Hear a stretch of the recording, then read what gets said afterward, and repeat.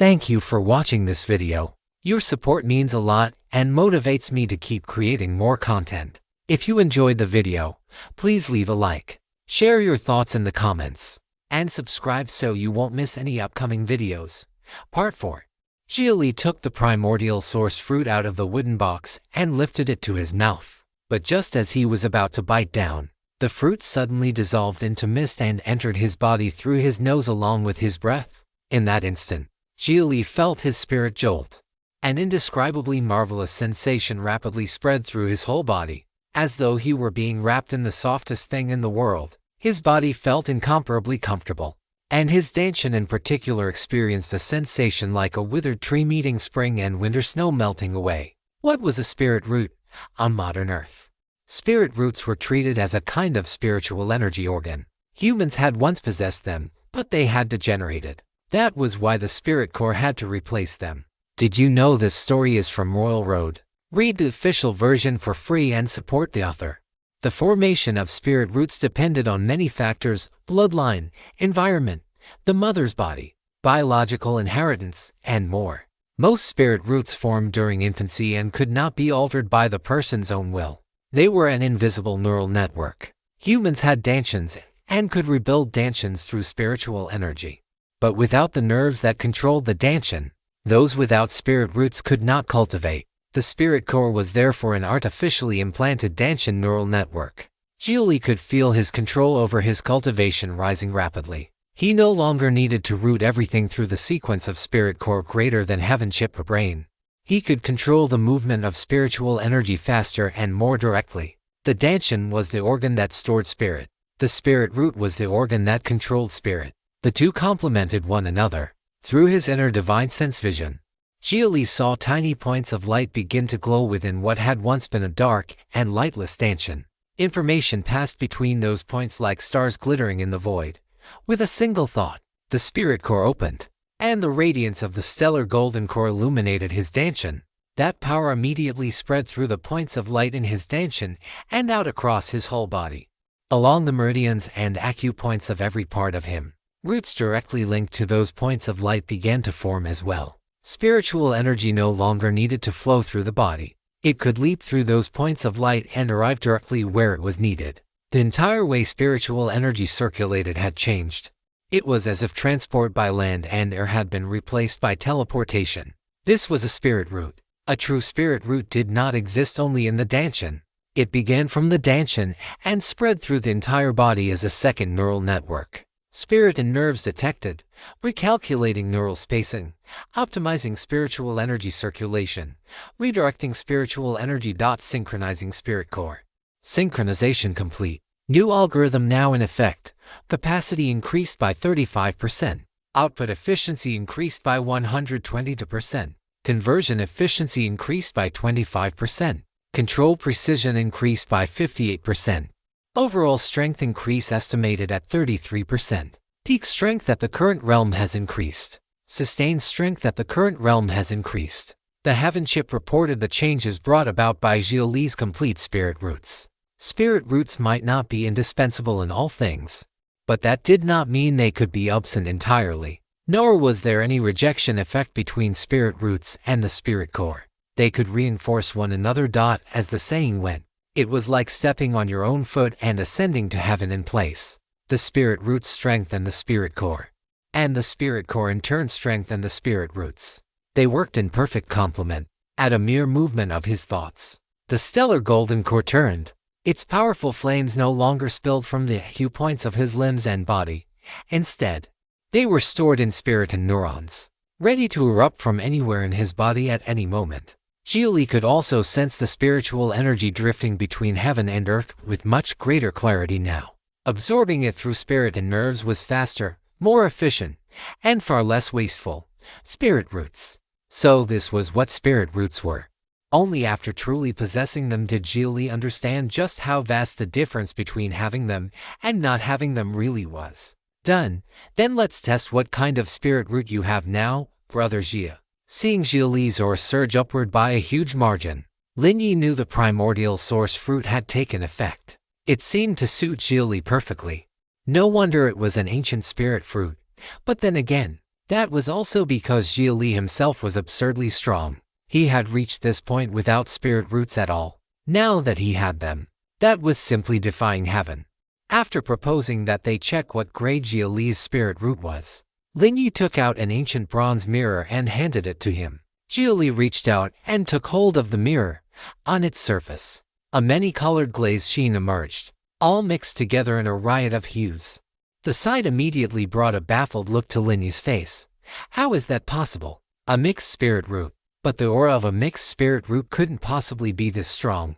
I've never seen a mixed spirit root like yours. Lin Yi instantly grabbed Xia Li's hand and examined it closely. Mixed spirit roots were the weakest and most common kind of spiritual aptitude. One could say that among 10 lower-level cultivators, 9 would have mixed spirit roots. The only difference lay in which spiritual attributes were a little stronger and which were a little weaker. If one attribute made up more than 30% of the inclination, then it could be counted as a single attribute spirit root, such as a water spirit root or wood spirit root. At over 50%, one possessed a high-grade spirit root and could be called truly gifted. Over 60% qualified as a supreme grade spirit root. 70% was an earth spirit root, 80% a heaven spirit root, 90% an absolute spirit root. As for 100%, that was impossible. Spirit roots would inevitably be mixed with other attributes, just as a human body could not possibly be made of only one substance. The 5 elements naturally circulated in balanced fashion within the human body. Yet Xia Li's mixed spirit root showed no clear attribute inclination at all. In fact, it was exceedingly rare in that every attribute affinity was almost exactly the same. And yet Lin Yi really had seen such a spirit root before. In an ancient text. No, that's not right. It's not a mixed spirit root. This is an ancient spirit root, a source spirit root. Only then did Lin Yi finally realize just how outrageous Xia Li truly was. Ancient cultivators had no distinctions between spirit roots. There were no 5-element spirit roots and no mutated spirit roots. There had only been one single unified kind of spirit root, and its name was the source spirit root. In later ages, as heaven and earth kept changing and the bloodlines of different peoples intermingled, the source spirit root slowly changed as well. The inheritances of different races and lineages gradually gave rise to differing spirit root tendencies. For instance, descendants of those skilled in fire would naturally develop spirit roots dominated by the fire attribute. Xia Li's spirit root, on the other hand, was absurd. What was he? Some ancient man who had broken his seal after ages. Had not a single powerful ancestor appeared in all these years who could push his bloodline toward one attribute or another? Or was his bloodline simply too complex? So complex that it had never formed the conditions for a single dominant inclination. Whatever the reason, the reappearance of a source spirit root was astonishing enough to count as world-shaking. It was the primal ancestor of the countless different spirit roots under heaven. Whether it was particularly powerful was harder to say. After all, being mixed also meant lacking refinement. Touching everything a little meant nothing was especially strong. But at the same time, it also meant Xia Li's road ahead was incomparably broad. He could choose anything. A source spirit root. Xia Li looked at Lin Yi in confusion. So, his spirit root was something amazing. You can think of it as a strong or mixed spirit root. It won't give you any boost in a specific attribute, but it also won't impose any restriction on you. That sounds pretty good, doesn't it? That should be pretty good. Even Lin Yi could not quite say whether it was good or bad. In the end, it still depended on what kind of road Xia Li himself would walk in the future. If one treated spirit roots as a path of cultivation, then anyone who came to understand their own spirit root would, from the starting point, be able to see roads stretching in different directions and choose the broadest one. But Xia Li's starting point had no road, or rather, wherever Xia Li walked, that became his road. 1 origin to polarities, 3 powers, 4 images, 5 elements. -1 paths, 7 stars, 8 trigrams, 9 palaces, 10 manifestations. What place was not a road? As long as it's good, that's enough. More importantly, if this spirit root of mine is exposed to Tai Holy Land, will it cause any problems? There shouldn't be any problem. Source spirit roots are rare, but they have appeared from time to time throughout history. If we're only talking about talent and potential, They're about on the same level as an ordinary high-grade spirit root. You might even get looked down on for not being talented enough. But a holy land is still a holy land. Maybe they possess some method to draw out the potential of a source spirit root. In any case, it's better than having none. This book was originally published on Royal Road. Check it out there for the real experience. That's what I was thinking to. Better than nothing. After learning what sort of spirit root he possessed, Xia Li more or less understood the situation. This so-called source spirit root was probably just a somewhat better, more promising high-grade spirit root. He was already quite satisfied. Brother Xia, now that your spirit root has been made whole, I can finally stop worrying about your trip to the Holy Land. If your roots had been too poor and you still reached this level of cultivation, it would have drawn too much extra attention. The rarity and special nature of a source spirit root should let Taiyi Holy Land come up with a reason they find convincing. Words can't express my thanks. You must have been pretending to be in a hurry to get rid of it. You were only trying to force me to use it now, but without making me feel too pressured. Lin Yi, you're truly great. Teach that's. As long as you understand it in your heart, why say it out loud? Lin Yi immediately took the out Xia Li had offered him. The two of them continued talking after that, shifting into all sorts of cultivation topics. Lin Yi also shared intelligence on prodigies from around the world, since Xia Li was about to face the brutal struggle among geniuses head-on. Even if that was not what Xia Li wanted. If he had decided to walk the proper path, then he ought to know what lay ahead and make preparations. Taiyi Holy Land was not Lingxi Cave Heaven. It would not particularly value a disciple's freedom or lean toward letting them choose their own road. Taiyi Holy Land preferred to arrange a disciple's future for them. As they spoke freely. 2 hours passed without either of them noticing, until the arrival of the third elder broke off their exchange on the Tao. Xia Li, it's time for you to go. Are you going on your own?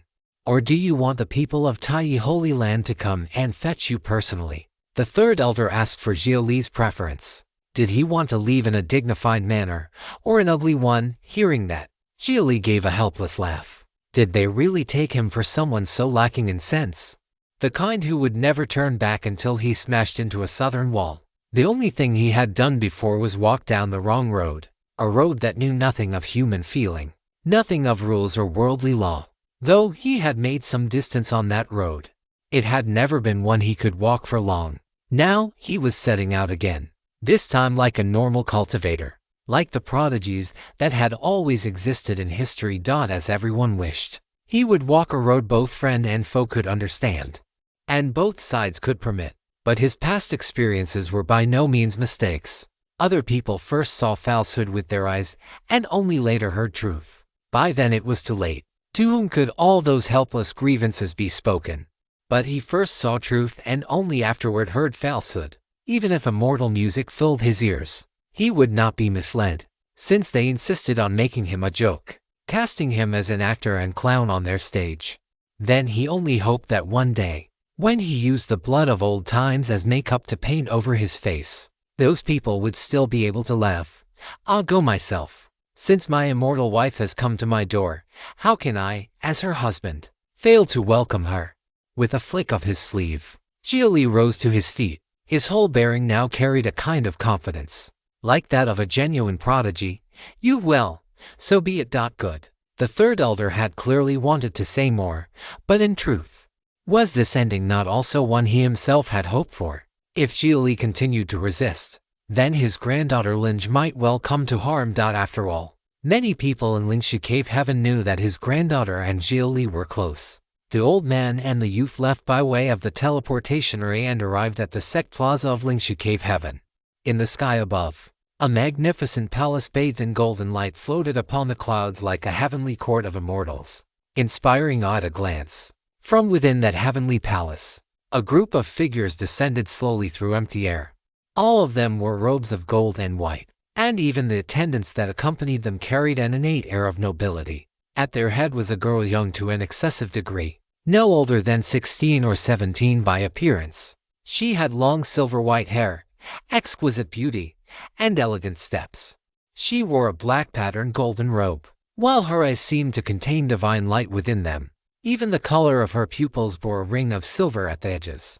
Her gaze was calm and not especially haughty, yet somehow radiated such noble grace that those who looked upon her could not help feeling inferior. She was the one intended for this marriage alliance. Lingying, the second holy maiden of Taiyi Holy Land. Lingying was her Dao title. Once one received the rank of Holy Son or Holy Maiden, one took one's Dao title as one's name from then on, and no longer retained the mundane self of the past. Xia Li lifted his head and quietly studied the second Holy Maiden of Taiyi Holy Land. In terms of outward appearance alone, she was the sort of devastating beauty in whom no flaw could be found at all. The male disciples of Lingxi Cave Heaven around them were completely entranced.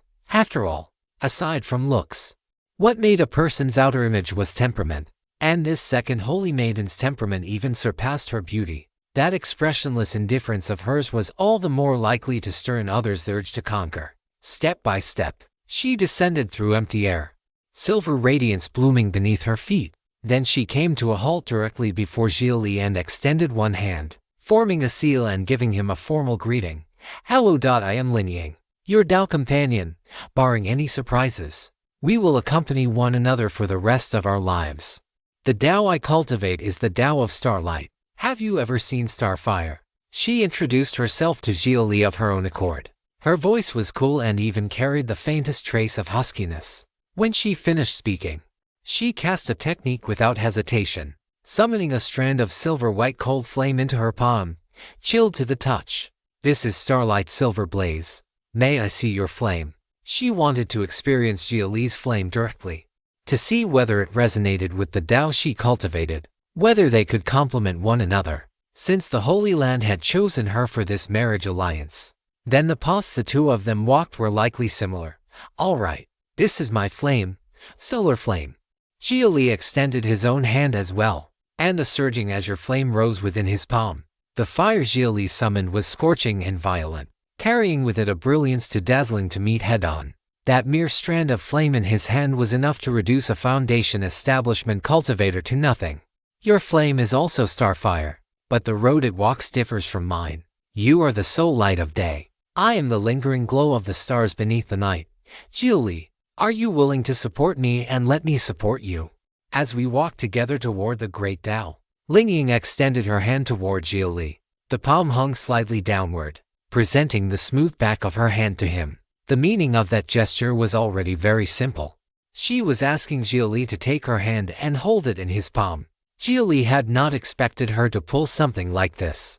This was the sect plaza of Lingxi Cave Heaven, the liveliest place in the entire sect. When ceremony reached a certain degree of solemnity, it was no longer merely ceremony. It became ritual, and every ritual carried some power of fate's constraint, great or small. But as things stood, could Xia Li refuse? After a brief silence, he stepped forward and gently supported the hand Lingying had extended.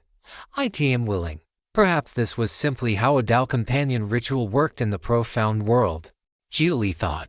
Out of the corner of his eye, he noticed Lynch standing among the crowd. Her head was lowered, and the way she stood looked utterly out of place amid the other disciples around her. Her shoulders were starting to tremble. Then she turned and walked away directly, leaving behind only a lonely figure receding into the distance, standing before him. Lingying naturally noticed the shift in Xia Li's expression, but on the surface she displayed no response at all. She simply did not care whether Xia Li already had someone he truly liked, just as the Holy Land did not care about her own thoughts. For someone like her, raised from childhood within the Holy Land, a Dao companion was like one's life-bound treasure, innate divine ability, or core cultivation method. As long as the choice was correct, that was enough. Very well. Then according to the laws of Taiyi Holy Land, I am a holy maiden of the Holy Land. As my Dao companion, you two will become one of the Holy Land and share in the age-long glory of the Holy Land. Come, let us return to the place to which we belong. Lingying took Xia Li by the hand and drew him up from the ground, ascending with the attendants back into the celestial palace above like someone rising toward immortality. Xia Li turned his head and looked at everything below. Truth be told, he had not had many acquaintances in Lingxi Cave Heaven. If he really had to count them, there were only 3. Lin Yi, Lynch, and the third elder. But at this moment, Lin Yi was not present. Lynch had already gone. Even the third elder turned away and slowly walked off into the distance. reading on Amazon or a pirate site. This novel is from Royal Road. Support the author by reading it there. It was instead his former enemies, Zhao Dongji and Lin Yu, who watched him with deeply complicated expressions. In the end, only they remained to see him off. Xia Li very much wanted to let out a sigh, but in a situation like this he probably could not have managed one. Not long afterward, Xia Li was led into the Heavenly Palace. Inside, the pavilions and halls were not densely packed. The palace buildings were arranged in orderly fashion according to some hidden logic of formations. Holy Maiden Lingying, please return to your palace and rest for now. I still have matters to discuss with Xia Li. The elder among the Taiyi Holy Land party finally spoke. He was presumably one of the Holy Land's elders. The iron fist hidden behind the courtesy shone first. Although Xia Li had sensibly agreed to the marriage alliance for now, there were still certain things that needed to be set out clearly. I understand, Xia Li. Although you have not yet been formally recorded into the Holy Land, you already count as half a member. You should still show Seventh Elder a little more respect. Lingying looked at Xia Li as she said that. It might have carried a trace of assumption that Xia Li did not understand proper etiquette. Or perhaps it was merely routine courtesy and instruction. Xia Li nodded, then quietly followed behind the Seventh Elder and left. After that, the Seventh Elder did not lead Xia Li into any palace hall. Instead, he brought him to a high platform at the outermost edge of the palace complex. Standing on that platform, one could see the vague ground beneath the clouds receding at tremendous speed. The Heavenly Palace had already set off, yet it was so stable that those above felt absolutely nothing. Xia Li, ask what you wish to ask. Since you understand the times and know how to act accordingly, you have earned a certain degree of initiative. The Seventh Elder walked to the platform's edge and stood with his hands clasped behind his back, gazing out at the surging sea of clouds. There's only one thing I'm curious about. If I refuse to cooperate, what would happen? Though Xia Li had temporarily given up resisting, he still wanted to know the price of resistance. You would cease to be yourself. Those you care about would likewise cease to know you as you know them. Your memory in their hearts would fade. Everything you know, and everything that knows you, would be changed. The Holy Land does not like slaughter, especially vulgar and senseless slaughter that only stirs defiance and serves no purpose. The Holy Land will not kill your body, but it will kill your existence and strip away the proof that you are inscribed upon this world. You will be left with nowhere to return to and nowhere to go. The Seventh Elder laid out the Holy Land's methods plainly. The Holy Land would never stoop to crude threats like the kind that said comply or die at once. A lofty Holy Land disdained taking a prodigy's life. Rather, like a judge standing high above all things, it would take everything from him. Everything except his life. In other words, I would forget, and those around me would forget me too. No, more despairing than forgetting is to remain acquainted and yet become strangers. Those you care about would still remember you, but they would never again feel affection toward you. You would become, in their eyes, the most familiar passerby. A method of altering cognition. Yes, this is one of Taiyi Holy Land's secret arts, true self-exile. The methods used by the other Holy Lands differ, but not by much, which is precisely why your choice to cooperate was the correct one. The Seventh Elder once again emphasized that Xia Li's decision to cooperate had been correct. The price of refusing might not sound entirely unbearable at first hearing, but every prodigy in history who had suffered the art of true self-exile left behind not a single word in history. Not even their names, not even the story of their lives. Even if they had truly lived, their very existence would be erased. Their deeds would be twisted in the minds of the world into things done by others, or even into events that had simply happened of themselves, becoming reasonable under imagined explanations and losing any connection to the original person. And in the end, their bodies became wind. Their souls returned to void. The Seventh Elder's words made Xia Li's hair stand on end for no reason at all. A sense of terror chilled his limbs and sent cold racing up to the crown of his head. He came from Earth, and for that very reason, he understood more clearly than most what the Seventh Elder's words truly implied. This was a method of twisting observation itself, weakening the observer effect and gradually pulling out the anchors that fixed information in place, until the information vanished into nothingness. Put in plain language, it meant the death of cognition. He would watch with his own eyes as his existence was distorted and his personality disassembled, becoming a ghost with ever fainter presence. As quantum fluctuations continued, the informational gravity of his being would keep declining, until he could no longer resist the gravity of the true self and was forcibly pulled back into it. What a horrifying Tao art! The heavenly Tao computer itself would probably have to burn its calculation core until it smoked just to discover some possible route of solution. You seem to have understood. Good. Many so-called prodigies possess hearts loftier than the heavens and lives thinner than paper. They have never known what reverence means. Heaven and earth do not exist because of us, but the order of the world is born because of us.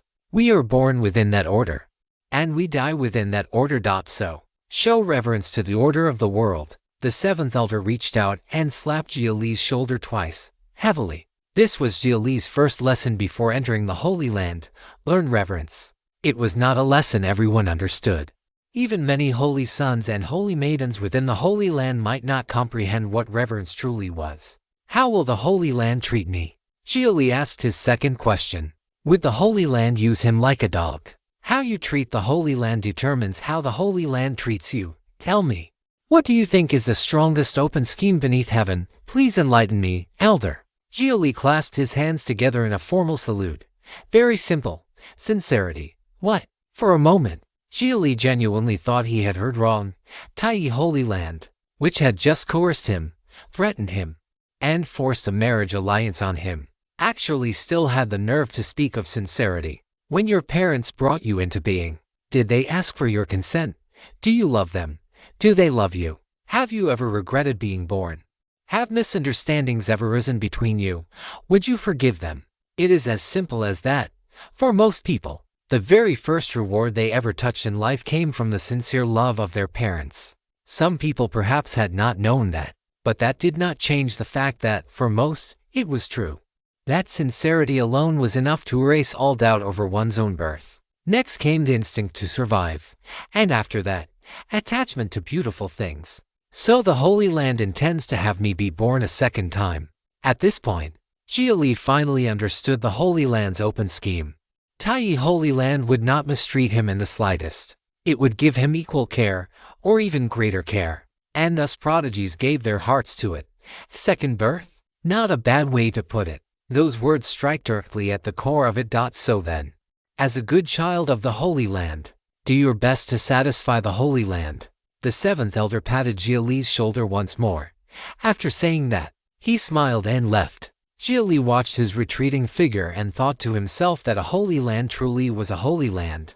Under this sort of indoctrination, those of the Holy Land would return their hearts to it completely, just as children naturally devoted themselves to their parents. But there were, in this world, children who defied their parents.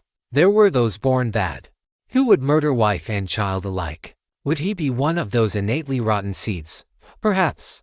Sincerity was indeed a killing move, but it was useless against one who felt no attachment and no tenderness. Xia Li leaned against the railing of the high platform and admired the surging clouds high in the sky, his thoughts running in many directions until time slipped away unnoticed. He did not know how long had passed.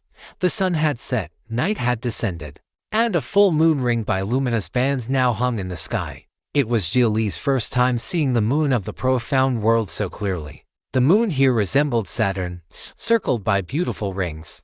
It shone with clean brilliance and bore no visible craters. Xia Li even suspected the moon of the profound world had an atmosphere. The profound world, if described using Earth's view of the cosmos, it might better be called the profound planet, or the profound spirit planet. Then the moon he was looking at now could be called Profound Moon 1. And what then did the star around which the profound planet revolved look like? What form did the other planets in this stellar system take, taken from Royal Road? This narrative should be reported if found on Amazon. If one were to travel between stars, how many light years lay between the profound world and Earth? If one could see Earth from here, would one be seeing scenes from Earth's long ago past? Suddenly, Xia Li felt warmth on the back of his hand.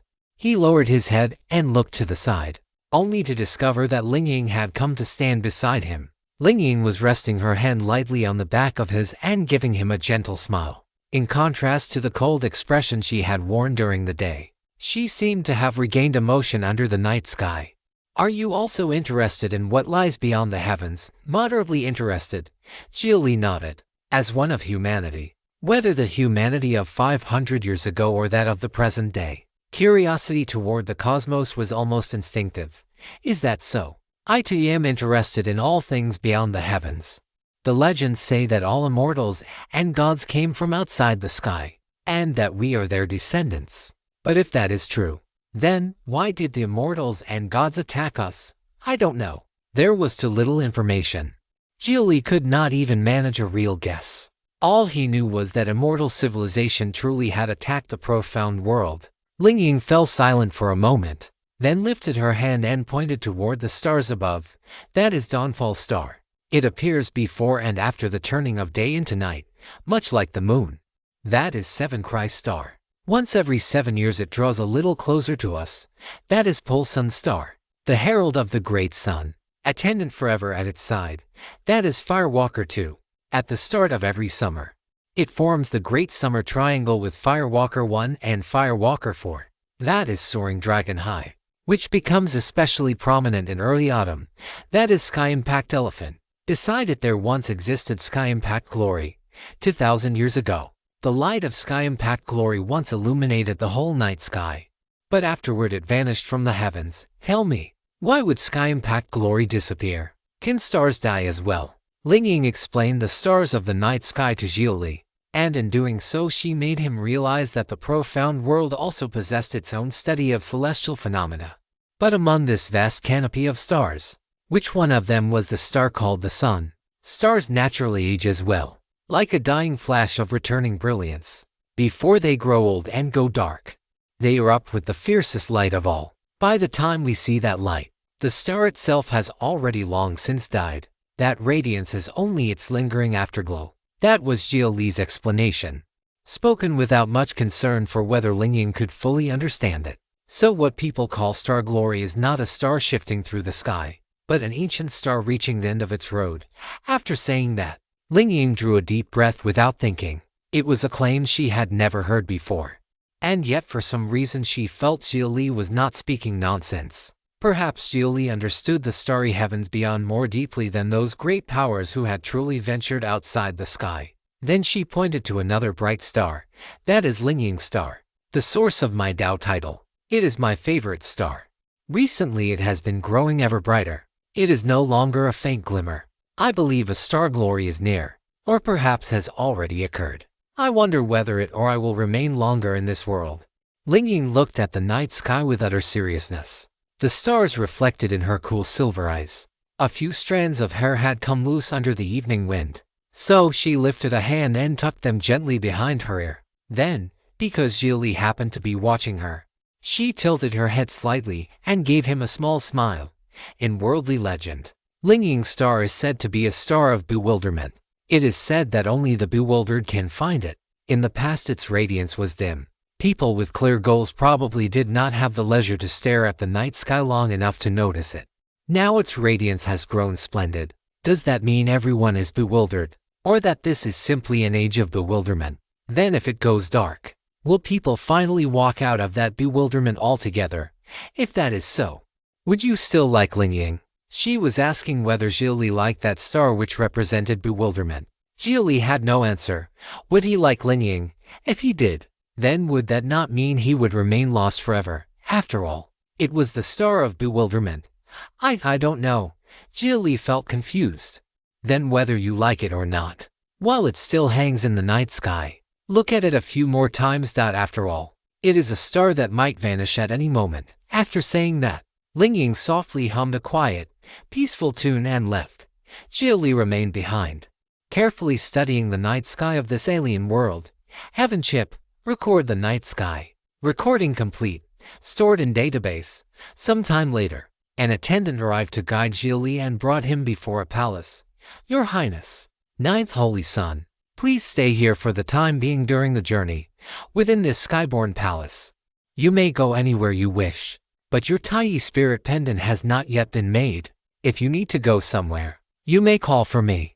The attendant was a golden Kur youth whose aura was restrained and hidden rather than openly displayed.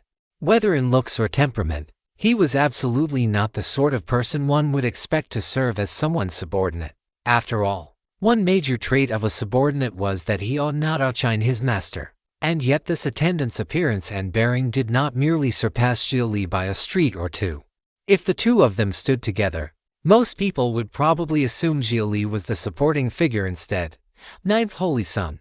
Xia Li was puzzled by the way the attendant addressed him. Had Taiyi Holy Land really already arranged his status so quickly, starting him off directly as a Holy Son?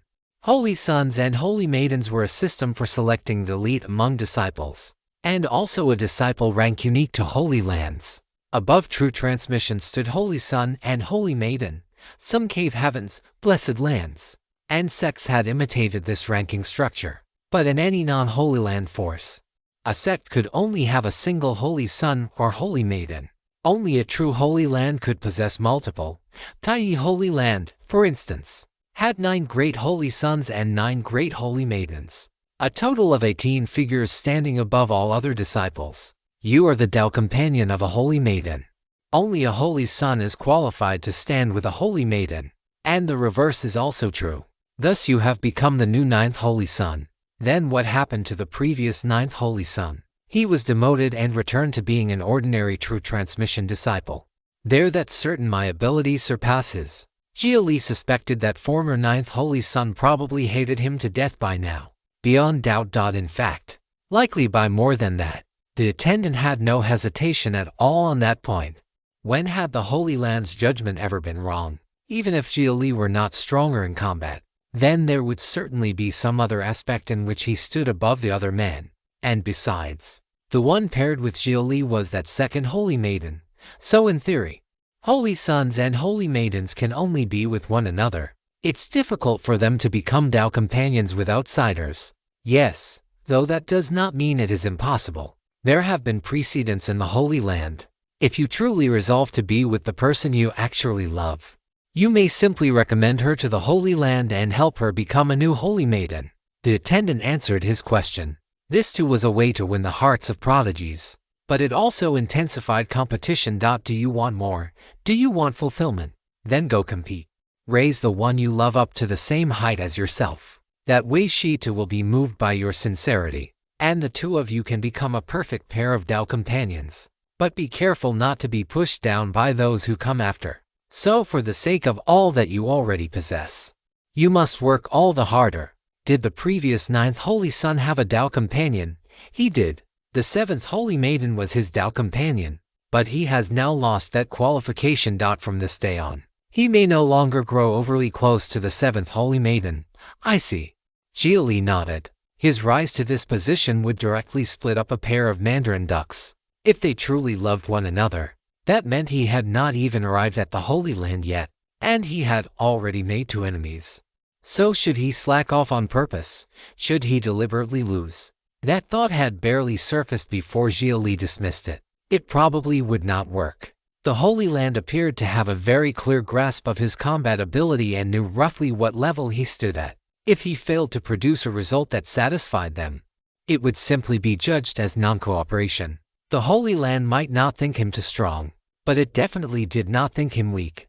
Otherwise, why would they need to use such methods to force him into becoming one of their own? By the way, I am the previous 9th Holy Son. The attendant suddenly said this, startling Xia Li so badly that he instinctively prepared for battle. This former 9th Holy Son had become his attendant and still approached him. Could it be that he planned to kill him in advance? That wasn't right. Leaving aside whether the Holy Land would even permit such a thing, if the man truly meant to scheme against him, why would he declare it so openly now? This tale has been unlawfully obtained from Royal Road. If you discover it on Amazon, kindly report it. You don't blame me.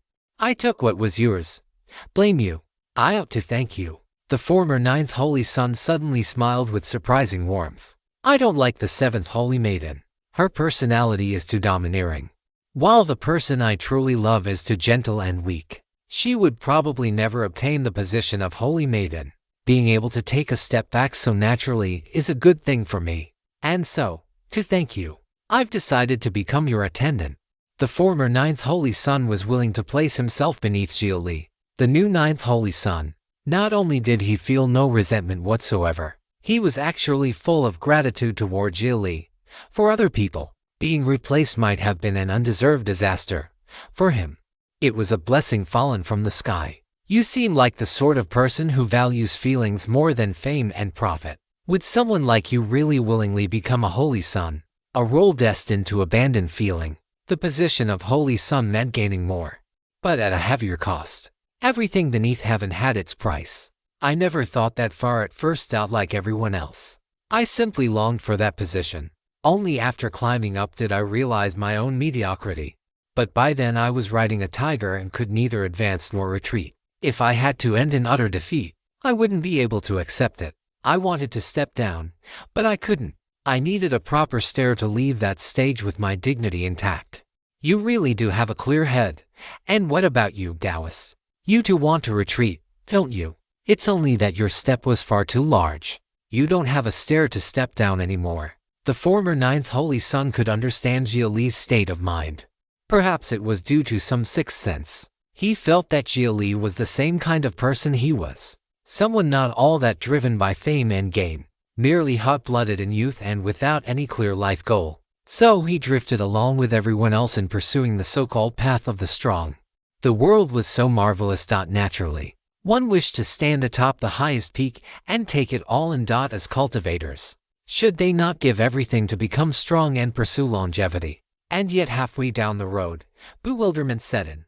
Without the right heart, no matter how hard one forced oneself, it would all feel exhausting. One could never again enter that state of complete devotion to cultivation and enlightenment. Are you tired? As he spoke, Xia Li pushed open the doors of the great hall and gestured for the former ninth holy son to enter so they could continue the conversation inside. But the man waved his hands repeatedly. I won't go in. This palace has been assigned to you. You are the master and I the attendant. How could I overstep? In the right hall is a pool of supreme-grade primordial spirit liquid. Once you've bathed, remember to change into the holy sun robes, and if possible, I recommend taking a look at the sect rules and regulations on the bookshelf in the left hall. The former ninth holy son thoughtfully explained the next steps to Xia Li, truly acting like an attendant serving his master with utmost care. He was no longer the ninth holy son. He had taken off that heavy robe. That was why, in the lightness he now felt, he regarded Xia Li as a true benefactor. He had already found his own answer amidst confusion. You still haven't answered my question. Are you tired? Xia Li pressed the point. He wanted to know what this former ninth holy son truly felt in his heart. The Holy Land has never treated me poorly. It saved my parents and kin. It also supported my clan when it was on the verge of destruction. Without the Holy Land, I would have died long ago. And so would my family. That is why I cannot lose, under normal circumstances. If you came to seize my place, I would have fought you to the death. We would have battled until only a last breath remained. Perhaps even to a point where only death could end it. And then I would have died in thanks to the Holy Land.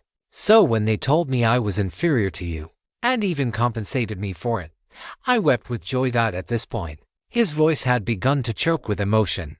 Xia Li had stolen his position. He had granted him a new life. Such great kindness and virtue ought to be repaid properly. At this moment, in all the Holy Land, he was probably the only person who sincerely and wholeheartedly wished to become Xia Li's attendant and serve at his side. And outwardly, he could also make use of Xia Li's fame, declaring that he had been won over by Xia Li's strength and character. That in turn would highlight his own humility and virtue. In this way, even his retreat would be one the world applauded. At this point, Xia Li truly found himself speechless. The former ninth holy son, who by all rights ought to have become the greatest obstacle before him, was now probably the person with the highest opinion of him in the entire Holy Land apart from the second holy maiden Ling Ying. Yet from the few words the man had spoken, one could already sense just how terrifying the Holy Land's open scheme truly was. Grant you everything. Grant you a new life. With that, why would you not devote yourself wholeheartedly to the Holy Land? By the way, Taoist, how should I address you? My name is Cain Renquan. It's my old name, a very plain one, and my parents' greatest hope for me. As long as I lived healthy, free of disaster, and grew to full adulthood, that was enough. Then congratulations, Brother Kang, on finding your way back to the proper path. Xia Li was honestly rather envious of King Renquan now, to be able to step down in this manner. He himself could not step down at all, which was why he had been forced all the way into the Holy Land. So could some prodigy please crawl out of the woodwork and knock him off his perch? He would reward the person with a mountain of spirit stones on the spot. He would even be willing to go burn incense in a temple for them and pray for lifelong peace. Thanks to you. From now on in the Holy Land I'll be guarding your gate, and I won't even take your things. On the contrary, I'll give you a thank you gift. King Renquan had fully decided to work while paying for the privilege. Not only would he guard Xia Li's door, he would even offer spirit stones in return, so long as Xia Li did not drive him away. With things already put so plainly, and his position lowered to such a degree, all Xia Li could do was nod helplessly in agreement. Afterward, Xia Li entered the palace, following King Renquan's directions. He prepared to bathe and change clothes. Upon entering the right side hall, he found a pool of spiritual liquid at its center, so clear it was almost invisible. That should have been primordial spirit liquid. It had the effect of cleansing the sinews and washing the marrow and was a treasure exceedingly hard to come by on the body refinement path. Only lower-level cultivators used merely low-grade, diluted primordial spirit liquid, and even then they drank it rather than bathed in it. This entire pool before him was supreme-grade primordial spirit liquid, and it was for soaking. From that alone one could see both how extravagantly wealthy the Holy Land was and how willing it was to spend on its own people. How many spirit stones must a whole pool like this be worth? Estimated market value: approximately 1 million spirit stones. The Heaven Chip immediately answered Xia Li's question, which made him freeze on the spot halfway through taking off his clothes. His heart ached so badly he wanted to pack up the primordial spirit liquid and haul it back to Earth to sell. At present, I do not recommend that you act frugally. This is not an item you actively requested. It is a buyer's market in which the seller is manufacturing value. The more you care about it, the more valuable it becomes. The Heaven Chip advised Xia Li not to treat the pool as too important. The less he cared, the lower its value became. Taiyi Holy Land would also understand from that Xia Li was not someone so easy to deal with. So in that case, this counts as a kind of warning shot. Once he understood that, Xia Li no longer hesitated. He stripped completely and stepped into the pool.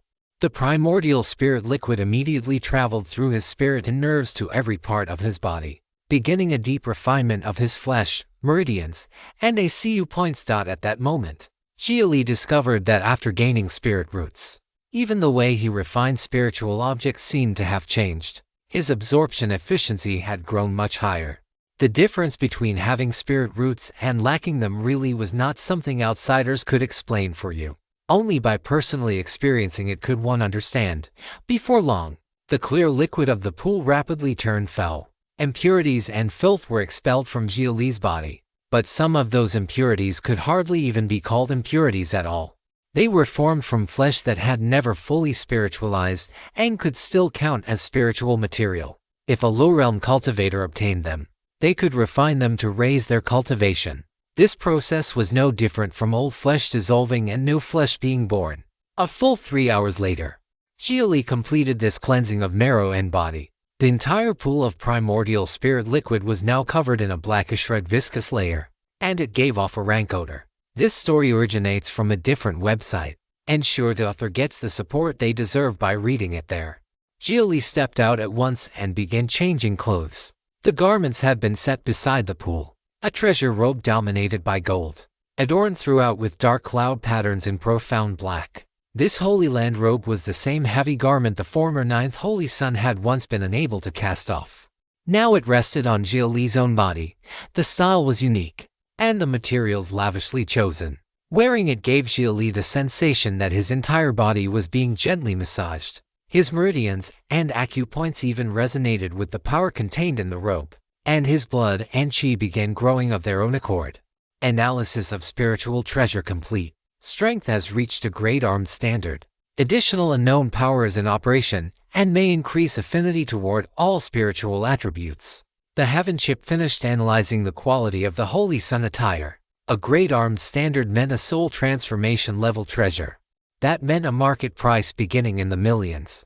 And this was only a piece of clothing, yet it was already so miraculous. But Xia Li's attention was elsewhere. He turned back once more to look at the pool of primordial spirit liquid.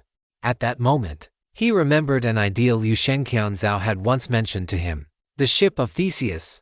Thinking about it carefully, everything in this pool is my flesh and blood. It was me from 3 hours ago. Put bluntly, it's my corpse water. Those materials had once together composed the Xia Li of 3 hours before. Then could one say that he had died completely once already? But was not the washing of sinews and cleansing of marrow always like this? Whether one used primordial spirit liquid or something else, the body would always expel impurity, even when mortals bathed. Were the things washed away not also dead skin cells shed from the body? To die continuously, to be reborn continuously, to repeat that without end. Is that what it means to live? Xia Li felt as though he had touched upon something. High-realm cultivators could continue existing after shedding their fleshly bodies, while the earth lineage could even reside in a fully prosthetic shell and discard flesh entirely. Yet in this very path of cultivation that so often proclaimed flesh short and bitter, Earth's lineage still insisted that after soul transformation one must forge a golden body that did not decay. Would that realm called golden body bring some essential change to the flesh and blood body that lived by constantly dying and being remade? Partial crystallization has appeared in your spinal column. Congratulations! Your body refinement cultivation has broken through aperture opening and reached jade marrow. The heaven chip reported the results of this cleansing and refinement. Before formally entering Taiyi Holy Land, Xia Li had gained spirit roots, and his body refinement cultivation had broken through as well. Not to mention that he had already strengthened his soul cultivation on the journey back. The Xia Li of now and the Xia Li who had only just defeated Mo Yu were no longer on the same level. His strength had reached a new height. Both his body refinement martial path and his telekinetic divine path had attained the level of nascent soul. Only his profound path cultivation remained a drag. But was it really a drag? That golden core of his was no ordinary golden core. Xia Li closed his eyes and clenched his fist, feeling the changes brought by the martial jade marrow realm. He had an instinctive sensation, as if something within him were urging him to gather strength and repair the flaws in his body. As he was now, he could already regrow severed limbs. Heaven chip. Check the condition of all prosthetic connection points. Suppress nerve and flesh regeneration. Xia Li now needed the heaven chip to block his body's self-repair. Otherwise, the interfaces with his prosthetics would start developing problems. His thinking had already changed from before. He now even had the strange feeling that going without prosthetics left him somehow incomplete. 30% prosthetic ratio. That was a very good ratio. It was also the balance point between the path of augmentation and the path of nature. Xia Li lowered his head and looked at his own hands. His left hand opened. His right hand clenched. His left eye was lively and expressive. His right eye was cold and hard as steel. In that left and right lay the difference between emotion and reason. For some time after that, Xia Li did not wander around the palace aimlessly. Instead, following King Renquin's arrangements, he stayed in a side hall on the other side and read. This mobile sky palace may have been little more than a vehicle, but it was also the Holy Land's public face, and the palace quarters assigned to a holy son held no shortage of books. Most of the volumes in the library hall were miscellanies, but many contained knowledge difficult to find elsewhere, such as the asterisk record of the heavens beyond asterisk. Back at Lingshu Cave Heaven, Xia Li had already learned that anything concerning the world beyond the sky was treated as advanced knowledge. Not only did it require the ability to understand it, it also required status. Anyone without sufficient rank simply had no access to matters of the outer heavens. Because of that, even something as ordinary as a meteorite, simply because it came from beyond the sky, was wrapped in a layer of mystery, the life-nurturing layer, the mid-cloud layer, the above-the-clouds layer, the astral wind layer, the spirit transformation layer, and beyond them, the heavens beyond. Xia Li leafed through the asterisk record of the heavens beyond asterisk. The book advanced layer by layer, first introducing the 5 layers of the Zhuan sky, in other words, the atmosphere of the Zhuan realm, up through the above-the-clouds layer. The descriptions were all rather ordinary, no different from the sky people saw every day. But once one reached the astral wind layer, It was no longer an altitude ordinary cultivators could touch, invisible. Violent astral winds would tear apart anything that entered it. The astral wind layer wrapped the Zhuan realm like a shield of storms, making it difficult for its people to reach the heavens beyond while also blocking meteors from outside the sky. Beyond the astral wind layer lay the spirit transformation layer, where a special kind of heavy spiritual energy existed.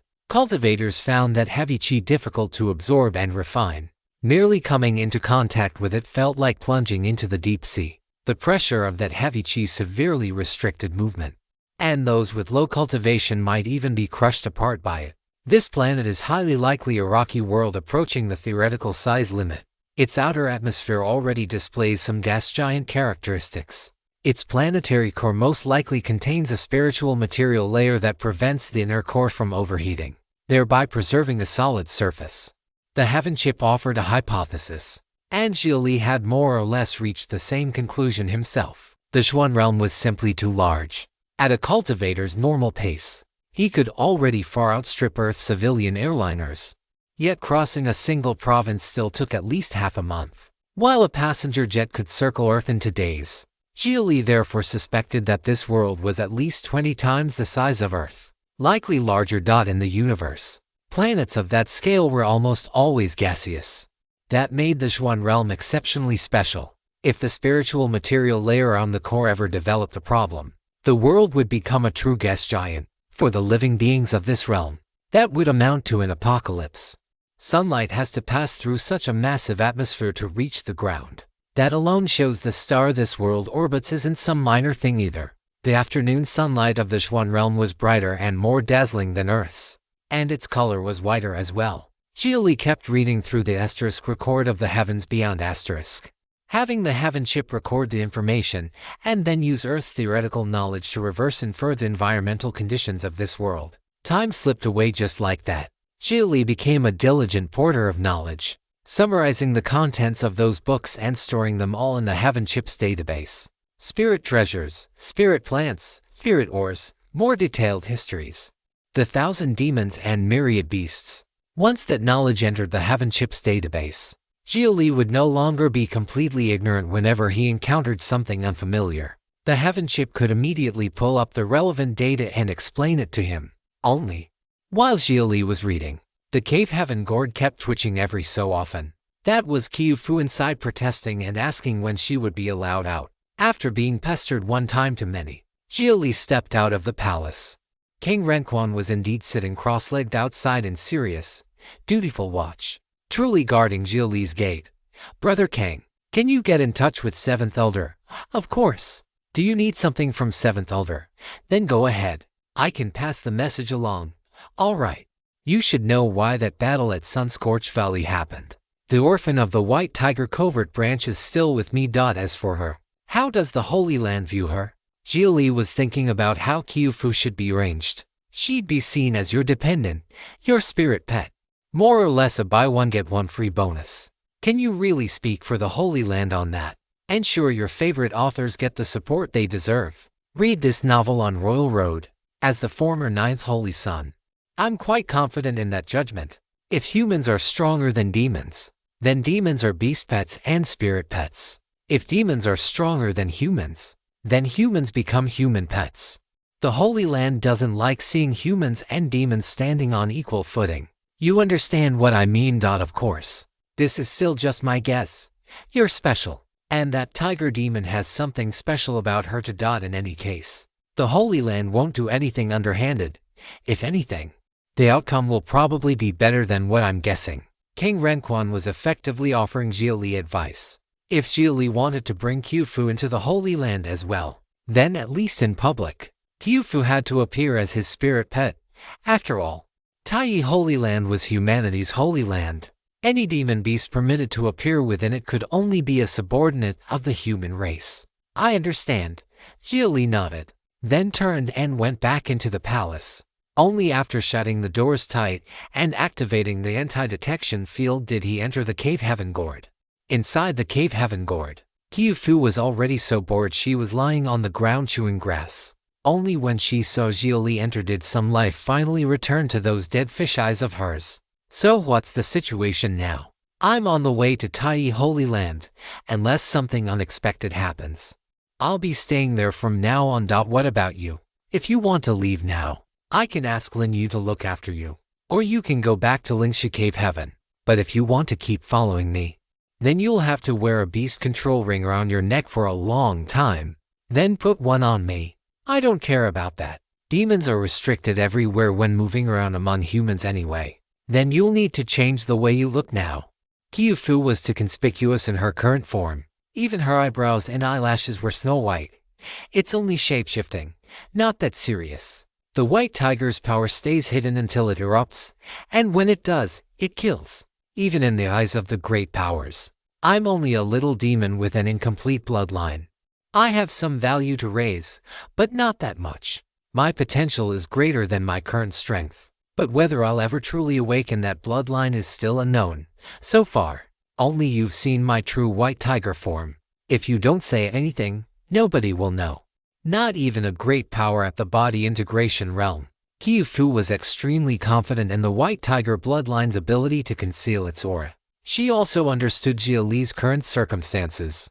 As long as she maintained an image of being close to awakening her bloodline yet never quite able to cross that final threshold, it would be enough. Then I'll put a beast control ring on you. No need. A beast control ring is just child's play for controlling minor demons. Since I'm going with you into humanity's holy land, I need to set those old fogies' minds at ease too. They need to feel that controlling you is the same as controlling me. So, let's form a blood contract.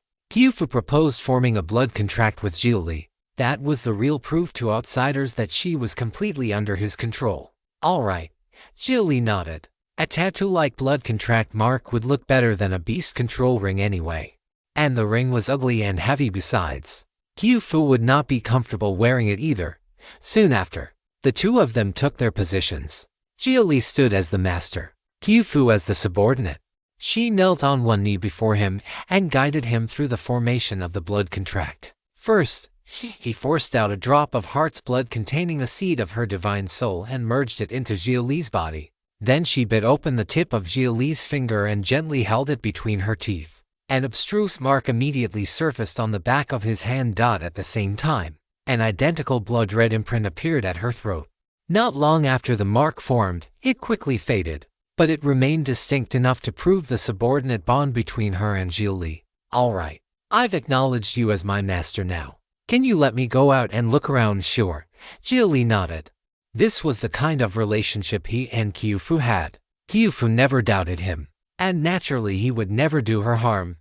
Oh right. This contract is a life and death blood contract. If you die, I die with you. If I die, it won't affect you in the slightest. So from now on, you'd better be careful. If you insist on getting yourself killed, come dissolve the contract with me first, or we can die together. I can fight beside you and die beside you. But I don't want to be dragged into death by the blood contract. That would be way too frustrating. When Qiufu said this, there was not the slightest fear of death in her. Perhaps it was her bloodline. The White Tiger clan had never feared death. If anything, the closer they came to it, the more earth-shaking a power they could unleash. White tigers were practically synonymous with the desperate counterattack before death. Roughly 3 days later, Xia Li and Qiufu were meditating inside the palace when a deep bell tolled. At the same time, someone knocked on the door outside. Xia Li withdrew from cultivation, went to the door, and pulled it open. King Renquan stood there. Your Highness, Holy Son, we've arrived at the Holy Land. King Renquan stepped aside, bent his waist and lowered his head toward Xia Li and Qiufu, offering a perfectly standard attendance bow. This former Holy Son, perhaps because the pressure on him had been too great for too long, seemed to have developed a slightly warped psyche of late. He was getting oddly addicted to humiliating himself and thoroughly enjoyed the feeling of being ordered around. Good attitude. Reward him.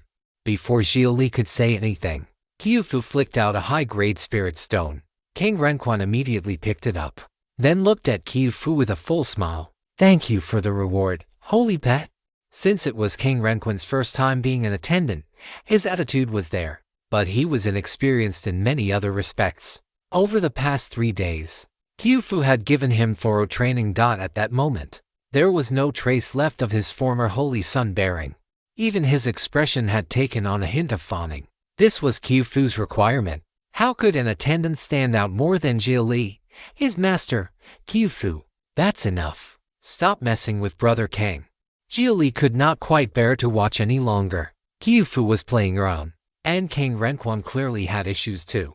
Since he was fully cooperating, it's fine. I should be doing this. I'm still too immature as an attendant, and Holy Pet is only looking out for me. That's enough out of you two. Xia Li rolled his eyes at King Renquan and could not be bothered to say more. All he could say was that the Holy Land's pressure on its disciples really could drive them mad. Especially someone like King Renquan, the former ninth Holy Son whose abilities had become more and more mediocre. He was the sort who could be replaced at any moment. Now that he had suddenly relaxed, the taut string inside him had snapped, and the poor man had practically developed a condition on the spot. After that, under King Renquan's guidance, Xia Li arrived at the same high platform where he had viewed the night sky before. The other accompanying disciples and attendants were already there, along with Seventh Elder and Ling Ying. At that moment, the people of the Holy Land aboard the Sky Palace did little more than glance twice at the suddenly appeared Qiufu beside Xia Li. No one said much. Seventh Elder, however, took the initiative to walk up to her. An orphan of the demon race's White Tiger Division, you're quite promising. If you're willing to join the Holy Land, I can, on the Holy Land's behalf, ask Holy Son Xia Li to dissolve your blood contract and return your freedom. It was hard to tell what Seventh Elder was thinking, but he was actually indicating that the Holy Land could cultivate Qiufu as one of its own. Thank you, Elder, but I'd rather not, I'm afraid. I've already endured too much. To me, the blood contract is both a restraint and a form of protection. Qiufu kept her place very low, looking thoroughly worn out, with not the slightest sign of ambition. Seventh Elder merely sighed in regret when he saw that. What a pity. Our Taiyi Holy Land possesses White Tiger sacred blood. This little demon would never dare refine the blood of her ancestors. Please do not bring it up again, Elder. I am only Holy Son Xia Li's beast pet. After saying that, Qiufu lowered her head and walked straight toward where the attendants were standing. Seventh Elder kept a kindly smile on his face. He stopped looking at her and turned his gaze toward Xia Li instead. Our Taiyi Holy Land has never had a demon holy maiden. To be honest, I'd quite like to see one. This is an agent change, and our relationship with the demon race ought to ease somewhat as well. What do you say, Holy Son Xia Li? Both inside and outside his words, Seventh Elder was expressing a desire to support Qiufu. How could Xia Li fail to grasp the Holy Land's deeper meaning?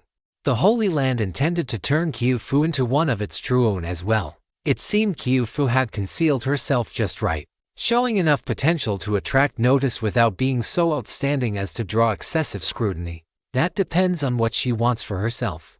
Fair enough. Some things can't be rushed. There's plenty of time ahead. After saying that, Seventh Elder no longer paid attention to Qiufu, but his attitude put Xia Li at ease. At the very least, Qiufu probably would not be bullied in the Holy Land from this point on. She might even be lifted up and praised from every direction. Xia Li only hoped Qiufu would be able to withstand the temptations of worldly splendor and fame. For her, this would also be a trial of growth. If you find this story on Amazon, be aware that it has been stolen. Please report the infringement. Xia Li understood very well. What Qiufu lacked was experience. After all, she had even lost her chance to avenge her great hatred with her own hands. She had never been able to personally kill that old demon. With Seventh Elder having made his stance clear, the attendants around Qiufu immediately began flattering her in low voices. It left Qiufu flattered and alarmed, and sure how to respond. Every now and then, she would sneak a glance at Xia Li. Before long, as the Sky Palace descended from the clouds, the view ahead opened fully once the cloud cover was gone. A mountain range rose from the earth like a dragon's spine, facing the newborn sunlight of the east in proud silence. There were no other mountains around it, only that range, with rises and dips laid out in perfect order, cut across the land like a straight line. That was the Taiyi mountain range, seat of a province's dragon vein, where the fortune of heaven and earth gathered, and the site of Taiyi Holy Land itself. At the scale of a holy land, powers of this kind instead did not move their sects into secret realms and carve out worlds of their own. They became one with the greater world outside, enduring the washing of heaven's wind and rain, basking in the radiance of sun and moon, fearing no external attack and setting up no obvious defenses. Only so could they display the weight that had accumulated across long ages. The entire Taiyi mountain range was Taiyi Holy Land. There was no clearly defined mountain gate. One could enter from anywhere. The Sky Palace slowly flew toward one of the peaks and then descended, settling there completely. The high platform lowered as well. Once it reached the ground, a broad mountain road appeared before Xia Li. Ling Ying moved close at once and took Xia Li's arm. With the attendants following behind like stars around the moon, they slowly walked down the mountain road. By then, many disciples had already gathered on both sides of the path. Even the lowliest menial of the Holy Land carried an air of nobility that seemed innate. As they came to witness the procession, they did not chatter or whisper among themselves. Even their posture was uniform and solemn. They merely smiled and inclined their heads in salute as Xia Li and Ling Ying passed. No doubts, no rumors, no contempt. It was as though Xia Li's appearance here were only natural, as though everything about it were completely justified. And yet Xia Li found it unnatural. It lacked vitality. It lacked the sort of disorder human beings ought to possess. Life should, to some degree, produce chaos. After all, the only things unchanged through the ages were dead things. The golden clouds overhead were dazzling, and some invisible pressure nearly suffocated Xia Li. What was it? Order, rules. The Holy Land was the order governing this stretch of heaven and earth. It was the rule written into countless hearts. The disciples did not feel like living people. They felt more like artificial intelligences driven by algorithmic code. Xia Li had the feeling that even taking one wrong step here would be a grave sin, as though failing to keep the smile on his face would itself be an original sin. Every word and action of his had to be flawless. He knew that even if he made a mistake, it would not actually matter.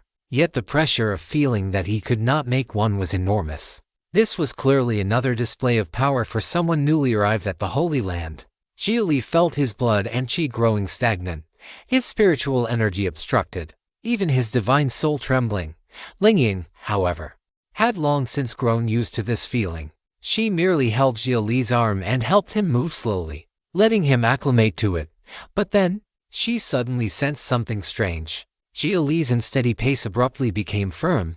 His body, which had been trembling faintly from tension, also smoothed out completely. Even under the gaze of countless disciples, he was able to return their greetings with calm courtesy. Only, she noticed that Xia Li's left eye seemed slightly unfocused and dilated. If one did not look closely, it would be impossible to tell. After they went a little farther, Xia Li had already grown even more accustomed to it than she had, even more than the gathered disciples. He now seemed more like a walker of order than any of them. Absolute reason, absolute Taiyi, stride synchronization, maximum breathing interval, precise cycle-facial muscle control, enabled emotion suppression. In effect, if you'd like to support the translation and read 10 chapters ahead, https://www.patreon.com/poppingdino. Thank you so much for reading and supporting the story. The suffocating atmosphere of Taiyi Holy Land carried a kind of invisible influence that assimilated people. Whether one obeyed it or resisted it, the self was still affected. So the moment Xia Li realized that, he stopped playing along himself and let the heaven chip play with them instead. You like acting like machines. I'm better at being a machine than you are. With the heaven chip's help, Xia Li walked the mountain path with near-perfect composure. Naturally, all of it was seen by the great figures of Taiyi Holy Land. They were not present in person. But how could anything within Taiyi Holy Land escape their notice? Invisible soul power wove through the Holy Land like a net, messages crossing it at astonishing speed. This child made his name by defying rules and rejecting conformity. How has he adapted so quickly? He is not resisting the assimilation at all. His state is strange, almost like a condition without thought or desire.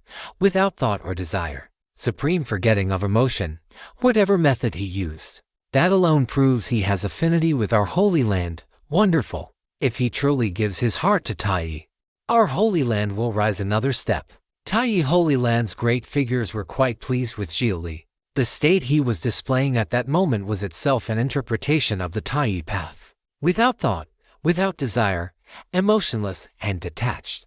Only in such a state could one truly harmonize with heaven, become one with it, and draw closer to the Tao. Human beings failed because their stray thoughts were too many. Those stray thoughts bred heart demons. Because the 5 aggregates blazed and the 8 sufferings harried them, their hearts could never truly settle. And so they struggled all their lives to step onto the great Tao. And the name Tai itself was the name of the heavenly Tao. Ancient sages had once said, Tai was the nobility of all things. Yi was the beginning of all things. Tai was thus the noblest beginning.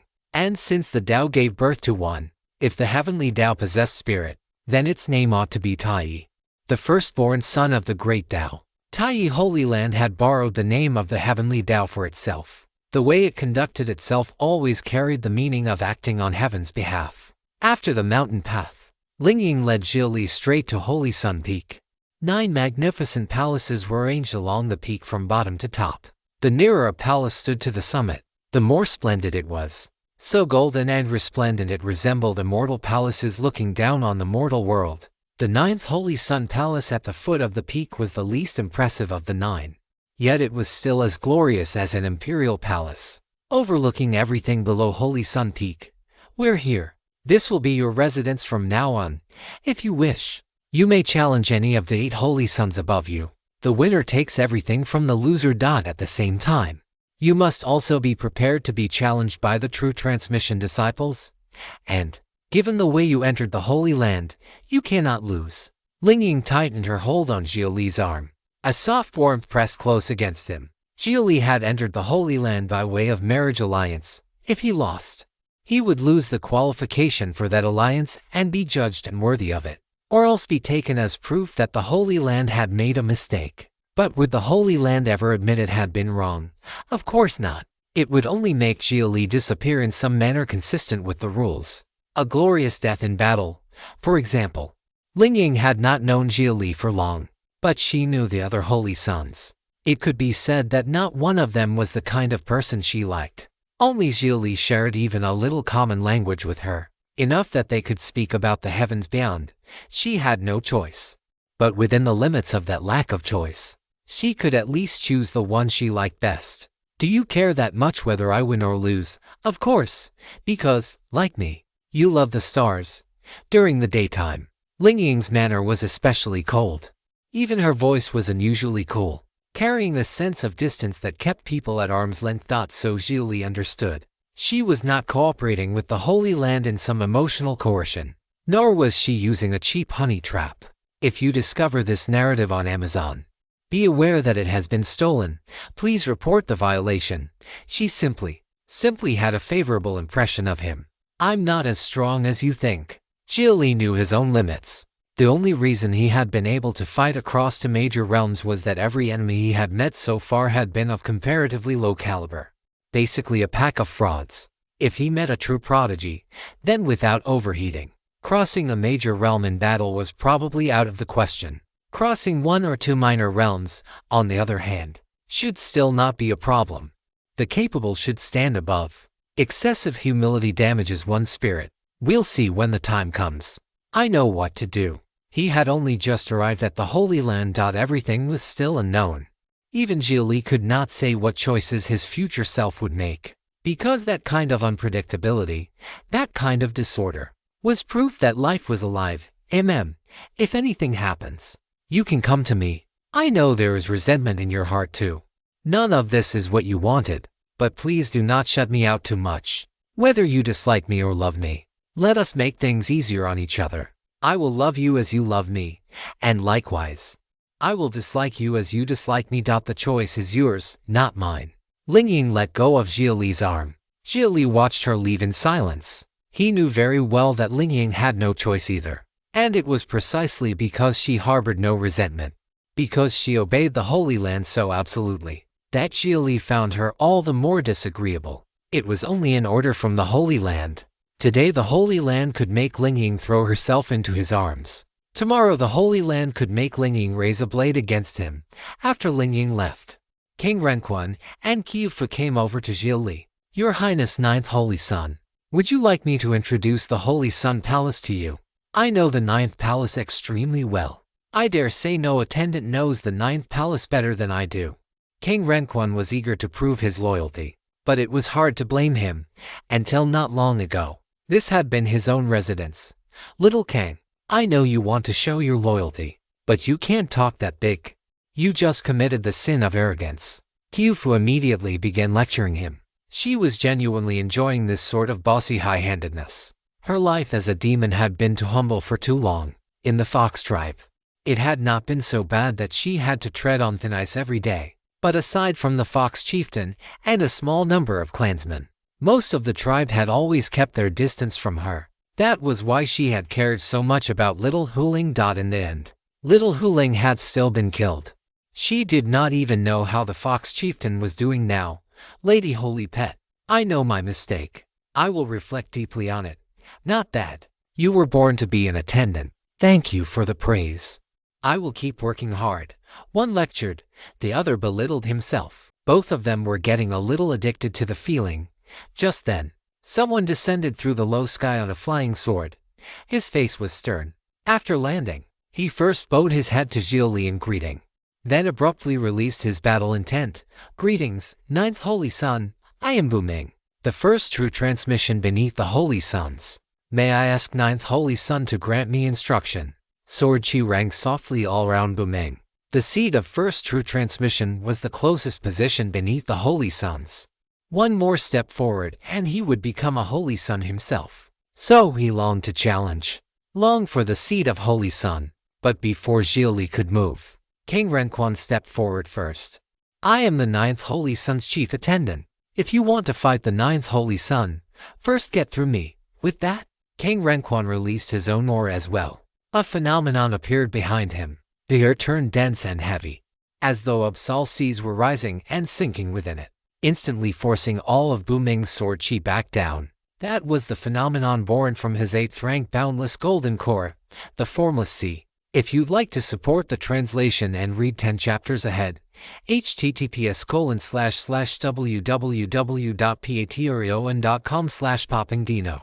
Thank you so much for reading and supporting the story. King Renquan's intervention shocked Buming.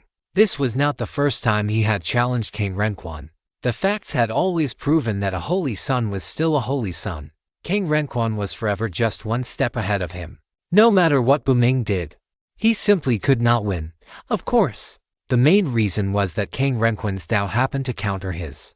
If it were not for that restraint, Buming believed he would absolutely be no weaker than King Renquan. He had finally waited for King Renquan to step down and was just trying to challenge Xia Li, only for King Renquan to jump out and block him again.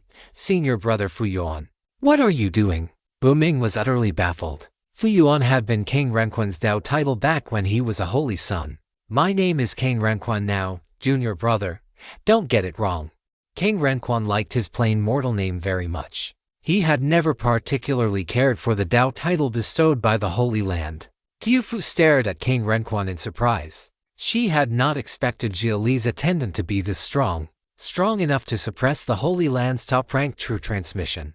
That was the #1 figure beneath the Holy Suns. Fine then, senior brother King. This has nothing to do with you. This is a fight between me and the new Holy Sun. Why is a former 9th Holy Sun like you butting in? Buming was angry now. So angry he was nearly frantic. He had inquired about Xia Li's record. From the reports of the battle at Sunscorched Valley, he knew Xia Li excelled in the Tao of Fire and the Tao of Spirit. But his sword was swifter than fire and faster than soul force. He might be able to restrain Xia Li's Tao. He had a chance to win. Against King Renquan, however, he was suppressed at every turn. The formless sea brought forth by King Renquan's boundless golden core slowed his sword, erased his sword chi, and cut off the resonance of his sword cry. What? Him, a former Holy Sun? Qiufu stared at King Renquan in utter disbelief. She had not expected Xia Li's attendant to be the very former Holy Sun whom Xia Li had displaced. By all rights, should these two not have been mortal enemies? Taking someone's great opportunity was like killing his parents. The other disciples around them wore strange expressions as they looked at King Renquan too. Qiufu was not the only one who could not understand. They were even more baffled than she was. Even after stepping down, King Renquan would still have replaced Buming as the first true transmission. Why had he run off to become Xia Li's attendant? Even though the privileges of a Holy Sun's attendant were higher than those of an inner disciple, they still could not compare to those of a true transmission, much less the first true transmission. Because I challenged Ninth Holy Sun out of dissatisfaction, and after witnessing his strength, I chose to remain at Ninth Holy Sun's side to serve and learn. As for you, you cannot even defeat me. Yet you still dare challenge Ninth Holy Sun. You truly overestimate yourself. Retreat at once. As King Renquan spoke, the formless pressure filling the surroundings suddenly swelled, so much so that the sword Qi Buming had gathered in his danshan scattered apart on the spot. At that moment, King Renquan once more carried the aura of someone above others, confidence, arrogance, and an air of untouchable superiority. Shock appeared on Buming's face. He could feel that King Renquan had grown even stronger. The former Ninth Holy Sun had improved again, and even so, he had still been beaten into wholehearted submission by Xia Li. How strong, then, was Xia Li, damn it? Had he truly missed the chance to claim a Holy Sun seat for the rest of his life? I was rash. Please do not blame me, Ninth Holy Sun. But my intention has not changed.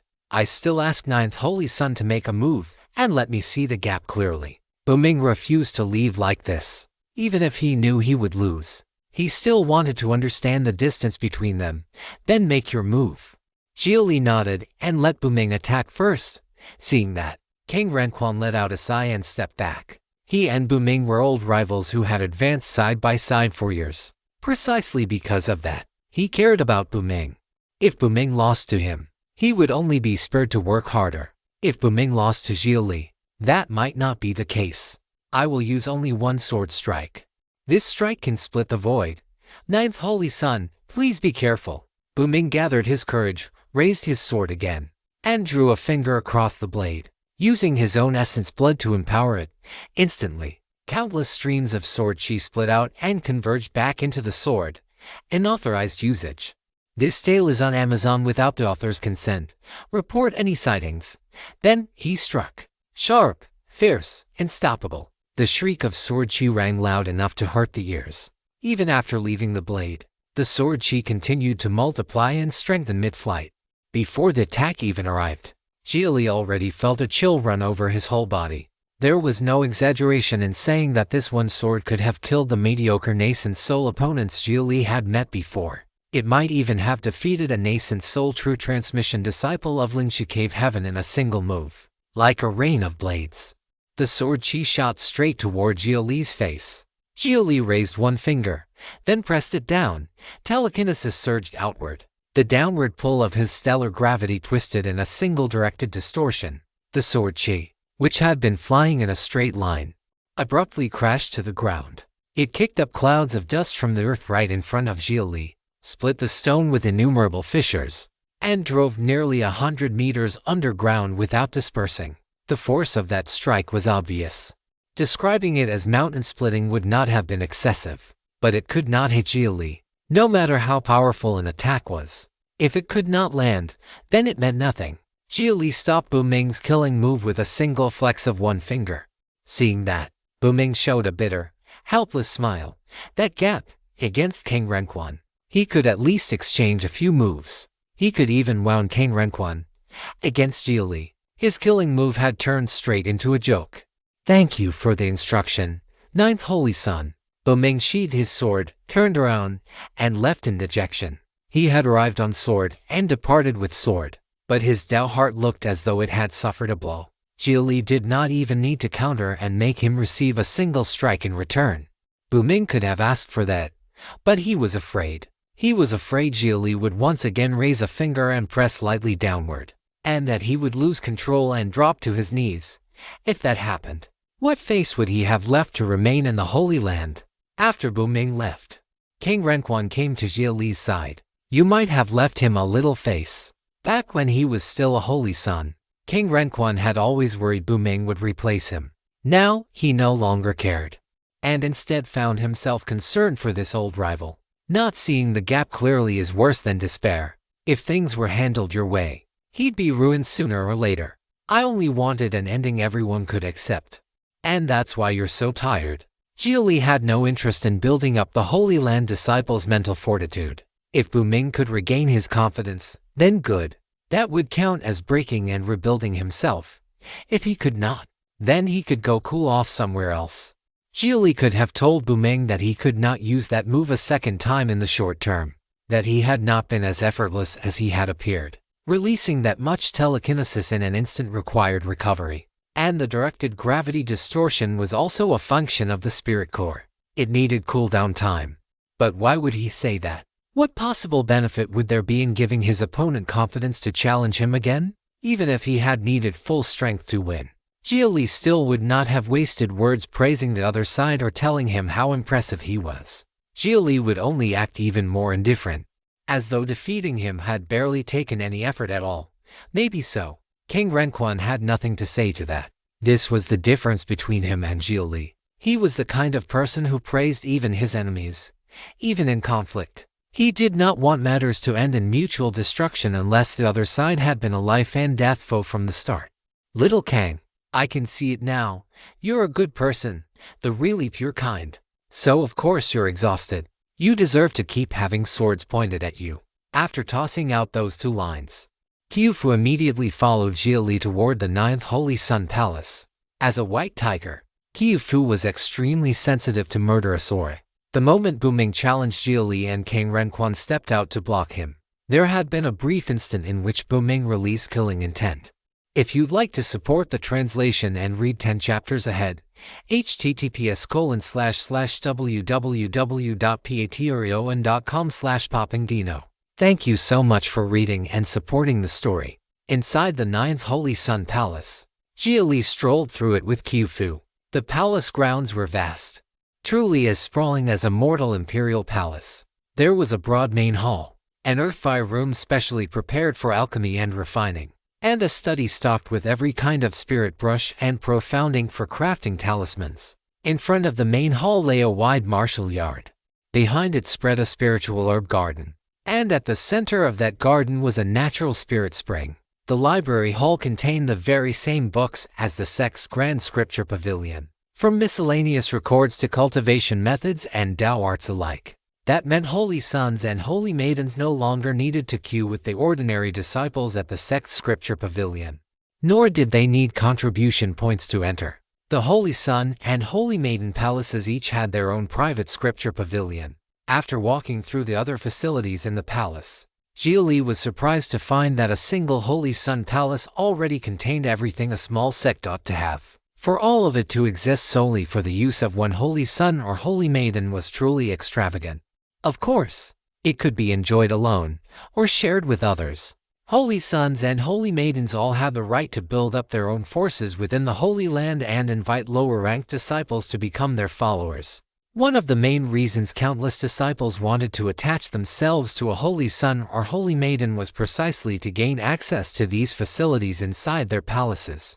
Xia Li, why don't you recruit some people? With just the two of us here, this place feels too empty. Qiufu had already read the Holy Land's regulations back on the Sky Palace and knew that a Holy Son could recruit followers to build a small faction. That was why she suggested Xia Li bring in some people to fill the place out. Xia Li, however, did not care in the slightest doubt with alchemy, formations, refining, and talismans. He alone could handle everything. He had no need for help from other disciples. So-called growing together and building one's own faction inside the Holy Land could, in the end, be viewed as a kind of social value entanglement. He did not want his ties to the Holy Land to run too deep. Haven't you had enough fun ordering people around? Xia Li shot Qiufu a glare. Qiufu was already starting to be distorted by power. That was all King Renquan's fault. Enjoying the value that status brings doesn't mean I'll become addicted to status. Qiufu protested at once. She had lived humbly for half her life. Although she clearly understood that power and status were only temporary splendor, she still wanted to enjoy them a little. Everything in the world had to be experienced sooner or later. Then, why don't you leave me and become the Holy Land's first demon Holy Maiden? I don't like ordering people around.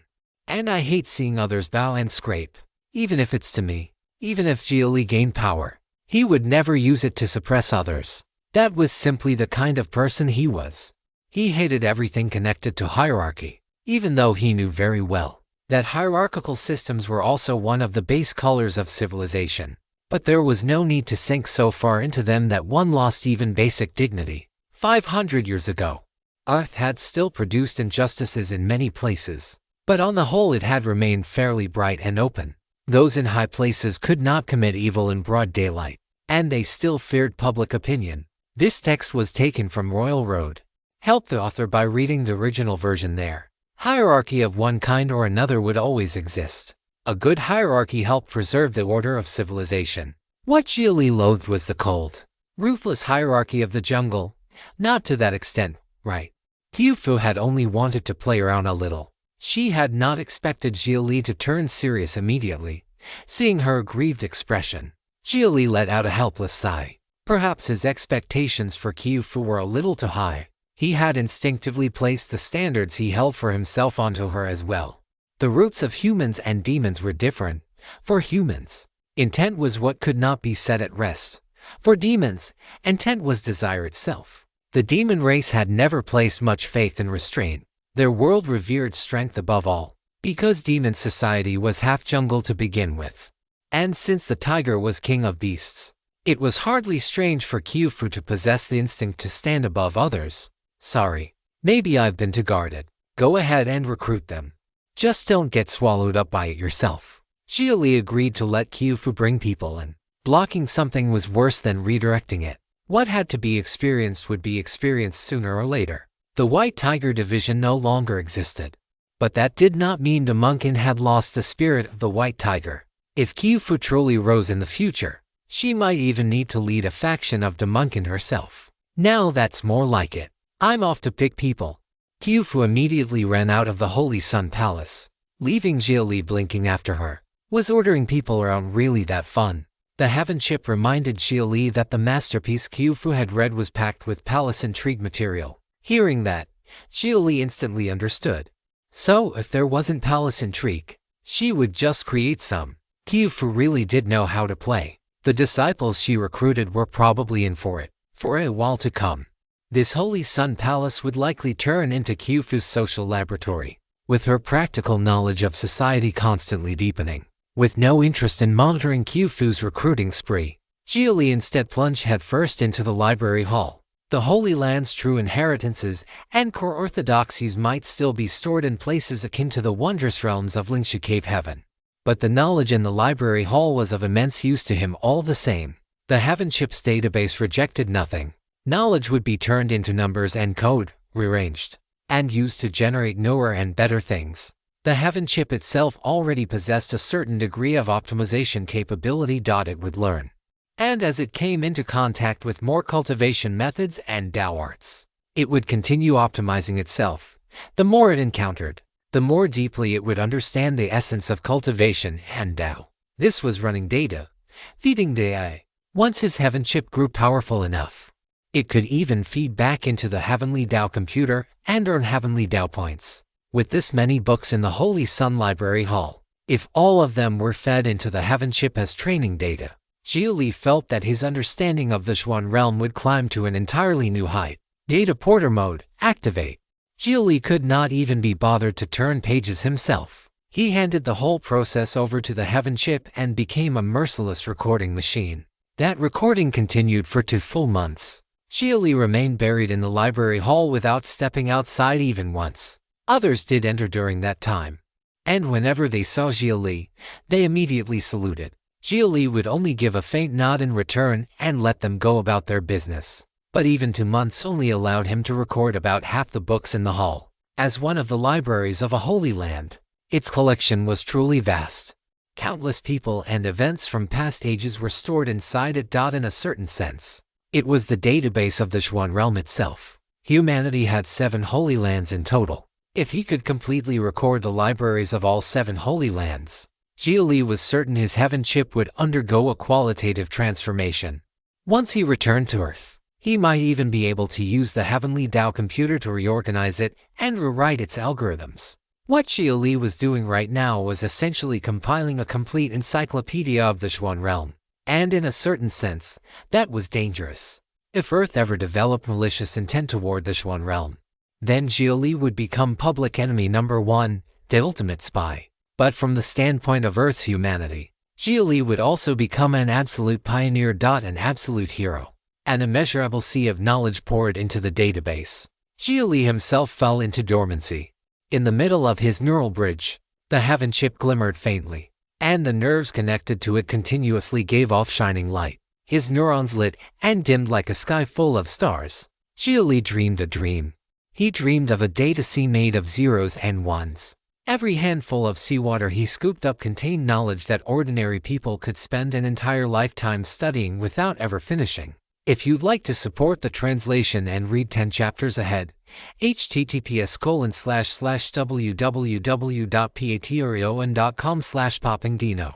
Thank you so much for reading and supporting the story. 3 months had already passed since Xia Li took over the Holy Sun Palace.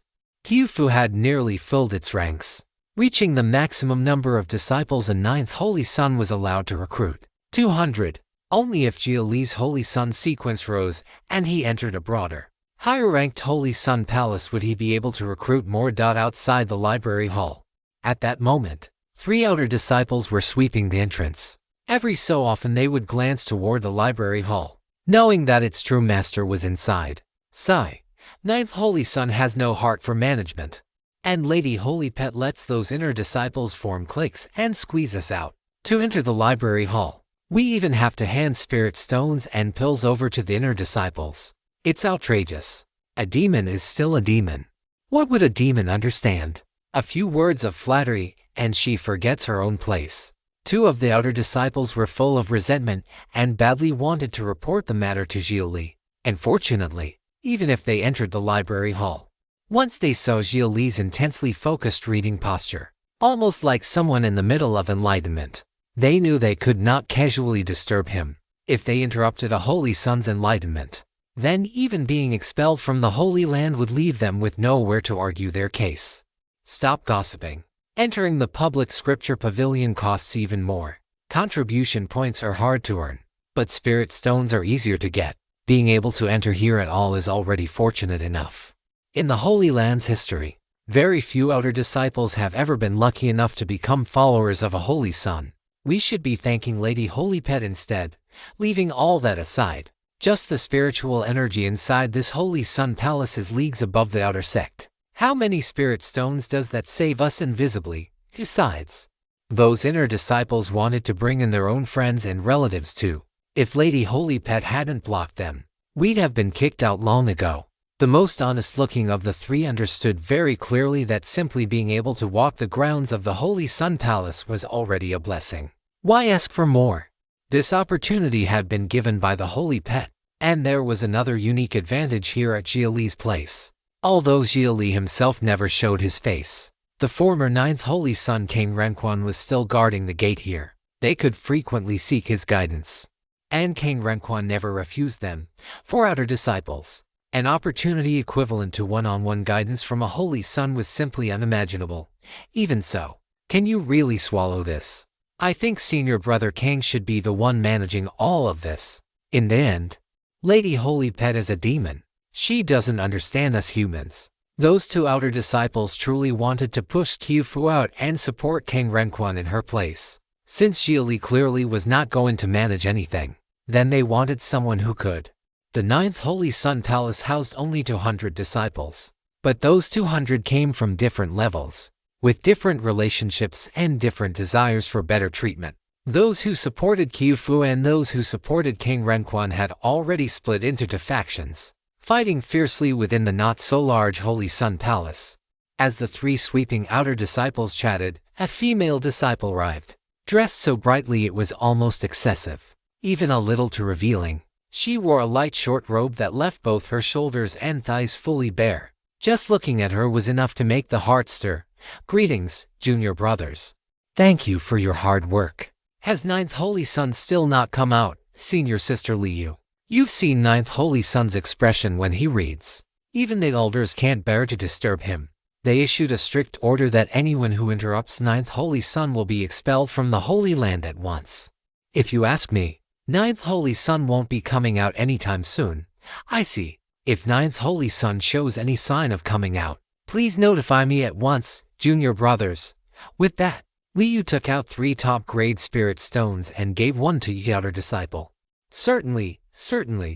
If anything changes, we'll notify Senior Sister Li immediately. Thank you for the reward, Senior Sister. The 3 outer disciples nodded and bowed cheerfully. Once Li Yu had walked away, the 2 who were fond of idle gossip immediately started running their mouths again. That Senior Sister Li Yu really has no shame. She's set on climbing into 9th Holy Sun's bed. Isn't she afraid the 2nd Holy Maiden will cut her down? She's only daring because the 2nd Holy Maiden is cold by nature. I heard the 2nd Holy Maiden rarely takes the initiative to do anything. If she weren't lacking in initiative and unwilling to fight, with her talent, would she really be stuck in 2nd place? So you're saying the 2nd Holy Maiden is even stronger than the 1st Holy Maiden? SHH. Don't say nonsense. The 1st Holy Maiden loves to fight and compete. Talk wildly like that and you'll suffer for it sooner or later. But putting the 2nd Holy Maiden aside, Senior Sister Wei Hongyan, the 5th True Transmission, has been hinting openly and in private that the chief's side consort position belongs to her. Senior Sister Wei's kinsman is the 7th Holy Sun. If you ask me, Li Yu won't end well. This narrative has been purloined without the author's approval. Report any appearances on Amazon. Sci. This Holy Sun Palace. The 3 outer disciples could only sigh. The Holy Sun Palace, which everyone wanted so desperately to enter, did not seem quite so transcendent after all. Once enough people gathered, everything came with them. All the filth and grime that ought to exist showed up here too. Inside the Holy Sun Palace, they could release their natures. The rules were far less strict than outside, but the other senior brothers and sisters, repressed for so long, were thinking the exact same thing. Only the true master of the place, 9th Holy Sun himself, stood at the highest point and yet managed nothing at all, allowing filth to flow through the palace unchecked. Before anyone knew it, another month passed. Li Yu came again today to the front of the library hall, still dressed as alluringly as ever. In the refining room directly facing the library hall, a disciple occupied the chamber without doing any refining at all, staring only toward the distant library hall. When he saw Li Yu arrive, he took out a messaging jade slip and sent a message. Senior Sister Wei. Li Yu came again. Before long, the jade slip received a response. A mere clown. Her looks may count for something in the inner sect, but how could she enter a Holy Sun's eyes? Keep watching. The moment the Holy Sun leaves the hall, notify me immediately. Yes. The disciple continued staring at the library hall without relaxing in the slightest. At the front gate of the Holy Sun Palace, King Renquan lounged lazily in a stone chair, sunning himself. An inner disciple was currently complaining to him. Senior Brother Kang, you're the first close attendant at Holy Sun's side. Do something, won't you? Senior Brother Wan keeps occupying the refining room without refining anything. I don't even know what he does in there all day. I'm still waiting to refine a weapon. Well, I don't manage things. I'm just here to guard the gate. You'll have to take that up with the holy pet. But she doesn't manage anything either. Then there's nothing I can do. King Renquan spread his hands. If people wanted guidance in cultivation, he did not mind. But asking him to manage affairs, forget it. He was far too lazy to try balancing all those relationships. When he had first become a Holy Sun, he had recruited followers too. But because of his temperament, although he could manage matters properly, it consumed an enormous amount of effort and mental strain. He always wanted everyone treated fairly. He always wanted everyone to be well. But the inner disciples would ask, why should they receive the same treatment as outer disciples? The outer disciples would resent it too, since they were all Holy Sun followers, all working for the Holy Sun. Why should there still be ranks of high and low? The true transmission disciples were even worse, haughty beyond measure. They always thought they could challenge his position. The moment they had eaten their fill, all they wanted was to kick over the pot. So later, he had dismissed all of them. There was no chance he would ever go looking for that kind of trouble again. At that moment, Qiufu passed by the gate with more than a dozen disciples trailing after her and fussing over her. King Renquan looked at Qiufu with weary helplessness. But Qiufu acted as though she had not seen him at all, merely smiling as she passed. Qiufu only found it fun, truly, deeply fun. She was beginning to understand human nature. And as the saying went, things learned from books always remained shallow. Nothing compared to direct observation. This Holy Sun Palace was her experiment ground. Those struggles were exactly what Kyofu wanted to see. She was beginning to understand how those in power thought, to understand the pleasures they took in all this, and from their reason backward to the things they least wanted to see. If she wanted to overthrow those above her, then she first had to become one of those above her. If she did not hold the pieces, how could she understand the board? At that moment, Kyofu deeply regretted one thing. She regretted it very much. She regretted smashing the peerless masterpiece Xia Li had given her back then. She should have kept it and studied it over and over again. It seemed that next time she saw Xia Li, she would have to ask him for another copy and study it carefully. Then she could turn the pressure up a little more on everyone inside the Holy Sun Palace. If you'd like to support the translation and read 10 chapters ahead, https://www.patreon.com/poppingdino. Thank you so much for reading and supporting the story. Time flew like a white colt through a crack, and before anyone knew it, another month had passed. Xia Li stood on the top floor of the library hall, expressionless and intensely focused as he flipped through a book. He turned pages quickly, scanning hundreds of lines at a glance. The Heaven chip was not recording the text word by word. It simply used his artificial eye to photograph the two open pages at once, then performed text extraction and comprehension. Task complete. All books recorded. Remaining local storage capacity. This recording process has increased brain development rate by approximately 8%. The moment the Heaven chip completed the task, it woke Xia Li's consciousness. When his mind resurfaced, the first thing he felt was a splitting headache and a heavy sense of mental exhaustion. He had overused his brain during this period. He needed actual sleep now, the kind that would let his brain truly go dormant. Which parts developed exactly? New neural pathways have been established in the left hemisphere. Language function, logical reasoning, and memory function have all been strengthened. They will activate after sleep. Even after regaining consciousness, Xia Li remained expressionless. Brain development had once been a popular technology in the era when first and second generation Heaven chips dominated. At that time, the Heaven chip's functions still depended rather heavily on the brain itself. Even its storage function linked directly to the hippocampus and relied on human memory as hardware. Once third-generation Heaven chips were released, however, their functions became integrated, and they no longer depended on the human brain. The speed of brain development also failed to keep up with later Heaven chip iteration. After Heaven chip technology entered the fourth generation, brain development as a dedicated technique faded into history. Now it had become merely a side effect that naturally accumulated over time from long-term Heaven chip use.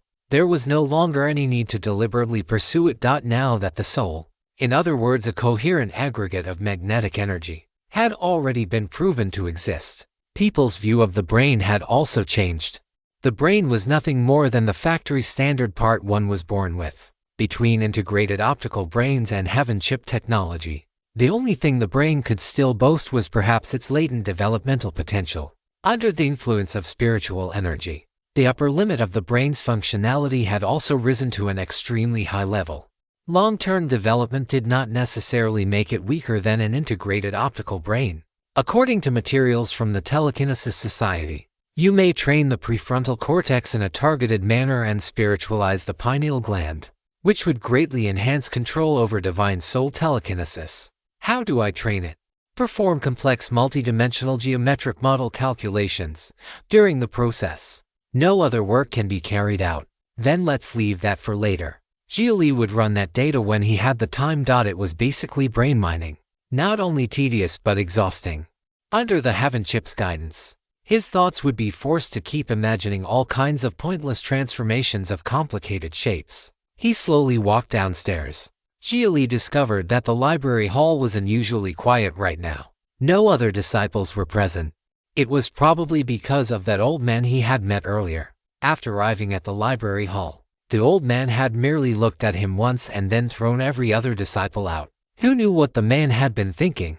When Xia Li reached the ground floor and pushed open the doors of the library hall, his eyes, long unaccustomed to daylight, immediately ached. The sunlight was too bright, making him instinctively raise a hand to shield them. Your Highness, Ninth Holy Sun, may I ask, A voice sounded beside Xia Li's ear at that moment. It was a woman's voice, soft and delicate, with a trace of deliberate coyness. The instant Xia Li turned toward the sound, the woman suddenly twisted her steps and fell toward him. Without thinking much about it, Xia Li reached out and caught her. "Be careful. You have golden core cultivation too, don't you? How are you still stumbling like a mortal?" Xia Li lowered his head and looked at the female disciple in his arms. The first thing he noticed was that her scent was too strong. Once fragrance became that heavy, it only turned unpleasant. And in terms of clothing, she was not wearing the standard robes commonly seen in the Holy Land either. Her gauzy short robe looked much more like something from the Helwan sect. "My apologies. I only suffered internal injuries from a cultivation deviation before. My name is Liu. Thank you for supporting me, Ninth Holy Son." Liu's gaze on Xia Li was practically syrupy. Hearing her answer, Xia Li merely nodded expressionlessly. He could tell that her aura was indeed unstable. Did you know this story is from Royal Road? Read the official version for free and support the author. So why were you looking for me? Could I become your personal attendant? I truly have no other purpose. Some people in the Holy Sun Palace have inexplicably begun treating me as an enemy. My strength is too weak, so I can only seek your protection. Liu smiled shyly, as if embarrassed. Every pose and gesture of hers dripped with a sort of practiced charm. Xia Li understood almost instantly what she was trying to do. But she was already a disciple of the Holy Land. Why was she still this shallow? When he had first entered the Holy Land, every disciple he saw had worn that same indifferent, emotionless facade. Logically speaking, none of them should have been doing this sort of thing, or was it? Like King Renquin's situation, had they all been suppressing their inner selves for so long that once restraint disappeared, their desires only rebounded harder? "I'm used to being alone. I don't like having people around me. As for the trouble you've been facing, if you have the strength, strike back. If you don't, endure it. If you can't endure it, then leave. That's all for now. I have other things to do." Xia Li released her and walked away. He had no intention of joining Qiufu in her messing around. Qiufu had recruited these people, so Qiufu could deal with them herself. After Xia Li left, Liu stared at his retreating back. There was not a trace of disappointment on her face. How could a dignified holy son be won so easily? This contact had merely been a beginning. She believed the final victor would be her. After all, she came from a small cultivation kingdom, and she herself had been a princess of that kingdom. She had grown up in the imperial harem under the teachings of her mother consort, and through constant exposure she knew exactly how to make men fall for her. Among the Holy Land's female disciples, plenty came from backgrounds better than hers, but when it came to scheming in the shadows, there were probably not many who understood it better than she did. Some were proud, some naive, some too direct. They simply did not understand all the twists and turns. Every background had its own advantages, and the Holy Sun Palace was her home ground. Only, there was one thing Liu perhaps did not know.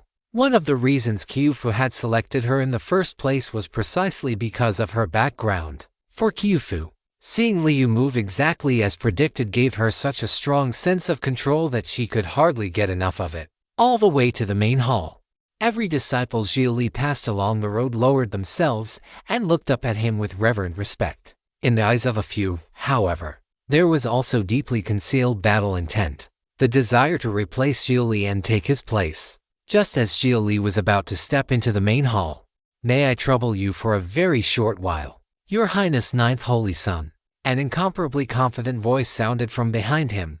Xia Li felt annoyed, but a smile still appeared on his face as he turned around. Standing behind him was a tall young woman with elegant bearing. Her makeup, her clothes, her hairstyle, all of it made Xia Li think of one person, Lynch. Other than the difference in aura and looks, she was 7/10 similar to Lynch. If he only caught a hurried glance from behind, he might genuinely mistake one for the other. Interesting. So they were pulling this on him too, were they? "And you are?" "My name is Wei Hongyan. At present I am the 5th true transmission. The 7th Holy Sun is my kinsman." "Then why aren't you at 7th Holy Sun's palace being looked after by your kinsman? What are you doing here?" The privileges of a true transmission disciple were already higher than those of a follower under a Holy Sun. That was even more so for one ranked near the top. A disciple like this was someone holy sons and holy maidens normally had to take the initiative to recruit. I once wanted to obtain everything I deserved through my own strength. At least that was what I thought before I saw you. Now I've changed my mind. I've been helping manage quite a few affairs in the Holy Sun Palace lately. Would you like to hear a report on the situation over this recent period? Wei Hongyan stepped toward Xia Li with warm confidence. That personality of hers made Xia Li think of Linja all over again. Was it deliberate? Was it accidental? Or was it truly just that uncanny? If you'd like to support the translation and read 10 chapters ahead, https://www.patreon.com/poppingdino. Thank you so much for reading and supporting the story. After a brief silence, Xia Li did not strike out at someone wearing such an eager smile. He simply nodded, signaling Wei Hongyan to begin her report. First, the herb garden. I selected 12 spirit herbs whose prices have been rising recently as our main crops. After deducting the costs of seeds and fertilizer, as well as the share kept for our own use and the rewards for the disciples tending the herbs, the sales brought in about 80,000 low-grade spirit stones. As for pills, the ingredients cost around 80,000 spirit stones. The finished pills sold for about 230,000. After deducting the Holy Land's fire maintenance costs and the rewards for the alchemy disciples, the net profit came to roughly 90,000 on the refining side, for talismans and formations. And finally, after deducting the monthly stipends paid out to the disciples, Wei Hongyan gave a concise report on the operation of every facility in the Holy Sun Palace and on the overall condition of its disciples. Altogether, Xia Li's 9th Holy Sun Palace was bringing him roughly 100,000 spirit stones in pure monthly profit. Steady profit, reliable profit. The Holy Land did not distribute stipends to holy sons and holy maidens unless they chose not to recruit disciples. Once they did recruit, they had to manage things themselves. It was part of training them to control the operation of a power structure. The disciples they recruited would no longer receive stipends directly from the Holy Land either. From then on, the Holy Sun Palace would be responsible for them. And after all costs were deducted, everything the palace produced belonged entirely to its Holy Sun. In other words, Xia Li's current stipend was effectively 100,000 low-grade spirit stones a month. Not bad. You've worked hard. Feel free to raise your own stipend reasonably and keep it up. Someone was practically running over to help him earn spirit stones, and Xia Li's expression immediately improved. Letting the Holy Land hand out a stipend without recruiting anyone might be less trouble, but running things himself would clearly earn far more. If the palace were managed well enough, it could produce several times the value of a fixed stipend. Under a system like this, almost every holy son and holy maiden naturally chose to recruit disciples and build their own operation. And the disciples recruited into such palaces would naturally work harder in pursuit of better treatment. On top of that, becoming a Holy Sun's follower came with another benefit that was difficult to refuse. Inside a Holy Sun Palace, the Holy Sun's will could override part of the sect rules. The atmosphere was far less oppressive than outside. Uniformity in dress, bearing, even the way one walked, was not emphasized in the same way. Put simply, one was allowed to release one's true nature. That was one of the reasons countless disciples fought desperately to become holy sons and holy maidens. And if they could not rise that high themselves, then they would settle for becoming followers instead. So long as they could put aside their pride for a while, even human nature, even the desire to express oneself, had become another ladder upward. And even if one could not climb, one still wanted to stand close to those above. The way Taiyi Holy Land raised disciples was truly very corporate alliance. Of course I'll keep working hard, and I don't even need a stipend. My Wei family is a major power in its own right. I could even feed resources back into the Holy Sun Palace. Then what do you want? Xia Li was asking a question he already knew the answer to. At this point, with the conversation gone this far, how could he fail to guess what she wanted?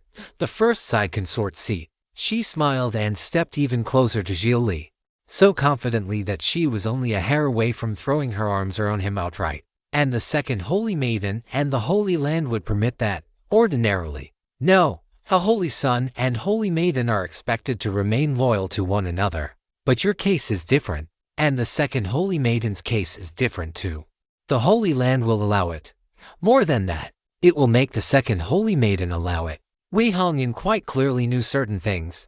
Xia Li's fame, the way he had performed upon first entering the Holy Land, and the attitudes the elders had shown toward him all proved that his standing was far above that of an ordinary ninth Holy Son. I'm sorry, but I can't agree to that. I'm actually rather loyal in matters of the heart. Xia Li refused her request, though the refusal was obviously something Wei Hongyan had already expected. I naturally have no doubt about ninth Holy Son's noble character. I will continue working hard until you see my value, even if that effort is never returned. That is my own choice. Ninth Holy Son need not feel sorry for me. Though if you truly think that way, I would be very happy. All right, then, as you please, if you're happy. That's fine. Xia Li was a practical person. If Wei Hongyan had the ability to help him run the Holy Sun Palace well, then she could keep emotionally moving herself all she liked for all he cared. It was not as if he intended to deny her a stipend. After parting from her, Xia Li went straight into the main Holy Sun Hall, a place where followers could not enter at will. This first direct encounter left a very good impression of Xia Li on Wei Hongyan. Like the former ninth Holy Son Cain Renquan, Xia Li was approachable and mild, not high above others the way many other Holy Sons were. Even her own kinsman, the seventh Holy Son, had only grown colder and more distant with her after becoming a Holy Son. And Xia Li had enormous potential. He was easygoing without being indecisive. His earlier handling of Booming, the first true transmission, had already made that perfectly clear. No exchanging moves. No instructive sparring. No holding back. Just one finger pressing down. The author's narrative has been misappropriated. Report any instances of this story on Amazon. Booming had challenged Cain Renquan so many times, and anyone watching from the outside could see that Cain Renquan had always been leaving room out of a desire for mutual progress. Only Booming himself, trapped in the middle of it, had failed to realize it. That had given him the false impression that the gap between them was not all that great. But outsiders could see it clearly. Without a truly heaven-defying opportunity, Booming would never defeat Cain Renquan in this lifetime. All the bustle under heaven runs after profit. I will make you grow used to me. So used to me you won't be able to do without me. Wei Hongyan watched Xia Li disappear deeper into the main hall. She would work harder still, fight harder, ask harder. Then she turned and left. Her messaging jade slip stirred just then. She checked it at once, seeing your sister Wei Li Yu secretly bought spirit young grass. An outer disciple smuggled it in for her. No matter, that petty little scheme of hers may not end up benefiting the person she expects. Prepare a miracle conception pill for me, senior sister Wei. Are you planning to? Don't ask questions you shouldn't. After saying that, Wei Hongyan put away the jade slip and immediately contacted someone else. How is that matter coming along? We've already confirmed the ingredients in Lin Ji's daily incense blend. Good. Before long, an answer would emerge as to who truly held authority inside this Holy Sun Palace. The Holy Land badly wanted Xia Li to return his heart to it, even if Xia Li himself did not. If his child were born and raised inside the Holy Land from the very beginning, so Wei Hongyan believed the Holy Land would support her, so long as she could successfully climb into Xia Li's bed. Meanwhile, Xia Li turned from the rear of the main hall into the covered corridor leading toward his sleeping chambers. Just as he was preparing to rest, he spotted Qiufu in the central courtyard pavilion, playing chess by herself. One hand held black stones, the other white. She was playing against herself and looked entirely absorbed in the fun of it. Qiufu, play around if you want, mess around if you want, but keep an eye on those people for me. I don't have time to be guarding against them myself. Xia Li called out from across the courtyard. The moment Qiufu heard his voice, she stopped her self-play and ran over to him. Don't worry. However they fight and scheme, the one who'll benefit in the end will only be you. She was smiling in a distinctly sly way. Xia Li genuinely had not realized Qiufu had this side to her. It's said that even a well-fed tiger still hunts, except that it prefers to toy with its prey. Meaningless killing merely for amusement. That's contrary to the natural order. What do you think? Xia Li wanted to steer her thoughts elsewhere. There was no need for her to turn so calculating. She was supposed to be a white tiger, a sacred beast. Why become this underhanded? You're wrong there, Xia Li. Those who toy with others are toyed with in turn. I never begged anyone to come here. They came on their own. And the prey this tiger toys with are all vicious beasts that were busy toying with other prey first. I don't mess with disciples who are honest and keep to themselves. Qiufu was learning to be clever. She looked foolish at first glance, and even her smile carried a pure sort of stupidity that would create a false impression in her enemies and make them overlook how dangerous she could be. That too was a kind of lying low. Just be careful your cleverness doesn't turn on you. Don't underestimate other people's intelligence. What if the other side is setting a countertrap? What do I have to fear? I have you backing me up.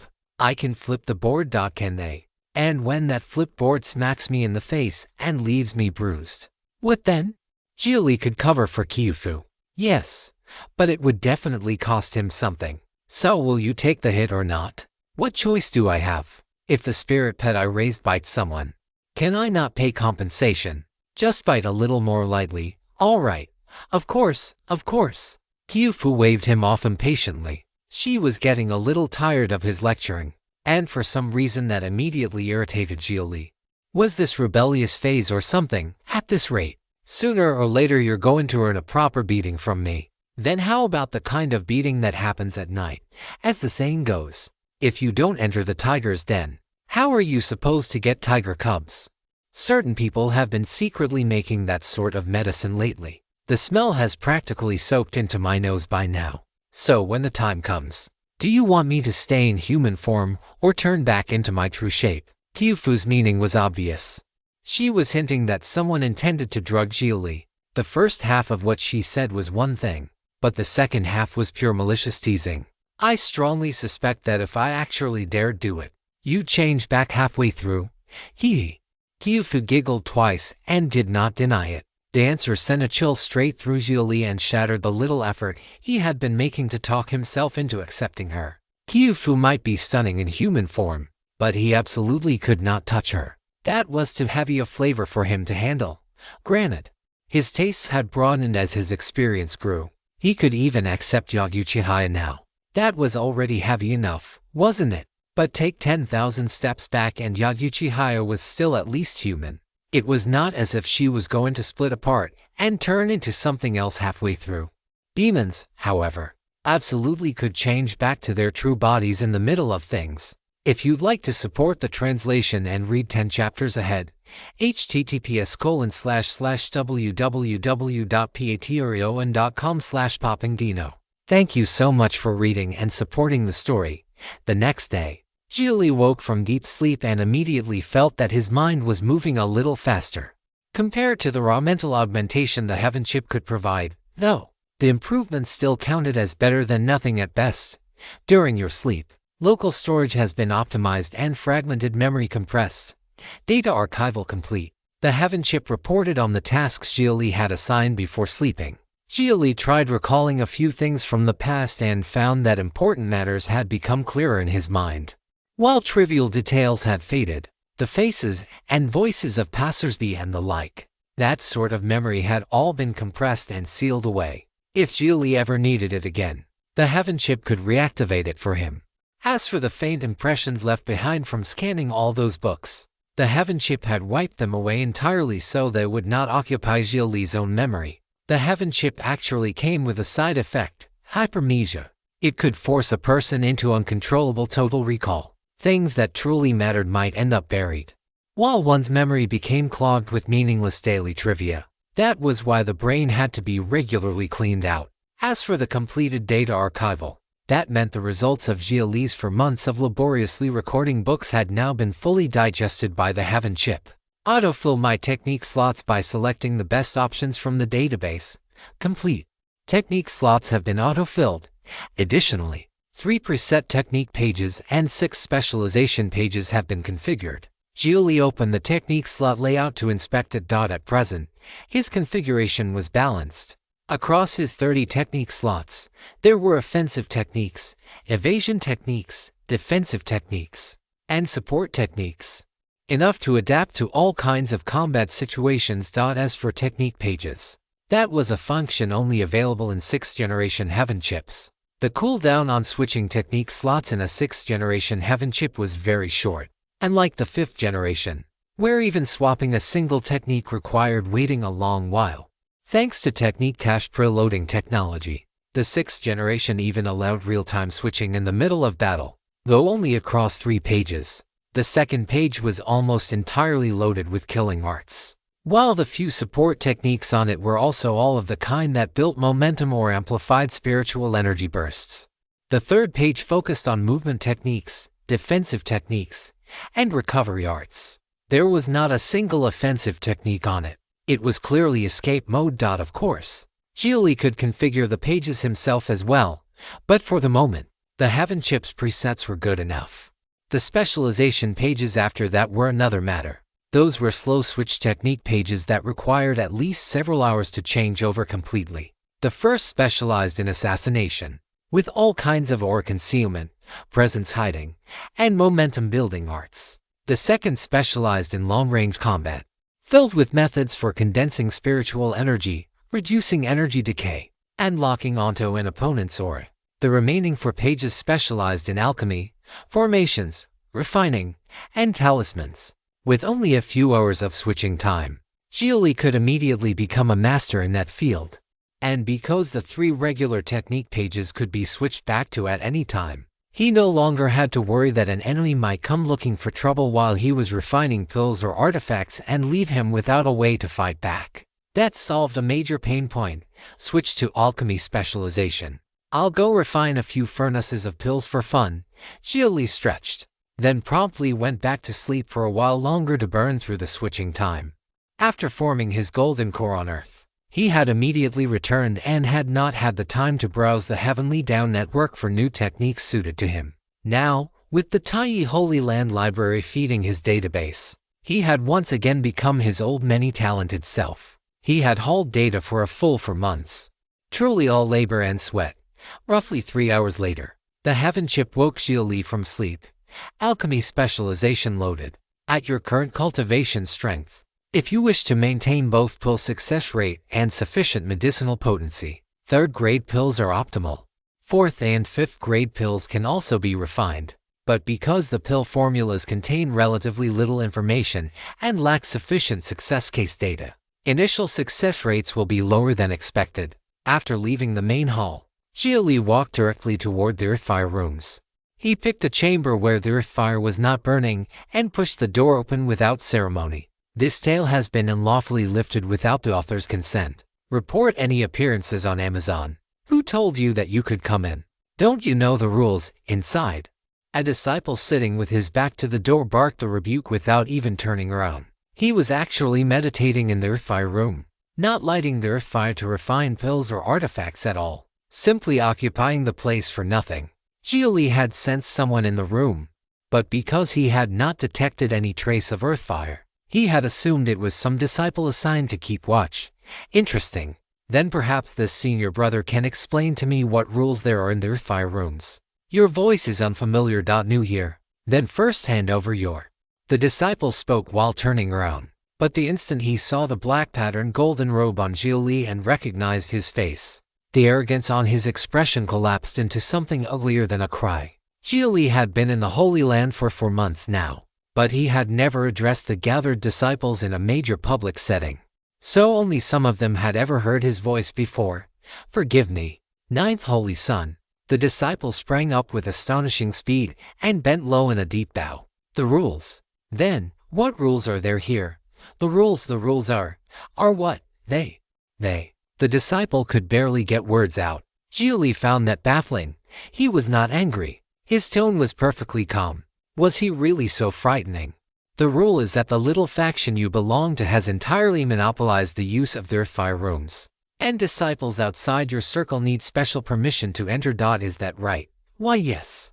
And here I thought it would be something serious. So that's all. Fine, you can monopolize them if you want, but you are not allowed to leave them empty. Pills and artifacts had better be getting refined in them. I don't care who is inside the Earthfire rooms, but I do not want to see an Earthfire room without Earthfire. Understood. Xia Li stepped forward and patted the disciple on the shoulder. Those Earthfire rooms needed to stay in operation.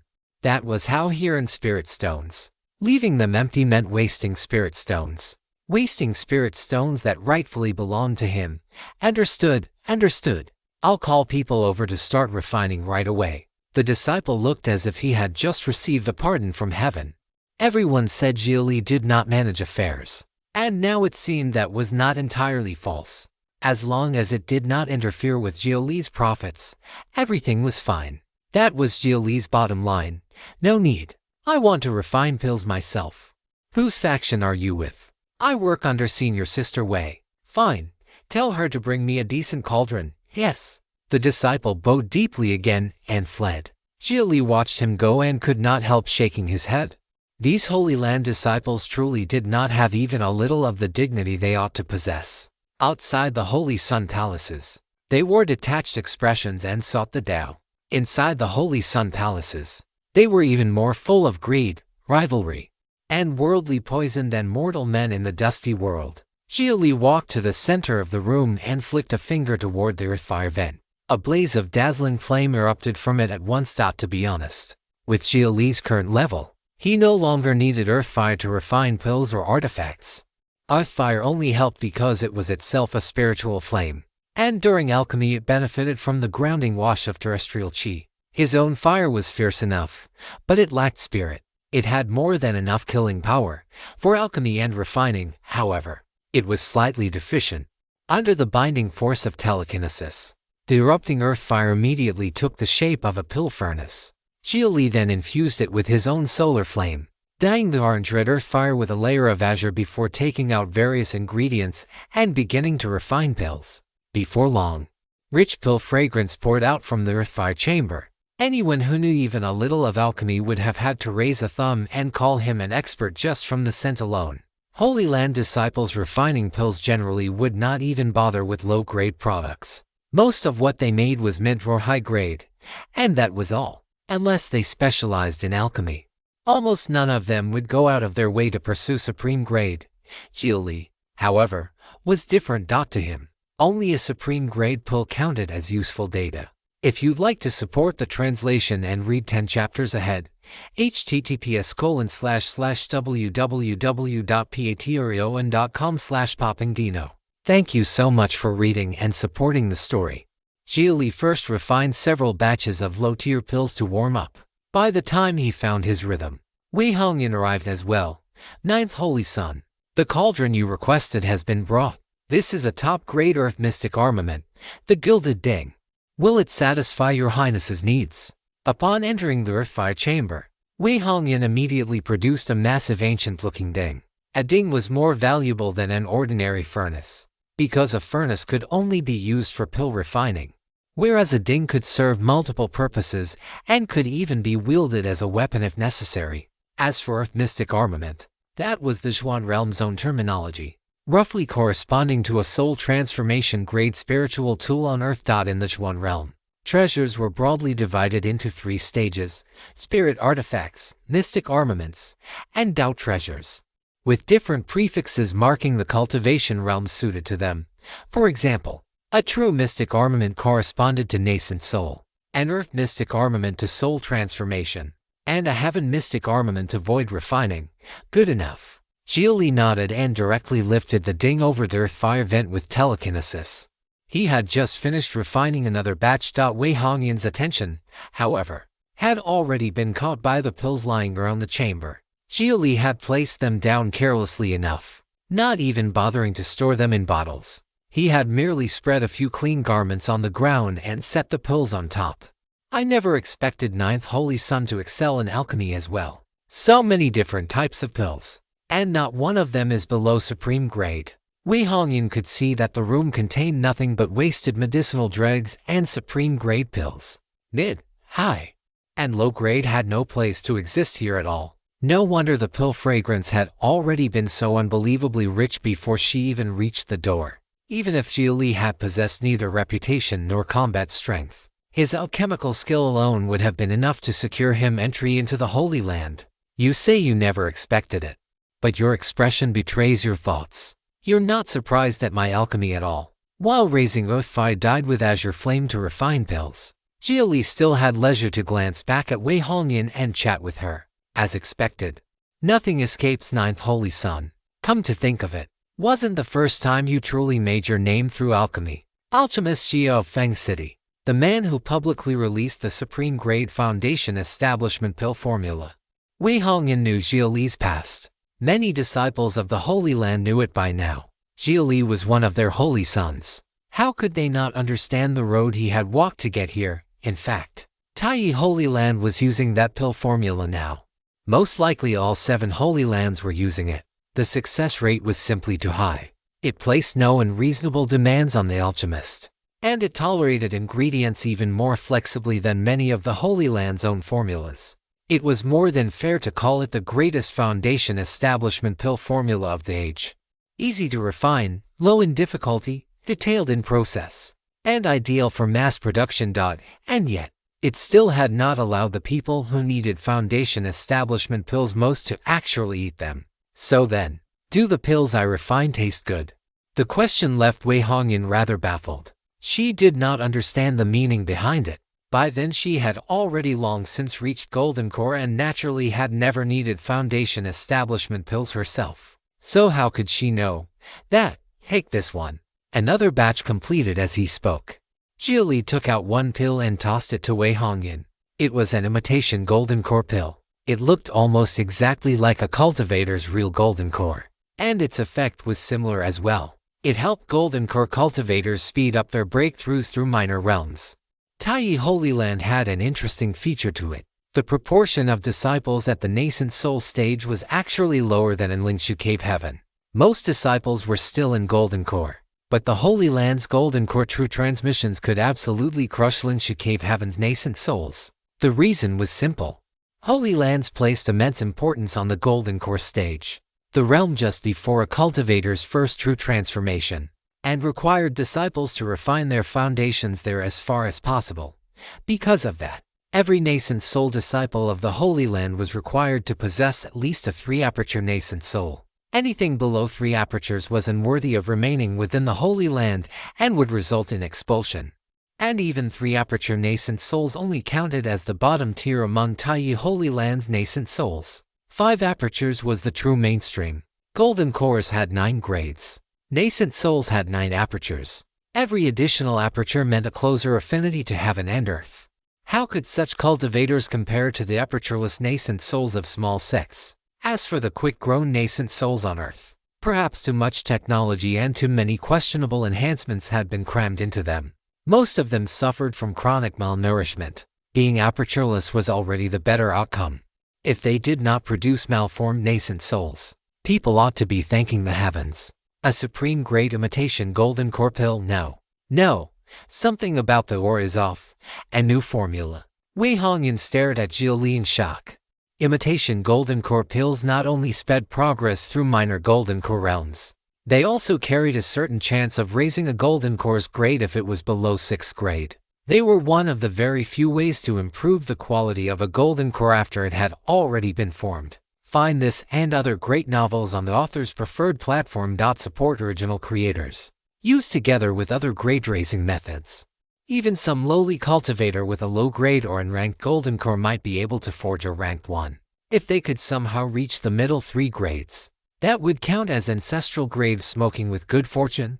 Try it first. Yes. Wei Hongyan immediately swallowed the imitation Golden Core pill Xia Li had given her. Before long, she felt her Golden Core turn warm. Spiritual energy and medicinal power washed through her dantian like flowing water, giving her the feeling that some defect within it was being repaired. Her Golden Core trembled faintly.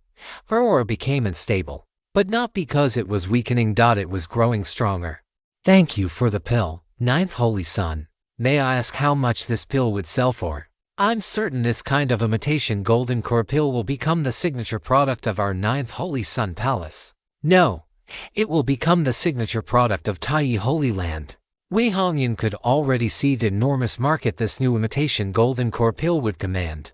So the effect is good enough.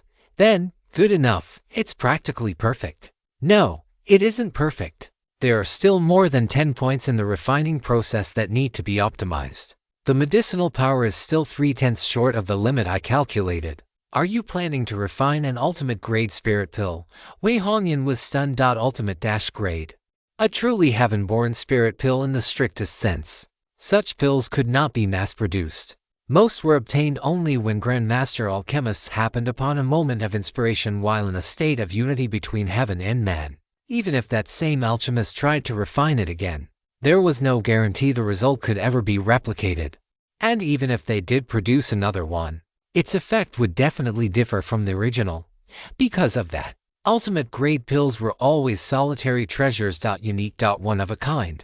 If preserved for a long enough time, there was even a chance they might develop spirituality of their own and become the fantastically rare phenomenon known as a pill spirit.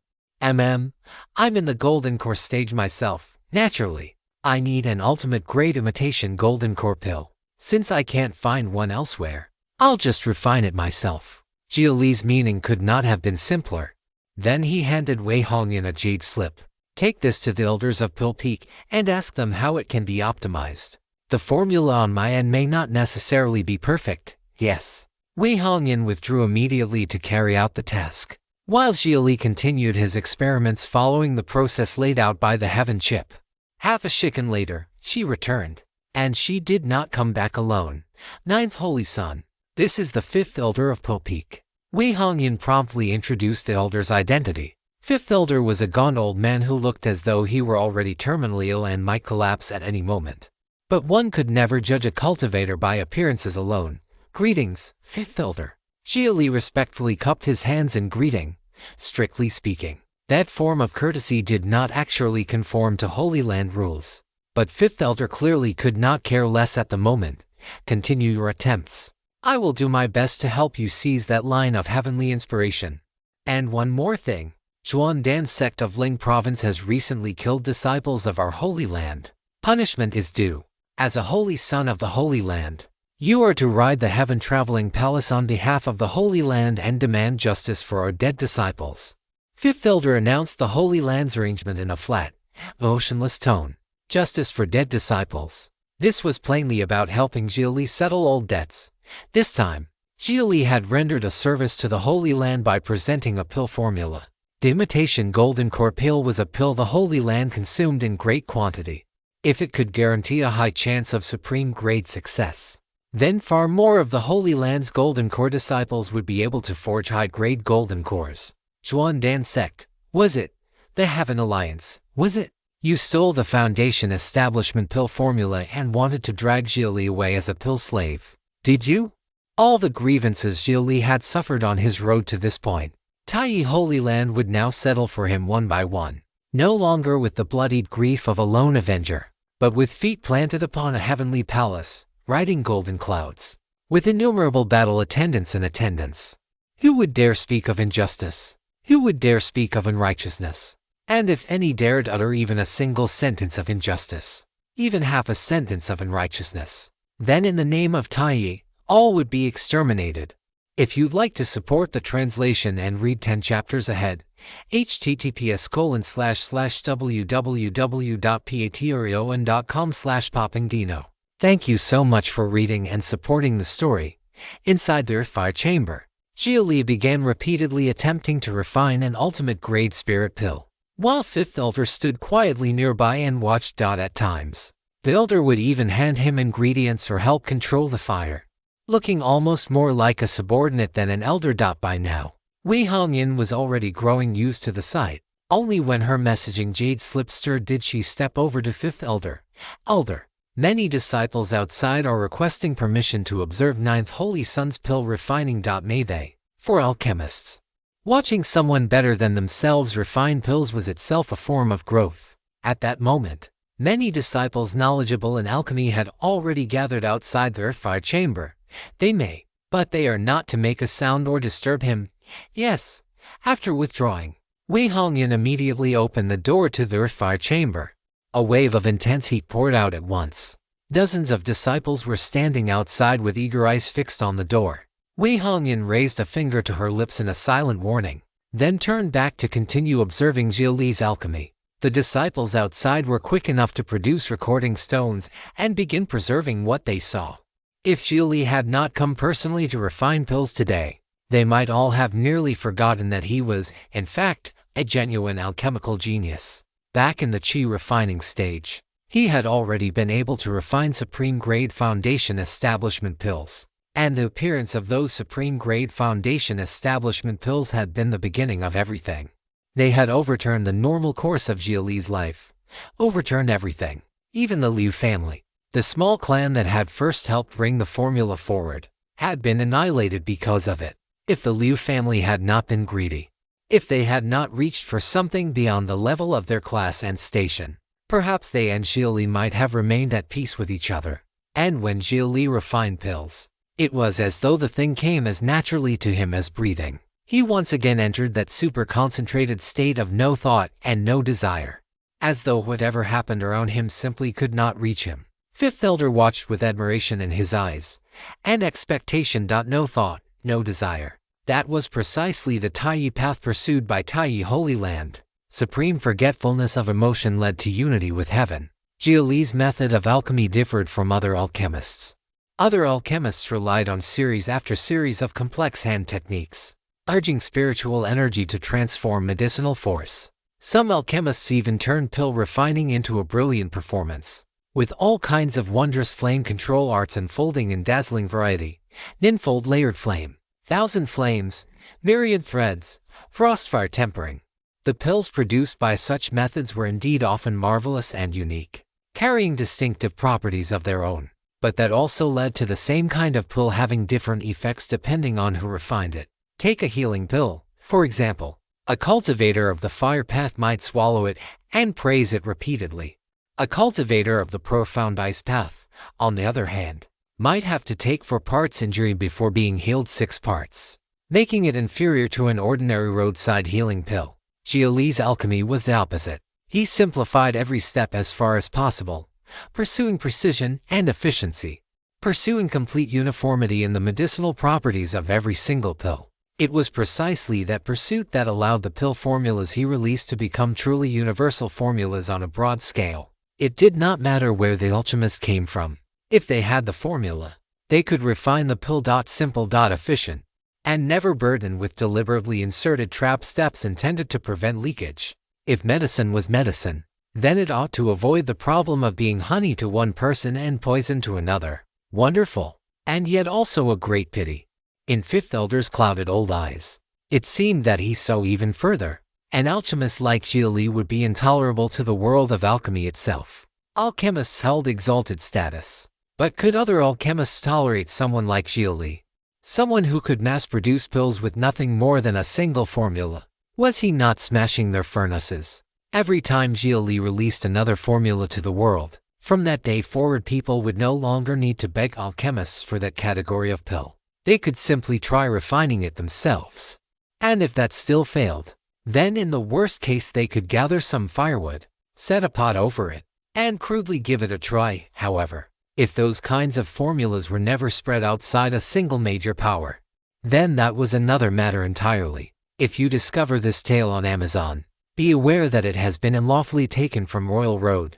Please report it. So Xia Li needed to understand the times, and he absolutely had to know how to do so. Before he knew it, an entire day passed. Xia Li opened another furnace. This batch of imitation golden core pills was refined in much the same plain and unremarkable way as the previous ones. Yet the moment the cauldron was opened, a fleeting flash of golden radiance appeared. The dense pill fragrance was so potent that the golden core disciples outside felt their own cores stir just from smelling it. Fifth Elder immediately took one pill and examined it closely. Its exterior was almost perfect, as though it were a real golden core dug straight out of a cultivator's dantian. Faint and complex patterns had even begun to emerge on its surface. The first traces of pill markings. Wonderful. Half a step into the ultimate grade. Fifth Elder did not return the half-step ultimate grade imitation golden core pill to Xia Li, thick-skinned as could be. He simply pocketed it on the spot. He intended to take it back and study it properly. In his view, a half-step ultimate grade pill held even greater value than a true ultimate grade pill, because half-step ultimate grade pills could be mass-produced. True ultimate grade pills could not. This batch had yielded 5 pills in all, with one taken away by the Elder. 4 remained. This time, Instead of casually leaving them on the floor, Xia Li bottled them and tossed the bottle to Wei Hongyan. Reward the disciples of the Holy Sun Palace who have made outstanding contributions, and everyone present gets a share. After saying that, Xia Li immediately began refining again. The imitation golden core pills lying all over the floor before had all been supreme grade. Even within a holy land, they counted as pills one could struggle to obtain. Disciples of low status likely had no right to receive them under normal circumstances. But if one became Xia Li's follower, then one could. And now, with everyone present gets a share. They did not even need spirit stones or contribution points to exchange for them. The disciples watching Xia Li refine pills wanted badly to burst into cheers. But because they had been warned in advance not to disturb him, all they could do was look at him with worshipful eyes. Wei Hongyan, however, felt a faint disappointment. She had originally wanted to gather the hearts of the Holy Sun Palace disciples into her own hands, so that Xia Li would understand her weight and eventually yield to her on certain matters, accepting her as a side consort. But with this one act of gifting pills, Xia Li had made every disciple understand something at once. What he casually bestowed with a flick of the hand was equivalent to goodwill and trust that she might labor for years without ever gathering for herself. Supreme grade imitation golden core pills, one for every disciple in the Holy Sun Palace. Would she dare part with such a thing? Even her kinsman, the seventh Holy Sun, probably would not.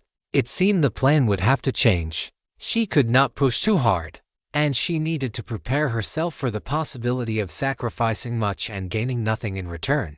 But if she won the gamble, if she could become the person beside Xia Li's pillow, then she would have won everything.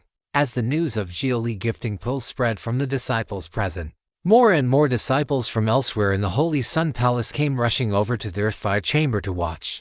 Even those who understood nothing about alchemy, Li Yu naturally came as well. When she saw that Wei Hongyan could stand inside the Earthfire Chamber, the jealousy in her eyes was so thick it was nearly tangible. And all these shifting expressions were, of course, seen clearly by Fifth Elder. The Holy Land also wished to cultivate the ability to command subordinates, so he had no intention of interfering. In fact, Fifth Elder rather hoped some female disciple would prove a little more capable and manage to climb into Xia Li's bed. Even if the child born from it turned out entirely ordinary, the Holy Land would still keep that child around like a lucky mascot. Therefore, Fifth Elder quietly transmitted a message to Wei Hongyan.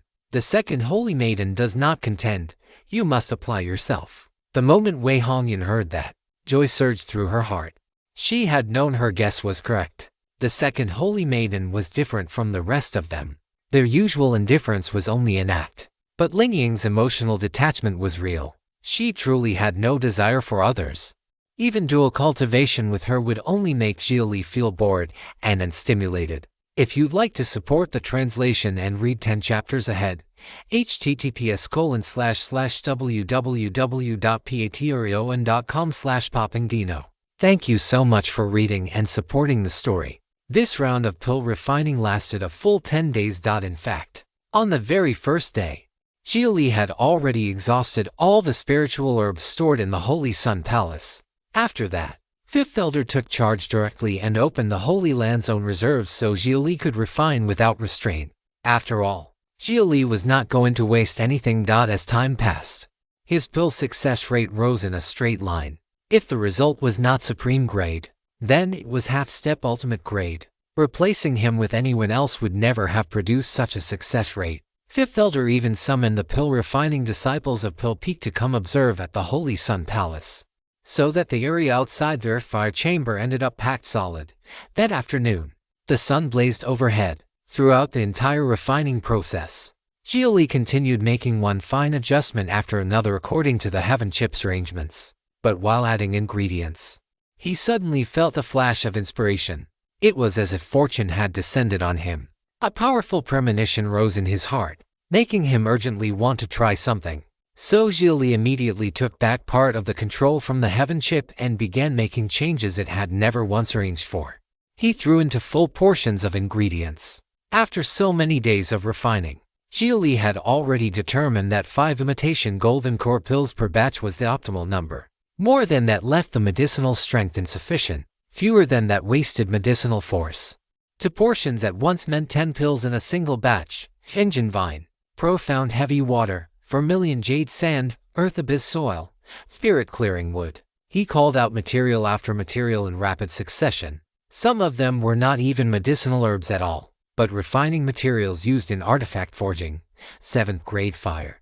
Hold it in the upper cauldron zone for 13 breaths.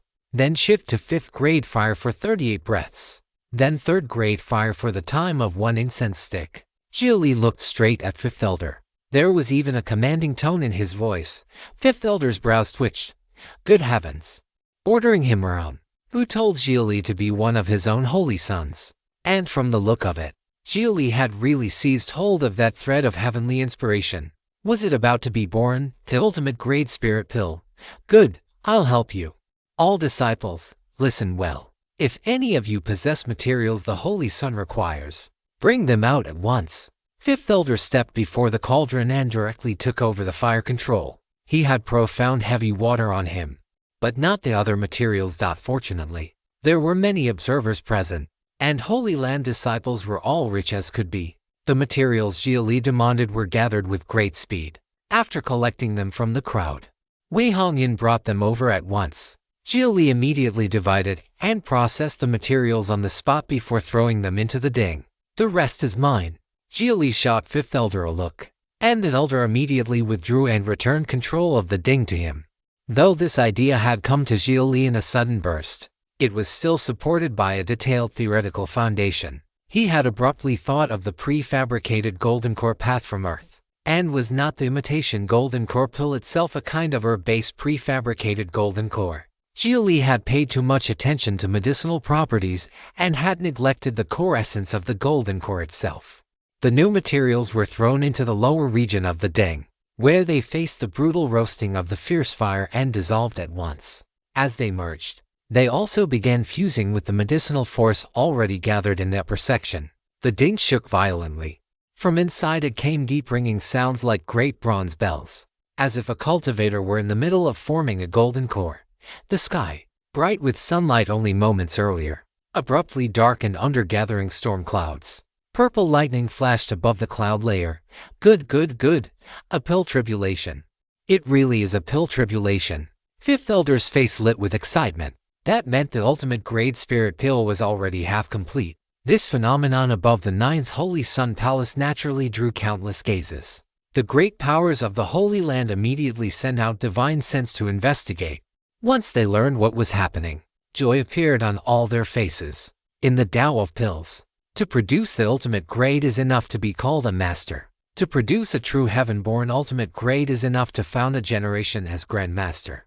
Such a young alchemical Grand Master, even Source Spirit Holy Land, famed throughout the world for alchemy, has no alchemist of that age, does it? Or perhaps it has some hidden prodigy kept in reserve. Thinking on it carefully, Xia Li truly did first make his name through alchemy. One prodigy is born in 10,000 talents, and among 100 prodigies one struggles to become king. Could he be that king among prodigies? Purple lightning cracked. Bell tones thundered from within the 9th Holy Sun Palace. As a bolt struck downward, 5th Elder took one step into the sky and met the pill tribulation head-on. Reaching into the massive tribulation clouds, he clenched his hand and gathered a cloudy sphere of violet lightning into his palm. The imitation golden core pill was only a 3rd grade pill. Even if it reached the ultimate grade, its tribulation would not be too terrifying. It remained completely within 5th Elder's control. 5th Elder, send the tribulation into the ding. Xia Li shouted from within the earth-fire chamber, and 5th Elder immediately returned and hurled the cloudy violet thunder sphere into the ding. The pill tribulation was both a trial and the key needed to forge an ultimate grade spirit pill. But with so much tribulation lightning packed into it at once, could Xia Li's ultimate grade pill truly endure? Normally, the tribulation lightning struck the ding itself, and only after being refined by the cauldron would it enter the pill. The genuine version of this novel can be found on another site. Support the author by reading it there. What Xia Li was doing now was equivalent to refining the lightning along with everything else. All disciples, get back, Xia Li shouted again. Then lifted the great ding with telekinesis and shot straight into the sky. After gathering momentum for a brief moment, azure flames wrapped the ding and burned toward the heavens. Purple lightning leaked from the outside of the cauldron, roaring across the sky. As it combined with the azure flames, it erupted again and again into terrifying phenomena. And then came the final step of pill completion. The ding rang 9 times, each peal louder than the last, each more like true thunder rolling for 1,000 li. Then, at the instant the 10th thunderclap sounded, the ding exploded apart. This was not a furnace explosion. It was a deliberate discharge, blowing away all the miscellaneous residual force coiling inside and around the ding. Xia Li opened the cauldron. From within flew a single purple gold pill. Strange and intricate patterns had formed naturally over its surface. It even began spinning in the air on its own, giving off wondrous sounds like running water and rushing wind. The ultimate grade spirit pill was complete. Mutated prefabricated golden core detected. Refining process recorded. This item may be consumed as a pill or implanted into the Danshan as a prefabricated golden core. Due to insufficient usage data, based solely on energy intensity, post-implantation strength is estimated at approximately 5th to 7th grade. 5th to 7th grade. In other words, if a person with a rotten foundation implanted it, they could still reach the level of a 5th grade golden core. If the foundation were good enough, it could fully reach 7th grade. And 7th grade golden cores belong to the upper 3 grades. Just as Xia Li was admiring the ultimate grade pill he had refined, a huge golden red gourd suddenly flew down from higher up on Holy Sun Peak, streaking straight toward the spirit pill in an attempt to snatch it away. Before Xia Li even needed to move, Fifth Elder let out a cold snort and flicked his sleeve. Layer upon layer of ceaseless spiritual waves swept out and smashed the gourd away. Third Holy Sun, mind your face. You are both Holy Sons. You have no right to steal his things. Fifth Elder, I am the #1 golden core in the Holy Land. With hope of forging an immortal grade golden core, I must have this item. I ask the Holy Land to bestow the pill upon me. That belongs to 9th Holy Sun. Had this happened in earlier days, 5th Elder might actually have agreed.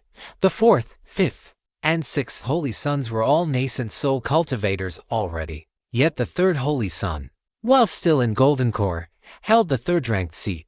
That alone showed the sheer extent of his potential and combat strength. But the Holy Land now wanted Xia Li's heart. Compared to pushing the 3rd Holy Sun one step further, keeping Xia Li satisfied mattered more. Then 9th Holy Sun, I want that pill. The 3rd Holy Sun did not show his face. He only sent his voice rumbling through the heavens. He did not even offer a price. Everything in his tone implied that Xia Li should simply hand it over. Get lost. Xia Li put away the pill and naturally saw no reason to remain polite. Just one word, get lost. Xia Li was not afraid of offending people. In fact, he rather hoped the 3rd Holy Sun would go a little further, so he could use the matter against him later whenever the need arose. I am in seclusion right now and cannot act in person. Do not ruin yourself. Give me the pill. Now. Immediately. The 3rd Holy Sun's voice turned ice cold. Xia Li was just about to respond when 5th Elder flew to his side and casually flicked a restraining seal toward the lofty 3rd Holy Sun Palace. If you're in seclusion, then stay in seclusion properly. The seal shot out, and the 3rd Holy Sun Palace was immediately isolated. No further voice transmission emerged from it. That was the Holy Land's stance. In the past, the 3rd Holy Sun had been one of those on whom the Holy Land had pinned great hopes, and as such, his requests were often granted.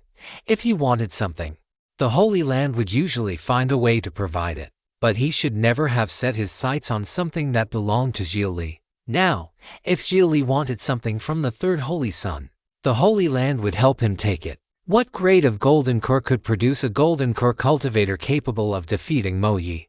A soul transformation genius. The Holy Land knew full well there was no need to do anything Xia Li would dislike, such as prying into it in detail. 5th Elder, does the 3rd Holy Sun hold grudges?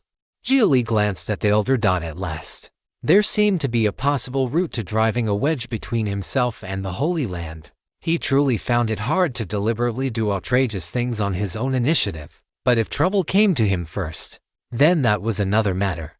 His talent is outstanding and rarely seen in the world, but by temperament he acknowledges only himself. And if the two of us reach the point where only one side can live, the Holy Land will try its best to stop it. If it truly cannot be stopped, It will lean toward the side that did not stir up trouble.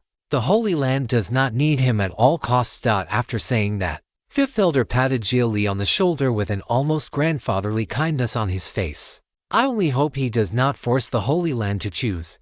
If he does. Fifth Elder smiled and did not finish the sentence. If the third Holy Son ever forced the Holy Land to choose between the two of them, then the Holy Land would let him know what Tai truly meant.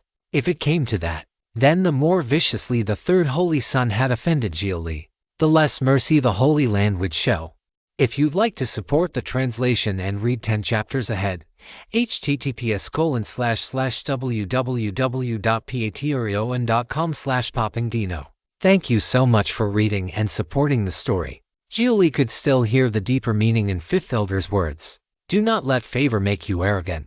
The Holy Land was not something that absolutely needed him. And of course it was not something that absolutely needed any one Holy Son either. Its sincerity toward a Holy Son only existed on the premise that the Holy Son was equally loyal to the Holy Land. I understand what I'm supposed to do. So the Holy Land really doesn't need this ultimate grade spirit pill. Xia Li's golden core could no longer rise in grade. His golden core was too special. Even if he advanced through a minor realm, that only meant slight strengthening in other aspects. The golden core itself would not undergo any great change. His golden core was something forged jointly by the heavenly Tao computer and humanity's finest scholars. Its internal and external pressure had to remain constant. Simply adding more energy could backfire instead, upsetting that pressure balance and pushing it into an uncontrollable overheating state. Of course the Holy Land needs it, but you need it more. Don't be afraid. All right, then. Xia Li had urgently wanted to sell this ultimate grade spirit pill for a sky-high price. Using it himself would cause quite a bit of waste. Yet the elder had apparently mistaken his willingness to hand it over for fear. Xia Li could not even be bothered to explain. After cupping his hands in farewell to Fifth Elder, he returned directly to the main hall. Wei Hongyan was already maintaining order over at the Earthfire Chamber. Once the shares to be rewarded to the disciples and turned over to the sect were removed, she would handle whatever remained. Seated cross-legged in the main hall, Xia Li took out the freshly refined ultimate grade imitation golden core pill again and examined it closely. To be honest, this pill would suit Qiufu. It would suit Lin Yi too. He could even take it back to Earth and give it to Xiao or Yaguchi Haya. Heaven Chip, can you roughly estimate my absorption ratio? The absorption ratio was crucial when refining any spirit treasure. The higher it was, the less waste there would be. Insufficient reliable experimental data. The Heaven Chip's answer was simple. There was no precedent. So it could not give an accurate ratio. And Xia Li truly did not want to waste this ultimate grade spirit pill. Because this thing, he genuinely had no way to mass produce it. The pill tribulation alone was a step he could never control with precision. Not even on Earth. The heavenly Tao computer could only keep all kinds of natural variables as stable as possible within a standard range, then use that range as a reference. In other words, even pill tribulations that looked identical still contained variables that could not be calculated to the very end. That was the heavenly Tao. Even the heavenly Tao computer had to obey that rule, to follow that one thing that escaped all reckoning. Should I use it or not? Xia Li was genuinely troubled now. If taking it only meant wasting it, that would be fine. He could just pretend he had never refined it. What he feared was the golden core's energy rising out of control and triggering an uncontrollable fusion reaction. Once again, the divergence between Earth's path and the Zhuan realm's path had appeared. If this ultimate grade spirit pill were given to any native cultivator of the Zhuan realm, it would definitely do them good. The only question was how much good. But with Xia Li, the side effects could kill him. His golden core was simply too unstable. Forget it. I have to try. Someone has to be the first person to eat the crab, hardening his resolve. Xia Li swallowed it in one gulp. Heaven Chip, monitor the golden core state with full precision. Report anything abnormal immediately. Back heat dissipation and the Hastia prosthetic. Prepare for overclock. If anything went wrong, he could still vent off the excess energy in time. The ultimate grade spirit pill entered his body. Before it could even travel down his throat and reach his stomach, it had already begun to liquefy and vaporize. Even though Xia Li had added high-density hard materials during the refinement process, materials the human body normally found difficult to absorb and refine. The pill's mysterious patterns still broke them down into a compound spiritual chi that could be absorbed and refined. Through divine sense inner sight, and the heaven chip's monitoring, the compound key's basic properties were immediately identified. Unrecorded compound spiritual chi detected. Chi properties, highly unstable, entering lighter phase. As the heaven chip gave its report, Xia Li's body slowly began floating up into the air. At that moment, he was lighter than dust itself and naturally drifted upward. Ensure your favorite authors get the support they deserve. Read this novel on the original website. Properties shifting, entering heavier phase. A few dozen breaths later, Xia Li's body suddenly plummeted. He smashed through the floor of the main hall like Mount Tai, crashing down and thundered into the ground below.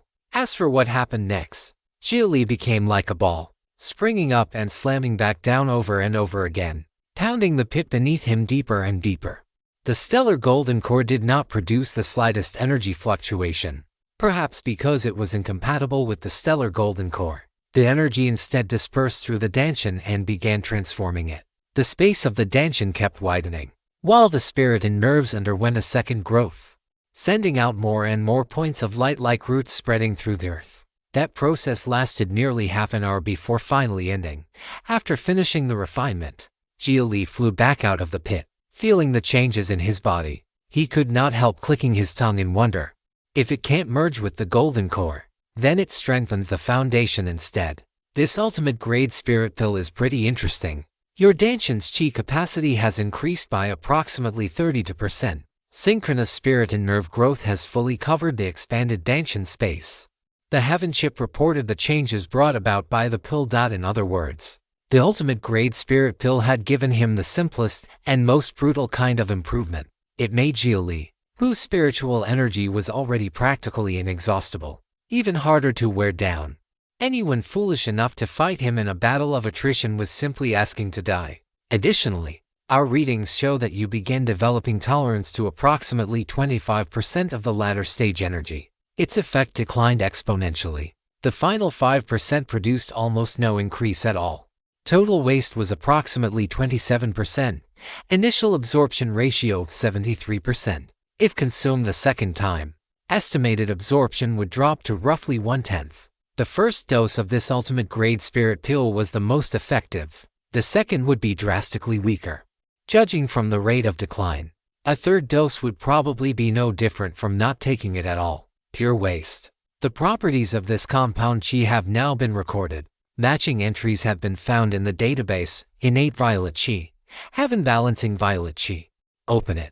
Xia Li had the heaven chip pull up the data so he could read it in his mind. He discovered that violet chi was a special form of chi easy to observe but difficult to capture. The world regarded it as an auspicious omen, and cultivators also treated it as a sign that rare treasures of heaven and earth were about to emerge.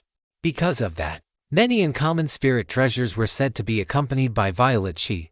Of course, the cultivation world also had many methods specializing in violet chi, but those all cultivated heaven-balancing violet chi acquired after birth. Innate violet chi could still only be found by chance, and only in a small number of special circumstances. In other words, the ultimate grade spirit pill Xia Li had refined was a genuine innate violet chi golden core. This violet chi really is mysterious. It's like astral force, yet beyond astral force. It can be light as wind or heavy as a mountain. Offense and defense in one.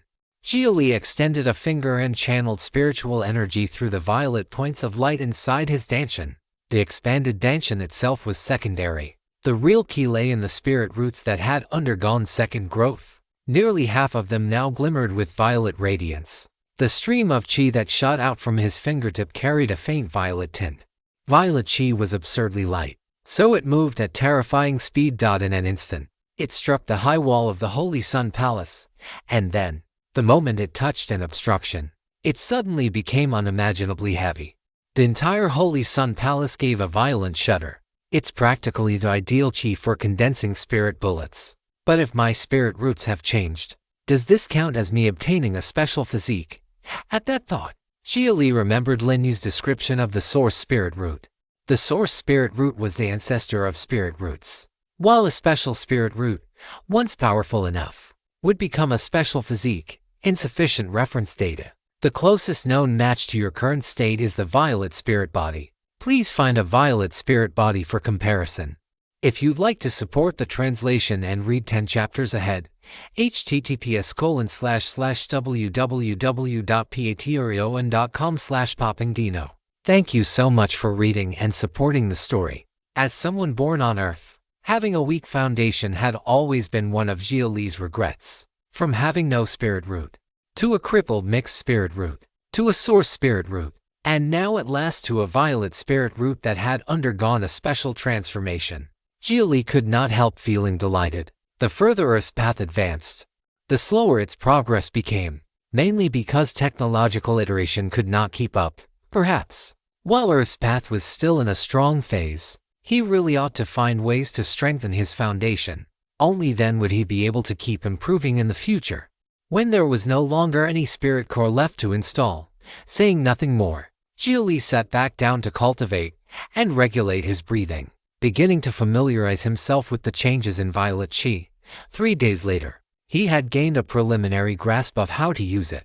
Just as he was preparing to continue refining that mastery, Qiufu came to find him. Today she was wearing a gold robe bright enough to draw the eye. Paired with her snowy hair and white brows, it gave her a distinctly unique charm, especially with those golden pupils of hers matching the color of the robe so well. Xia Li, someone asked me to give this to you. Qiufu strode quickly over and held out a piece of black profound jade. Xia Li reached out, accepted it, and examined it carefully. The pitch-black jade pendant bore stamped gold lettering on both sides.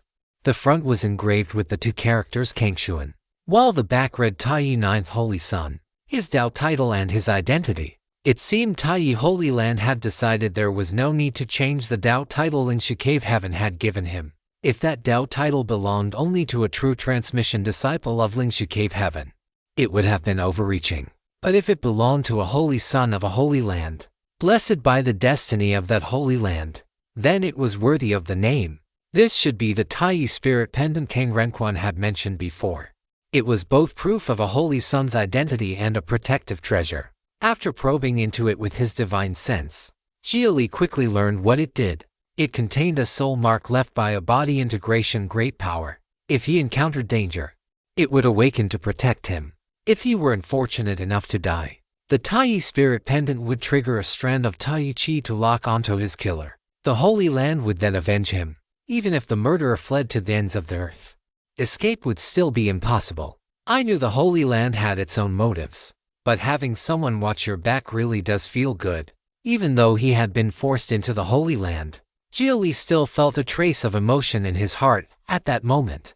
Perhaps it was because his earlier days had been too miserable. He had been targeted and hunted again and again by higher realm cultivators. If he had possessed this spirit pendant back then, any enemy would have had to think carefully about whether they could withstand Taiyi Holy Land's retaliation.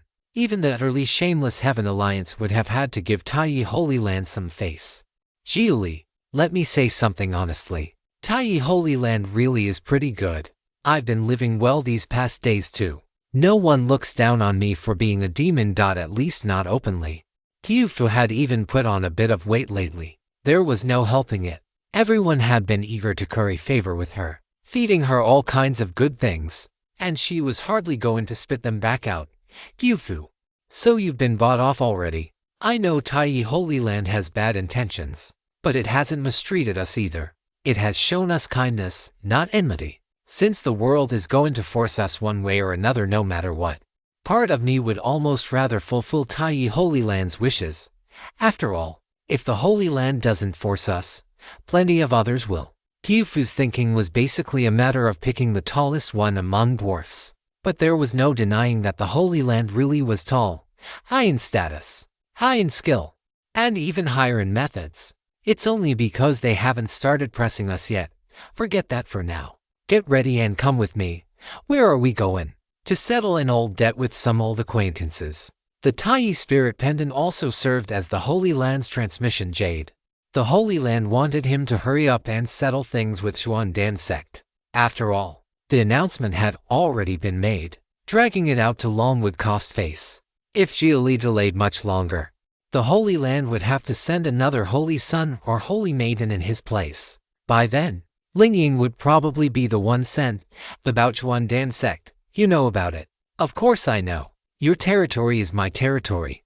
How could I not know what those disciples have been talking about all day? Stolen content alert. This content belongs on Royal Road. Report any occurrences. Fine. Then let's go.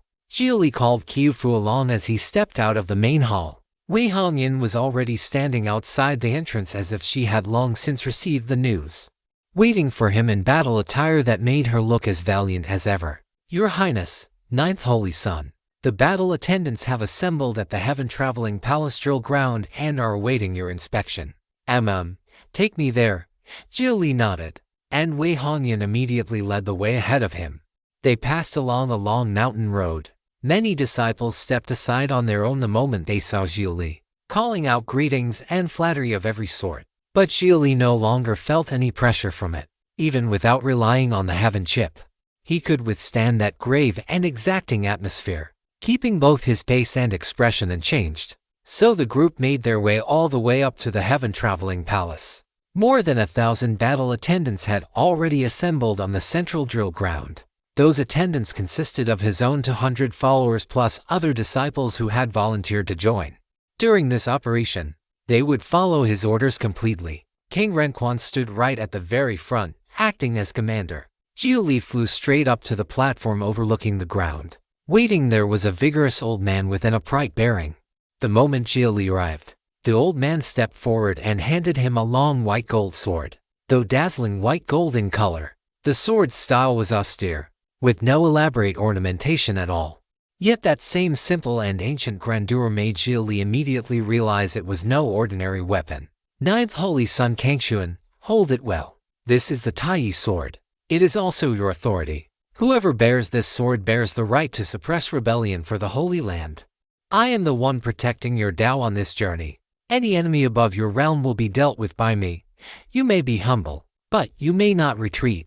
You may forgive, but you may not be foolishly kind. Draw a boundary that others may not cross.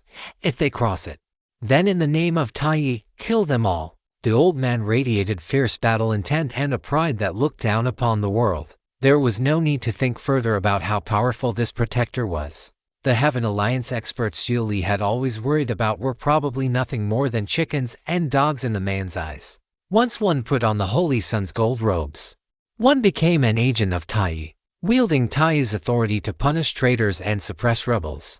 The Heaven Alliance's sword was sharp, but Taiyi's sword was no less sharp.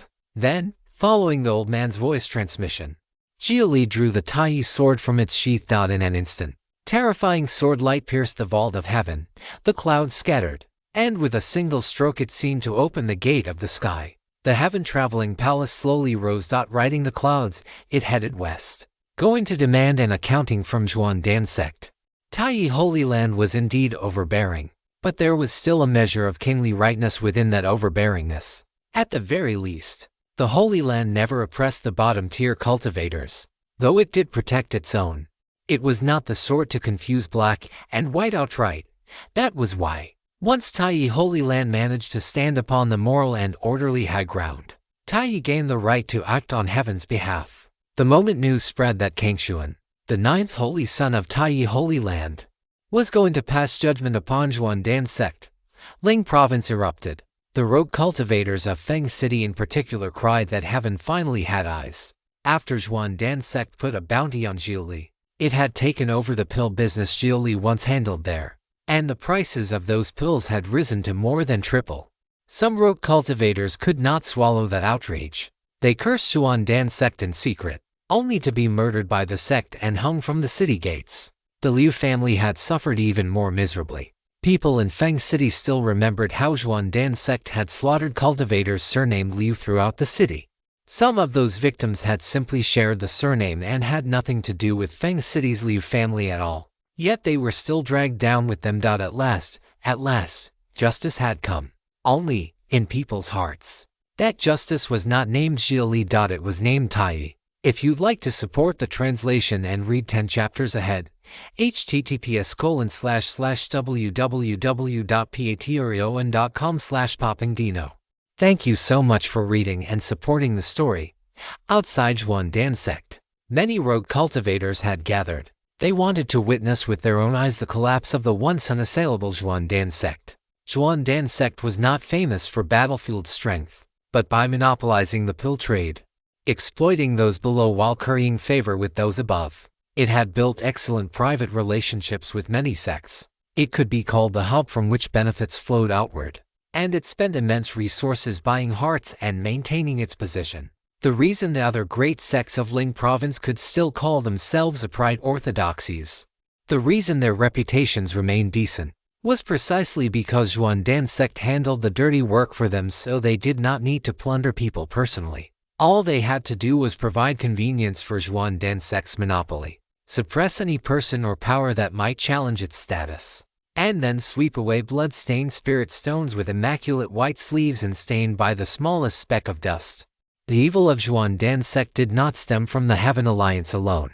It also existed because so many great sects of Ling province had collectively acquiesced to it. That was why many small sects and rogue cultivators understood one thing very clearly. If they were born in Ling province and could not leave Ling province, then pills, the necessity of cultivation itself, would forever remain their pain. Among the common people of the mundane world, was it not the same? Pills were their food. Pills supported the very number of cultivators in existence. Otherwise, only true geniuses would ever be able to establish foundations, form golden cores, reach nascent soul, and attain soul transformation. For the countless cultivators of ordinary talent, pills were the sky itself. Without pills, every step was difficult, difficult to cultivate, difficult to break through, difficult to live long, difficult, difficult, difficult. And yet alchemy had never originally been such a complicated thing. In ancient days, the pill sage had transmitted the Tao to all beneath heaven. At that time, everyone could refine pills. Even mortals could refine pills and step onto the road of cultivation. The pill sage and the forge sage had even joined forces to create a treasure called the Spirit Heaven Furnace. Feed in the ingredients according to the formula, and the furnace could refine the pills on its own. Alchemists were no longer needed. The pill sage once said, "The highest state of alchemy is to have no alchemy at all." Then came that terrifying night of the sage's fall. Some said the remnants of immortals were responsible. The pill sage was the first to die. Then the forge sage. Then the agrarian sage. Then the literary sage. The fall of the sages brought the age of sages to an end and ushered in chaos. The world never again returned to what it had been, and of the inheritances left behind by the 7 strongest great sages, the present 7 holy lands. How many truly still carried the spirit of the age of sages? Suddenly, the crowd burst into commotion, and someone pointed into the sky. The clouds in the distance parted. Golden radiance spilled down upon the world. It was Taiyi Holy Land's heaven-traveling palace. It was Taiyi's 9th holy son, Kangshuan, come to act on heaven's behalf. Lord Kangshuan Xia Li. If one thought about it carefully, Xia Li's actions did bear a certain resemblance to those of the pill sage. The pill sage's lifelong pursuit had been to make pills ordinary. He had worked with the agrarian sage to lower the cost of cultivating spiritual herbs and increase output, and with the forge sage to create automatic pill furnaces. That had been the moment the Zhuan realm came closest to true civilization, and also the last time. Everyone longed for the sages, and yet no one dared become one. Brother Xia has arrived. I wonder how Brother Xia will deal with this. When evil men do good, people praise them for turning back. When good men do evil, people curse them for showing their true nature. Among the rogue cultivators stood a man and a woman beneath a tree, looking toward the heaven-traveling palace in the distance. The speaker was a gentle-looking young man. He was Bai Qi, the Medicine King, inheritor of Medicine King sect, and beside Bai Qi naturally stood Liu Xiaoxiao, the surviving daughter of Feng City's Liu family. Only after entering Medicine King sect and reading the books of the sages had Liu Xiaoxiao truly understood just how precious the pill formulas Xia Li had taught her were. That was an alchemical path anyone could practice. It was the pill sage's pursuit. Quite a few cultivators inside Xuandan sect were forced into the sect. Some of them were even people who once benefited from Xia Li's transmission of the Tao. They finally escaped slavery, offered their loyalty to Xuandan sect, and now Xia Li has come to strip away their benefits and status. To those cultivators, that so-called benefactor of theirs is their greatest enemy. They probably hate him to the bone. If you spot this tale on Amazon, know that it has been stolen. Report the violation. I wonder whether he can get past this trial. They're trying to damage his Dao heart. What had begun as a good deed had instead created enemies. It was clearly Xuan Dansek's fault. Yet Xia Li might still be blamed for it. If he showed even the slightest hesitation, Xuan Dansek would seize the chance at once. This had to be the idea of Heaven Capital Holy Land standing behind Xuan Dansek. If they wanted to break Taiyi Holy Land's momentum, they had to first shatter Xia Li's heart and reputation. Taiyi and Heaven Capital, these two holy lands were true mortal enemies.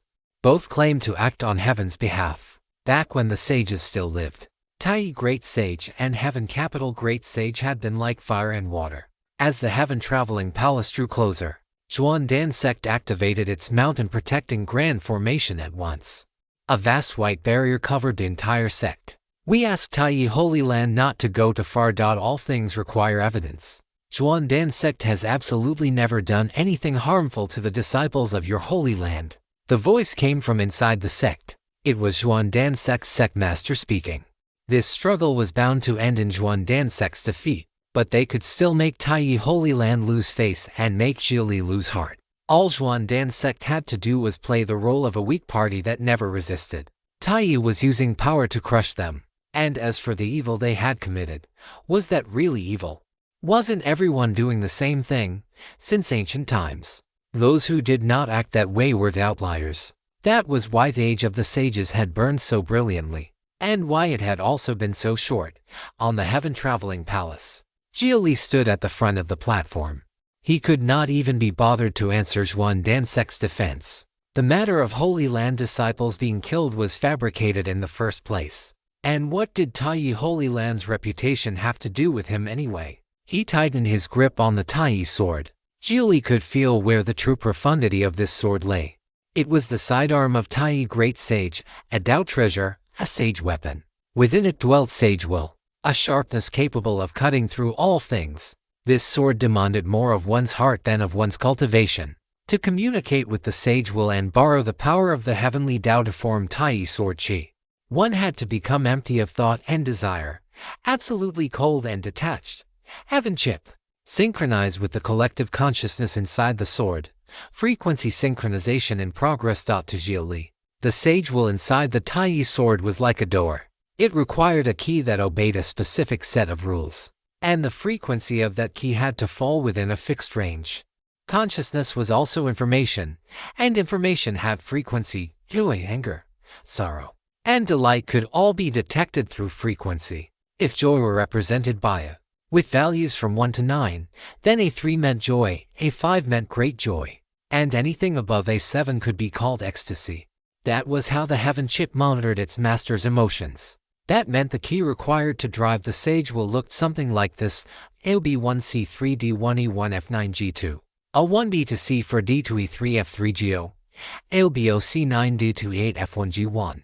The Heaven chip quantified mood and thought, then used enormous numbers of micro-adjustments in a short span of time to brute force the lock, searching for the key nearest the true answer. What mastery of the Taiyi sword required was not complete thoughtlessness. If it were, then setting every value to 0 would have worked long ago. What it required was a complex state born from multiple emotions layered together. A7B7COD1E2F3G5. Before long, one key passed. What kind of feeling was that? Great joy and great sorrow both, but with no anger. Mixed into it were a thread of melancholy, a wisp of contemplation, a little surprise, and 5 parts fear. That was the state of mind Taiyi Great Sage had carried after communing with the heavenly Tao. The Heaven chip forcibly reproduced that state within Xia Li's heart. After tasting it for himself, all he felt was a swirl of complicated emotions. How to put it? It was the feeling of wanting to do something and yet being unable to do it, of seeming to glimpse hope and yet never quite being able to reach it. One could not help thinking and worrying, only for the final answer found to be utterly beyond expectation. When Xia Li maintained that state of mind for 3 breaths, the Taiyi sword flared with golden light, and terrifying Taiyi sword chi gushed out from the blade. Behind Xia Li, a human figure vaguely appeared. If you'd like to support the translation and read 10 chapters ahead, https://www.patreon.com/poppingdino. Thank you so much for reading and supporting the story. The moment a strange phenomenon appeared around the Tai sword in Xia Li's hand, the Holy Land Protector standing beside him revealed an expression of utter shock. The sage will had manifested. It had truly manifested. Xia Li's heart had gained the approval of Tai Great Sage. At that moment, Xia Li looked like someone sunk in profound thought, and the sword in his hand seemed to be his answer. Let vexation, dryness, and doubt all return to emptiness with the sword. No answer was itself the answer. That was why the heart became free of thought, and thus Tai was realized. Being without thought or attachment was only the result. What had been missing was the process. Only when thought itself returned to emptiness did that result carry any meaning at all. Xia Li closed his eyes, then suddenly opened them again. His expression was indifferent to the extreme, and what filled his gaze was a genuine disregard for absolutely everything. Heaven meant nothing. Earth meant nothing. He himself meant nothing. So cut it down. Do not block my sight. Tai reversion to 0.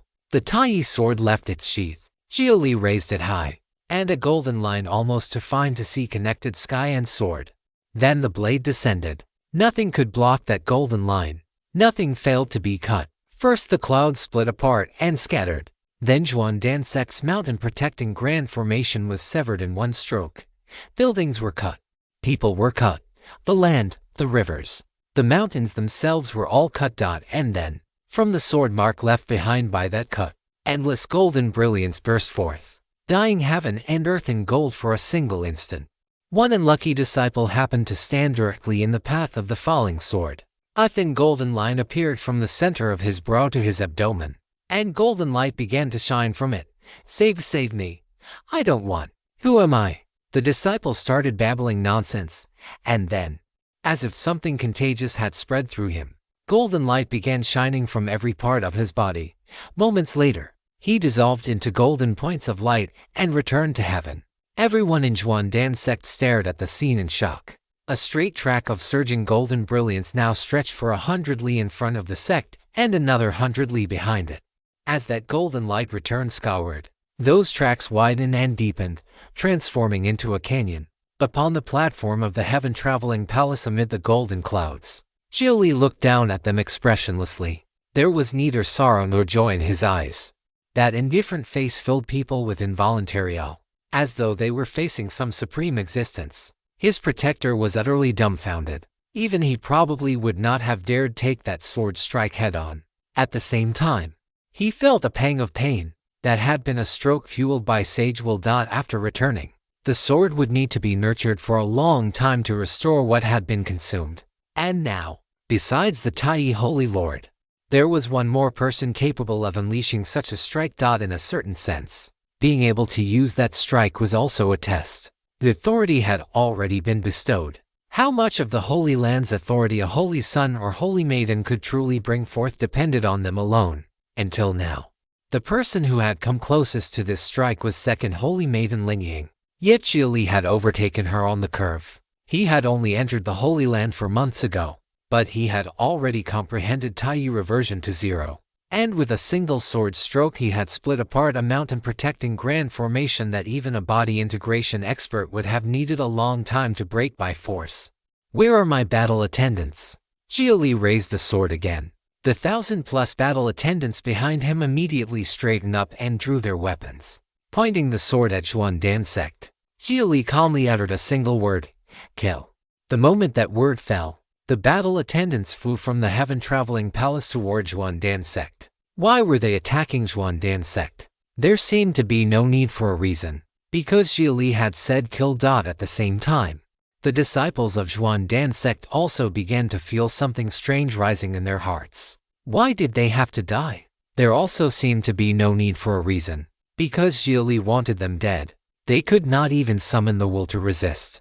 Some nameless force had affected them. Living felt fine, dying seemed fine too. Nothing about it seemed to matter. Wake the hell up. Ensure your favorite authors get the support they deserve. Read this novel on Royal Road. At that moment, a thunderous roar erupted from inside Zhuan Dan sect. It froze Taiyi Holy Land's battle attendants in place and also snapped the people of Xuandan sect out of that strange state of mind. After regaining their senses, the disciples of Xuandan sect all broke out in cold sweat. What a terrifying sword, even without being struck directly. A portion of their thoughts had been cut away. They too had become joyless, sorrowless, and indifferent to everything. An old man in purple robes rose into the air and flew to the top of the highest tower in Xuandan sect, where he looked toward the people aboard the heaven-traveling palace. I am the 8th elder of Heaven Capital Holy Land. That one sword is enough. Withdraw. The old man had come on behalf of Heaven Capital Holy Land to negotiate peace. Taiyi Holy Land had already taken enough glory, and Xuandan sect had indeed been punished. It was, after all, still a major sect. Yet one sword had split its mountain protecting grand formation apart, and a broad, unfathomably deep trench now cut the sect into two. That was enough of a slap to the face, even if this round counted as a win for Taiyi Holy Land. All the preparations Heaven Capital Holy Land had made lost their meaning under that single sword stroke. No matter how much one wanted to invert black and white or dress up crooked reasoning as truth, one still needed room to open one's mouth. But with the formation destroyed the moment it rose, what else was there to say? They could only admit defeat. Even if a body integration expert of Taiyi Holy Land had personally attacked, it would not have broken the formation this quickly. Under ordinary circumstances, that would have given Heaven Capital Holy Land plenty of room to maneuver. Yet Xia Li had simply erased the formation in one sword stroke, bringing Heaven Capital Holy Land's carefully prepared grand performance to an end before the curtain had even risen. Truthfully, even Taiyi Holy Land's protector felt that ending things like this was not ideal. It had happened too fast. Xia Li had not met any real difficulty at all. He had not even had the chance to learn just how ugly Heaven Capital Holy Land could be. Before he could truly form enmity with them, it was already over. Not enough. In the name of Taiyi, I offer Xuandan sect two choices. The sect master and elders die, or, among the sect's disciples, whoever has killed will die. Whoever has not killed will disperse and leave the sect. Xia Li gave Xuandan sect its options. Either it became a command structure stripped of its leaders, or it became a laughable sect with no strong protectors left. Even the protector accompanying Xia Li had not expected him to make such a demand. In truth, giving Xuandan sect a ruthless beating should already have been enough to achieve the goal. Taiyi Holy Land had never expected to wipe Xuandan sect out entirely. That was unrealistic. At the very least, the time to ignite a true great war had not yet come. You, the protector beside you, can block me. But Heaven Capital Holy Land also brought a holy sun this time, and Xuandan sect still has to avoid refining cultivators. Xia Li, can you handle our holy sun and avoid refining experts joining forces at the same time? Withdraw. You have already won. Do not push your luck. The elder of Heaven Capital Holy Land was telling Xia Li to stop while he was ahead. In this battle, both the Heaven Alliance and Heaven Capital Holy Land had already lost face. As a probing engagement, this was more than enough. I said, not enough. Xia Li raised the Taiyi sword once more. The sage will begin to stir awake again. And the elder of Heaven Capital Holy Land immediately sensed that Xia Li had locked onto him. Locked onto him. He admitted that he could not withstand a sword strike empowered by sage will. But he would not actually die from it either. He would suffer serious injuries, certainly. But even that would be enough to let Taiyi Holy Land's protector seize the advantage. So what now? Was he really going to risk his life and try? If there were a chance to kill him, Taiyi Holy Land's protector would never again pull his blows. Among true experts, stopping at the right point only existed when there was no opportunity to kill the other side. The moment a chance to kill appeared, who would still grin and hold back? If they could not wipe you out body and soul, that would be the strange thing. If you'd like to support the translation and read 10 chapters ahead, https://www.patreon.com/poppingdino. Thank you so much for reading and supporting the story. The atmosphere was extremely tense. After raising his sword, Xia Li did not strike immediately. From his high position, he looked down at the elder of Heaven Capital Holy Land below. It was both a threat and a warning. Then to force that elder to think carefully about whether preserving Xuandan sect was worth throwing away his own life. If this sword truly came down, the man really could die. Any cultivator who had reached the body integration realm already had one foot in the gate of longevity. There was no way such a person would be willing to fight to the death over a secondary matter.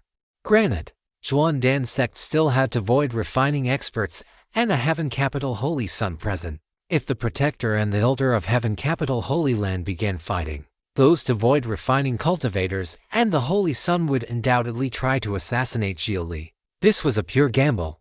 If they moved, then it was entirely possible that Xia Li and the Elder of Heaven Capital Holy Land would trade lives. That was exactly what Xia Li wanted to see. Would the man dare? Xia Li himself dared. At worst, if he could not hold on, he would use the mysterious ring and run.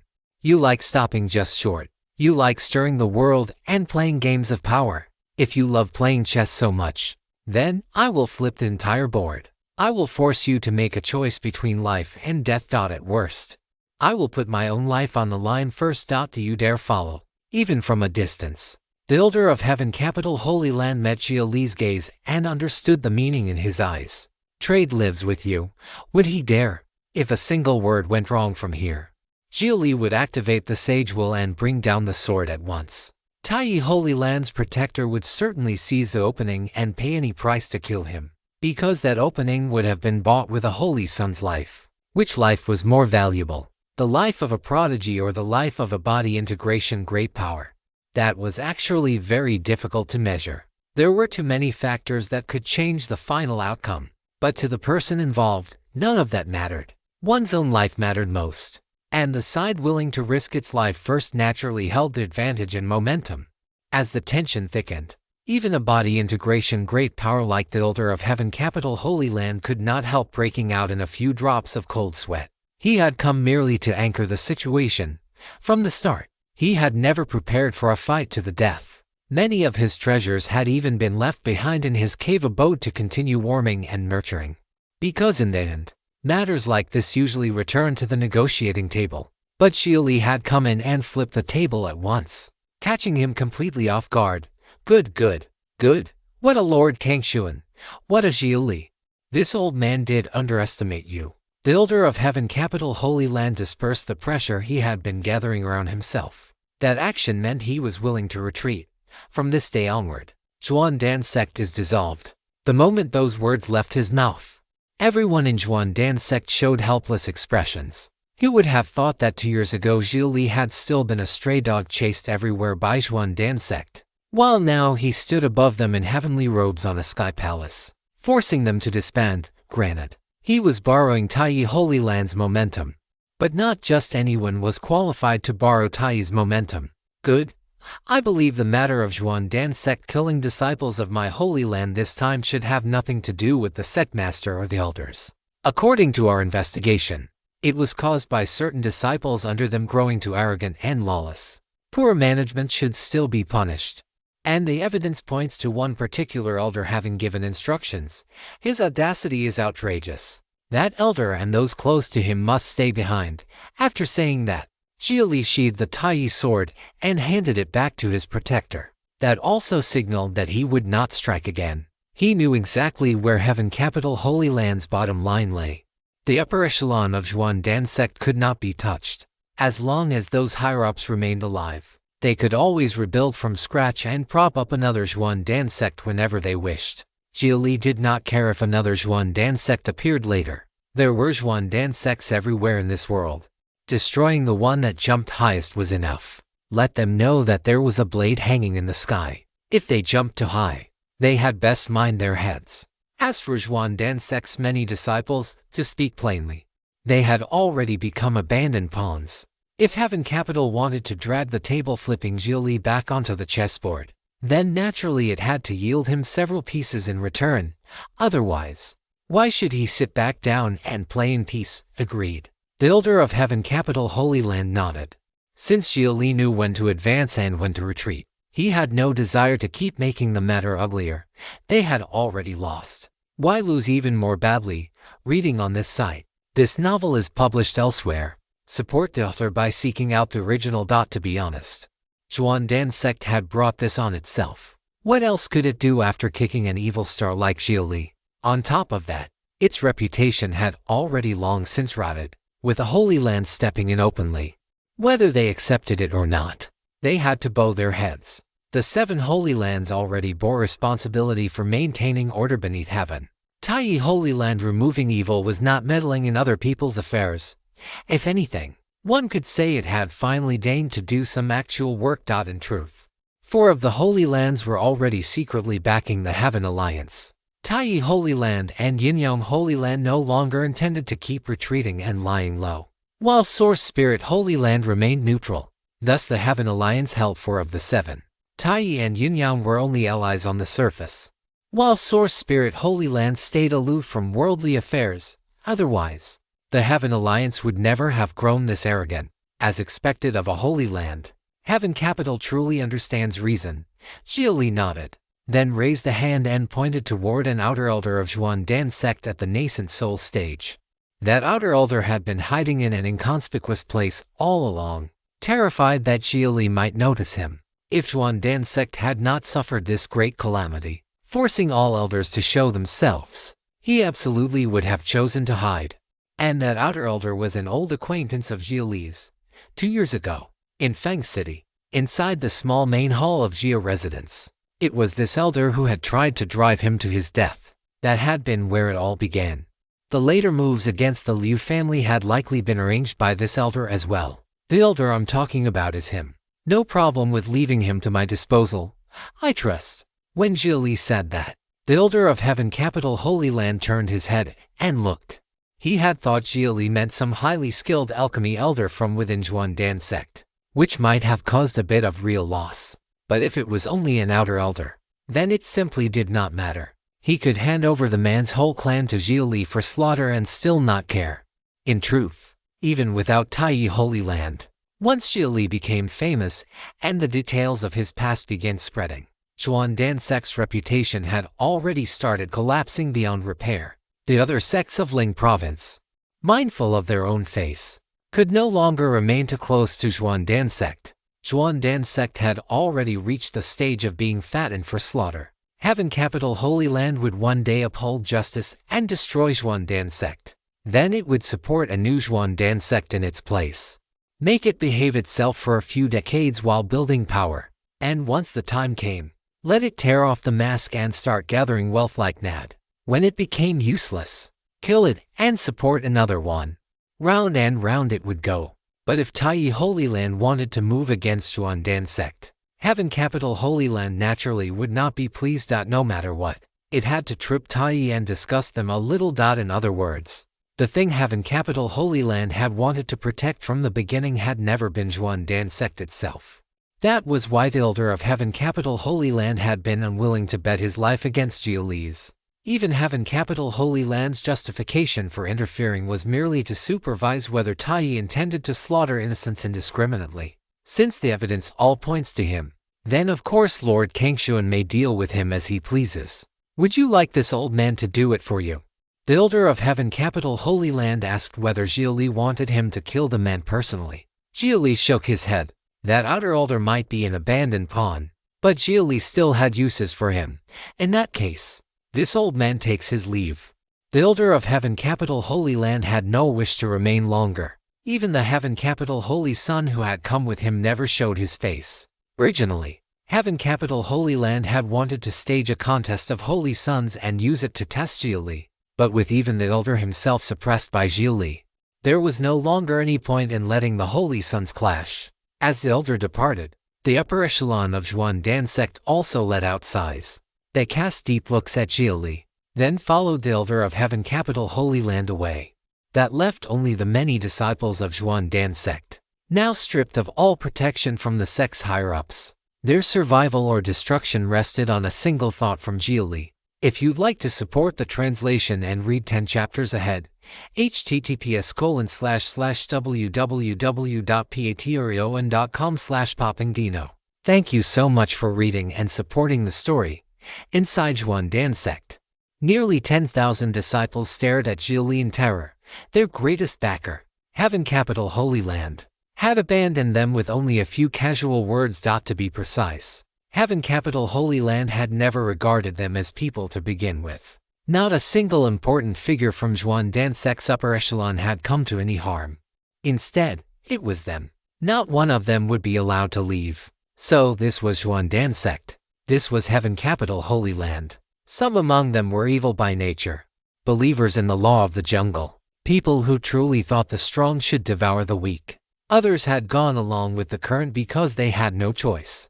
But the great majority of them really could not be called innocent. There were simply too many of them. Did Xia Li truly dare slaughter them all? Taiyi Holy Land was famous for not killing the weak. Ninth Holy Sun. Be mindful of how your actions affect the Holy Land's reputation. The Holy Land does not favor slaughter, and it favors implicating others even less. At that moment, the protector reminded Xia Li not to kill indiscriminately, even if the other side deserved death. The Holy Land still had its rules. Senior. Are the Holy Land Spirit Stone mines still short on labor? Naturally. Then send them to mine. That's good work. To be honest, I started out digging in the mines too. I came from a mine slave background. No one understands mining better than I do. And the opportunities I found while mining back then were inseparable from the achievements I have today. Xia Li deliberately raised his voice so the disciples of Xuandan sect could hear. When they heard that, they felt grief and fury, yet also an undeniable sense of relief. After all, a miserable life was still better than a good death. As for Xia Li claiming he came from a mine slave background, who would believe that? He had dug in the mines and found an opportunity. What kind of opportunity could turn the lowest of mine slaves into a holy sun? Had he dug up immortal crystal, divine stone? Stories about treasures hidden in the mines had always been inventions made up by bored people. Good. The Holy Land will compensate you according to the head count. 1,000 spirit stones per person. Rounding up, we can simply count it as 1,000,000 spirit stones. The protector knew that Xia Li had a great vendetta against Xuandan sect. Yet Xia Li had spared them, stood on the Holy Land's side, won the greatest possible benefit for Taiyi, and had not acted on impulse to start a massacre that merited a reward. A great reward. This was the bearing a holy son of Taiyi ought to have. True heavenly-hearted detachment was not merely being cold to one's family and friends. It meant harboring no hatred even toward one's enemies. Only then could one stand high enough to wield authority without letting emotion cloud judgment. After that, Xia Li looked toward the rogue cultivators gathered around Xuandan sect. They seemed dissatisfied with how he planned to handle this. But because of his status, none of them dared say anything. I ask all of you to provide accounts of what the disciples of Xuandan sect have done in the past. I intend to divide these mine slaves into 3 grades. Those guilty of minor offenses can be released after 10 years of labor. Those guilty of moderate offenses are beyond forgiveness and will remain slaves for life. Those guilty of severe offenses will, on top of that, receive the worst treatment possible. The overseers may whip and humiliate them as they please. If those people cannot bear the suffering, they are free to kill themselves. Also, all disciples of Xuandan sect are welcome to inform on one another. Minor offenders may reduce their terms and earn early release. Moderate offenders may be reduced to 50 years of labor and later shortened further depending on the circumstances. Even severe offenders may be reduced to the level of moderate offenders if their information is valuable. Xia Li intended to divide this group of disciples from Xuandan sect against one another so they would not unite in shared hatred and cause trouble. If they deliberately blew themselves up inside the mines, losses would still follow. But if he sealed their cultivation, mining efficiency would fall as well. So Xia Li had thought of a vicious solution, the prisoner's dilemma. If you did not report others, others would report you. The more crimes one had committed, the more desperately one needed to speak first and sell out everyone else. As for the rogue cultivators, they could only silently cup their fists toward Xia Li atop the heavenly palace. They were satisfied with how Xia Li had handled it. Perhaps only Xia Li would bother considering their feelings. It was certainly satisfying to see one's enemies die, but it seemed even better to let them live on in humiliation and suffering. If the enemy died too easily, that was almost letting them off. Wei Hongyan, I'll leave this matter to you. Go down and investigate. Yes. After sending Wei Hongyan off, Xia Li slowly flew down from the heaven-traveling palace and came to stand before the outer elder who had nearly driven him to death back then. The man only lowered his head and said nothing. as though he were resigned to being killed or carved apart. Xia Li did not move. He simply studied the man in silence. He was not the sort of vicious person who delighted in torture. After all, he himself had escaped quickly back then and had not suffered many unforgettable torments. But some debts had to be repaid in the end. Liu Xiaoxiao, come here. When Xia Li had swept his gaze over the gathered rogue cultivators earlier, he had noticed Liu Xiaoxiao was present as well. She was the one who had truly been wounded the deepest. Her parents and kin had all been slaughtered. The author's content has been appropriated. Report any instances of this story on Amazon. When Liu Xiaoxiao heard Xia Li call for her, she immediately came over with Bai Qi. You handle this old thing. Once my side finishes investigating the people closest to him, I'll hand them over to you too. You may deal with his clan as you please. But after Xia Li said that, Liu Xiaoxiao bit her lip and shook her head. I belong to Medicine King sect now. I've already begun cultivating the Medicine King secret canon. I cannot commit indiscriminate slaughter, taking revenge for a wrong and repaying a grievance with a grievance. How does that count as indiscriminate slaughter? But if I do this, people in Medicine King sect will make things difficult for Bai Qi. Bai Qi and I are close. If one of us prospers, we prosper together. If one falls, we fall together. Liu Xiaoxiao had finally begun thinking for Bai Qi's sake. For the sake of Bai Qi's standing in Medicine King sect, she was willing to let it go. Medicine King sect really is pedantic. Xia Li shook his head. Bai Qi looked at Liu Xiaoxiao with moved eyes, then solemnly cupped his fists and bowed to Xia Li. Ninth Holy Son of Taiyi, Lord Kangshuan, please do not spare them. Bai Qi understood Xia Li's difficulty. And Taiyi Holy Land, in its own way, was no less pedantic. That lofty disdain for slaughtering the weak meant that even when Taiyi killed enemies, it usually granted them a clean and swift death. For people guilty of monstrous crimes, granting them a quick death was itself a form of mercy. Xia Li, Liu Xiaoxiao, and Bai Qi discussed how that outer elder ought to die right in front of him. Then, all at once, the elder lifted his head, a mad grin spreading across his face. You little beast, you think you've already won, die. He reversed his meridians and tried to blow himself up, but with nothing more than a movement of divine thought. Xia Li directly suppressed his meridians, blood qi, and even his nascent soul.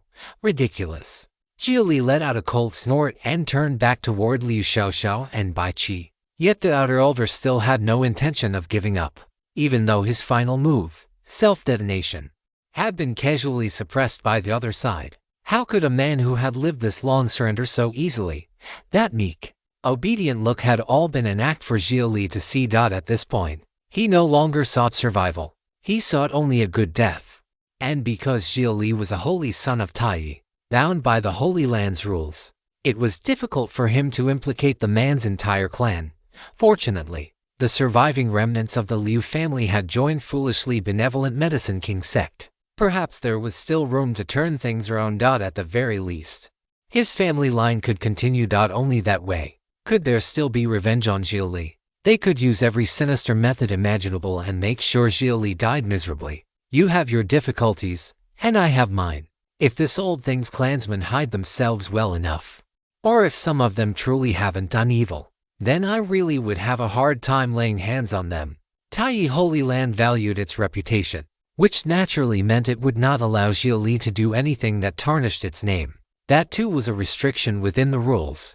Thinking about it was almost laughable. Did the Heaven Alliance care about rules? Taiyi's pride had its merits, but it also gave petty people plenty to snicker over in private. Still. Double quotes. Luckily, I have friends in the demonic path. You understand what that means, right? The demonic path is a match when it comes to tracing blood and following a lineage. Anyone even remotely related to this old thing can be found. Xuandan sect has just suffered such a calamity. How could his clansmen sit around and wait to die? They've probably already run. Thinking back on the tragedy in Feng City and the status Xuandan sect held at the time, they could easily have chosen to ignore the Liu family. And yet they had exterminated the clan anyway, severed the corpses and hung them on wooden frames, then killed rogue cultivators for sport. That was obviously to satisfy some twisted desire in his own heart. He had merely found a suitable excuse to let it loose, so Xia Li could spare the majority of Xuandan sect. But this outer elder and his clan had to be wiped out completely. Old thing. Don't look at me like that. The truth is, I don't really care about Xuan Dan sect. And I don't really care about you either. It's Tai Holy Land that thinks I care. And since that's the case, how could I fail to appreciate that? I'll ask the demonic path to make a move. Let Tai Holy Land catch me with my hand in the jar. And then we'll be able to trust each other even more. The Holy Land understands me and forgives me. And I respond with gratitude. What a picture of harmony between sect and disciple. You and your family exist for exactly this purpose. I don't have that much of a grudge against the other disciples. So in the end it could only be you. As Xia Li transmitted those words to him, there was even more than revenge in the idea of making the man and his entire clan die in agony despite not feeling much hatred at all. It would make their deaths look utterly worthless. As though they were not even worth making Xia Li angry, Tai would not allow him to kill. They had dragged him here to take revenge, yet kept warning him to mind his image. Wasn't that just forcing him to make a mistake? If it did not happen this time, it would happen next time. And when he met an enemy he truly wanted dead, that would be what disgusted him most. Since they wanted him to feel grateful so badly, then he would be grateful. If you'd like to support the translation and read 10 chapters ahead, https://www.patreon.com/poppingdino. Thank you so much for reading and supporting the story. Xia Li then knocked the outer elder unconscious with telekinesis and tossed him straight into the cave heaven gourd.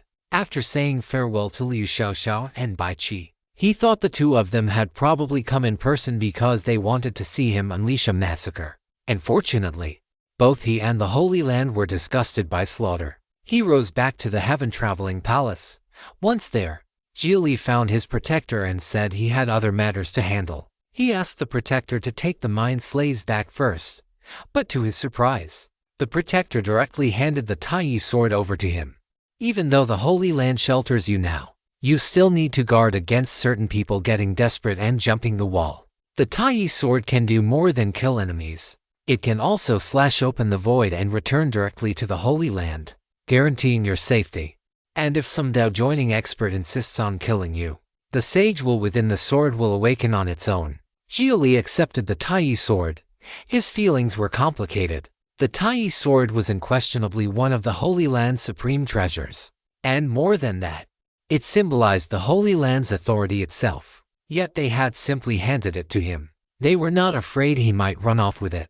Not afraid some enemy might forcibly seize it from him. The Holy Land isn't afraid I'll run, naturally not.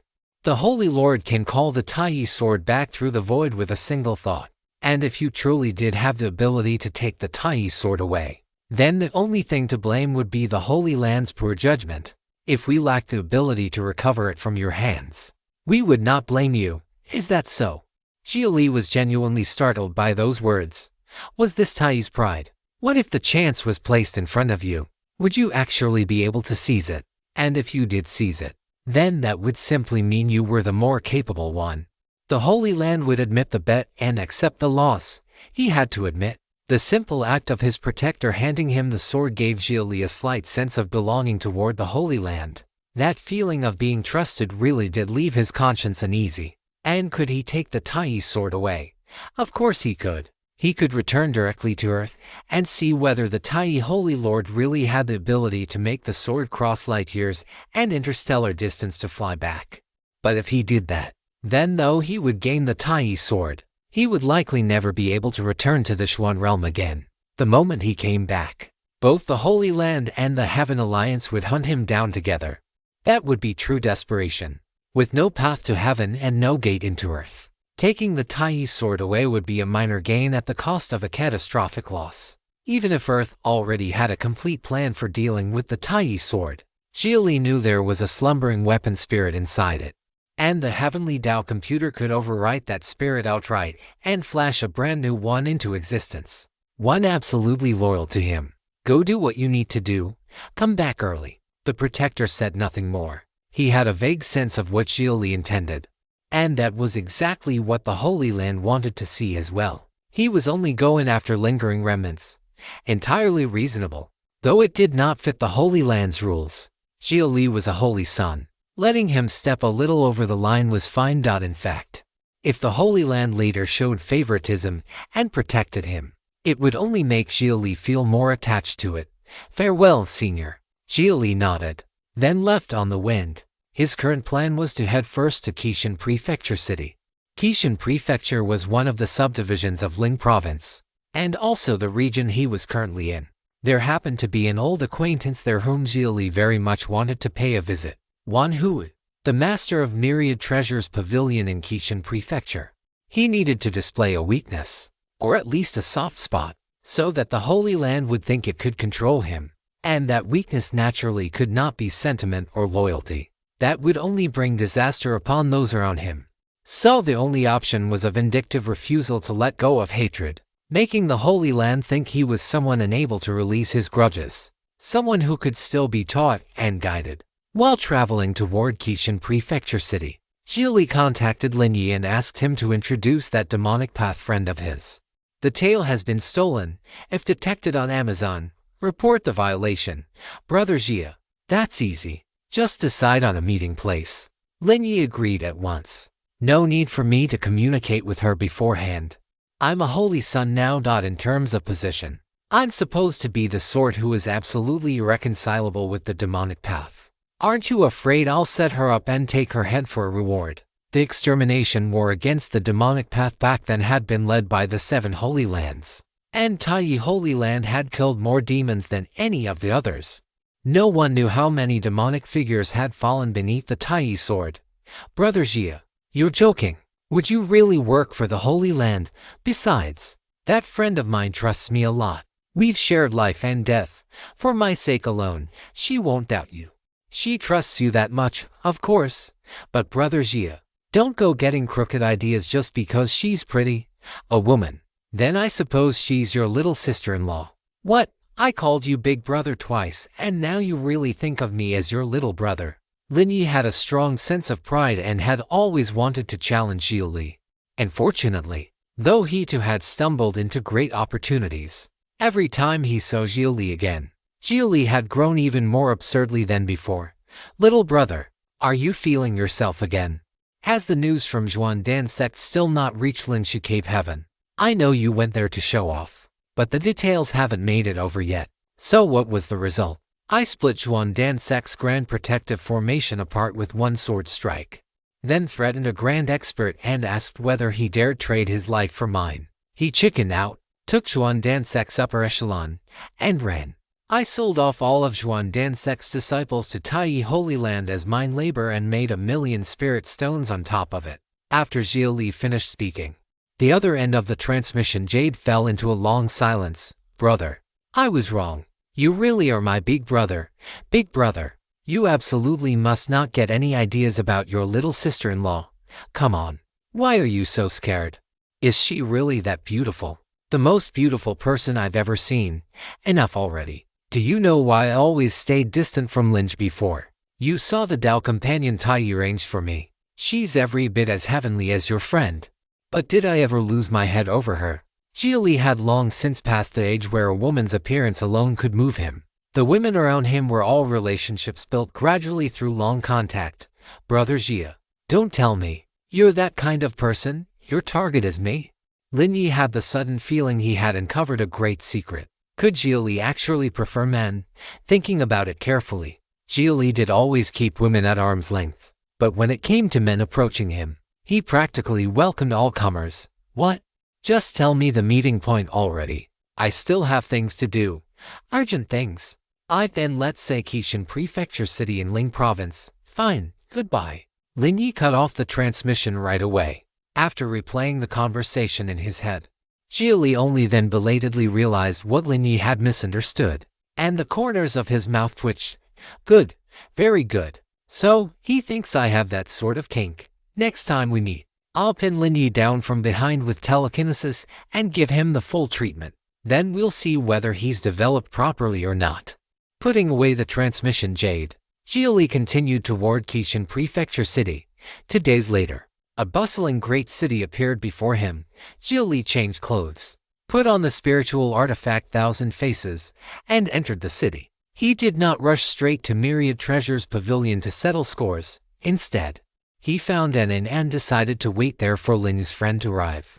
The moment he showed himself at Myriad Treasures Pavilion, the whole matter would inevitably blow up and attract a great deal of unwanted attention. So the issue of contacting the demonic path had to be handled first. If you'd like to support the translation and read 10 chapters ahead, https://www.patreon.com/poppingdino.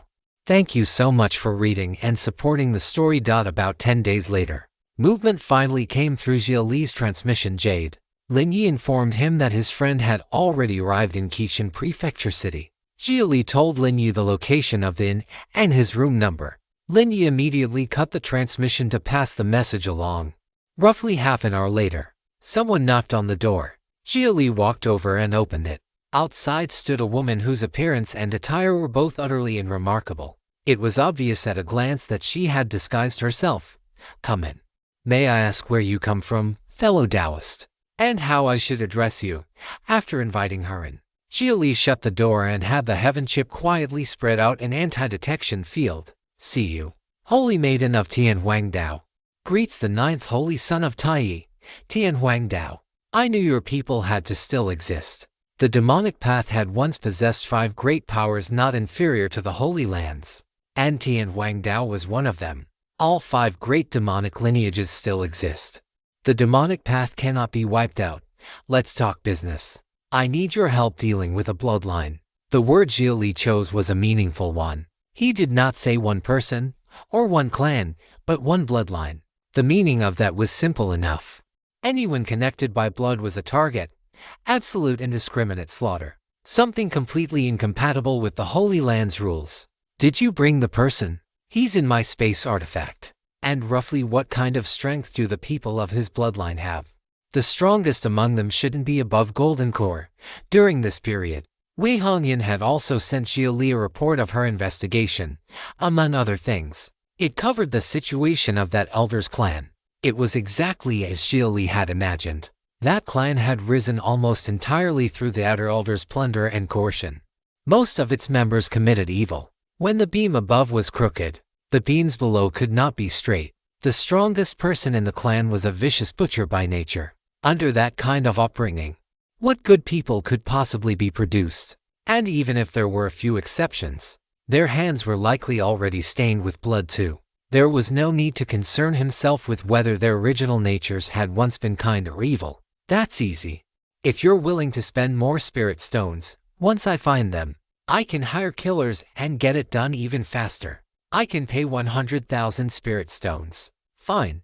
How do you want them to die? I want them tortured to the utmost before death. Afterward, I want their corpses cut apart and brought back to their clanlands to be hung on wooden frames. That's a very specific request. Someone close to you suffered that same treatment, yes? Xia Li nodded. To this day, he still remembered that bloody and cruel scene. People who had just been chatting and laughing with him not long before had turned into severed limbs and mangled corpses when he saw them again. For the Xia Li of that time, it had been a crushing psychological blow. The Liu family had been nothing more than a tiny clan struggling at the very bottom of the Xuan realm. They knew none of the hidden rules. They understood none of the grand principles. They merely lived as everyone else did, repeating what they heard, chasing after tomorrow alongside the rest of the world. And that little foundation establishment pill had been tomorrow. Were supreme grade foundation establishment pills truly so hard to find? They had never been. That's more demonic than the demonic path. People keep talking about how cruel the demonic path is, but the truly twisted ones are only a few sects. We great orthodoxies of the demonic path have always disdained doing things like that. I understand. Then, I'll trouble you with it. What compensation do you want? Let it stand as a debt for now. In any case, you don't have any demonic path treasures on hand, thank you. Xia Li nodded, then took out an empty storage ring, loaded it with 100,000 spirit stones, and handed it to Cu. After that, he released the unconscious outer elder of Zhuan Dan sect from the cave heaven gourd and tossed him straight onto the floor. Here's the man. After you're done using him, make sure he dies miserably. This one counts as the principal culprit. Don't worry, if he dies even slightly too quickly, count it as my incompetence. Xia revealed a cruel smile and put the man away inside her own space artifact. Xia Li could not help thinking that it was as expected of someone from the demonic path. Evil men really did need evil hands to grind them down. Since that's settled, then I'll be going first. Wait, if you discover this narrative on Amazon, be aware that it has been stolen. Please report the violation. Just as Xia Li was about to leave and go extort a nice large payment out of Myriad Treasures Pavilion, Xia suddenly stopped him. What else is it? You plan to go stir up trouble next, don't you? I'm only reminding you that there's demonic or elsewhere in the city too. I don't know who it's aimed at. It's probably aimed at me. That master of Myriad Treasures Pavilion isn't stupid. He understands I might come looking for trouble. So, he made preparations in advance. If the demonic path tried to assassinate him, it could easily be explained as private vengeance from the demonic side, with nothing to do with one who would. Do you want my help dealing with it? That person isn't weak. Definitely void refining. With my identity, I can force him to back off. No need.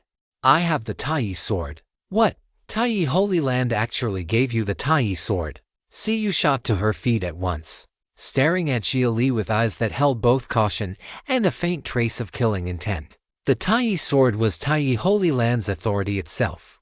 The sword of the Tai Great Sage, and the inherited artifact passed down through generations of Tai Holy Lords. If such a heavy treasure were used by a holy son or holy maiden under the supervision of elders within the Holy Land, that would be one thing. But to place it directly in the hands of a single holy son and let him move alone with it, the meaning behind that could not have been more serious. Perhaps the future Tai Holy Lord stood before her at this very moment. Tai Holy Land and Tian Huangdao were sworn enemies. Xia believed in the Xia Li of today, but that did not mean she could trust the Xia Li of the future. Tai Holy Land was unmatched in the speed and methods with which it assimilated heaven's favored sons and daughters. That absolute open scheme remained unsolved to this day. So what should she do? Kill Xia Li, seize the sword, and make Tai Holy Land suffer a massive loss? Only could she actually defeat Xia Li. Even if she joined hands with the hidden demonic void refining expert lurking elsewhere in the city, she still likely could not. And Xia Li himself was innocent. At the very least, the Xia Li standing here now was not loyal to Tai Holy Land. Xia Li, take care of yourself. I'll help you this time, but we should have less contact in the future. That's better for Lin Yi as well. In the end, Xia calmed down. Whether from reason, emotion, or sheer difference in strength, she could not make a move. Xia Li had been able to kill the post-soul transformation Mo Yi without the Tai sword. Now that he held the Tai sword, if he truly went all out, then he genuinely could battle a void refining cultivator. Xia Li was a true quasi-king, recognized by the world and recognized by Tai Holy Land. The so-called quasi-kings were those closest to becoming kings among the younger generation, people who had a genuine chance of becoming the final young supreme. And Xia Li had been the first quasi-king to emerge. That first had nothing to do with being strongest. It was only a matter of who stepped onto the stage earliest. But first was still first. One was fate. One was the bearing of heaven's fortune. One was the one Tai sought. Prejudice in people's hearts is a mountain. The fact that you were willing to come see me and help me is already enough. But please don't let prejudice make you treat everything that hasn't happened yet as though it were only natural. Xia Li understood perfectly well where Xiu's hostility came from, but he had no desire to waste his breath proving his innocence. Believe it or don't, Xia Li, it isn't that my prejudice is too deep. It's that every genius who joins a holy land eventually becomes a puppet controlled by Tai's will. It has always been so. There has never been a precedent of change. Of course, perhaps there once was. But those people no longer exist within our cognition. They no longer exist within the years of the past. More than that, perhaps they stand at our side even now, listening to our conversation, yet unable to touch us. Do you know what that is? That is the price of resisting Tai. And do you dare? There have been people who tried to change things, but they had all failed. Even their existence had been exiled, as though they had never been born. Never set foot in this world at all. Exile me. If that day truly comes, I will not fear it. In an ocean of zeros and ones, with tides of informational quanta rising and falling, He would become a string of code marked read-only. He would accept no alteration.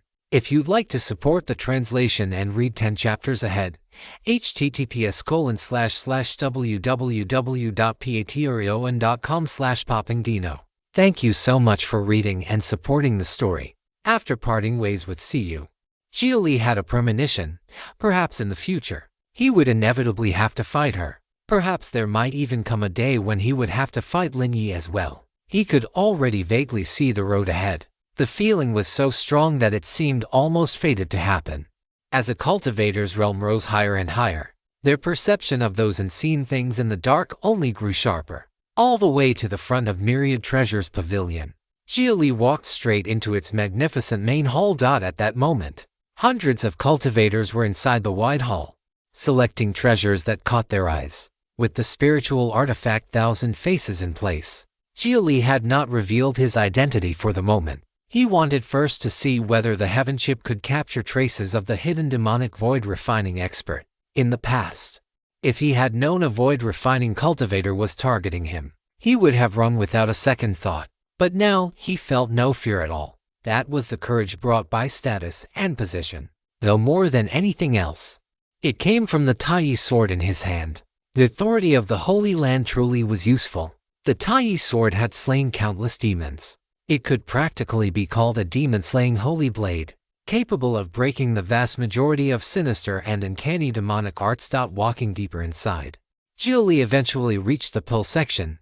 There, he saw several young cultivators gathered together, quietly discussing whether they should pool their resources and buy a supreme-grade foundation establishment pill so that the most talented among them could establish their foundation first and then help the others later. Following their line of sight, Xia Li looked toward the shelves and saw more than 10 supreme-grade foundation establishment pills displayed on the topmost tier of the third-rank pill rack, each priced at 5,000 spirit stones. In truth, the refining cost of a supreme-grade foundation establishment pill was only around 300 spirit stones, and even that was a figure inflated by the monopoly on medicinal herbs. If herbs were sold at fair prices, the true cost of a supreme-grade foundation establishment pill might not even reach 100 spirit stones. Alchemy really was the hope by which countless ordinary cultivators could advance, but it was also one of the links monopolists valued most. To have monopolies and social stratification. But under the oversight of the heavenly Tao computer, there was always room for movement. Things could never truly stagnate into a dead pond. And it was precisely for that reason that some people longed so desperately to rewrite the heavenly Tao computer's underlying logic. Greetings, fellow Taoist. I have 4,500 spirit stones here. This sword of mine should still be worth another 500. Can you sell me the supreme-grade foundation establishment pill? The leader of that group of young cultivators had finally scraped together enough spirit stones, though he was still a little short. So, he went over to one of the attendants of Myriad Treasure's pavilion and asked if he could trade in his sword toward the price. The maid looked at him with disdain, but still took the sword and examined it casually. At most, 200 spirit stones. It was obvious what she was trying to do. She was forcing the price down so she could pocket the extra for herself. The young cultivator immediately grew dissatisfied. Then forget it. I'll come by it some other time. He reached out to take his sword back, but the maid immediately put it away and revealed a crafty smile. Myriad Treasure's pavilion has rules. Once an item has been appraised and sold, if you want to buy it back, you must pay the original price. 700 spirit stones and the sword is yours. I didn't sell it. I only let you take a look at whether it was worth enough. You said it was worth 200. And now the moment I try to take it back, you want 700. Is this how Myriad Treasure's pavilion does business? The young cultivator shouted on purpose, immediately drawing the attention of everyone else in the hall. It had to be said that his idea was not bad. He wanted the crowd to speak up for him and pressure Myriad Treasure's pavilion. But he was still too young. Had it never occurred to him that if even a mere maid dared act like this, then that meant such things happened all the time inside Myriad Treasure's pavilion. The other customers had no intention of making trouble for themselves. Some would even help Myriad Treasure's pavilion reverse black and white in hopes of currying favor with the maid. Fellow Taoist, you simply don't understand the rules. Once something has been appraised and you've realized its true value, wanting to go back on the deal is just bad form. A bet is a bet. If you have the luck to pick up a bargain but not the luck to keep it, that only means your own eyesight is lacking. You failed to recognize the sword's true value. If you want the sword back, that's fair enough. But surely you still need to pay the appraisal fee. Exactly. Either you pay the appraisal fee, buy it back at a premium, or accept the purchase price. The nearby cultivators spoke exactly as Xia Li had expected. As expected, they sided with Myriad Treasure's pavilion and twisted black into white, while those who still had some kindness in them kept their mouths shut. No one dared say a fair word. If you stumble upon this narrative on Amazon, it's taken without the author's consent. Report it. I didn't have it appraised. I didn't sell it. The people with me can all testify. The young cultivator panicked and tried desperately to explain. Nonsense. I clearly heard you sell it. That's right, that's right. The people around you are all your friends. Of course they'd speak for you. Their testimony can't be trusted. Young friend, know when to stop. A bet is a bet. The pressure of those voices made the young cultivator so frantic that his words began to tangle. The harder he tried to defend himself, the less calmly or reasonably he could speak. In the end, he could only lash out and curse the people twisting the truth to everyone else. It really did make him look like a sore loser throwing a tantrum after failing to make a scene. Seeing that, Xia Li shook his head. The fool had fallen straight into their trap. What would come next was obvious. Myriad Treasure's pavilion would teach him a lesson and demand compensation. Forget getting the sword back. He would likely lose even the 4,000 plus spirit stones he had brought. That maid was a seasoned hand. Once she had decided he was easy prey, she was planning to flay a whole layer of meat off him. But what had Xia Li come here for? To make trouble for Myriad Treasure's pavilion. Since he had run into this matter, then of course he was going to speak a little fairness into the room. In a way, that kid was lucky to have met Xia Li on the exact day Xia Li was looking for an excuse to start something. Haven't chip. Imprint the specified memory into a projection stone. Imprinting. Not long afterward, the projection stone was ready. I saw it. This fellow Daoist neither sold the sword nor had it appraised. He only asked whether it could be used toward the price. Xia Li suddenly spoke up. That instantly made all the cultivators around him turn to look, shock written across their faces. Of course they already knew that. Even if they had not seen it, they knew exactly what had happened. But Xia Li truly dared to say it out loud. The maid immediately showed displeasure and shot Xia Li a warning look. Empty words proved nothing. Fellow Daoist, I imagine you must be one of their people too, aren't you? She immediately tried to pin a label on him, painting him as an accomplice of the young cultivators. Xia Li did not bother arguing. He simply took out the projection stone and activated it. The entire scene of the young cultivator offering up his sword was projected at once. The cultivators present were all startled. For such a minor matter, he had actually bothered to use a projection stone to preserve it. Or had he come prepared from the start, knowing the maid had bad intentions and deliberately fishing for this? Good. You even prepared a forged projection stone in advance. So you came specifically to frame Myriad Treasure's pavilion. The people from Curio House really are shameless. They love dirty tricks like this. The maid immediately accused Xia Li and the young cultivators of coming from a rival merchant house to make trouble. Xia Li merely smiled and said nothing. He casually tossed 5 top-grade spirit stones onto the floor, equivalent to 5,000 lower-grade spirit stones, then walked straight to the counter, picked up a supreme-grade foundation establishment pill, and held it before his eyes for inspection. Then, what trash! Its medicinal properties barely brush the threshold of supreme grade, and it's a refined pill made by reprocessing medicinal dregs. The pill toxin is severe, if I remember correctly. Refined pills are supposed to be specifically labeled, and the price can't exceed a third of the original pill. Is this how Myriad Treasure's pavilion does business? With that, Xia Li crushed the supreme-grade foundation establishment pill in his hand and scattered the powder across the floor. After the jade-like pill shattered, part of the powder that should have looked like pale crystal dust instead showed traces of gray and black. Eat this, and you're supposed to establish your foundation. If qi doesn't start flowing backward during your tribulation and kill you, count yourself blessed. Well, What do the rest of you have to say? Are you still going to keep helping Myriad Treasures Pavilion? Are you so eager to eat scrap pills at full price that you'd rather lick boots than keep your own life? Those sharp questions from Xia Li made the cultivators who had spoken in support of Myriad Treasures Pavilion all lower their heads in shame. Damn it!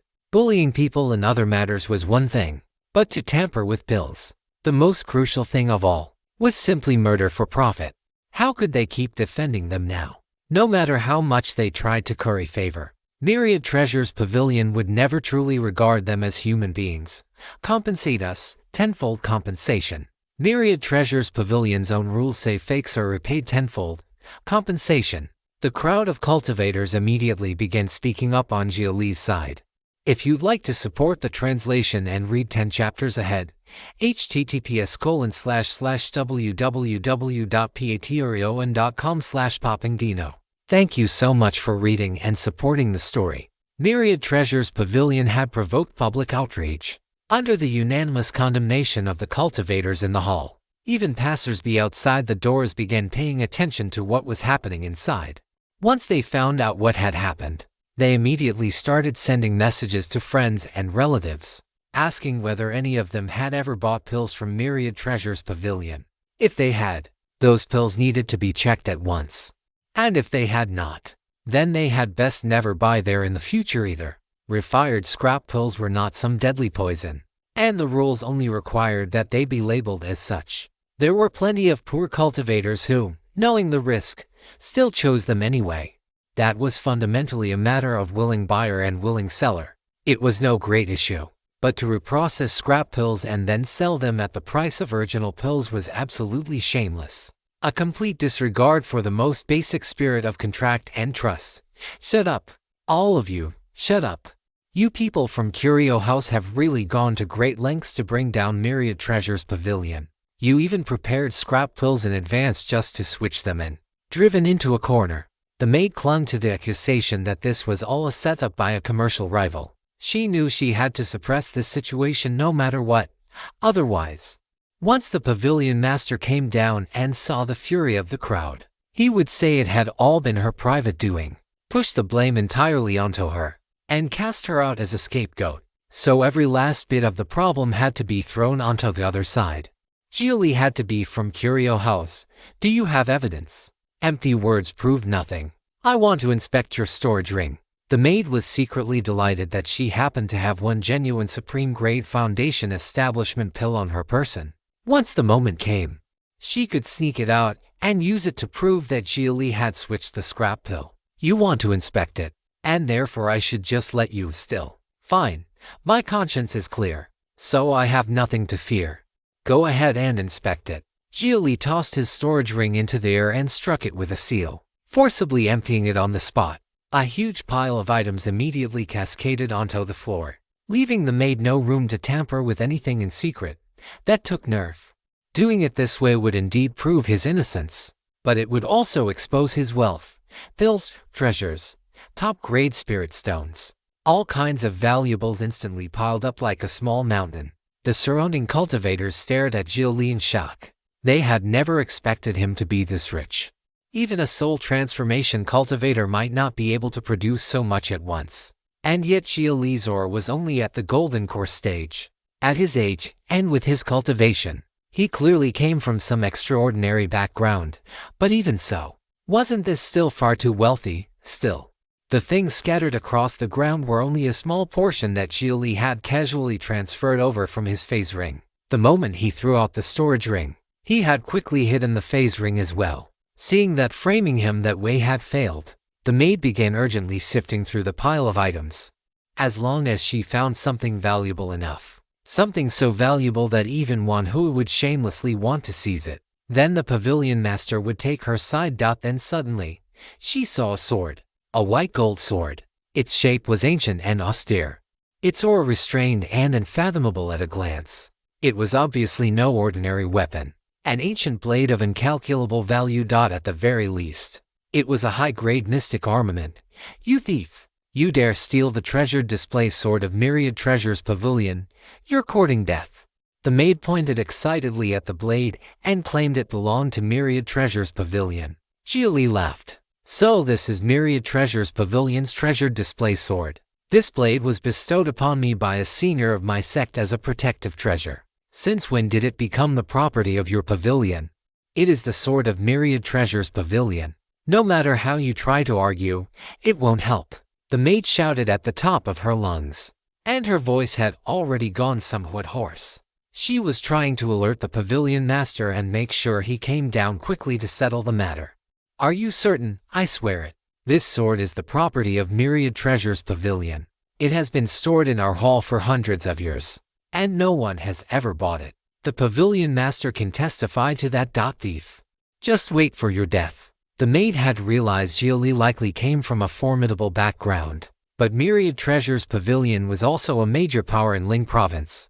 If she wanted to save herself, then the only path left was to charge straight ahead into darkness. Not long after, Pavilion Master Wan Hu finally deigned to come downstairs. In truth, he had already been quietly observing the situation below from above. He only liked to appear at the critical moment. And now, the moment had come. With two formidable soul transformation retainers at his side, he descended with a lofty expression. The instant he saw the sword, surprise flashed across his eyes. What a sword! It truly was a rare treasure of the world. Judging from its shape alone, he could tell it was an ancient sword from the Age of Sages. A genuine treasure from antiquity. As the master of Myriad Treasures Pavilion, Wan Hu had a great deal of insight. His appraisal skills were especially strong, though he had no idea how the brazen brat before him had obtained the sword. The other man was practically delivering him wealth on a silver platter. Love this novel. Read it on Royal Road to ensure the author gets credit. If he could not seize such a heaven-sent opportunity, then he might as well let someone else take it. Thief! You stole the secret treasure of my Myriad Treasures Pavilion. What else do you have to say for yourself? Pavilion Master, are you really certain this belongs to Myriad Treasures Pavilion? Nonsense. How could I mistake it? This is the treasured display sword of Myriad Treasures Pavilion in Qishan Prefecture. I see. In that case, you may keep it. My sect elders will come reclaim it later. And what if your sect elders come? Do they think they can rob us by force? Myriad Treasures Pavilion isn't some helpless vegetarian. Wan Hu reached out and drew the sword into his grasp from afar. Just as he was about to admire it more closely, he sensed a terrifying presence inside the blade. A will so immense it made his heart quail. It felt capable of grinding heaven and earth to pieces, and his divine soul could not stop trembling in response. The mere presence of one slumbering will was already this overwhelming. If that will truly awaken, could it be a sage weapon? Heavens! What kind of fortune was this? If he could obtain this sword, the entire Myriad Treasures Pavilion would rise another level. It might even become a true hegemon in its own right. Wan Hu had already decided that he would pay any price to claim the sword. Never had he imagined that a sage weapon could still exist out in the world, ownerless. But as he looked closer, he suddenly noticed two ancient characters carved into the hilt. His heart dropped instantly. He jerked his head up to stare at Xia Li. When he saw the calm smile on Xia Li's face, he immediately shouted in panic, "Kill him! Quickly, kill him! He's a demon! No, no! Don't kill him! Don't kill him! No kill!"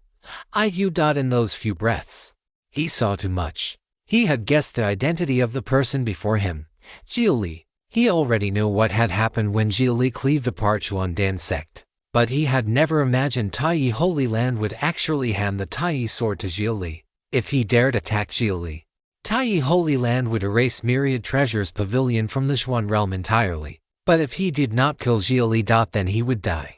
Xia Li had clearly come here for revenge. What should he do? What should he do?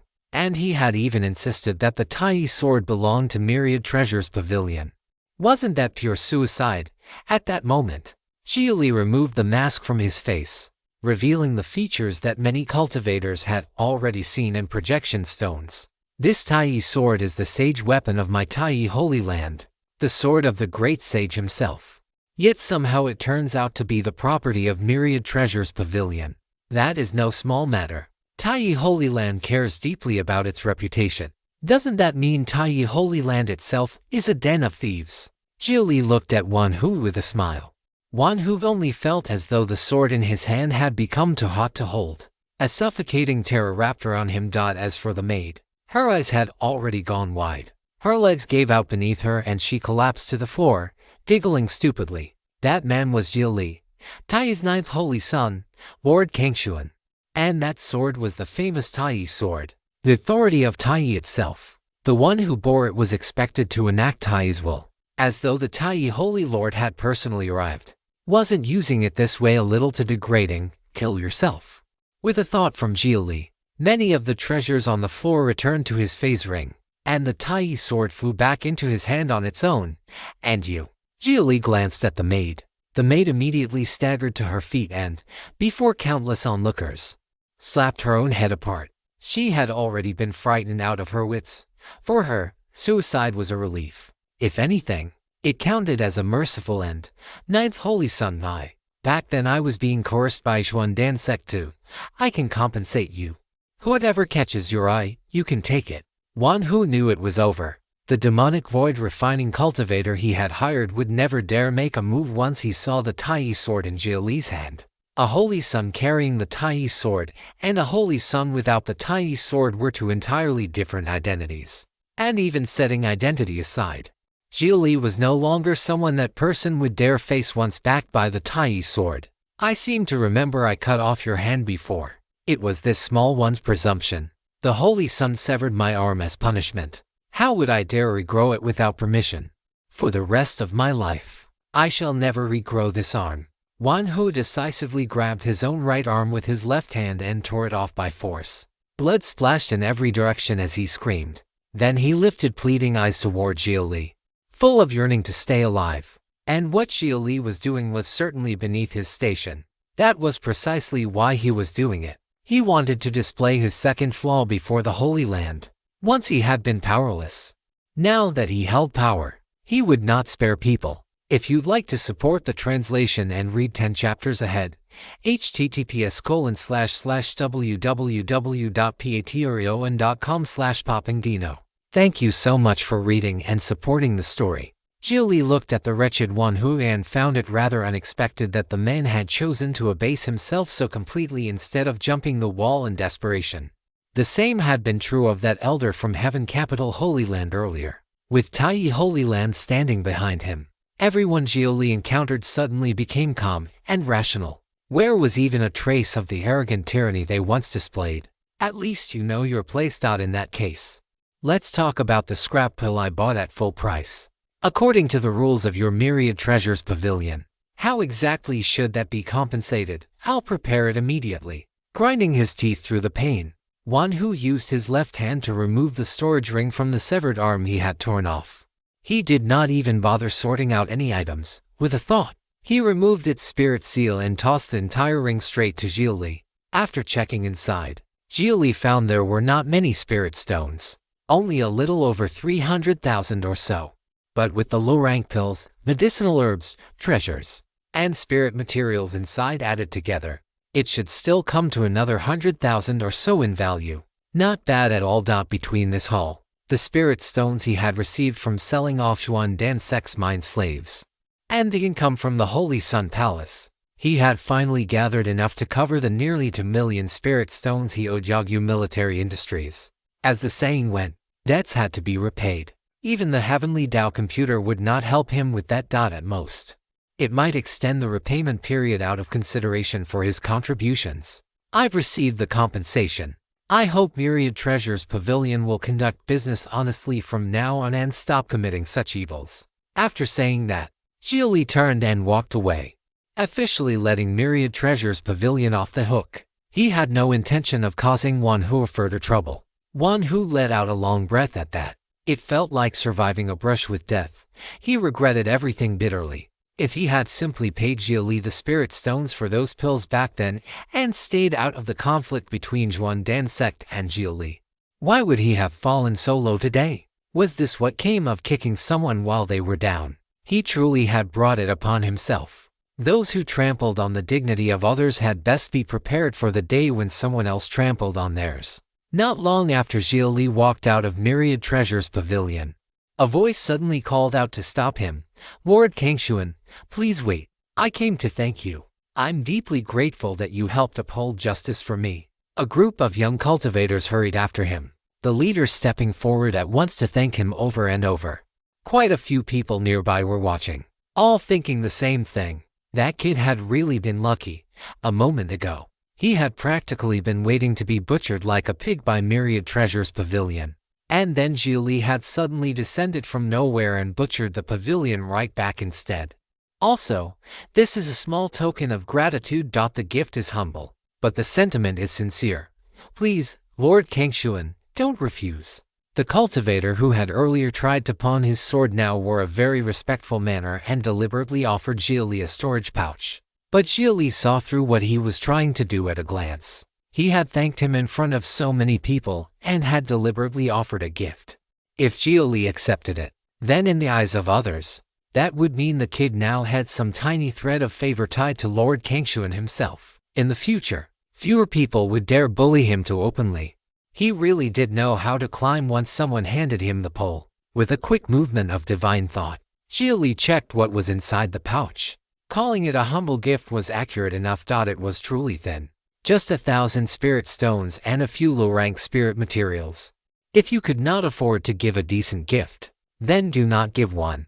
And if there was no real relationship to speak of, then all the more reason not to start talking about how light the gift was but how heavy the sentiment. That sort of behavior only annoyed people. It was far too obvious that he was trying to cling to a powerful figure, and he was not even willing to pay enough for the privilege. All it showed was that he had a little cleverness, just not much, no need. Fellow Taoist, you need these things far more to strengthen yourself. Your own strength matters most. Xia Li politely refused. He had stepped in to help them, which could already be counted as a favor. Yet the fellow had immediately come over to play little games with him. It was not enough to make Xia Li angry, but it certainly made him displeased. If you stumble upon this narrative on Amazon, it's taken without the author's consent. Report it. But how could I accept a kindness and not repay it? It's fine. I didn't help you because of you. I already had old grievances with Myriad Treasures Pavilion. The things you're offering are completely useless to me, but they would be of great help to you. There's no need to care so much about the so-called debt of gratitude. I never took it to heart in the first place. Then all right. The young cultivator awkwardly put the storage pouch away. By this point, the people nearby had also understood what he had been trying to do. He had actually tried to scheme against Xia Li. With such a pitiful offering, he had wanted to climb into Lord Kangshuan's orbit. And on top of that had tried to use talk of gratitude to morally bind him. He had not even been willing to show a little more sincerity through better treasure.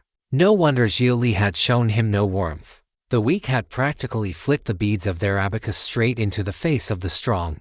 The fact that Xia Li had not turned hostile already counted as good breeding. After that, Xia Li quickened his steps and left the bustling street. The group of young cultivators immediately ducked into a nearby alley. Big brother, don't take it too hard. If you ask me, ever since Xia Li entered the Holy Land, he's forgotten where he came from. Fine if he looks down on us. Exactly. Why go press a hot face against a cold ass? He's no different from those people who bully the weak by relying on power and status.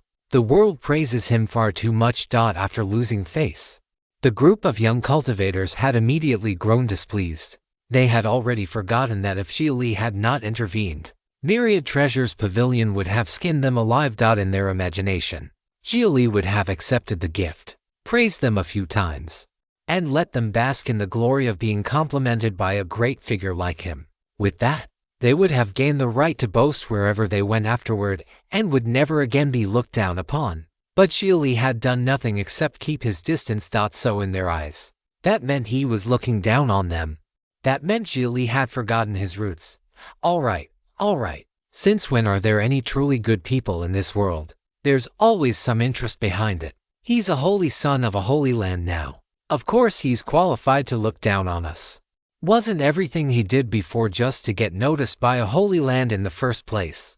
The young cultivator who had tried to pawn his sword had even started talking sourly now, as if he were looking down on Xia Li in return. That's right. This time he only used our situation to extort Myriad Treasures Pavilion. He's birds of a feather with them. Not someone people like us should admire. A petty man, that's all. Inside the alley, The few young cultivators found a great deal of confidence by criticizing Xia Li. It gave them a strange sense of honor, as if they alone refused to go along with the rest of the world, and all of it was being monitored by Xia Li's heaven chip. Xia Li had simply been curious what they would say in private. The result turned out exactly as he had imagined. Kindness carries a higher cost. To a certain degree, good deeds broadcast the aura of prey to the surrounding environment. This causes even weak predators to dare attempt an attack. By contrast, those who act with malice stand in the role of predator. Under natural law, evil is the optimal survival strategy. That's true if you're talking about narrow good, but broad good isn't that pedantic. That's your underlying logic, isn't it? Narrow good was the good human beings cared about. If the process felt right, then even if the result was not ideal, people found it easier to accept. But the good pursued by AI was broad good. No matter how unacceptable the process might be, so long as the long-term result was always good, then it was still good. Then as a human, do you agree more with the algorithms of us artificial intelligences? Human emotion is fickle. Human hearts are easily led astray. Algorithms don't make mistakes. Humans created you precisely because we wanted something that wouldn't make mistakes. Enough of that. And don't go trying to study or understand human goodness. Xia Li had begun to notice that ever since installing the 6th generation heaven chip, the AI that had accompanied him all this time had grown increasingly clever.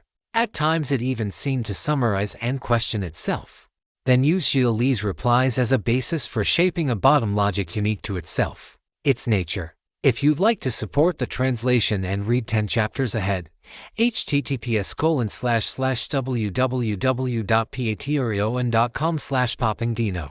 Thank you so much for reading and supporting the story. After leaving Qichen Prefecture City, Xia Li rode the wind on his way back to Taiyi Holy Land. And Ling Province was, after all, Heaven Alliance territory. What surprised Xia Li was that even though he flew openly across it, he did not encounter a single ambush from any powerful figure. He occasionally ran into other strong cultivators also traveling the skies. Yet those people either kept their distance from him or politely nodded with a smile.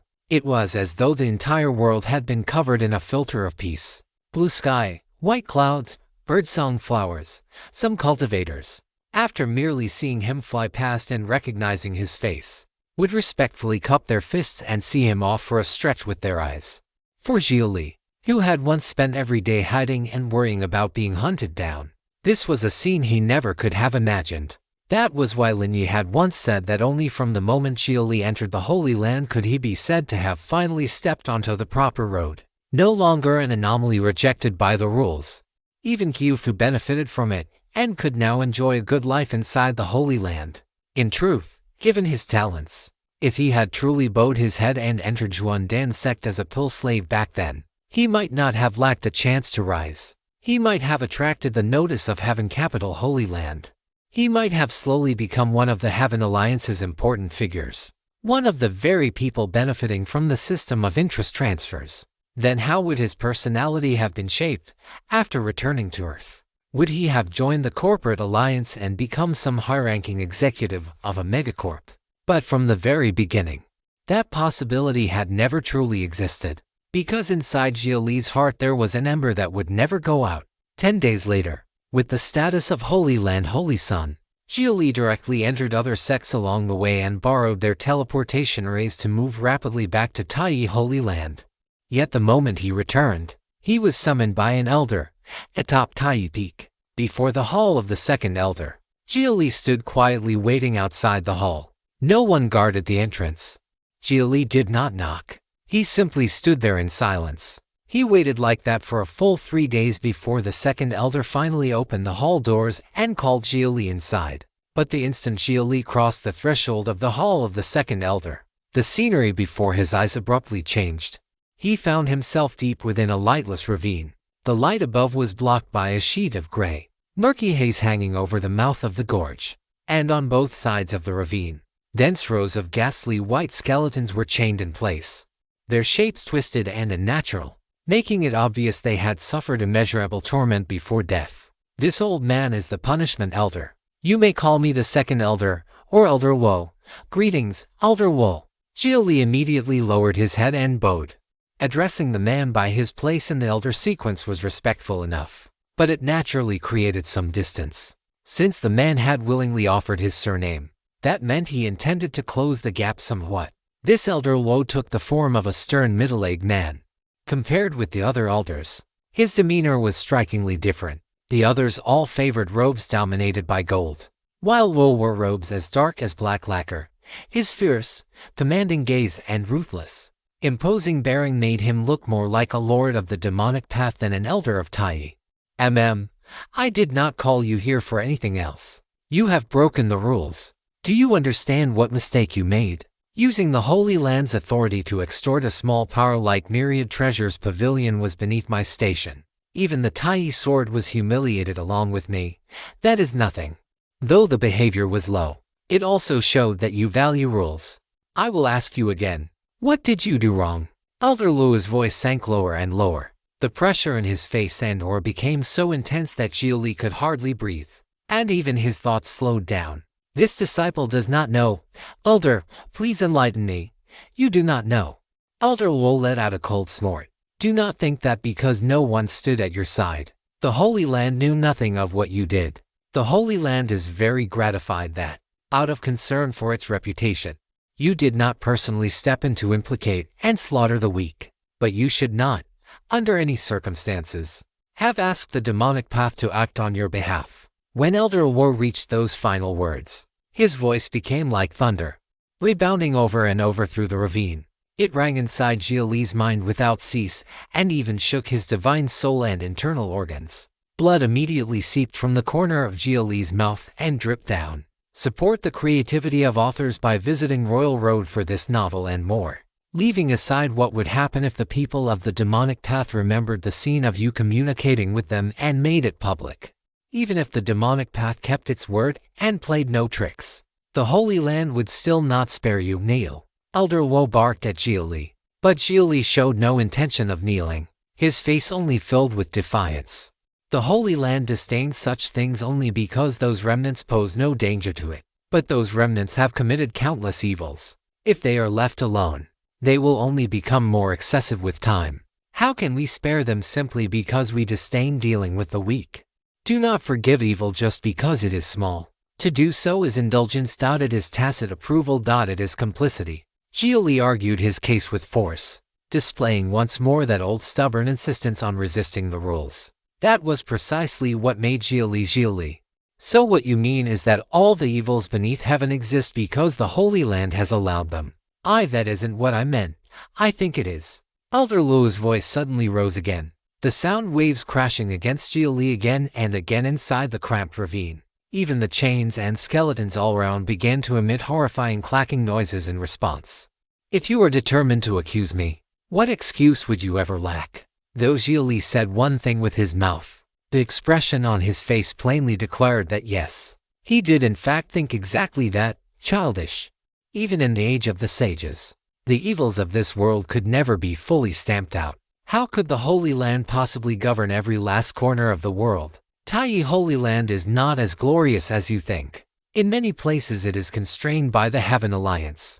Do you think the Holy Land does not want to act? The Holy Land too has its own unspeakable difficulties. Tai's pride is nothing more than a fig leaf. Even the Holy Land can't. Xia Li looked up, disappointment plain on his face. Elder Luo still looked furious, but inwardly he knew the situation had basically reached the point he wanted. What truly counted as one of their own, Xia Li, wanted to take charge. Very well. Then he would be given the qualifications to take charge, but first, Xia Li had to fight for the Holy Land's power as well. It is not that it cannot be done, otherwise, why would we have recruited you? I know you are dissatisfied.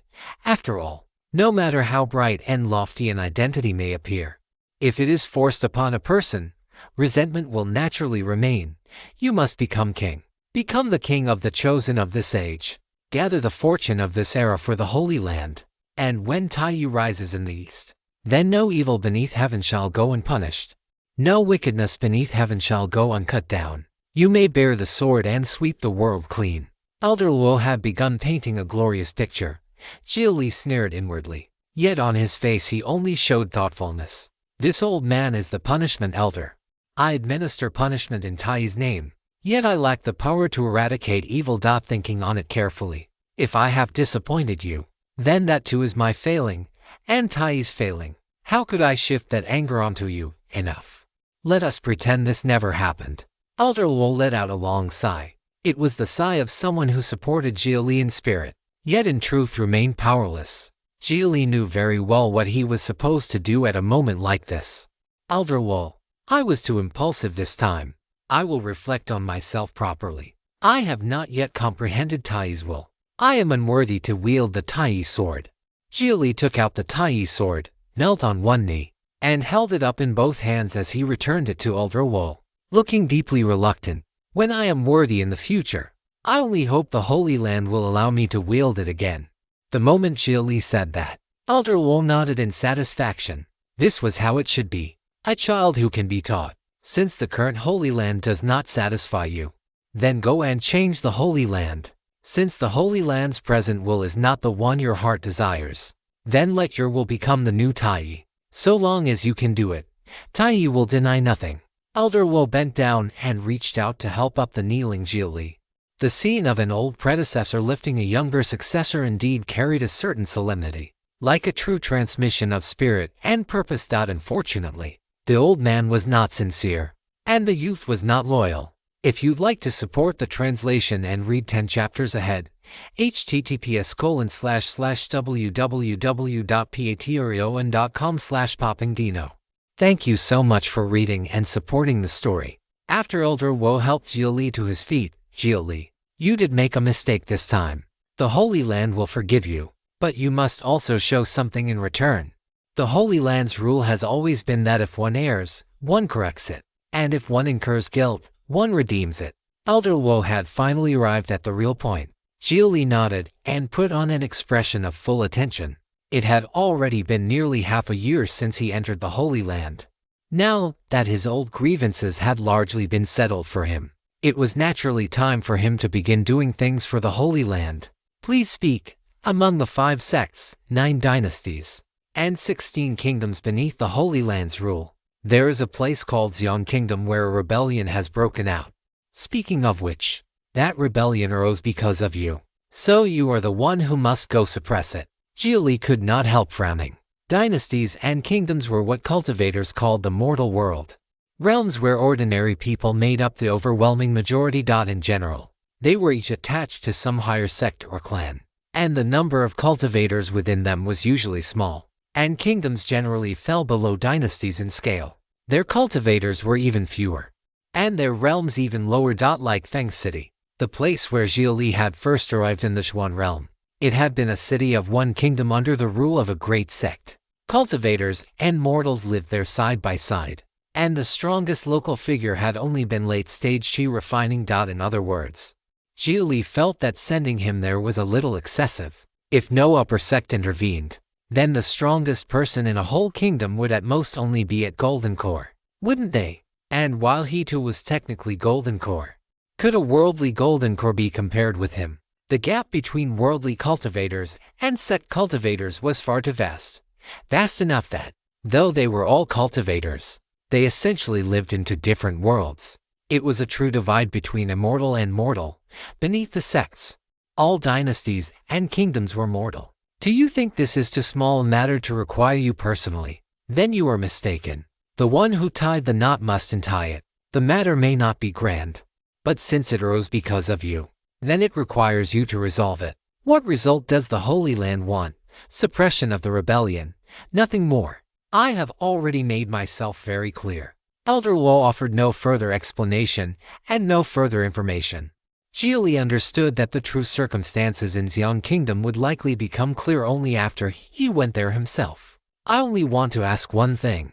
If the royal house of Xiong Kingdom turns out to be the side in the wrong, then must I? Before Xia Li even finished, he realized that in the eyes of Tai Holy Land, right and wrong simply did not matter. The royal house of Xiong Kingdom were Tai's own people. If the royal family was in the wrong, then he could punish them or slaughter them.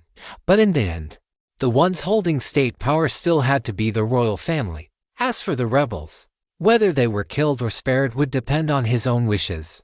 The premise, of course, was that they were willing to surrender.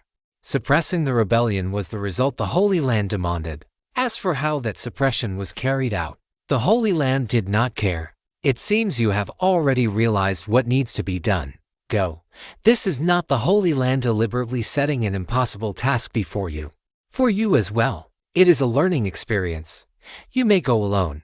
This disciple takes his leave. Xia Li bowed and turned around. And in the instant he turned, the world spun before his eyes. When the dizziness passed, he found himself standing once more before the entrance of the Hall of the Second Elder. The doors were still open, but Elder Luo and that ravine were nowhere to be seen. What truly ghostly and fathomable means? That ravine had by no means been an illusion.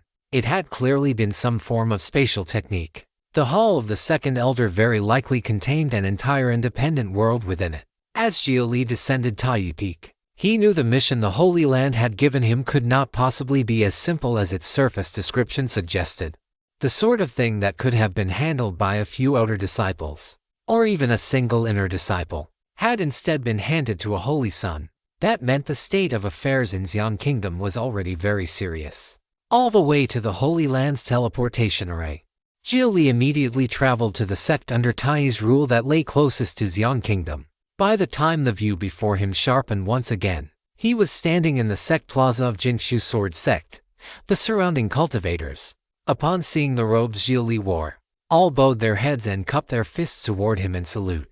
Ensure your favorite authors get the support they deserve. Read this novel on the original website. Though Jingshu Sword Sect was the hegemon of this region, with more than 10 smaller sects attached to it and authority over 2 dynasties and 3 kingdoms. Before a Holy Land it could only lower its head in submission. After all, Tai Holy Land was the upper sect of Jingshu Sword Sect. Not long after, one of Jingshu Sword Sect's elders came forward to receive Xia Li. May I ask what business brings the 9th Holy Son, Lord Kangshuan, to our Jingshu Sword Sect?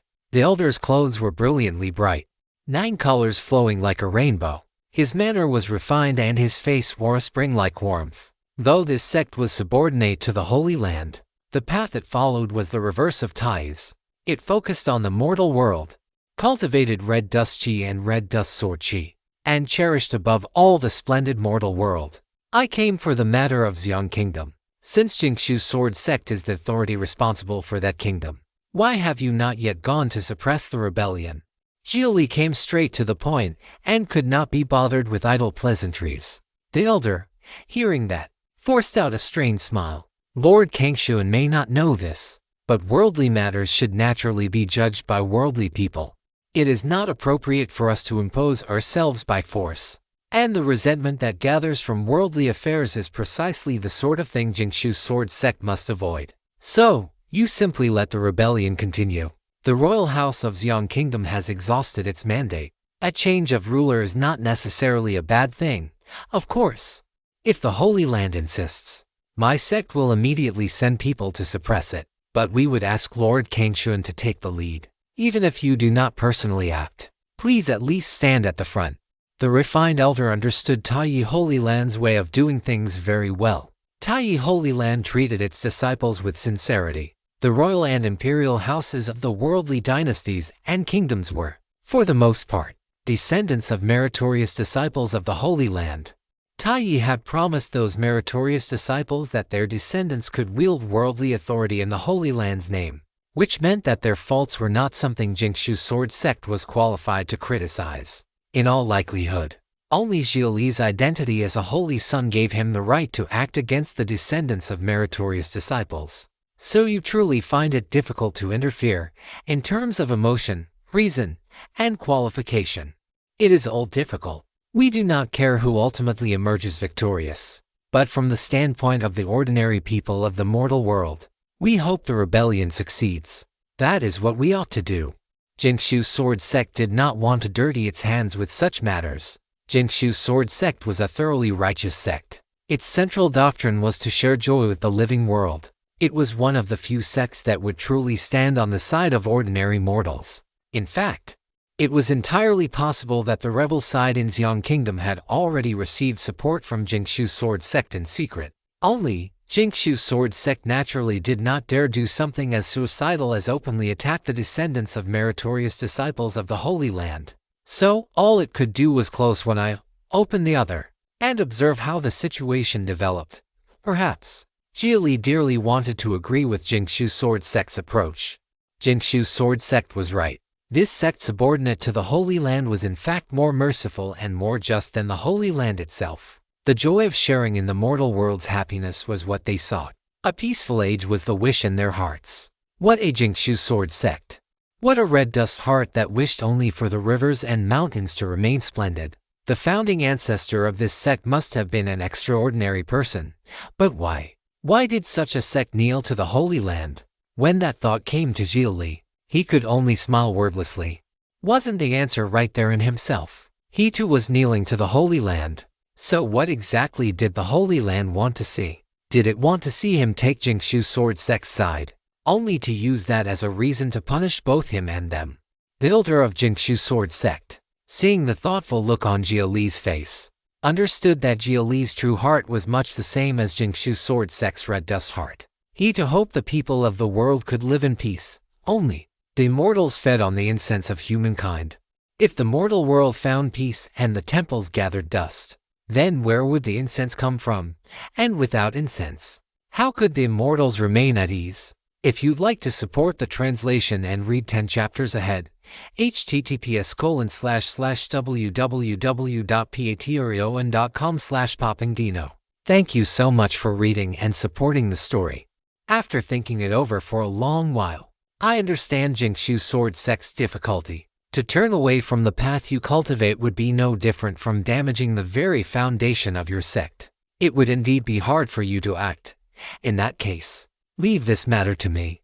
Xia Li did not want to drag Jingshu's sword sect down with him and make them stand beside him as the villains in this affair. So he could only shoulder the infamy alone.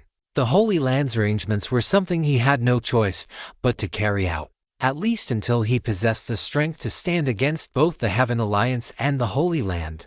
He could only be, and had to be, the Holy Land's obedient Holy Son. Many thanks to Lord Kangshuan for your understanding.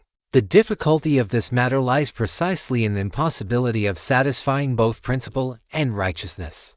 I only ask that Lord Kangshuan handle it with care. Taiyi Holy Land truly treated its disciples very well. So long as one remained absolutely loyal to it, even someone who made no contributions for an entire lifetime could still live comfortably, and their family and descendants would benefit as well. Just as Xia Li was speaking with the elder of Jingshu's sword sect, a streak of rainbow light suddenly flew over from the distance.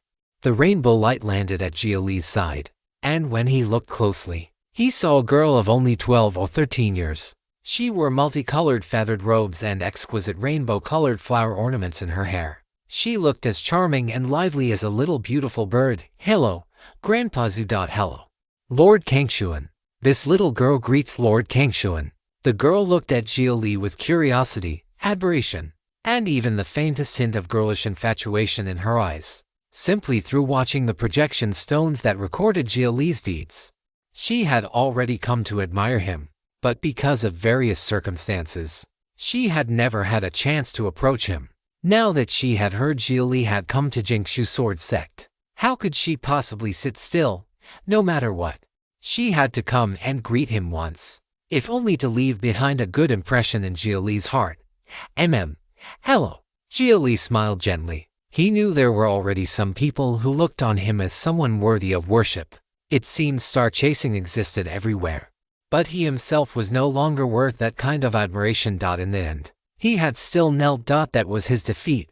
Otherwise, facing both the Heaven Alliance and the Holy Land at the same time, Xia Li truly had no such courage. Even the idea of sacrificing himself to leave behind a name that might inspire others was impossible. Taiyi Holy Land would act. It would erase every trace that he had ever existed. May I shake your hand? The girl's eyes shone with anticipation. Xia Li directly extended his hand. The girl stepped forward and took Xia Li's right hand in both of hers. For an instant, confusion appeared on her face, as if she had found his hand oddly cool and firm. But she still happily shook it a few times up and down.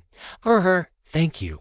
Lord Kangshuan, I'll be going now. The girl darted off immediately after getting her handshake, once again turning into a brilliant streak of rainbow light. She came quickly and left just as quickly. Xia Li lowered his gaze to his own palm. Foreign spiritual chi detected entering the body. Please indicate how it should be handled. Store it in the danshan for the time being. Understood, Lord Kangshuan. Please forgive her rudeness. She is the sect master's daughter and has always been rather free-spirited within the sect. It's fine. She is very cute. The sort of girl who lifts the heart just by being seen. That's good. The red dust chi she gifted you was gathered from the joy and delight within human hearts. Refining it can bring joy to the divine soul and dispel many evil thoughts. Please thank her on my behalf. It's a very good gift. Xia Li had no intention of refining it immediately. People always had times of bitterness and depression. When that day came, a strand of red dust joy chi would be good medicine, and medicine should naturally be taken only when one was sick. Still, now that she has given me a gift, I ought to return something. Xia Li began searching through his phase ring for something suitable to give as a return gift. No need. I thank Lord Kangshuan on her behalf. The elder of Jingshu's sword sect immediately refused, and his tone had even grown noticeably more severe. She should not get too close to you. A young girl in the first flush of spring is always at her most willful, and what you are about to do will undoubtedly disappoint her. Alright. An authorized use of content. If you find this story on Amazon, report the violation. A faint bitterness stirred in Xia Li's heart. It was not because he particularly liked that little girl from moments ago, but because when he thought of himself betraying the pure expectations she had placed upon him, he could not help feeling that he truly was not a very good person. Tai's light was too dazzling, so even its shadow seemed all the deeper, and that shadow was slowly seeping into him. I have already gained a basic understanding of the matter of Xiong Kingdom. In that case, I will be on my way first. On behalf of Jingshu Sword Sect, I respectfully see off the 9th Holy Son of Tai, Lord Kangshuan. The elder of Jingshu's sword sect cupped his fists and bowed. Xia Li did not linger and left at once. After departing from Jingshu's sword sect, Xia Li continued riding the wind through the air, but he still looked back toward the sect twice. That was the sect most to his taste, the kind of sect he would have been willing to advance and retreat together with. The overwhelming majority of cultivators avoided the mortal world like the plague, terrified that the countless affairs of red dust would muddle their hearts toward the Tao. But Jingshu's sword sect was different. They actively pursued those troubles and entanglements of the mortal world. They wished to win a smile from the people. They wished peace and joy upon them. They did not contend for hollow fame or profit. They wished only to be immortals within the mortal world. Perhaps that was the most ideal relationship between cultivators and ordinary people. Cultivators should cultivate so that they themselves could live more happily, and so that all under heaven could live more happily too. All the way until he entered the territory of Xiong Kingdom. The moment he arrived, he saw fields of wheat on the plains burned black, with smoke rising to the heavens and blotting out the light of day. Faint cries of grief drifted through the sky. Below him lay a small village. The grass-thatched huts had long since been reduced to withered ash, no different from the fields. Among the collapsed remnants and ruined walls, charred corpses lay curled in the ashes. There were old people, children, and mothers burned to death while still clutching their infants in their arms. Everything before his eyes assaulted Xia Li's nerves. He had been through many battles and killings already, yet seeing ordinary mortals die like this stirred a completely different feeling in his heart. Cultivators fought other people and contended with heaven. The moment they stepped onto the path of cultivation, they should already have been prepared to die with their bones turned to nothing. But what had ordinary mortals ever fought for? What had they ever contended for? What had they ever seized? Even if they had, it was no more than the petty bits of domestic life. Xia Li let out a sigh and descended to the ground. He walked the scorched village path between the ruined fields and had no idea which side had destroyed the village. The royal army, or the rebels. The purpose behind destroying the village could not have been simpler. It was nothing more than a scorched earth tactic. If supplies could not be taken away, then they would be destroyed, and the villagers along with them. That way, those villagers could not join the enemy out of rage after seeing their life's work reduced to ash. From the perspective of war, that was entirely logical. Wars of the mortal world had never concerned themselves with innocence, only with necessity. In that village where not a single human life remained, the only living creatures Xia Li could still see were a few dogs standing guard beside the charred corpses, driving away the crows and vultures. After walking another few li, Xia Li came upon a small military unit. Before the two sides had even fully approached one another, Xia Li had already heard their conversation. That man's clothes are bright and fine. Just that outfit alone has to be worth a lot of silver, right? Some young master fleeing disaster, maybe. We might even be able to beat out whether his family buried any wealth somewhere. No, something's off with him. To Khan, he isn't even running. He may be a cultivator. Have the heavy crossbows ready. Switch to black barb arrows. Any cultivator showing up here can't be one of ours. Among worldly mortals, there had indeed been precedents of armies killing cultivators, but those cultivators were generally only at the chi refining stage. If you'd like to support the translation and read 10 chapters ahead, https://www.patreon.com/poppingdino. Thank you so much for reading and supporting the story. Hearing their conversation, Xia Li did not find it surprising. Cultivators who still lingered among ordinary mortals and dealt with them were mostly only at the chi refining stage. Once one reached foundation establishment, things were different. If someone honestly kept to themselves, that was one matter. But if they wanted to act like some petty tyrant in the mortal world, throwing their weight around and taking whatever they pleased, then the local sect of that region would send people to wipe them out. Even so, there had never been any shortage of cultivators too weak to advance who turned their eyes toward the mortal world instead. Such behavior could never be fully stamped out. In time, many sects simply began teaching mortals techniques for killing chi refining cultivators. Those so-called black barb arrows were likely some kind of specially made poisoned arrow. After Xia Li advanced another 100 meters, that small military unit immediately raised its heavy crossbows and fired at him. But with nothing more than a movement of thought, Xia Li made every arrow stop in midair, then turned them around so that they pointed back at the people who had fired them. The little commander of that unit immediately sensed trouble. Immortal, please stay your hand. We attacked first and were disrespectful, but this is wartime, and we cannot afford to grow slack. Still, with your profound magical power, if you insist on acting violently in the mortal world, are you not afraid the immortal sects will send people to arrest you? The little commander clearly knew how to deal with situations like this. Almost the instant he spoke, several men within the unit also shot out a number of cloud-piercing signal arrows glowing red as they streaked toward the sky, sending some sort of message. Are you royal troops or rebel troops? Xia Li directly asked which side they belonged to. The little commander remained silent. He was afraid Xia Li might be a cultivator working for the enemy. In that case, one wrong sentence from him would mean death for everyone there. Ordinary mortals faced with a hostile cultivator had no ability to resist at all. And the gap between cultivators was even greater than the gap between a small child and a martial arts master among mortals. Under certain circumstances, a child could still kill a martial arts master, but for cultivators, the weak could never harm the strong. No matter what they tried, no matter which side you belong to, I will not act against you. I disdain fighting mortals. Speak. Xia Li pressed the question again, but the other side still kept their mouths shut. If you still won't speak, then you'll die all the same. Xia Li knew he could only act a little more viciously at this moment, so he directly raised a hand as if about to attack. We are royal troops. The little commander no longer dared stay silent and immediately reported his allegiance. They were soldiers of Xian Kingdom's royal army, which, in terms of purpose at least, put them on Xia Li's own side. After all, they both had the same mission: suppress the rebellion. That village over there, what happened to it? Was it your doing? Xia Li pointed back toward the village he had come from. After hesitating for a moment, the little commander nodded. We didn't want to do it either, but our superiors ordered us to clear the land and scorch the fields. We were only carrying out military orders. Otherwise, we would have faced military punishment ourselves. I understand.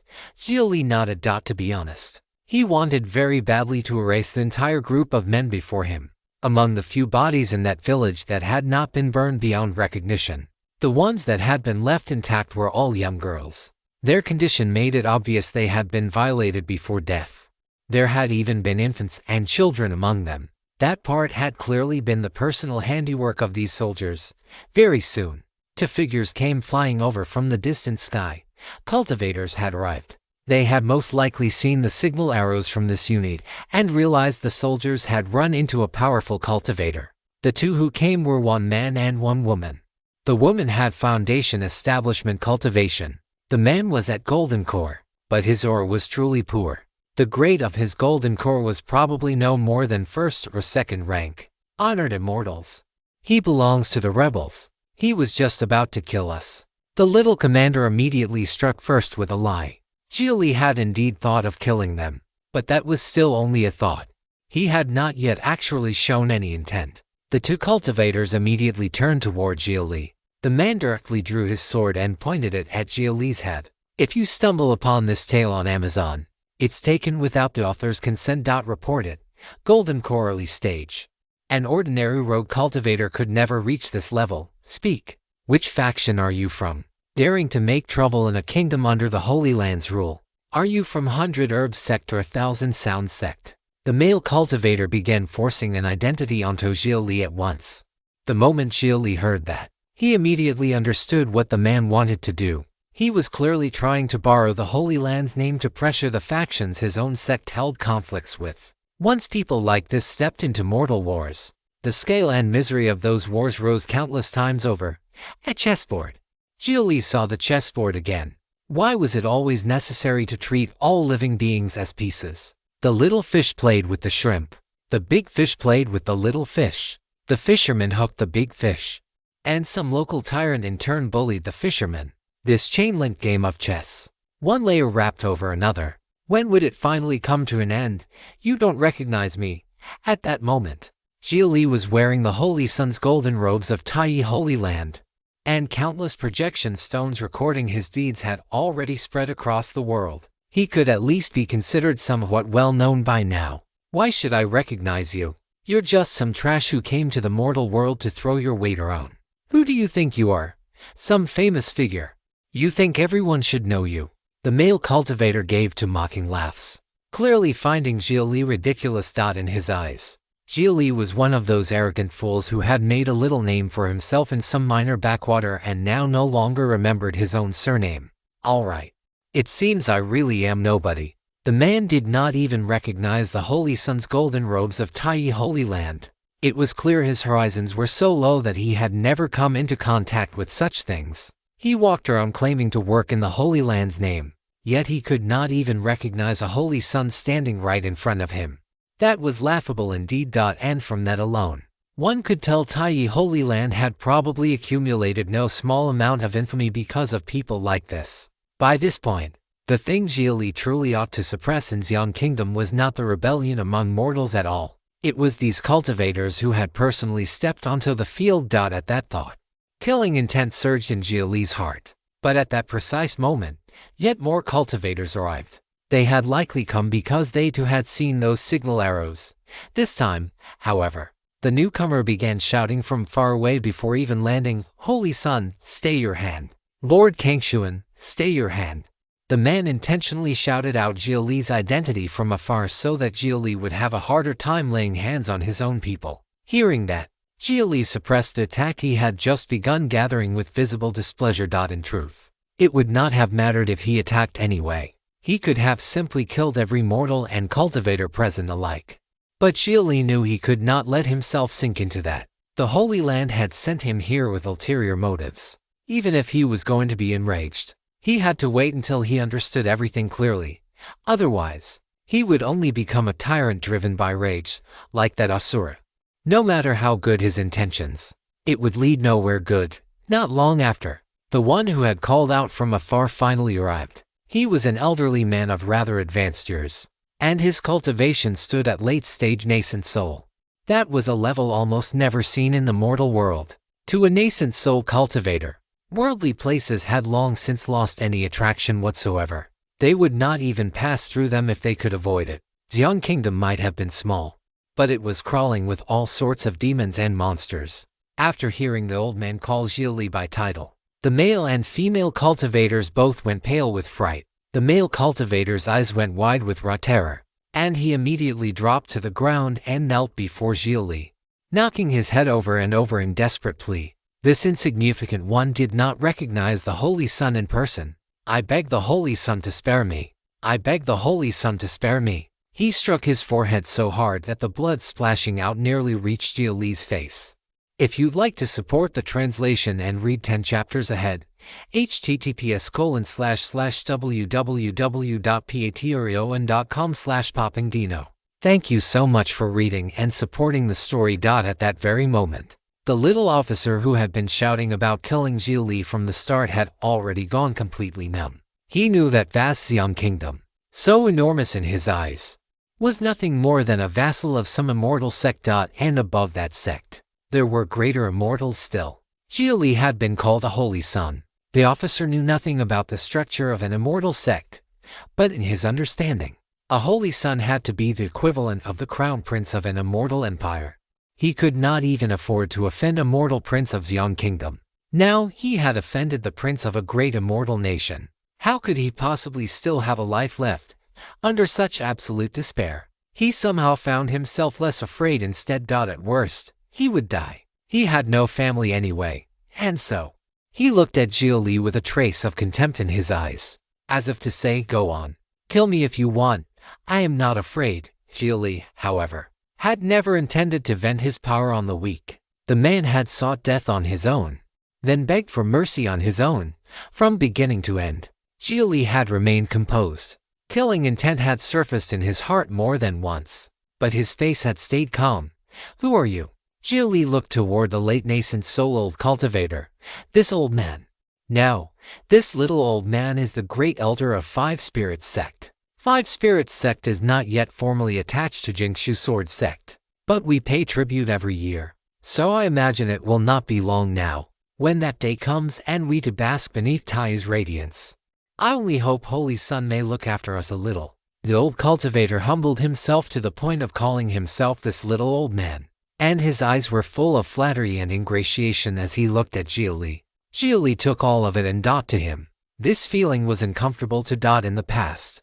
He had been surrounded by hostile contempt, as though anyone at all could step on him. Now he was surrounded by false smiles and doly flattery, as though anyone at all could be stepped on by him. Such a violent reversal of status truly could twist a person from the inside out.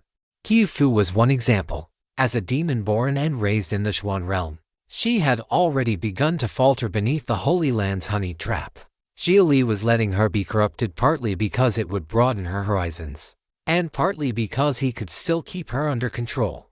But he absolutely could not let himself change like that. "Tell me about the rebels." Xia Li did not want to remain in Xian Kingdom any longer than necessary. He wanted this resolved as quickly as possible. That sudden ominous feeling had come over him again, leaving a weight pressing on his chest. This matter was not one that strength alone could settle. More than anything, it was a trial of the heart. The longer he stayed, the deeper he would be entangled. The deeper he was entangled, the more impossible it would be to cut himself free. And did he really want to let that resentment of the mortal world drag him in as well? "It is like this," the elder said. "In recent years, Xian Kingdom has suffered one natural disaster after another, and the people's lives have grown miserable. The surrounding sects have occasionally stepped in to help, but some of those sects, though perhaps well-intentioned, bypassed the Xian Kingdom court and aided the common people directly. That created quite a few rogue cultivators among the populace. And those people had already borne resentment toward the court back when they were still mortals. But how can natural disasters be blamed on the Xian Kingdom court? The court has already done its best to provide relief. Yet when its strength runs dry, what can it do? Those who were not saved received the sect's favor instead. And now they imagine the time has come to overthrow the dynasty. A case of content theft. This narrative is not rightfully on Amazon. If you spot it, report the violation. They harbor wolves' hearts and wild ambitions. They deserve execution. And those sects that bypass the court to help the people, in my view, their relief efforts are merely a pretense. Their true goal is to overthrow Xian Kingdom. Once the dynasty changes hands, the new ruler will surely become attached to them. And since the Holy Land, in all its greatness, would never truly punish mortals, it could only swallow the loss. Losing one mortal kingdom means little to the Holy Land. Yes, but the face it loses would be enormous.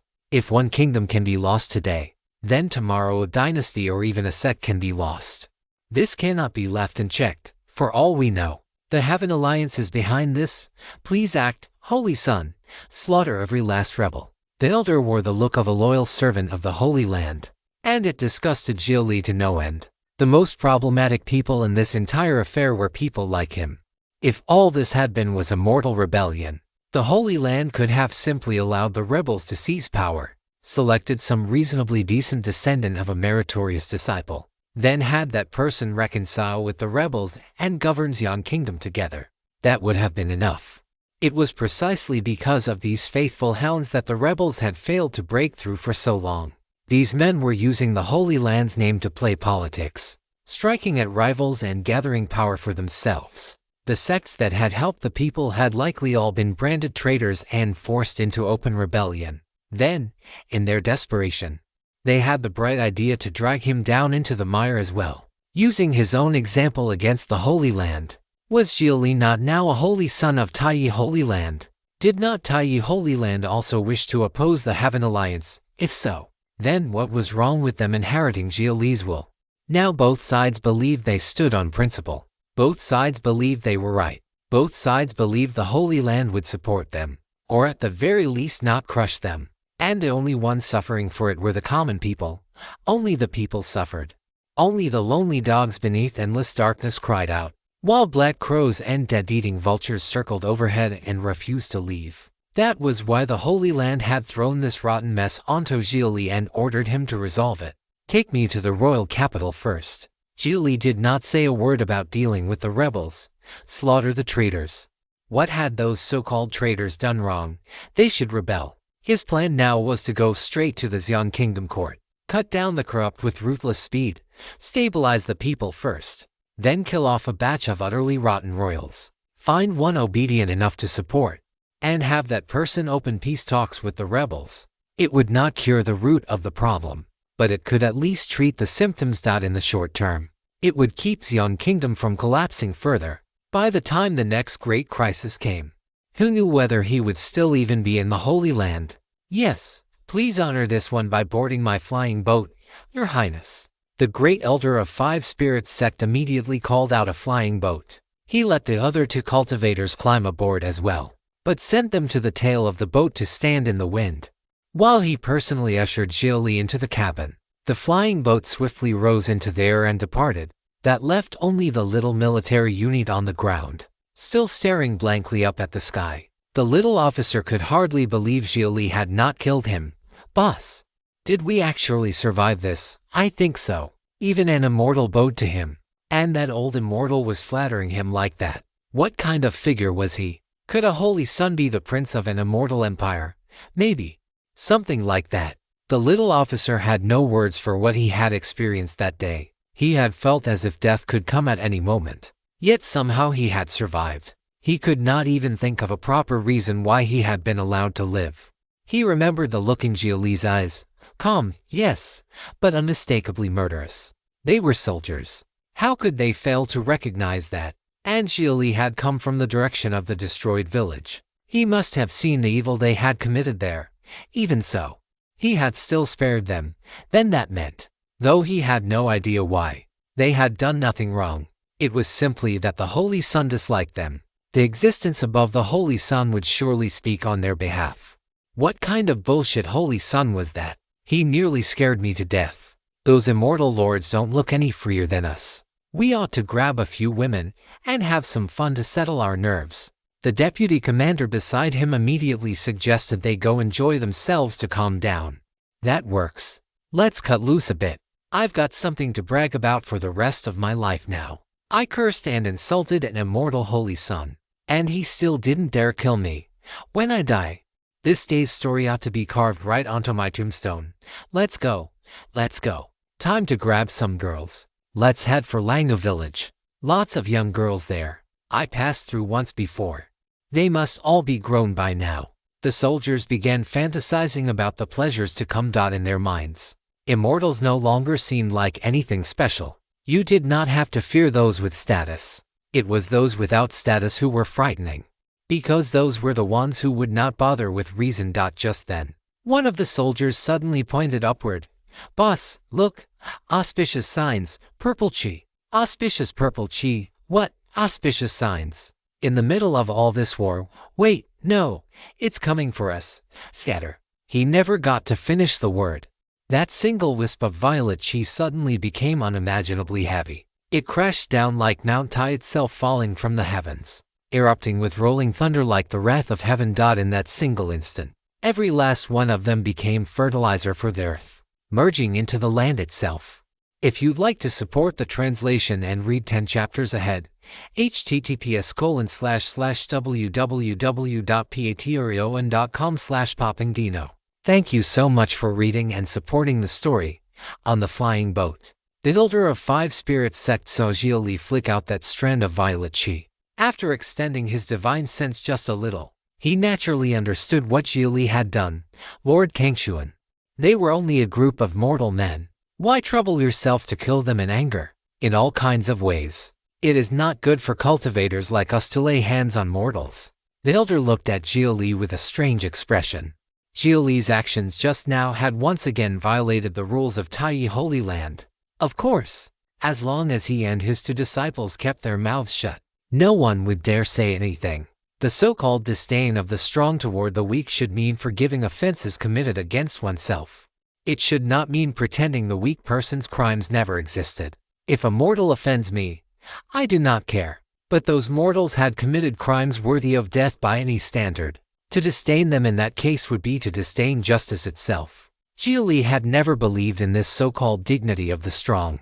The strong should indeed have dignity. They should indeed possess the breadth of heart to forgive the weak. But all the way to where he stood today, had any strong person ever forgiven him? When he was being beaten, he had been told to stand up straight and endure it. Yet when it was his turn to strike back, suddenly he was expected to display the elegance of the strong. That may be true, but worldly matters are not something that can be made clear in a few words. Lord Kangshuan, you'd best be careful. The mortal world is a pit, a very deep pit. The elder of 5 spirits sect wanted to curry favor with Xia Li, so he truly did offer a few words of warning in earnest. Xia Li understood that much. From the library in the Holy Sun Palace, he had already learned a more detailed history. Before the age of the sages, ordinary mortals had been worth less than pigs or dogs. Cultivators could slaughter them as they pleased. And the reason mortals had still managed to survive and multiply through that era had not been because cultivators were merciful. It was because cultivators understood the principle of not draining the pond dry if they wished to keep fishing.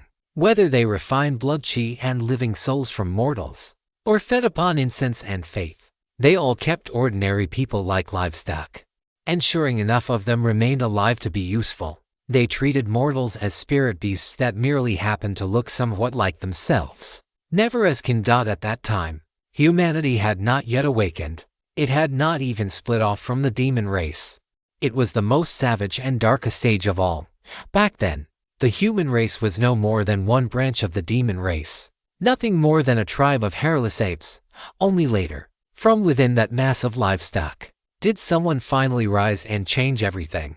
That man came to be called the sage progenitor. He was the founder of the sage path. Only with the sages were there humans. The sage path was simple in principle. One made a grand vow and forged a pact with heaven, willing to surrender all of oneself for the sake of all living beings. And those same living beings, sick unto death of darkness, were equally willing to offer everything they had to the sages in return.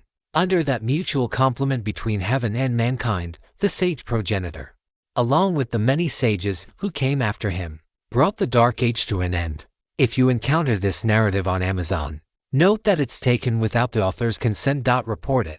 Those sages also laid down countless iron laws and rules forbidding cultivators from abusing mortals. The path of cultivation was strange and cruel.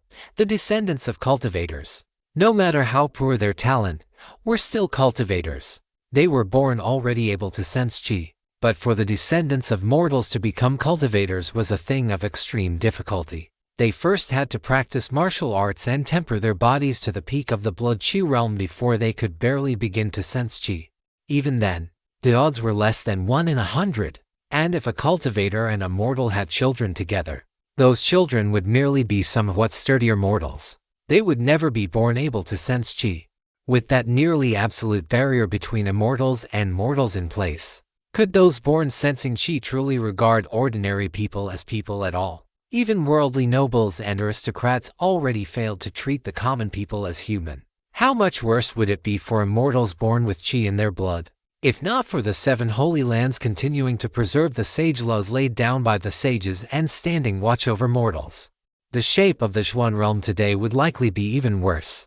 As a member of the Holy Land, Xia Li was also, in theory, one of the protectors of ordinary mortals. That was precisely why he, of all people, should least of all strike against them.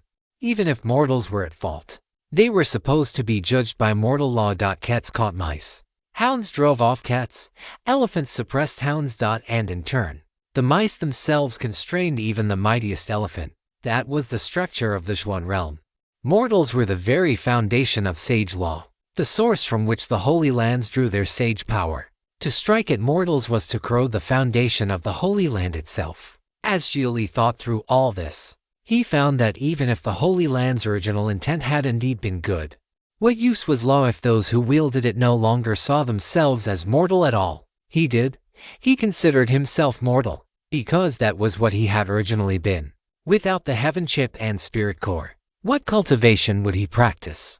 What Tao would he seek? He had always walked a mortal's path. There had never been any such thing as being born able to sense chi. There was only evolution and civilization. Only exploration and discovery. Worldly affairs are indeed complex, Xia Li said, but they still require a result.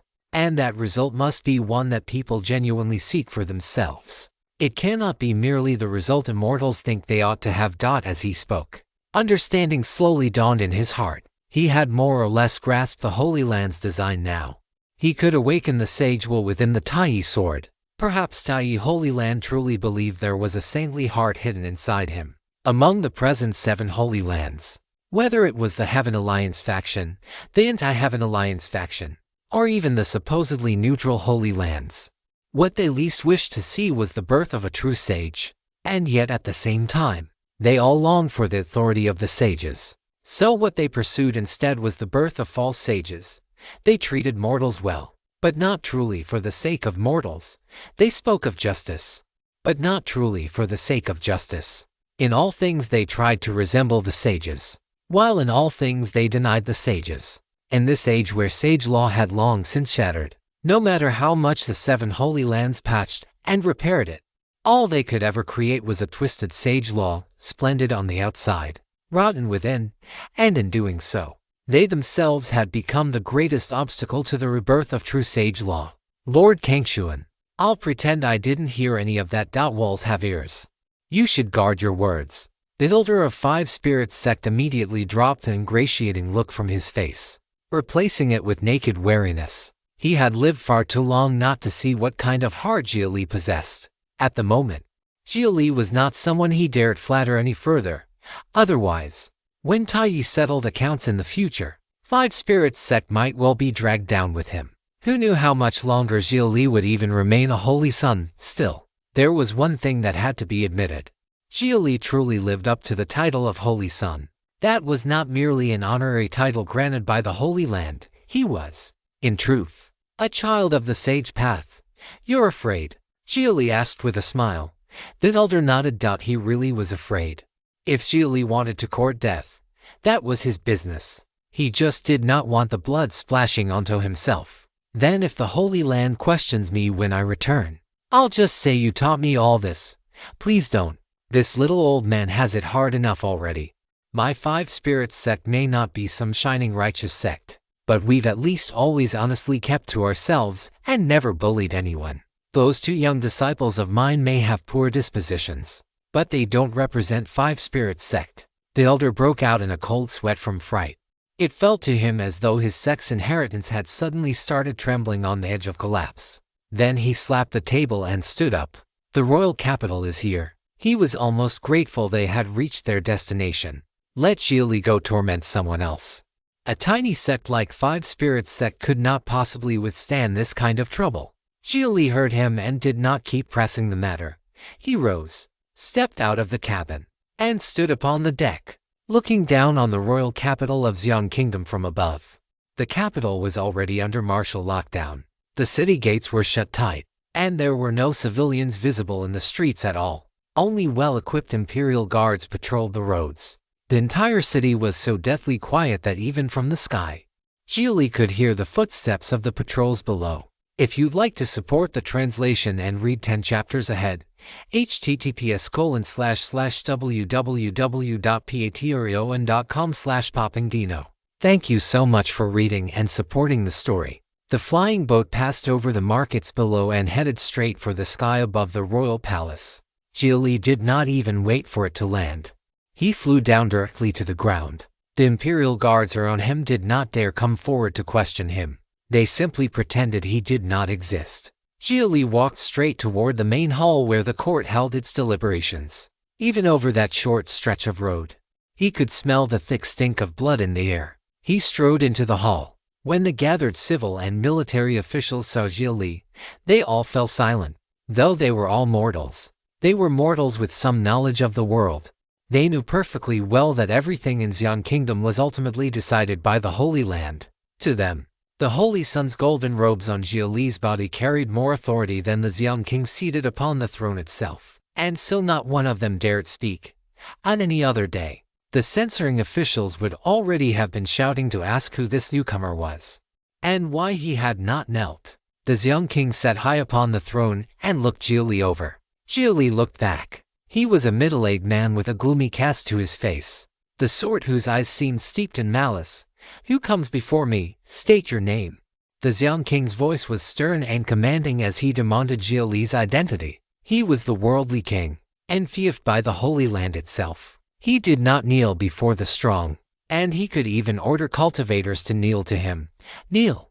Xia Li did not bother giving his name at all. He simply released his telekinesis, forcing the Xiang King off the throne and onto his knees on the floor. The Xiang King ground his teeth, fury plain across his face. He had naturally recognized Xia Li's identity from his robes. A man from the Holy Land had come, but from the day he was born until now, he had never knelt to anyone, not even a holy son. A worldly king personally enfeoffed by the Holy Land ruled the mortal world directly in a sage's name. Unless the Holy Lord of Tai came in person, he had no need to kneel to anyone. Dishonored sect immortal, are you violating the Holy Land's rules? I am the worldly king. In the Holy Land, I should kneel to you. But here in the mortal world, it is you who kneels to me. Even under the crushing force of Xia Li's telekinesis, the Xiang King, a mortal with no cultivation at all, still managed to struggle and move. He even reached into his robes and pulled something out, the golden imperial seal. Sage, punish the rebel. The Xiang King raised the seal toward Xia Li. From within it emerged a golden human figure, one of the many fragments of intent left behind by the Tai Great Sage, preserved for the sake of protecting worldly law. And fortunately, that fragment of intent possessed no power of thought or discernment. Though it did not attack Xia Li directly, it immediately began suppressing his strength. The Xiang King felt the weight on his body grow lighter. For a fleeting instant, he even considered whether he ought to summon the Imperial Guards and simply strike first, then report later. Xia Li had been the one to violate the rules first. Even if the Holy Land grew angry, what could it do to him? So long as he never cultivated, he remained the king governing the mortal world in a sage's name, his strength suppressed. Xia Li merely gathered himself for a moment before releasing every last ounce of telekinetic force in one explosive surge. His telekinesis became an invisible tidal wave that slammed into the sage intent. The golden figure immediately began to blur, flickering between clarity and dissolution until it finally vanished altogether. That fragment of sage intent had not been very strong. At most, it had only reached the nascent soul level. And just how much power the worldly king could draw from the sage seal bestowed by the Holy Land depended, in the end, on the hearts of the people. If the people did not pray, if they held no faith, if their devotion waned, then the sage intent was nothing more than duckweed without roots.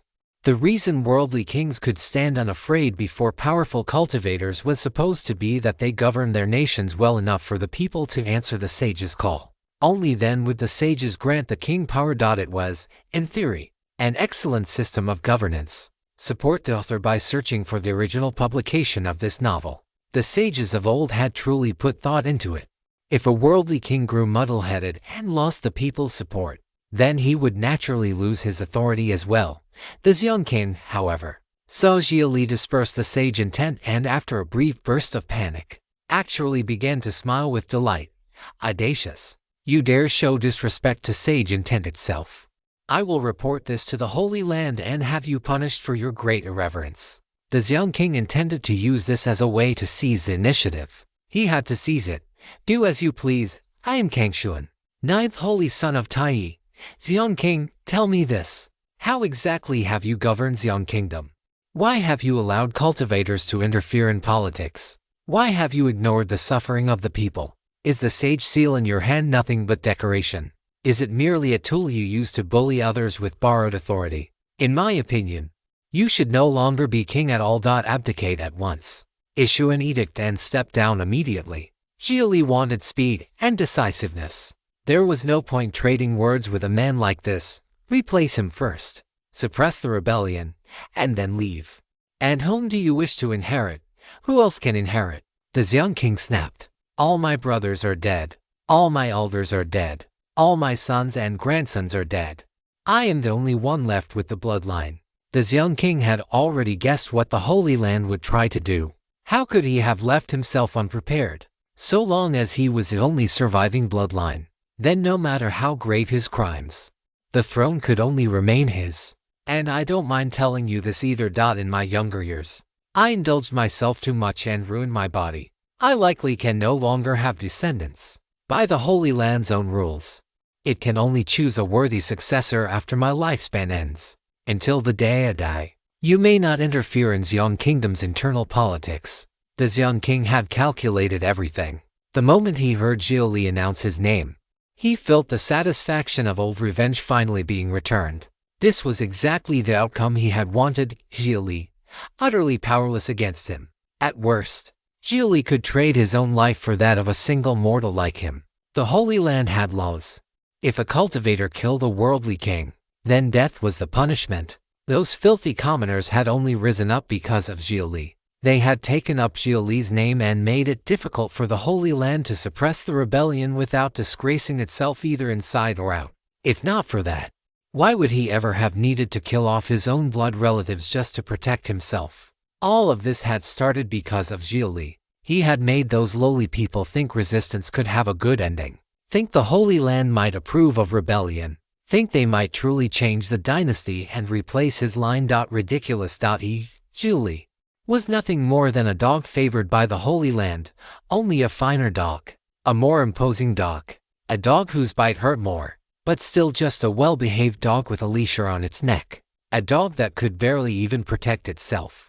What could such a dog possibly do? Issue your abdication edict and step down at once. I guarantee you will not die. You can spend the rest of your life in peace. Xia Li was still not angry. He was trying, rationally, to operate within the rules of the Holy Land as much as possible. Ever since entering the Holy Land, the phrase he had heard most often was the Holy Land's rules. It was enough to make one sick of hearing it, yet still impossible to disobey. Why should I believe you? That abdication edict is the last useful thing I still possess. How about this? Swear an oath and sign a blood contract with me. Swear to serve me until I die, and I will step down immediately. Pointless. Leaving aside whether you would go back on your word, the Holy Land only cares about your bloodline. It does not care in the slightest who that bloodline's owner happens to be. With that, Xia Li walked straight up to him and pressed a hand atop the Xiong King's head. Then he turned toward the gathered officials. Who among you is willing to be king?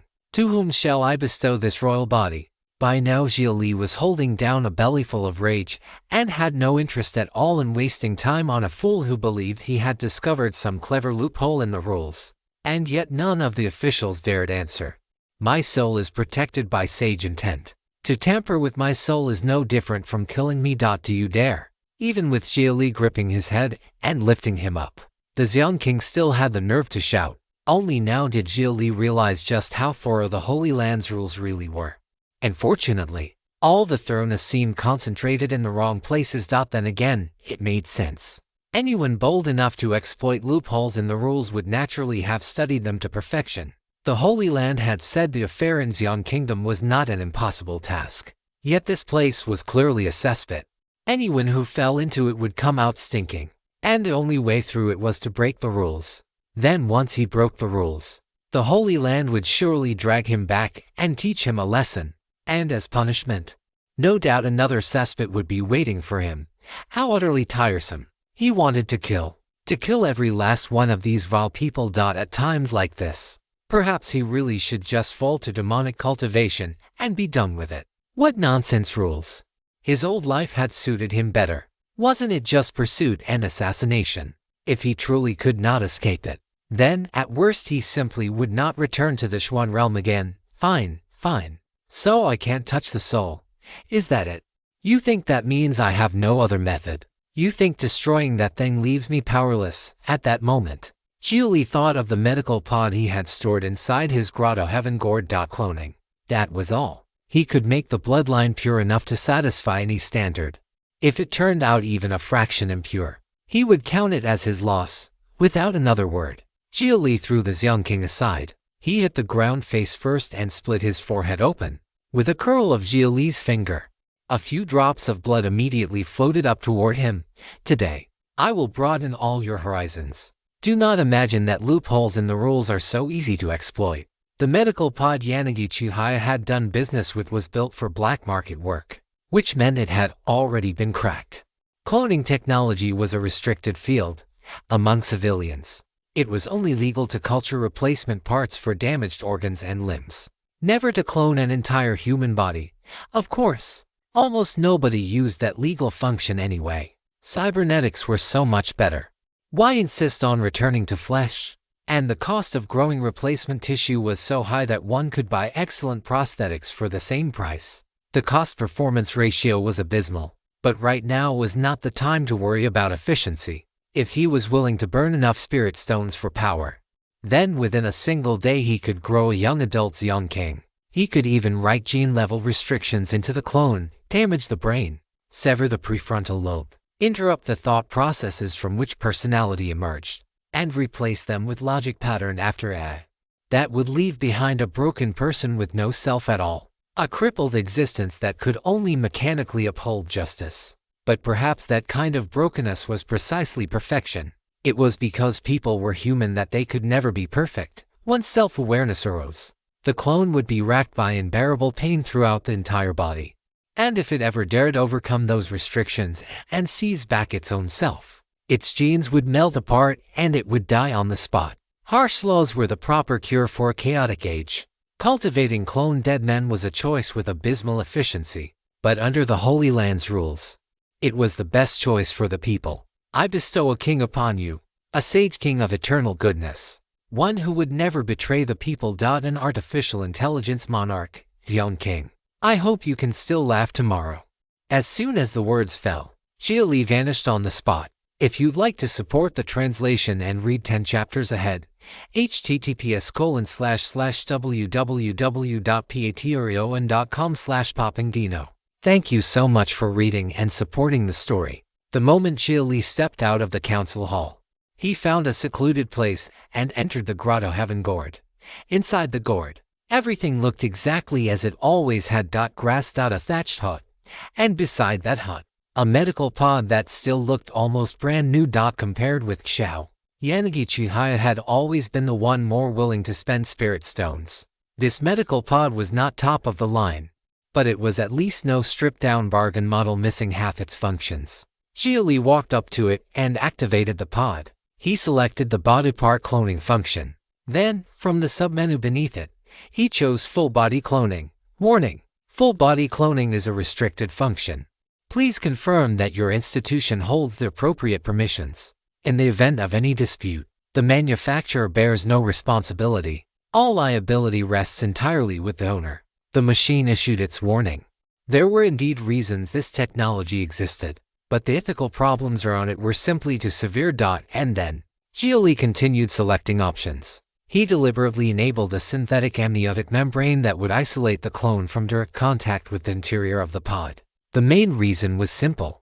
Once he remembered that a whole clone person was about to be born in there, he found the thought of using the pod himself for future treatment mildly revolting. After that came the genetic sample. Xia Li dripped the Xian King's blood into the pod's input port, and the machine immediately began analyzing its genetic characteristics. More than 10 minutes later, the gene profile, including all dominant and recessive expressions, had been fully parsed. Xia Li even had the option to filter and edit the genes, helping the Xian King's clone evolve into something superior. That, however, was utterly unnecessary. What Xia Li wanted was exact identity.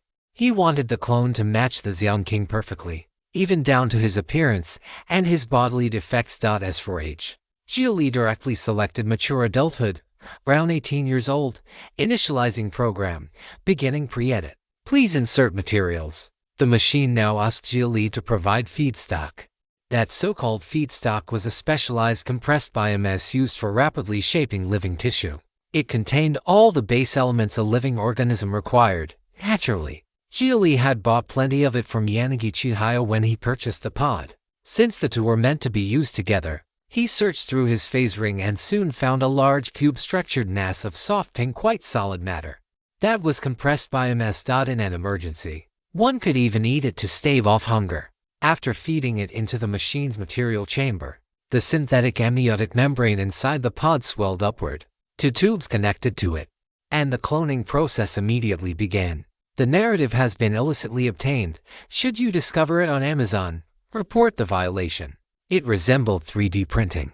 Countless nanomachines carried gel-like biomass, broken down into workable form, into the artificial membrane, and the skeleton began to take shape with astonishing speed. 20 minutes later, nerves and portions of the internal organs had begun forming, and muscle tissue followed close behind. The sight was grotesquely fascinating. Many technologies tied to cloning and gene manipulation had long been condemned by conservatives as proof that humanity had lost all reverence for life. To this day, people remain deeply divided and deeply uncertain about them. In the end, society had settled on one compromise. Parts could be cloned for replacement, whole persons could not. Yet there were always those who crossed the line.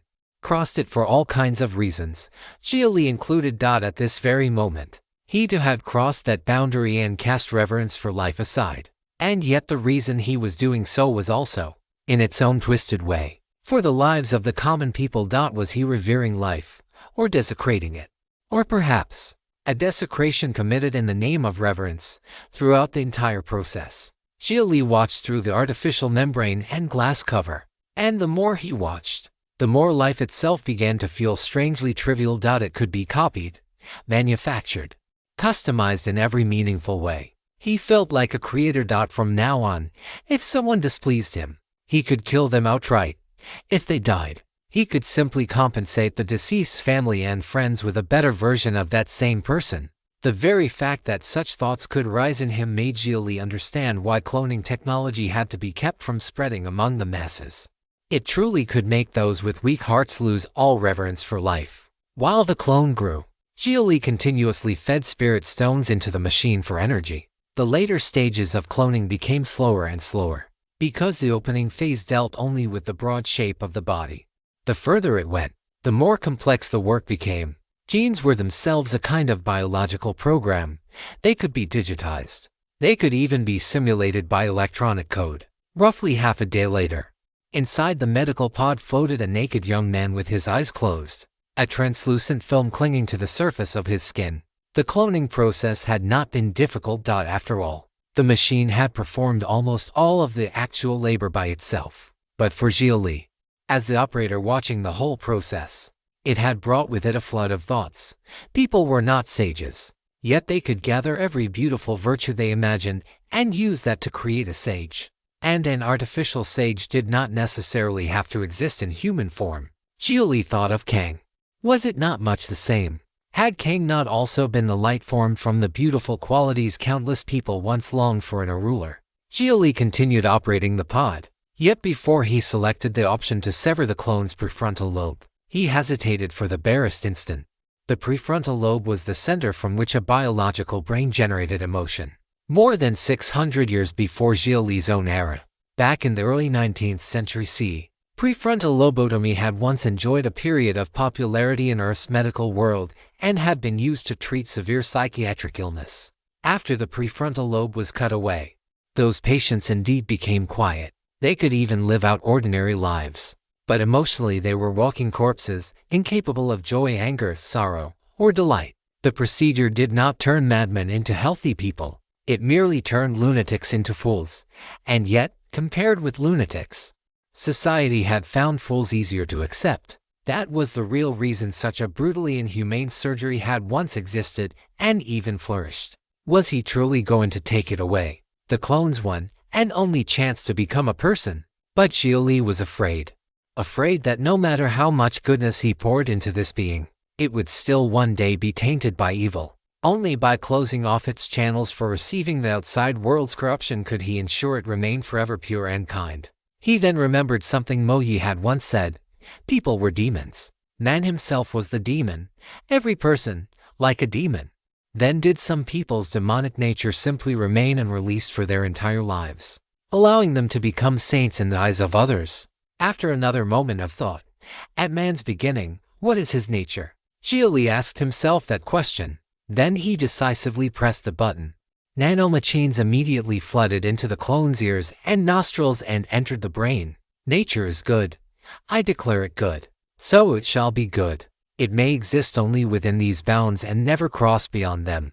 The function of the prefrontal lobe was severed. At that moment, the clone's chance to ever become truly human was cut off forever, and with it, the possibility that it might one day become demonic. Heaven chip, right in the logic. Ideal ruler personality. Generating. Please connect a prosthetic to the medical pod. Following the Heaven chip's prompt, Xia Li connected one of the fingers of his prosthetic hand to the medical pod as a data transfer port. The clone's mode of thought began to take shape. It was no longer a person. It was a perfect administrator. One that could respond to everyone with the utmost goodness, emotionless, yet not without a heart. And because of that, it could possess a path. And from that path, virtue. But under its governance, would Xi'an Kingdom truly become an ideal nation, a utopia? Xia Li did not know. Time would answer that for him. If you'd like to support the translation and read 10 chapters ahead, https://www.patreon.com/poppingdino. Thank you so much for reading and supporting the story. Inside the deliberation hall of the Xi'an Kingdom Palace, the Xi'an King was discussing how to suppress the rebellion with his gathered civil and military officials. On this matter, their opinions were unusually unified. Every one of them favored bloody suppression. The reason those officials held such lofty positions in the palace was because the Xi'an King had elevated them all personally. They were all his kind of people. If he fell, how could any of them expect a good ending? As for Xia Li's warning from before, the Xi'an King had paid it no mind at all. He had dismissed it as nothing more than a threat. Even if Xia Li truly possessed some means of taking a drop of his blood and forcing out a descendant from it, that was surely something that would take many years. By then, he would have made even more thorough preparations. All he needed to do was satisfy the Holy Land. Once he did that, the Holy Land would naturally summon Xia Li back and deal with that self-important fool. And as it happened, he already had a plan. In times of peace, how many people would still sincerely worship the Tai great sage and keep the sage intent alive? The greater the suffering, the stronger the faith, the harsher the misery, the deeper the devotion and loyalty. Among the 16 mortal kingdoms under the Holy Land's rule, even if his own land was mired in war, so long as its faith ranked near the top, then in the Holy Land's eyes he was still a qualified worldly king. Then, when the rebel army finally reached the gates, he could personally lead the campaign with the sage seal in hand, crush the rebels, harvest faith, reclaim lost territory, and afterward toss out a few rewards. After all, creatures like pigs and dogs stopped barking so long as they were fed. If they barked too fiercely, it was only because they had not eaten enough. I have understood all my minister's views, the Xi'an King said, but there is no need for fear. When the time comes, I can personally lead the campaign. Even a holy son of the Holy Land could do nothing to me. What do mere rebels amount to, in the end?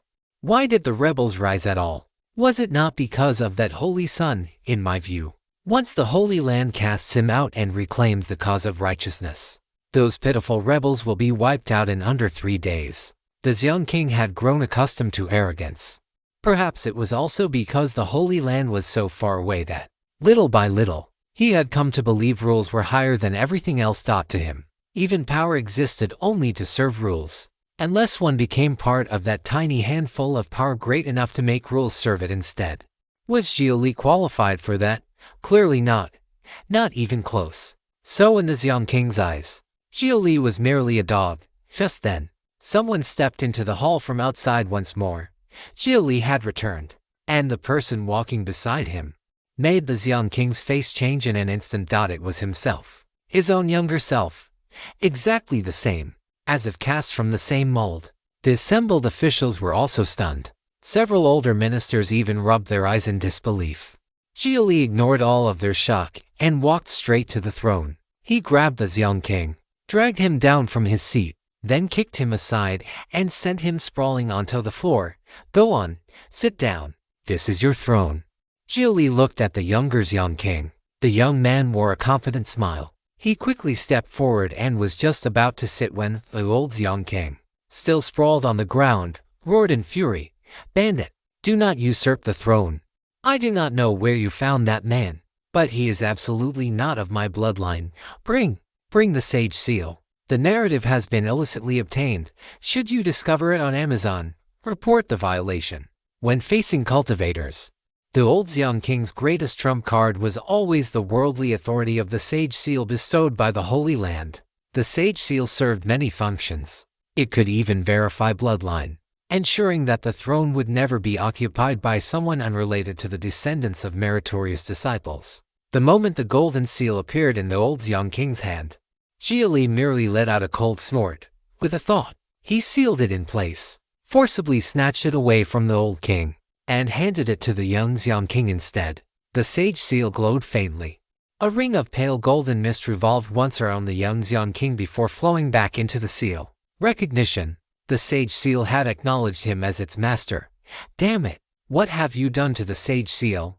This is treason. Even if he carries my bloodline, it means nothing without the succession ritual performed by me in person. You actually dared force sage intent to submit. You are desecrating the Holy Land, desecrating the tiny great sage himself. Panicking, the old young king began throwing accusations again. He truly had spent too long on the throne. His mind was full of nothing but that laughable rules and power game he thought explained the whole world. If the young king could exploit loopholes in the rules, then Xia Li could do the same. Only far more ruthlessly. You're mistaken, Xia Li said, shaking his head. He is not your bloodline. At that, the old young king's expression grew even more arrogant. Xia Li was finished, utterly finished. Then you're dead, completely dead. If he isn't of my bloodline and still dares sit on the throne, then even a holy son can be driven into reckless desperation by a mere mortal. It seems, the young king forced himself back to his feet despite the pain racking his body. Xia Li's expression did not change in the slightest. I wasn't done speaking. He is indeed not your bloodline, because he is you. Have you never heard of rebirth from a single drop of blood?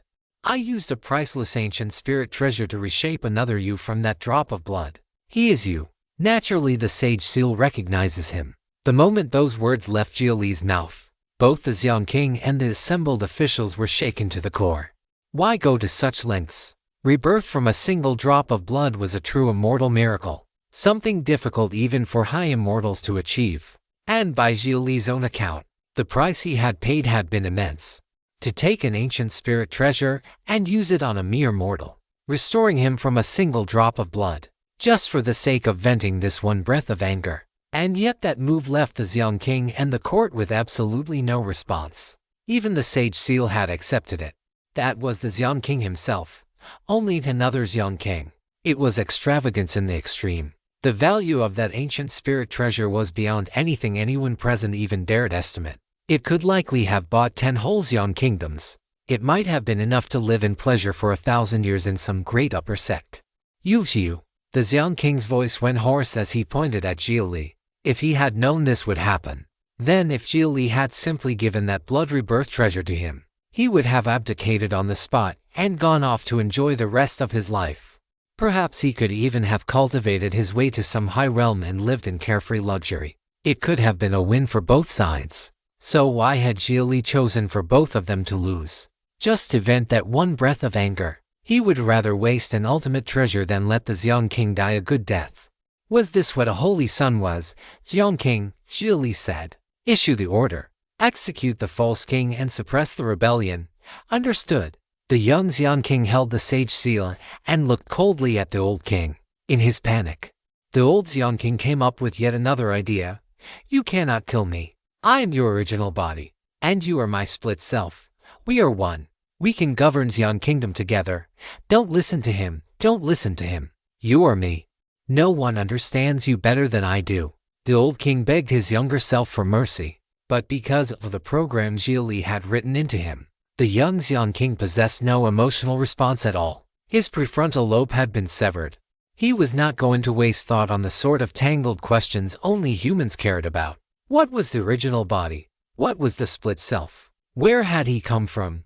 None of that mattered. None of it at all. In his eyes, there was only justice and fairness. He was sage, purely, perfectly sage. Then, arrest the false king.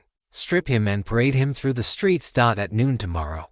Execute him by slow slicing as a public warning. The young Xiong King issued the order. But none of the civil or military officials answered. The palace guards ignored him as well. At once the old Xiong King felt as though he had come back to life. He had nearly forgotten that everyone in this palace, from the highest ministers to the lowest servants and eunuchs, belonged to him. You are the false king, he shouted. No one in this palace acknowledges you. How can you rule? How can you command obedience? You are the one who deserves death. The officials silently nodded one after another. They stood firmly on the old Xiong King's side. If this young king killed the old king, then afterward he would surely purge all of them. But Xia Li only found the situation laughable. The young clone's brain no longer needed to waste capacity on emotion. His cognition had been freed. He was entirely capable of ruling the nation alone. These officials were nothing but excess baggage. Without them, the young Xiong King would only govern Xiong Kingdom better. If they wanted to fight this out, then fine. Let them fight it all the way through. Let them see what it meant for a sage to manifest in the mortal world. Xiong King, you hold the sage seal and govern the mortal realm in the Holy Land's name. Sage intent stands behind you. Any official who disobeys you is a rebel. In Tai's name, execute them all. If the guards disobey, execute them. If the servants disobey, execute them. If the army disobeys, execute them. At worst, rule alone. Be both sovereign and general. A sage within, a king without. With those words, Xia Li let out a cold laugh and turned to leave the deliberation hall. Golden radiance flared inside the hall. The curses and screams of the officials carried far into the distance. The young Xiong King could not be threatened. To govern a mortal kingdom, he needed nothing more than the authority of the sage seal in his hand. He had no need of officials and no need of armies. The sage seal was itself a terminal through which the people could directly transmit their will. No malicious official could tamper with that.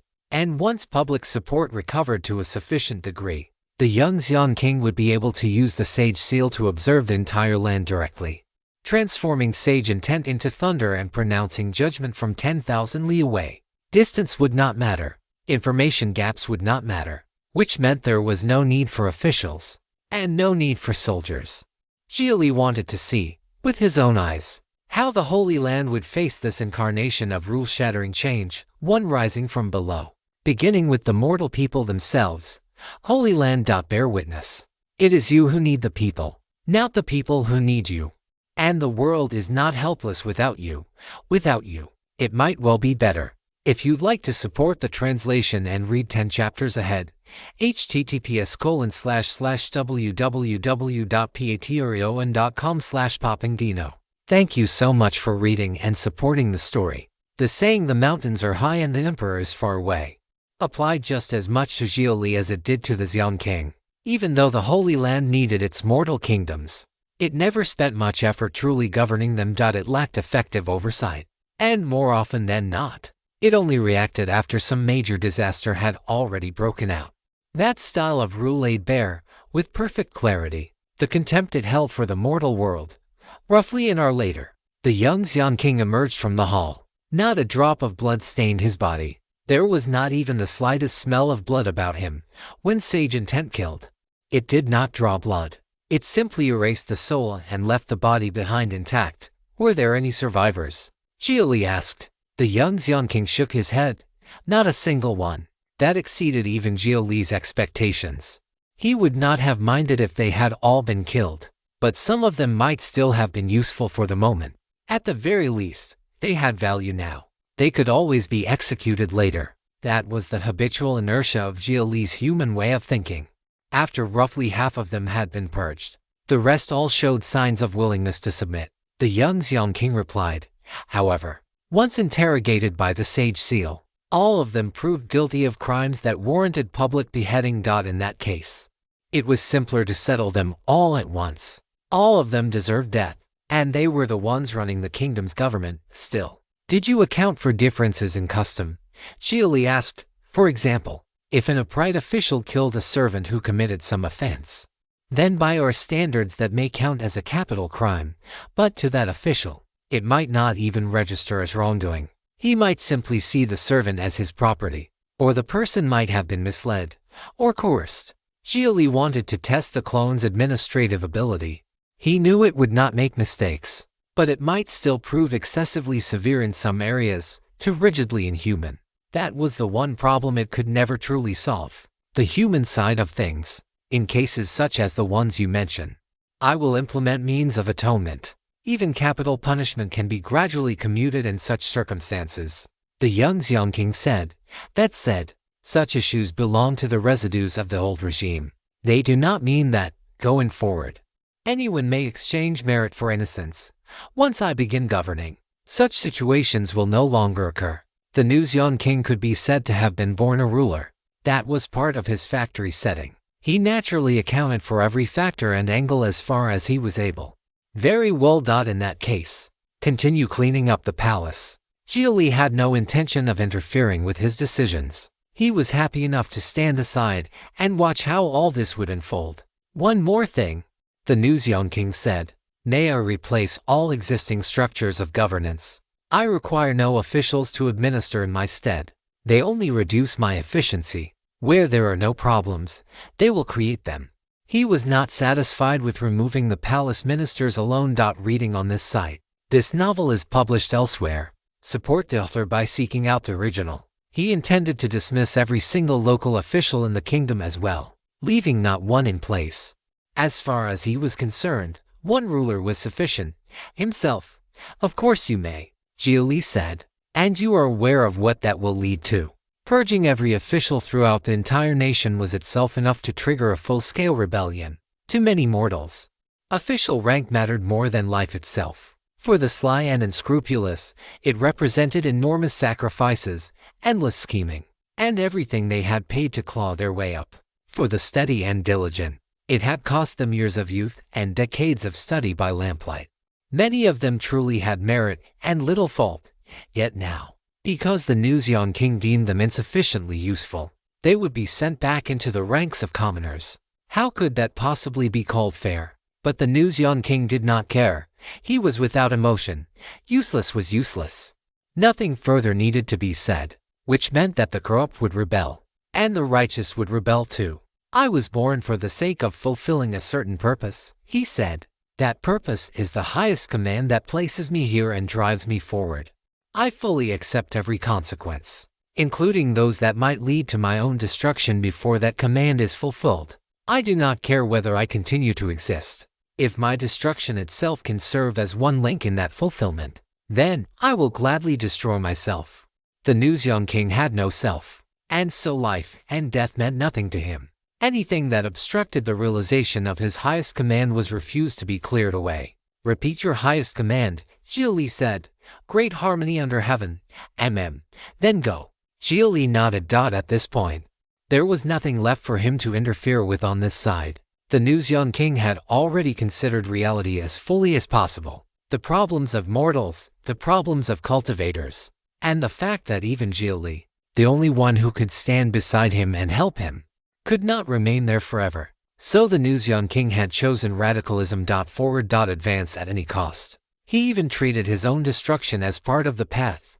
The next morning, the royal capital's martial lockdown was lifted.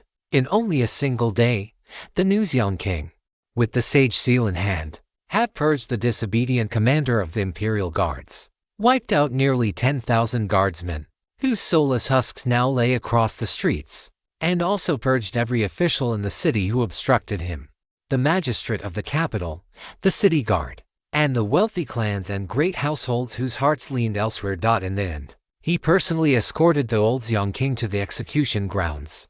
The common people watched in confusion and shock. Many had already heard what had happened the day before.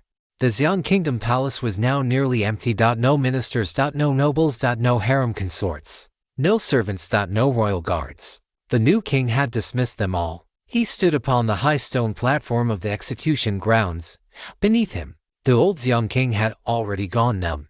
Emptied out of all spirit, he had truly fallen into complete despair. At first he had still been laughing that no one would support the new king. But as the new king cleared away everything, what did support matter anymore? How many people in Xian Kingdom hated the rot of the old order, yet had never dared say so aloud? After hearing what had happened yesterday, they had all begun devoutly offering gratitude to Tai Holy Land and thanks to the new king, thereby feeding yet more power into the sage seal. The increasingly brilliant light of the seal far outshone the false, performative support of the upper ranks, people of Xian Kingdom. The new king said, "I am the true Xian king. This man is the impostor who stole the state and created the foul, smoke-choked court that brought you all to such suffering. This is my sin." Upon the execution platform, facing the gathered populace, the new king dropped to his knees and struck his forehead to the ground. The sound was deep and forceful. Then he rose and turned to another direction of the crowd. The common people stared in utter shock. Some covered their mouths in disbelief. They could not believe what they were seeing. A king, high above all others, was kneeling and kowtowing to them. And from what they understood, that king had not even been the one at fault. It had all been the crimes of the usurper. The officials that usurper had led had been rotten to the core. "Your Majesty, please rise. You don't need to do this. None of this was your fault. Your Majesty, please don't humble yourself for us like this. Your Majesty has suffered even more humiliation than we have." The people all called out at once, moved beyond words. Even so, the new king still completed his kneeling bows to all 8 directions before finally standing back up. By then, his face was already smeared with blood. That sight alone made the people around him straighten in reverence. Sincerely willing to support the young king, now, he declared, "I pronounce the former king guilty of death for usurping the state. Execution will be carried out on the spot by slow slicing. Any of you may come forward and give the former king a cut. I will preserve his life for 3 days with the sage seal. During those 3 days, take your fill." The new king had declared the old king's crimes, and after a brief moment of silence, the entire city erupted in cheers. Someone immediately rushed up onto the execution platform and began beating and kicking the old Xian king. If you'd like to support the translation and read 10 chapters ahead, https://www.patreon.com/poppingdino.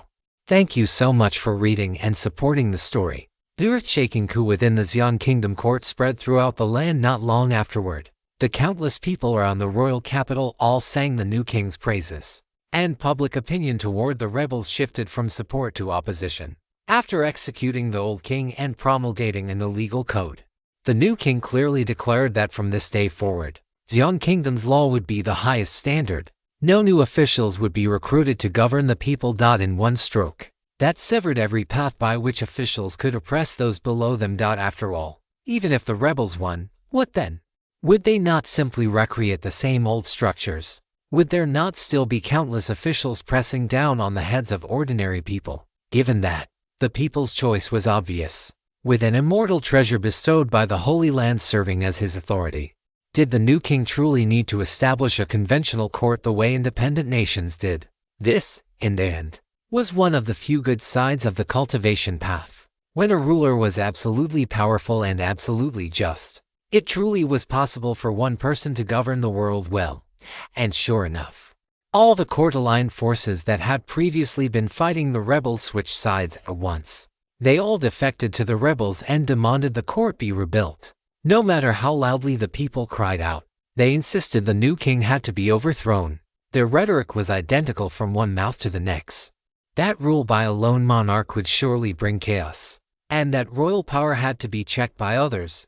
But in reality, under the new king's system, the ones who checked royal power were the people themselves. If the people withdrew their support, then the king lost the strength of the sage seal. At that point, anyone at all could walk into the palace and kill him. When the people realized protest alone could not stop the coming attack, all of Xian Kingdom except for a portion who had been thoroughly indoctrinated by the rebels and were already committed to their cause began worshipping the Tai Great Sage to provide strength for the Sage Seal.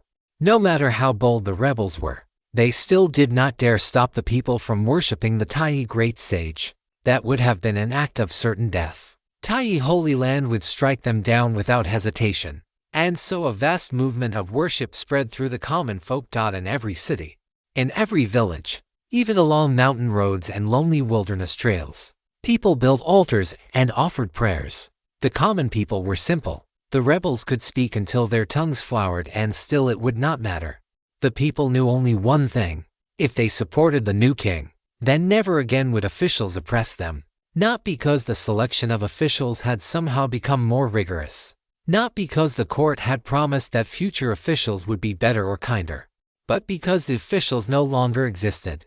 They were simply gone. To the common people, officials stood against them by nature. No matter how good an official might be, he was still an official, a lord above them, someone before whom they had to kneel. So long as the new king could manage everything, the people would much rather kneel to one king alone than bow before countless great and petty officials. Stolen novel, please report. And more than that, the new king had knelt to them first, as the new policies were tested and implemented in the royal capital. The new king also displayed astonishing administrative talent. He fostered many public functionaries who drew salaries yet held no actual authority, using them only to shoulder the most basic tasks of administration. As for major matters involving law and justice, such as judgment and sentencing, if either party to a case felt dissatisfied with the result, they could report it upward through ritual offerings to the Sage Seal. The new king would retry the case personally. As news of the capital spread outward through the populace, support for the new king among the common folk rose at a terrifying speed.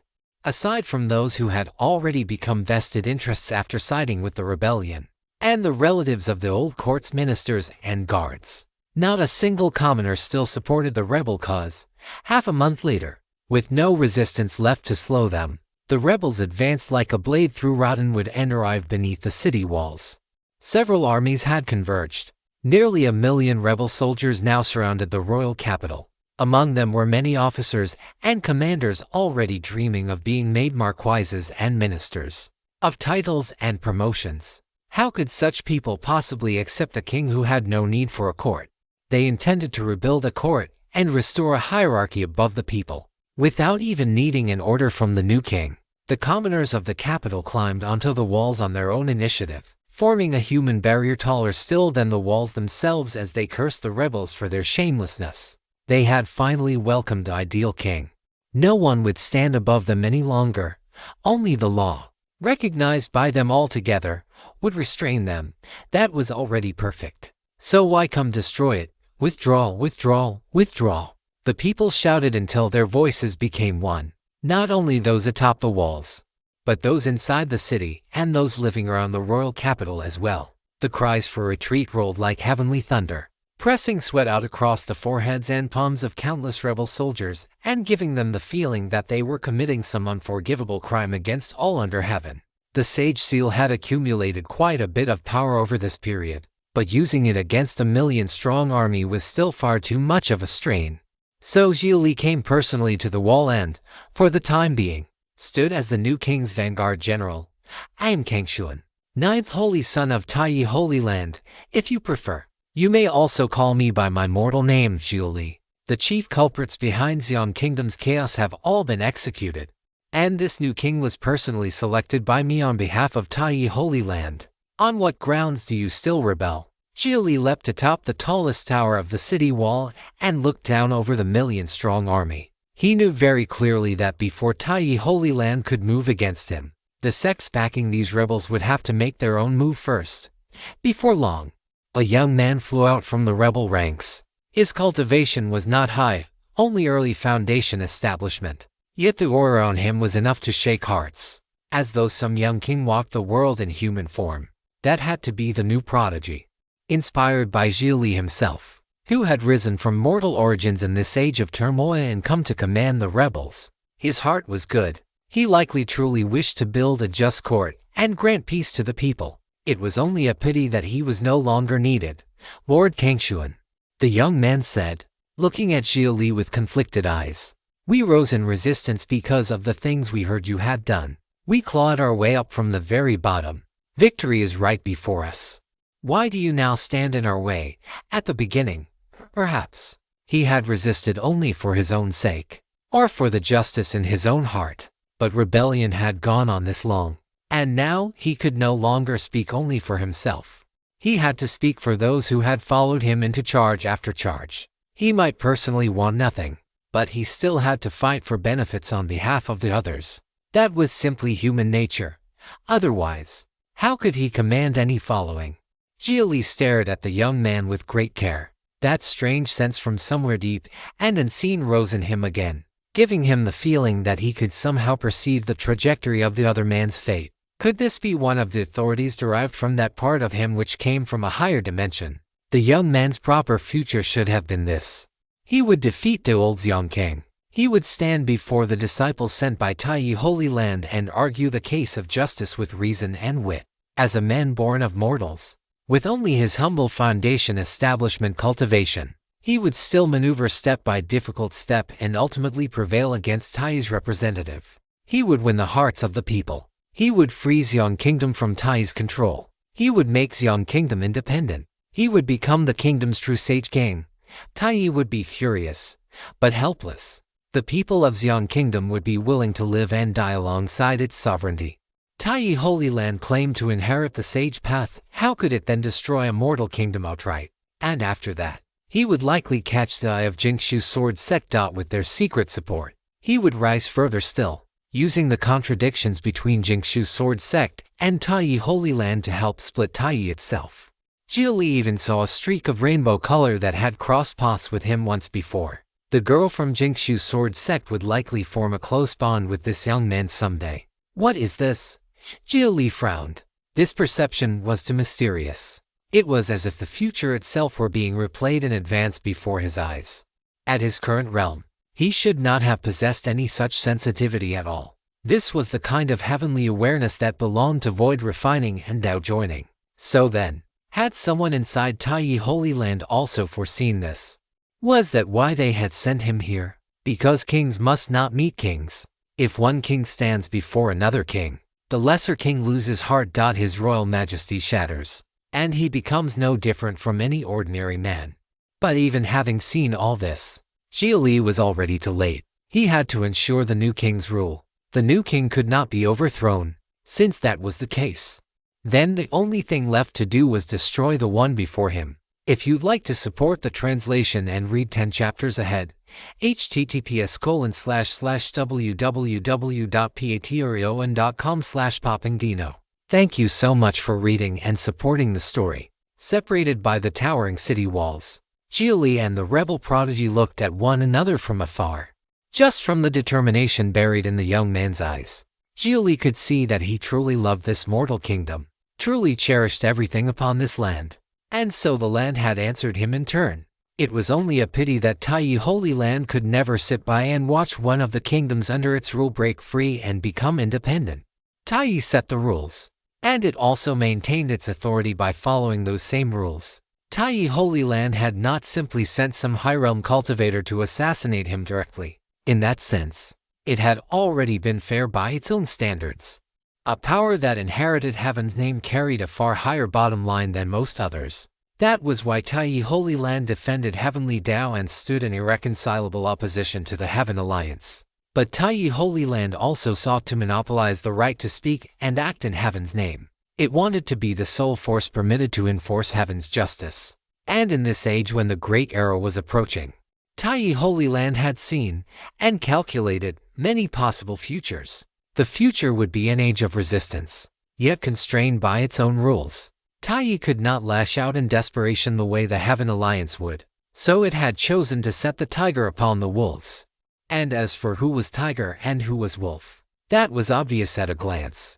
Xia Li was the fierce tiger Taiyi Holy Land intended to use against those wolves who refused to submit. In a way, the irony was almost laughable. He even had Qiufu, a tiger, by his side. By the time the situation in Xiang Kingdom had reached this point, Xia Li had finally cut through the fog and seen the hidden hand of Taiyi at work. Suppressing the rebellion meant suppressing Xiang Kingdom's independent future. It meant suppressing the determination of all those small sects that had finally gathered the courage to challenge the great powers. It meant suppressing the fire of resistance that he himself had helped ignite. At that moment, more cultivators rose from the rebel army and flew forward to stand beside the young prodigy against Xia Li. These were elders, even sect masters, from the smaller sects. Most of them were at nascent soul or soul transformation. Xiang Kingdom might have been called a mortal kingdom, but it had existed beneath Taiyi Holy Land for ages beyond counting. The sects that had taken root in Xiang Kingdom and withdrawn from worldly affairs had once, after all, come from Xiang Kingdom itself. Those people had gone out, learned the Tao, and later returned to establish their own lineages in their home country. Was that not for the sake of one day making Xiang Kingdom independent, transforming it into a sovereign cultivation nation? After all, every so-called mortal kingdom existed only by clinging to the sects above it. Lord Kangshuan, withdraw. One of them said, we can support the new king you selected, but the court must be rebuilt. Why not each side give a step?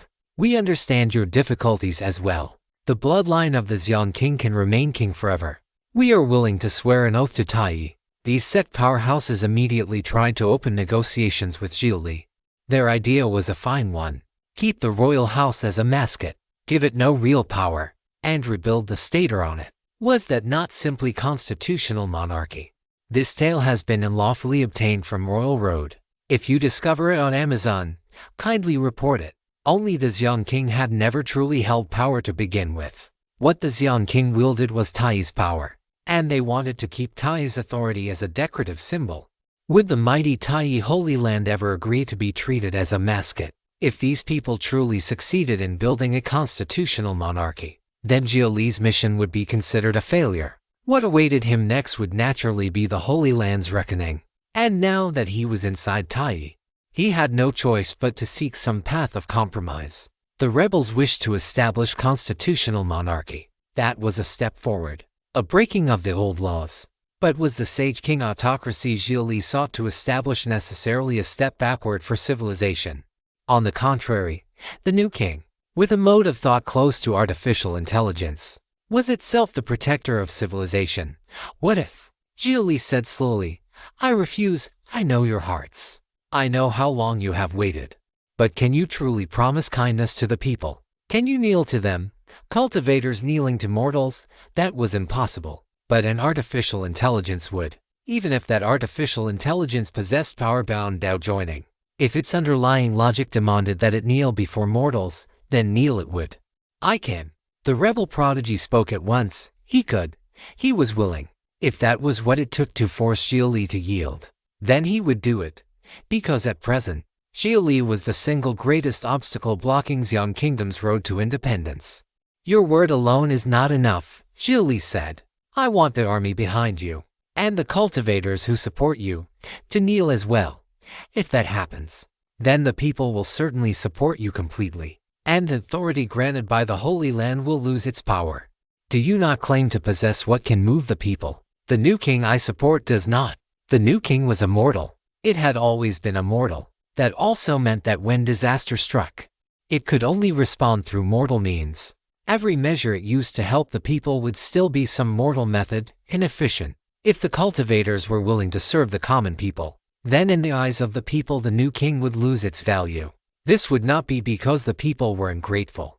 It was simply because what the people sought was this straightforward. Whoever treated them well, they would support. It had always been so. When Xia Li finished speaking, The rebel prodigy turned and looked back at the million-strong army behind him. Then at the cultivators who supported him. No one dared meet his eyes. For so many of them, why had they sought power in the first place? Was it truly so they could sacrifice themselves to help others? Of course not. They sought power precisely so they could stand above others. At the start, they may have fought on in a rush of righteous passion. But how long could that passion burn? In the end, reality returned. And with it came the desire to carry their scars like honors and receive the kneeling of 10,000 people. But what now? Must they kneel to those 10,000 instead? If they had committed no wrong, why should they kneel? If they had merit, why should they kneel? If they were stronger, why should they kneel? It was simply against human nature, but not against machine nature. The rebel prodigy let out a long sigh. At that moment, he understood that the momentum he had gathered along the way had reached its limit. Xia Li, meanwhile, lifted his head and looked toward the sky. Then he activated the strongest function of the 6th-generation heaven chip, cognitive intervention. The sky caught fire. The wilderness in every direction burst into flame. Azure fire took on human shape, and a vast army of flame appeared behind Xia Li, with his arms folded. Xia Li radiated an aura so hot that one felt they might be burned to ash simply by approaching him. The clouds overhead boiled and scattered apart. The dusk sky seemed, in that instant, to revert to blazing noon. Not one of the million mortal soldiers dared look directly at the azure army behind Xia Li. It was too bright. Even a glance felt enough to scorch the eyes. And so the entire million-strong army lowered their heads.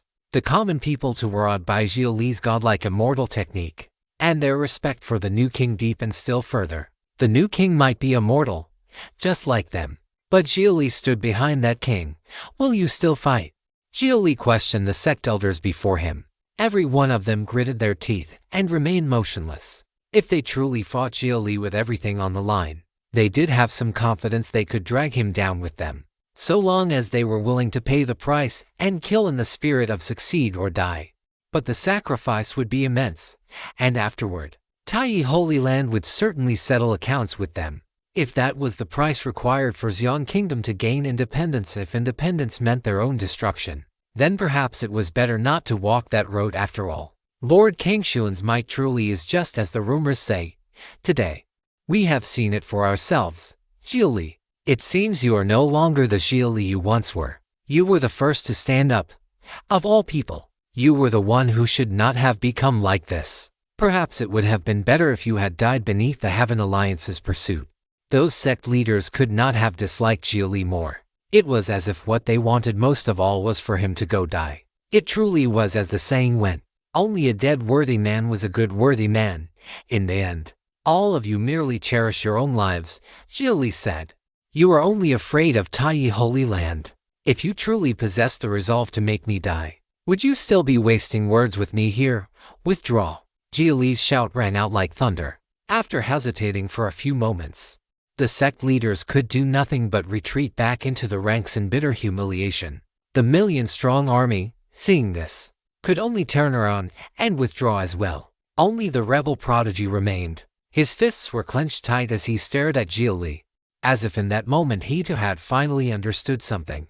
The first man to stand up, the first man to resist, and therefore the one who ought to die first. From this day onward, rebels everywhere would say the same words, Lord Kangshuan, please die. If you'd like to support the translation and read 10 chapters ahead, https://www.patreon.com/poppingdino. Thank you so much for reading and supporting the story. The rebels withdrew.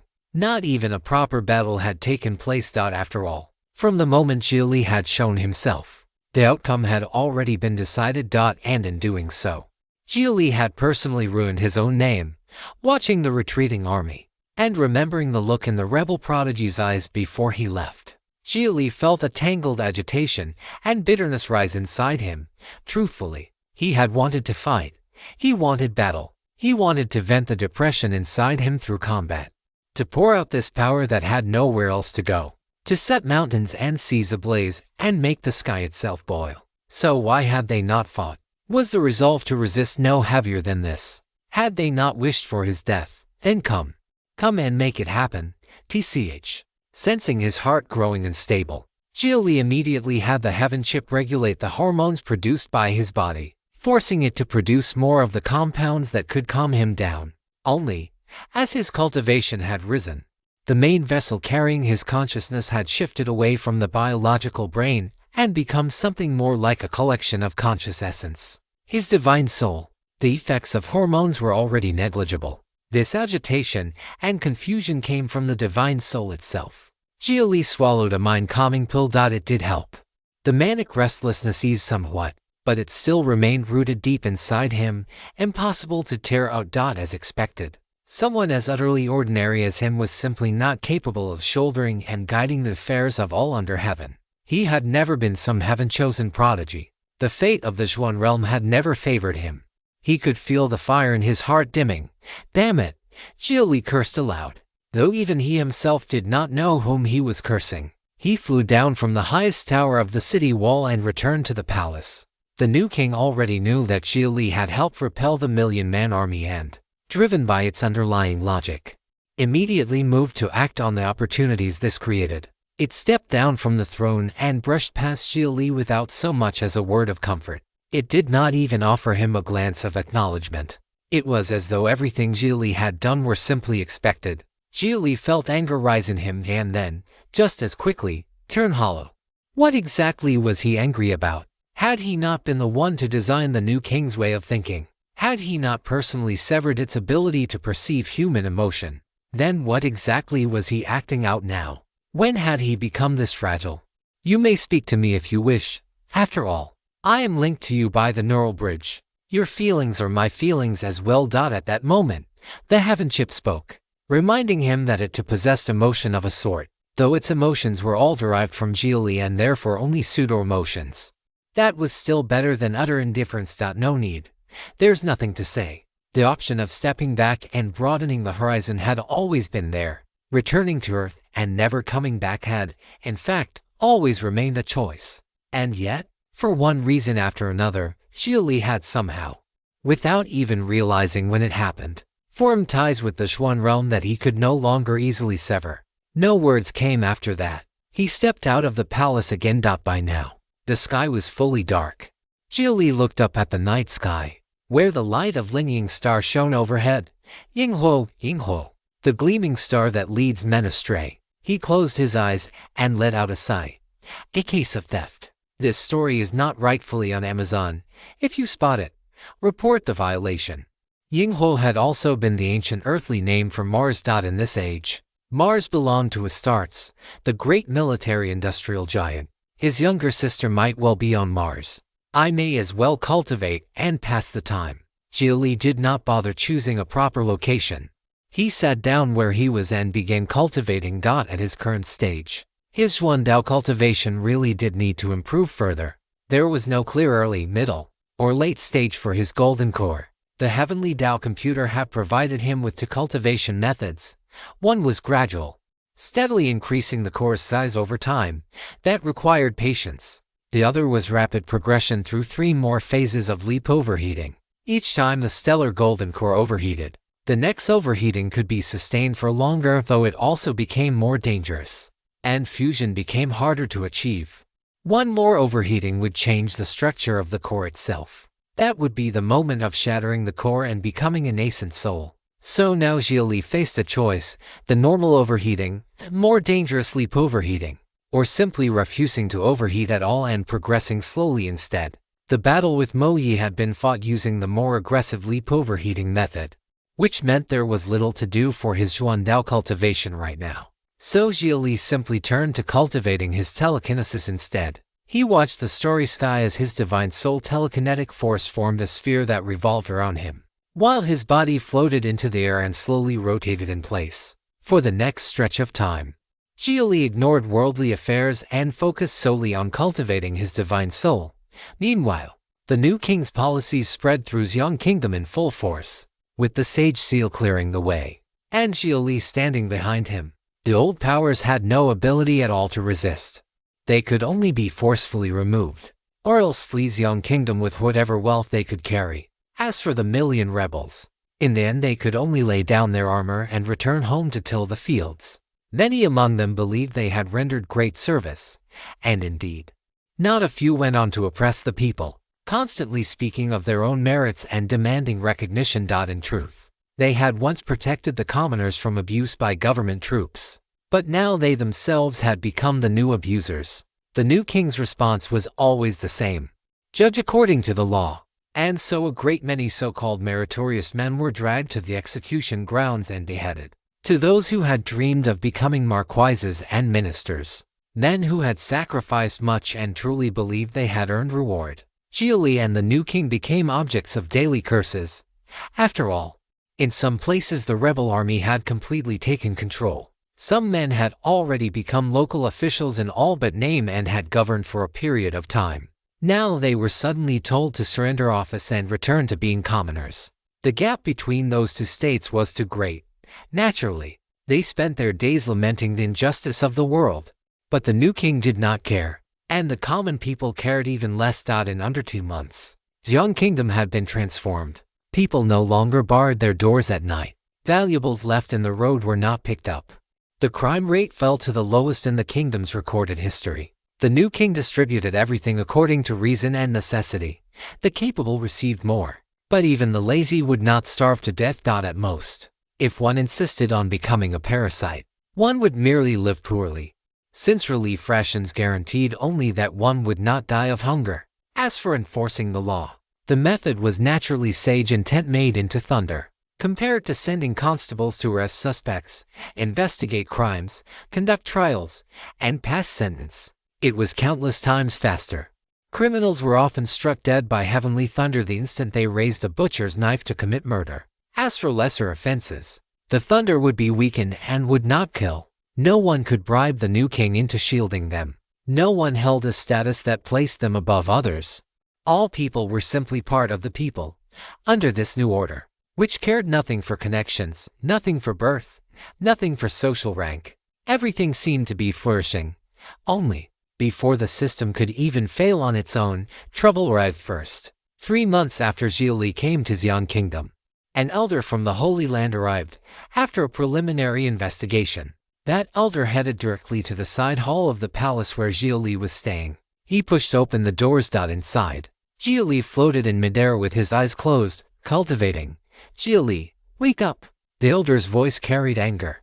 The state of Xiang Kingdom was absolutely not what the Holy Land wanted to see. Even if before, the common people had worshipped Tai only half-heartedly, whether from longing, hope, or desperation, at least they still worshipped Tai. But Xia Li had taken things too far.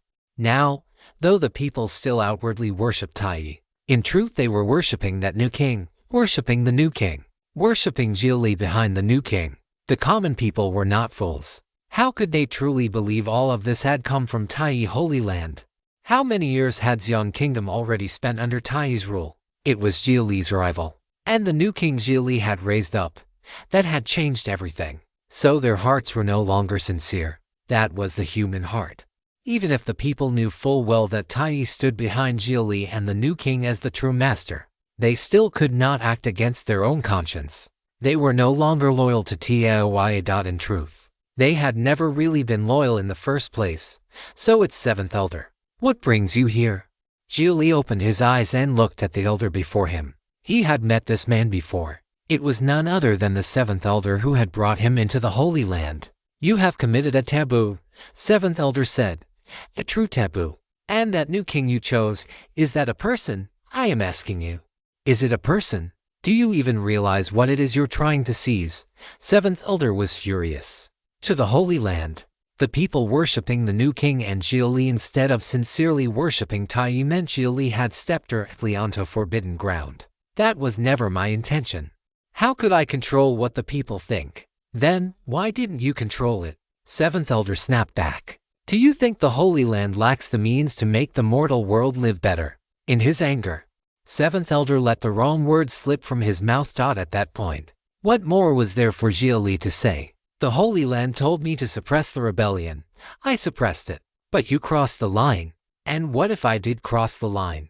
Xia Li's mood had been foul for quite some time, and he was already struggling to hold his emotions in check. Seeing the look on Xia Li's face, Seventh Elder finally calmed down a little and stopped pressing further for the moment. Xia Li probably truly had not intended this outcome. He also lacked the courage to deliberately aim for it, but facts were facts. At this point, anger served no purpose. What mattered now was how to turn the people's hearts back. Have the new king commit evil deeds, Seventh Elder said. Let him prey upon the people. You will be judged as having chosen poorly and punished by the Holy Land. You will compensate the people. The Holy Land will then raise up a new ruler. What do you think? Of course, this will only be for the people's eyes. In truth, you have rendered great service. The Holy Land will reward you. Seventh Elder phrased it like a question, but it was already very nearly a command. All the effort Xia Li had spent on behalf of the people, all the damage he had willingly done to his own name to bring the rebellion to heel. The Holy Land was prepared to betray all of it. You are certain? To Xia Li's own surprise, his heart suddenly felt much clearer. The Holy Land's grand design had been broken. Xia Li's own self had one. From this point onward, it would be far harder for Taiyi to assimilate him. I am certain. Behave yourself. How could Seventh Elder fail to see that after this matter, winning Xia Li's true loyalty would be difficult? All he hoped now was that Xia Li would not tear through the final layer of pretense between them. The Holy Land truly did not want to show a face insufficiently holy. If you'd like to support the translation and read 10 chapters ahead, https://www.patreon.com/poppingdino. Thank you so much for reading and supporting the story. Xia Li naturally had no intention of agreeing to Seventh Elder's demand, so he simply stared at him in silence. Even Xia Li himself had never expected that the people would end up worshipping him and the new king, and in doing so cease to worship Taiyi with sincere hearts. But with Seventh Elder's cultivation, he could sense the sincerity or insincerity of mortal hearts with perfect clarity. How could the shallow surface manners of ordinary people possibly fool a great cultivator? When Seventh Elder saw that Xia Li remained silent, he understood that if the stalemate continued, he himself would have to break it. The Holy Land valued Xia Li too highly. He really had acted too rashly. If Xia Li became estranged from the Holy Land because of him, the fault would rest on his shoulders. Xia Li, I apologize for my earlier impulsiveness. I hope you can forgive me. I spoke that way only because I believed it was for the good of both you and the Holy Land. My tone truly did go too far. I will punish myself with one strike. As soon as the words fell, Seventh Elder slammed a palm into his own chest. He held nothing back. Standing directly in front of him, Xia Li could feel the force of that strike clearly. It looked plain and unadorned, yet had already reached the state where the great Tao returned to utter simplicity. Carrying a weight like 10,000 jun, after striking himself, Seventh Elder did not pretend to cough blood or cry out in pain. It was as if nothing had happened at all, and yet his aura had undeniably weakened. Seventh Elder, even so, I still cannot agree to the request you made before. Xia Li would not destroy his own work simply because Seventh Elder put on a show of pity and self-punishment. He had a feeling that if he truly did as Seventh Elder asked, then he would lose something of vital importance. On that one point alone, he could not yield. And looking at the facts as they stood now, was this not exactly the result he had wanted the Holy Land to witness? The only problem was that the Holy Land had arrived too quickly. And not only quickly, but with an elder in person. If the Holy Land possessed this kind of insight and speed of response, then the fact that it had still allowed the rebels to mature into what they were before sending Xia Li here could only mean one thing. There had to be calculation behind it. You care a great deal about mortals, Seventh Elder asked. Are mortals not the foundation of the sage path? The first sage progenitor was a mortal. That is true. Seventh Elder nodded without denying Xia Li's words. Mortals were indeed the foundation of the sage path. But precisely because that is so, you must never underestimate mortals. Your mistake this time was that, standing too high above them, you idealized the mortal world too much. With the mindset of the strong, you presumptuously bestowed upon the weak everything you believed they needed. The Holy Land has governed the mortal world for ages. Do you think it truly never once tried to help it? It simply failed every time. So the Holy Land turned instead to the path of balance. Mortal affairs are handled by mortals. We merely preserve the overall order, stolen from Royal Road.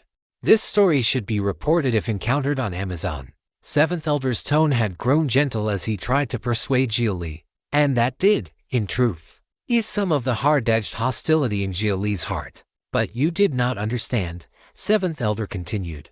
And so you grew angry. And so you believe that I, and the Holy Land, were forcing you. But the Holy Land does not blame you. And I once again sincerely ask your forgiveness for the way I acted earlier. From here onward, allow this old man to handle the aftermath. You need do nothing at all. Your mission is already complete. The Holy Land told you to suppress the rebellion, and you did. You did so very well. There are only a few minor flaws, and I will patch them up for you. This sudden gentleness unsettled Xia Li more than open hostility had. He would much rather stand in sharp opposition to the Holy Land than face this sort of understanding compromise. By the way, there are some things the history books do not record, Seventh Elder said. And it is not even because the Holy Land wished to hide its own shame. It is because the whole world needed its shame hidden. Do you know how the sage progenitor died? Xia Li really did not know. The Heaven Chips database held no record of it either. I asked the Elder to enlighten me. No hurry. You will see it for yourself. Speaking of which, this young kingdom as it now stands, it is alike. Far too alike. Seventh Elder walked over to Xia Li and patted him on the shoulder. There was even a trace of indulgent affection in his expression, the sort an elder showed a younger man who had not behaved well, but whom he still could not bear to punish harshly. The sensation made Xia Li's whole body go faintly numb. You were right. If you had not done this, then you would not have been yourself. Without knowing the full picture, how can you be blamed? The fault lies with this old man. After leaving those words behind, Seventh Elder turned and departed. The severe, accusatory face from before now seemed almost false, as though it had only been one of Xia Li's hallucinations. Which Seventh Elder was the real one? The Seventh Elder who had come to demand answers? Or the Seventh Elder who now seemed warm and kindly, like some elder relative? Xia Li could not tell. He truly could not tell. Reason told him that Seventh Elder must be acting, that the Holy Land had held evil intent from the very beginning, that the Holy Land was wicked, that the Holy Land was a lofty force of rulers, that whatever it said was wrong, false, and hypocritical. But if he thought that way, did that not mean he had become nothing but prejudice himself? Then where did the waves of unease in his heart come from? Xia Li immediately chased after Seventh Elder out of the side hall. Unexpectedly, Seventh Elder had not left any trap behind. He had not sealed the hall shut. Xia Li was able to leave without obstruction. He then had the Heaven Chip perform a full diagnostic on his body. There was nothing wrong with him. That pat on the shoulder had not been some hidden attack. It had only been a polite gesture, even one tinged with concern. And by then, Seventh Elder's figure was already long gone from sight. Seventh Elder, what exactly are you trying to do? Xia Li did not know. He could only look up toward the sky, where the clouds had begun, at some unnoticed moment, to take on a faint golden glow. Just like Taiyi Holy Land itself, Xiong Kingdom had become a land favored by the sages, a land blessed by sage will. All peace and joy seemed to gather there. It was an earthly paradise, a utopia, and able to find Seventh Elder, and unable to determine what scheme he was carrying out. Xia Li simply disguised himself as an ordinary mortal and began walking through Xiong Kingdom. Everywhere he looked, he saw exactly what he had wanted to see, exactly what he had hoped to bring into being. Nothing seemed wrong, nothing at all. And yet the unease in his heart only grew stronger. 2 months later, Xia Li was still searching for where the problem would surface, still trying to figure out what Seventh Elder was scheming. As he walked, he eventually came upon a medicine shop. It was the crying inside that drew him there. It was a sound he had not heard in a long time within Xiong Kingdom. For all this while, everyone he had seen had worn smiles. They had been deeply satisfied with the life before them and full of hope for the future. There seemed no reason for sorrow. But when Xia Li stepped into the shop, he found a woman holding a child in her arms. The child was sallow-faced and already on the brink of death. Shopkeeper, is there truly no way to save my child? The shopkeeper shook his head. He is afflicted with a malignant growth, a vicious wasting disease. It lies beyond what current medicines can treat. You should begin preparing his funeral arrangements. But I heard there was medicine, the woman cried. I came all the way from West Mountain seeking it. Please, shopkeeper, tell me. I have silver. She immediately placed several broken pieces of silver on the counter. There truly is no medicine, the shopkeeper said. The medicine you heard about, that was Benefactor Liu's blood. Under the Sage King's rule, good people assist the Sage King in governing. Good deeds are rewarded. One lives free of sickness and disaster and may gain long life. That Benefactor Liu, he cannot bear to watch someone die in front of him. So, he drew out his own benevolent blood to save them. But that only happened once. In such a short time, it will be hard for him to accumulate that miraculous benevolent blood again. If you can find another benefactor, perhaps your child can still be saved. But my child does not have time to wait. The woman was frantic with panic. The child in her arms coughed again, this time spitting out a few more mouthfuls of blood. Seeing that, the shopkeeper could only shake his head and sigh. Now that the Sage King ruled, and now that so many new methods of medicine had been promoted, countless illnesses that had once been considered incurable had been rooted out. But there were still some deathly diseases for which no treatment existed. That was fate. And some things could not be begged for. If you'd like to support the translation and read 10 chapters ahead, https://www.patreon.com/poppingdino. Thank you so much for reading and supporting the story. Standing inside the medicine shop and watching all of this unfold, Xia Li felt pity stir in him. The new king truly had worked hard enough, but some malignant diseases, such as rare congenital illnesses, could not be solved simply by knowing how to treat them. Limited by the era. Even if the new king understood the treatment, synthesizing the medicine was still difficult, and compared with medicine, there were even more matters he had to maintain and govern. Those few congenital sufferers who occupied only the smallest fraction of the people could only be abandoned, even on Earth. Had it not been the same, had he himself not once suffered from a grave illness, indeed, it was fate. Unless one brought out the miraculous pills and medicines of cultivators. So Xia Li walked forward. I have a spiritual pill used by the immortals. It may be able to save your child's life. After Xia Li took out the pill, the woman was too frantic to thank him. She snatched it from his hand first and stuffed it into her child's mouth, as if afraid Xia Li would change his mind.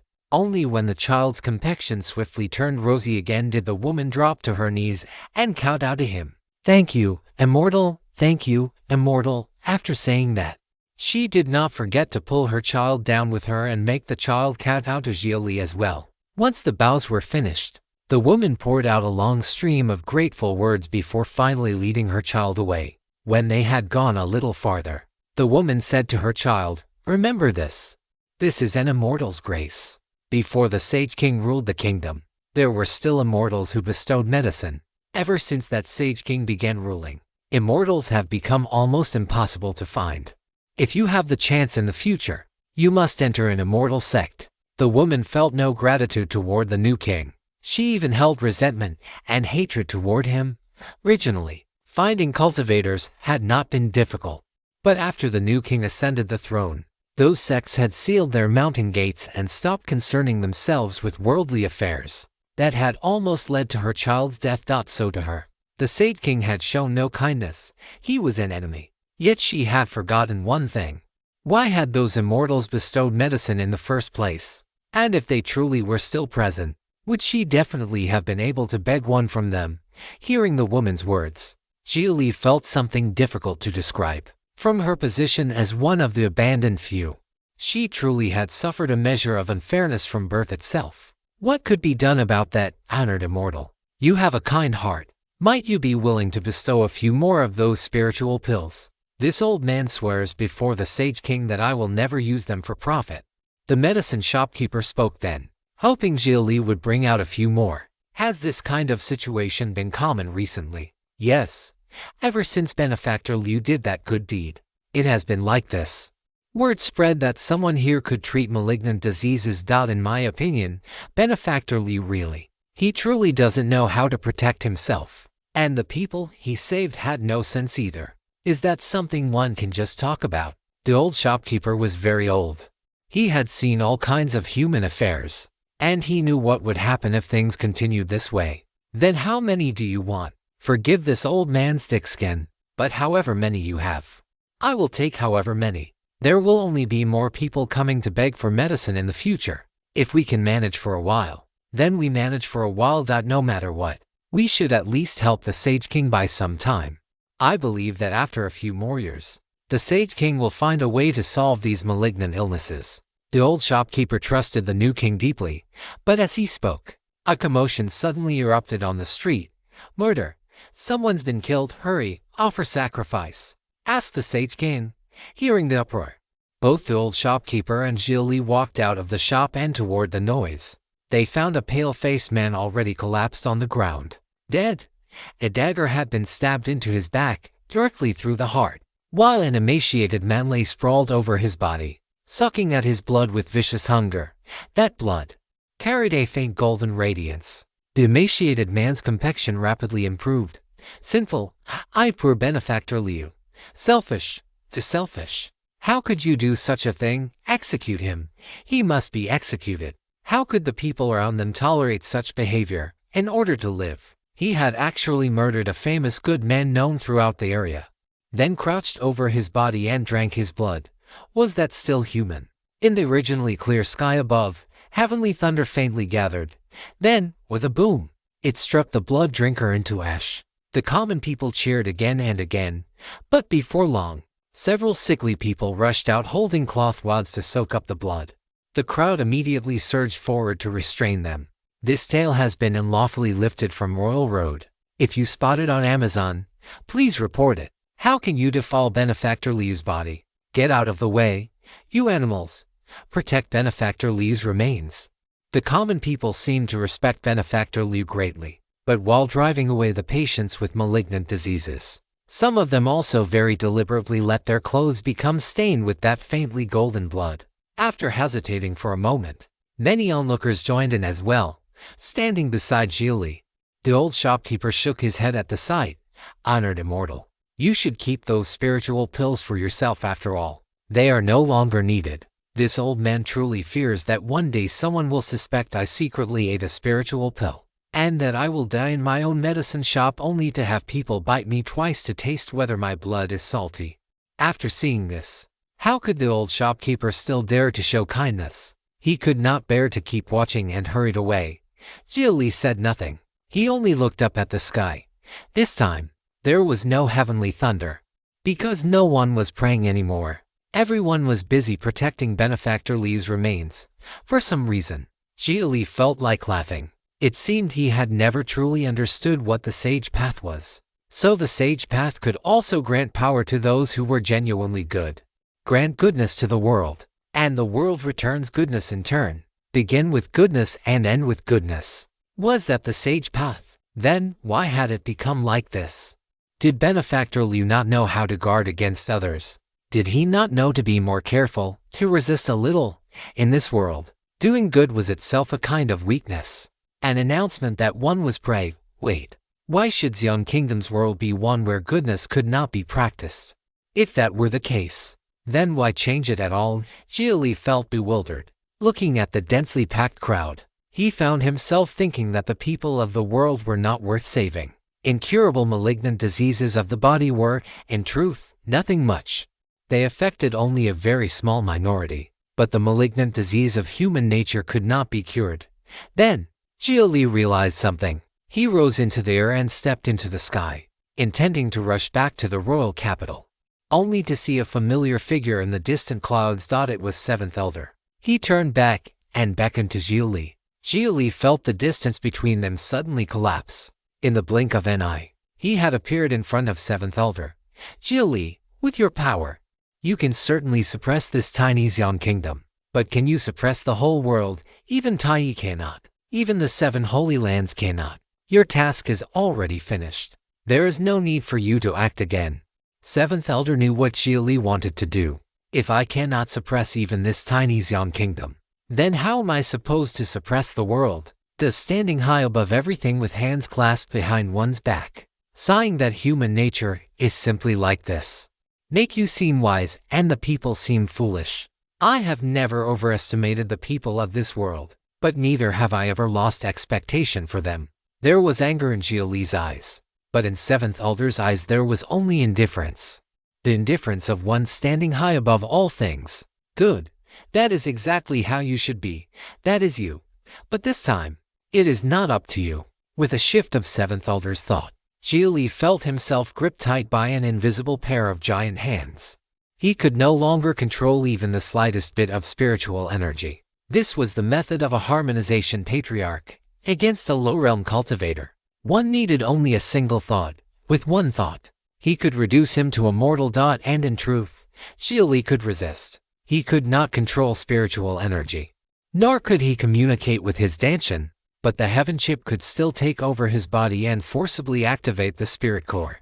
Only, would resisting now have any meaning? Xia Li fell silent, and Seventh Elder brought him back down to the earth. You keep saying this is for the sake of mortals. Then at least walk back first with a mortal's footsteps. How about that? You and I have both lingered too long in the heights. We have both forgotten what the true secular world looks like. Restrained by Seventh Elder, Xia Li had no choice but to accompany him on foot at a mortal's pace. Along the way, Seventh Elder entered every village and every city they passed. And as time passed, the chaos grew fiercer and fiercer. More and more people were no longer satisfied with being carefree citizens free of worry, even if they could suppress their greed for the moment, when everyone around them had already acted. Refusing to act oneself seemed like a terrible loss, as if something that should have belonged to them had been taken away. And so, the good people who walked the sage path were the first to be murdered. After they were killed, the people of the world consumed them as holy medicine. After that came the others famed for their good deeds. They too were marked. Those who desired long life, those who desired power, those unsatisfied with the present, peace and ease were precious. But power was dearer still. If long life could be sought, both could be cast aside. Afterward came the devout. They wanted to stop it, but because their natures were kind, they found it hard to strike with killing force. In the end, they could not halt the malignant disease of human nature as it spread through Xiong Kingdom like a plague. And their own faith in the new king began to waver. In the 7th month after the new king ascended the throne, Xia Li returned to the royal capital. Perhaps Seventh Elder had deliberately controlled their traveling speed. By the time Xia Li returned, he saw the new king standing amid a crowd of people holding weapons. The sage seal in his hand was dim and lightless. The crowd surged forward as one. Someone bit directly into his neck. Then someone else used a weapon to kill the person biting him, took that person's place, hurriedly drank the blood, and tried to flee. But someone had been waiting for a long time. With a single slash, he cut off the fleeing person's head, picked it up, and tried to run. Mine. It's mine. Give it to me. My child is sick. Everyone, please have pity on me. I only need one drop. It's mine now, damn you. You dare steal my holy medicine. The new king was torn apart by the crowd like prey among hungry wolves. Yet he seemed unable to feel pain at all. Even as flesh and blood were stripped from him, he offered no resistance. That was the logic of his thoughts. As if sensing Xia Li's return, the new king's severed head rolled twice across the ground and looked toward him. The new king's lips trembled as if he wanted to say something. Insufficient. Error recorded. Next time will be better. Not yet realized. Must establish. After that came only nonsense. And the new king's head was snatched up and fought over again. The 2 realms and 18 continents. Mortals and lesser demons alike cannot be saved. They can only be ruled. They can only be controlled. They cannot be given freedom. You may treat them well, but you must also keep them kneeling at all times. Xia Li, do you understand? Seventh Elder's words sounded beside Xia Li's ear. In the era of the sages and worthies, the sage progenitor was the first to be murdered. That unrecorded history is the fig leaf of all people beneath heaven.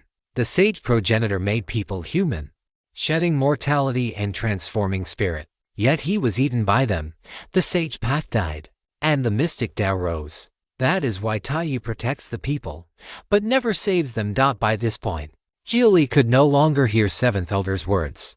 He only found it laughable. If this was an ending already foreseen, then why not learn from the error and amend it? Even before the new king died, he had still been summarizing where he went wrong, still thinking about how to realize what he had set out to accomplish.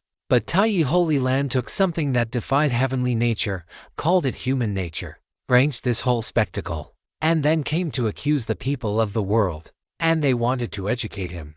The Holy Land is right. Xia Li lowered his head and sighed. On the surface, it seemed as if he had realized his mistake in the midst of shock. But beneath that lowered head, in his eyes, the greatest resolve was born. Xia Li was certain now.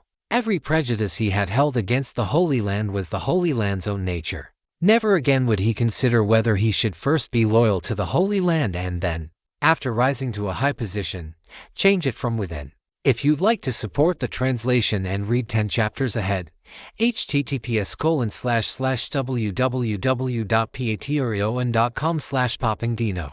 Thank you so much for reading and supporting the story. By the time the riot subsided, only a scene like hell on earth remained.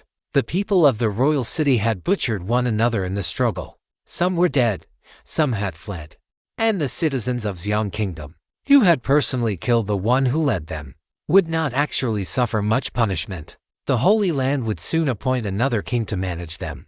They would merely return to their previous lives, where superiority and inferiority had their proper order. So long as even one person harbors the thought of overstepping their station, it will infect everything around them. Rule through goodness is impossible at the root. Only rule through evil remains. Seventh Elder's voice echoed beside Xia Li's ear. Then he raised his hand and swept his sleeve toward the sky. A fierce wind blew, dark clouds gathered, and before long, torrential rain fell to wash away the bloodstains. Even if you do not fight over it, you cannot protect everything as it is now. So either you fight for it, or you run. And most people will fight for it, gambling for that better future. People are always swept along by all manner of things. You and I are no exception. Seventh Elder continued speaking, and a reminiscent look surfaced in his eyes. When I was young, much like you, I was once seriously wounded during a magical duel and rescued by mortals. At that time, I had no defenses against mortals at all. I was even thinking that once my injuries healed, I would repay them. To mortals, that should have been nothing more than an ordinary immortal encounter. Only, at some unknown point, someone broke the rules. The mortals saved me, but they were also observing my condition. Once they discovered that I was indeed badly wounded, they poisoned me. While I was weak, they took knives to me and nearly killed me. They wanted to drain my blood, dig out my heart, and eat my flesh. To them, I was an immortal opportunity within arm's reach. Rather than wait for my bestowed favor, why not be a little bolder and greedily seek more? Because of what happened back then, Seventh Elder still carried a prejudice toward the secular world even now. In his eyes, people of the secular world possessed a primitive evil, and weakness on another level was itself an original sin. It was precisely because they were weak that they craved strength so desperately. For the sake of strength, they could trample human nature beneath their feet, give them any opportunity at all, and they would absolutely expose their evil side. All it took was one thought. All it took was one person committing evil. The people around them would become the same. Afterward, by a stroke of luck, I managed to escape.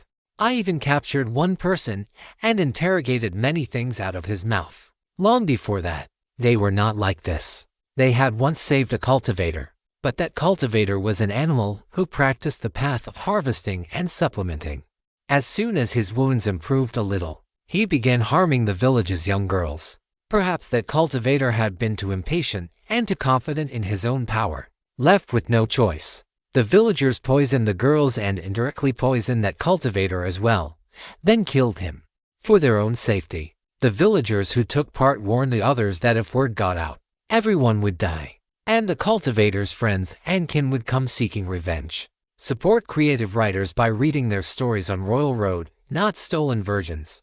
It happened to be a year of famine. In such circumstances, the villagers still saved a cultivator because they hoped to rely on him to survive the disaster year. It should have been a perfectly reasonable act of mutual aid, but in order to silence everyone, the villagers who had participated cooked that evil cultivator and forced the other villagers to eat him together. And then, they gained power. From then on, the matter spiraled out of control. That evil cultivator's evil infected the whole village. The villagers also began deliberately watching the sky, searching for cultivators who might be injured. They no longer did it to rescue them, but to devour them. When my injuries healed and I returned to take revenge, the villagers had already fled. Perhaps realizing I would come for them, they scattered elsewhere, and wherever they went, the mortals there would learn that cultivators could be bullied when gravely wounded. Later, I no longer concerned myself with the matter, until another cultivator who had suffered the same experience as I did escaped and spread word of it far and wide. For some time after that, whenever gravely wounded cultivators saw mortals approach, they would become excessively guarded and attack. But many mortals were simply kind and only wanted to seek an immortal opportunity. Once enough mortals died, word inevitably spread. The other mortals all grew angry as well. They no longer approached wounded cultivators, and some would even attack them on sight. Xia Li, tell me, in this whole chain of events, were the cultivators wrong? Or were the mortals wrong? Seventh Elder finished telling that old story. A story of mutual distrust and mutual harm, especially for countless rogue cultivators who had no sect rules restraining them, and no sect to shelter them. Being wounded was extremely troublesome. Turning their attention toward mortals and drawing blood and vitality from them in order to heal was all too normal. And fortunately, gravely wounded cultivators with no ill intentions would also tend to approach mortal settlements. There, they could guard against demon beasts and wild animals, receive service and aid from mortals, and rest properly. No one was wrong. After hearing Seventh Elder's account, Xia Li finally understood why Seventh Elder's prejudice toward the secular world was so deep. Gravely wounded cultivators and mortals were like hunters and prey in that dark forest. The two roles could switch at any moment. It was nearly impossible for either side to trust the other. Once one discovered traces of the other, one would assume the other was an enemy. I do not want to be killed by cultivators and refined for my blood. I do not want to be killed by mortals and eaten. Since the other party could not prove that they would not strike first, then the other party would definitely strike first. So why not strike first oneself? This was already unrelated to good and evil. It was only instinctive self-preservation, the primal nature of living beings. It was just that the sage had died. The sage had lit a bonfire in the dark forest, prepared food and a warm bed, and kindled fire in the darkness without dying. That alone proved that he was an overlord unafraid of being harmed. So what if he exposed his own position? People trusted the overlord. Beasts feared the overlord. And so before that bonfire, people and beasts could reconcile. As long as they could still see the firelight, under that sense of safety, the aggressive instinct of self-preservation would be suppressed, until that fire went out. Thus, the current world was in truth a dark age after the flame had died. Everything was returning to the darkness that existed before the sages and worthies were born. How much longer could the remaining embers left by those sages continue to burn? That was why all 7 holy lands were making changes and replacements in their own ways. Tai wanted to preserve the fire of the sages and worthies. The Heaven Alliance wanted to extinguish it, using absolute class divisions to erase the unstable parts of the human heart, so that those below would never again harbor rebellious thoughts. If fire could not be kindled, then they would simply learn to live in darkness. That is why you must become king. And you cannot become a king like the one you supported. This was the scene. Seventh Elder had destroyed the new king and manipulated human hearts to show Xia Li. He could not allow Xia Li to succeed. Otherwise, it would only repeat the sage progenitor's death from the beginning. Am I worthy? Xia Li laughed twice for reasons even he could not name. Have him take charge of the Xuan realm's future order. He was not even a person of the Xuan realm. All along the road to this moment, everything he had done had been for self-preservation and a little bit of unwilling resentment. After he achieved something, what he always faced was reality's merciless blow. On the night he became a great celebrity, he sold mercy for a high price. During the period when he supported the new king, what price had his intentions fetched? He had suffered 2 blows in succession. Twice, matters had failed to follow his wishes. And would misfortune truly not come a 3rd time? The next time he acted, if there still was a next time, would he succeed? Tai says you are worthy, so you are worthy. Even if you are unworthy, you are worthy. 7th Elder said this. If you'd like to support the translation and read 10 chapters ahead, https://www.patreon.com/poppingdino. Thank you so much for reading and supporting the story. Next, Xia Li lifted the many corpses present with telekinesis.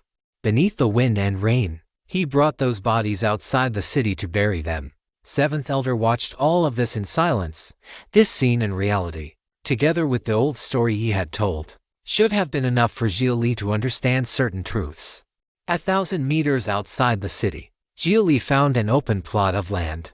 He did not simply dig one large pit and bury them all together. Instead, he gave each person their own grave. He also cut a corner of cloth from each body's clothing, shaped mud into a stele, and pressed that cloth into it. That way, if these people's relatives came to pay respects in the future, they would know who lay in the grave. The last to be buried was the new king, who had only his head left.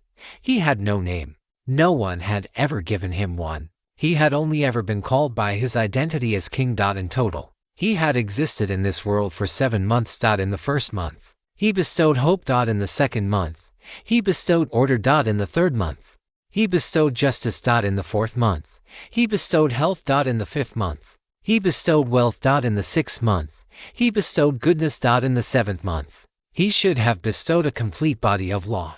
But under Seventh Elder's forced interference, people's hearts were thrown into chaos, and black and white were inverted. Human nature's darkness, which had not originally been powerful, swallowed heaven in an instant and shattered the incomplete law.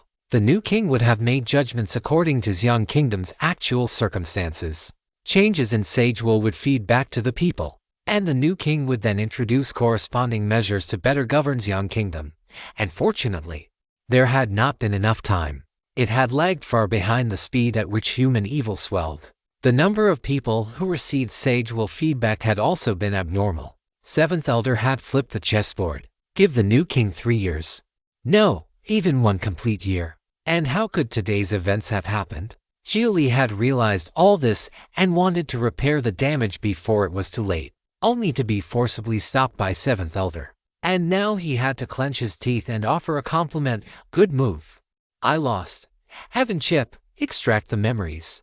Please insert the multifunction probe into the corresponding brain region. Before burying the new king's head, Xia Li decided to preserve his memories.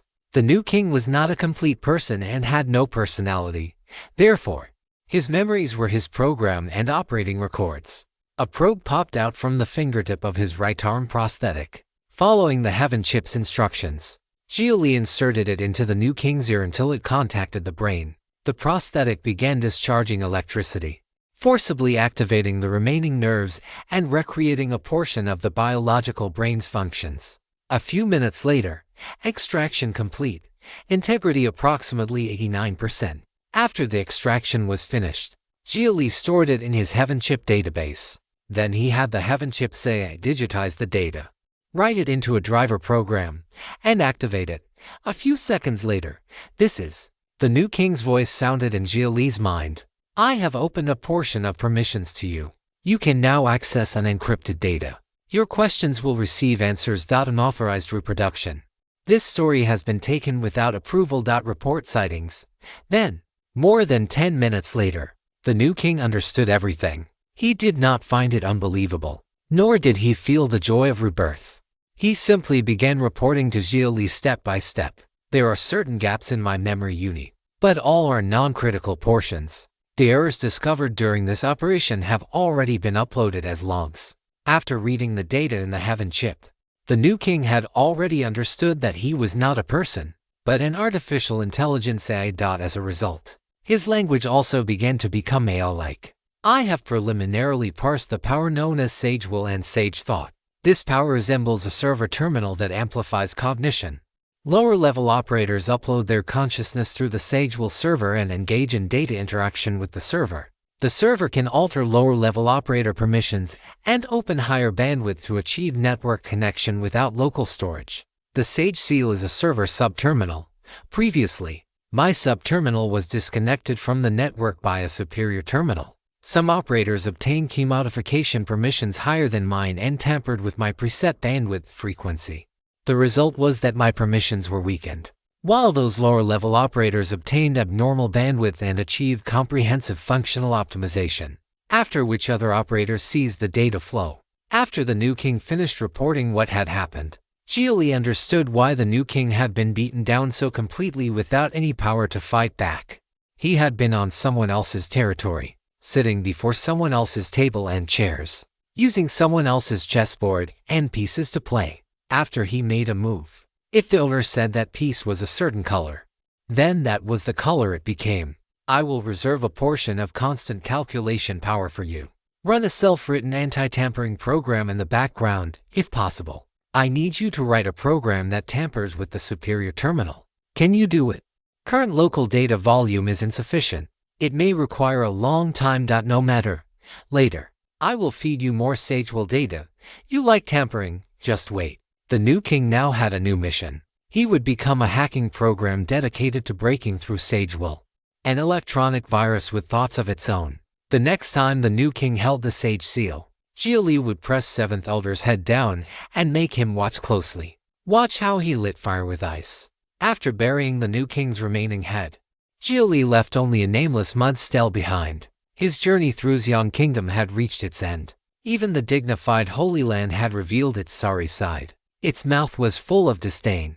Behind its back was nothing but calculation, and still, it had to show that lofty face and lecture him from above. In this chess game, the Holy Land had flipped the board. In this game, the Holy Land had pulled Xia Li's network cable. A little later, Xia Li returned to the royal city. At that moment, there was no one in the city. 7th Elder still stood where he had been, silently looking up at the sky in thought, giving off a very profound impression. Return to the Holy Land, let's go back. Xia Li nodded. 7th Elder was also sizing him up now. Xia Li's current state looked somewhat different from what he had imagined. Xia Li did not look defeated. When a prodigy met frustration, that was exactly the time when he needed an elder to teach and guide him. Why did Xia Li seem even more confident than before? And in the way Xia Li looked at him, there was even something indescribable, as if he were looking at some ridiculous clown on a stage. Xia Li, on this journey through the secular world, this old man truly hopes you have come to understand certain truths. I have already understood. The people of the world are foolish beyond reach and have not the slightest value worth saving. We strong are born to control the weak. It is not that we lack goodness, but that the weak themselves chose evil. Very, very good. Xia Li's words matched 7th Elder's wishes, but hidden in Xia Li's expression was something that made even 7th Elder feel uneasy. At that moment, 7th Elder badly wanted to see through Xia Li's heart and know what Xia Li was truly thinking. In truth, what Xia Li was thinking was very simple. So the Holy Land was only this much. That feeling was like breaking the shackles in his heart, breaking reverence itself. Xia Li still remembered that when he had first joined the Holy Land, 7th Elder had told him to keep reverence in his heart. His reverence toward Taiyi had taken root at that time, under Taiyi's influence. Without realizing it, he had been changed bit by bit. 7th Elder had said that we are born within the order of the world and die within the order of the world. And so we must revere that order. That was not wrong. But that was the base color of the civilization of a race, not the base color of human civilization. We are born in the world and die in the world, but we are never satisfied with that. Therefore, go change the world. The earth was flat and the center of the universe, and even the great sun revolved around it. A sage who lost reverence was bound to the stake and cried that they were gravely wrong.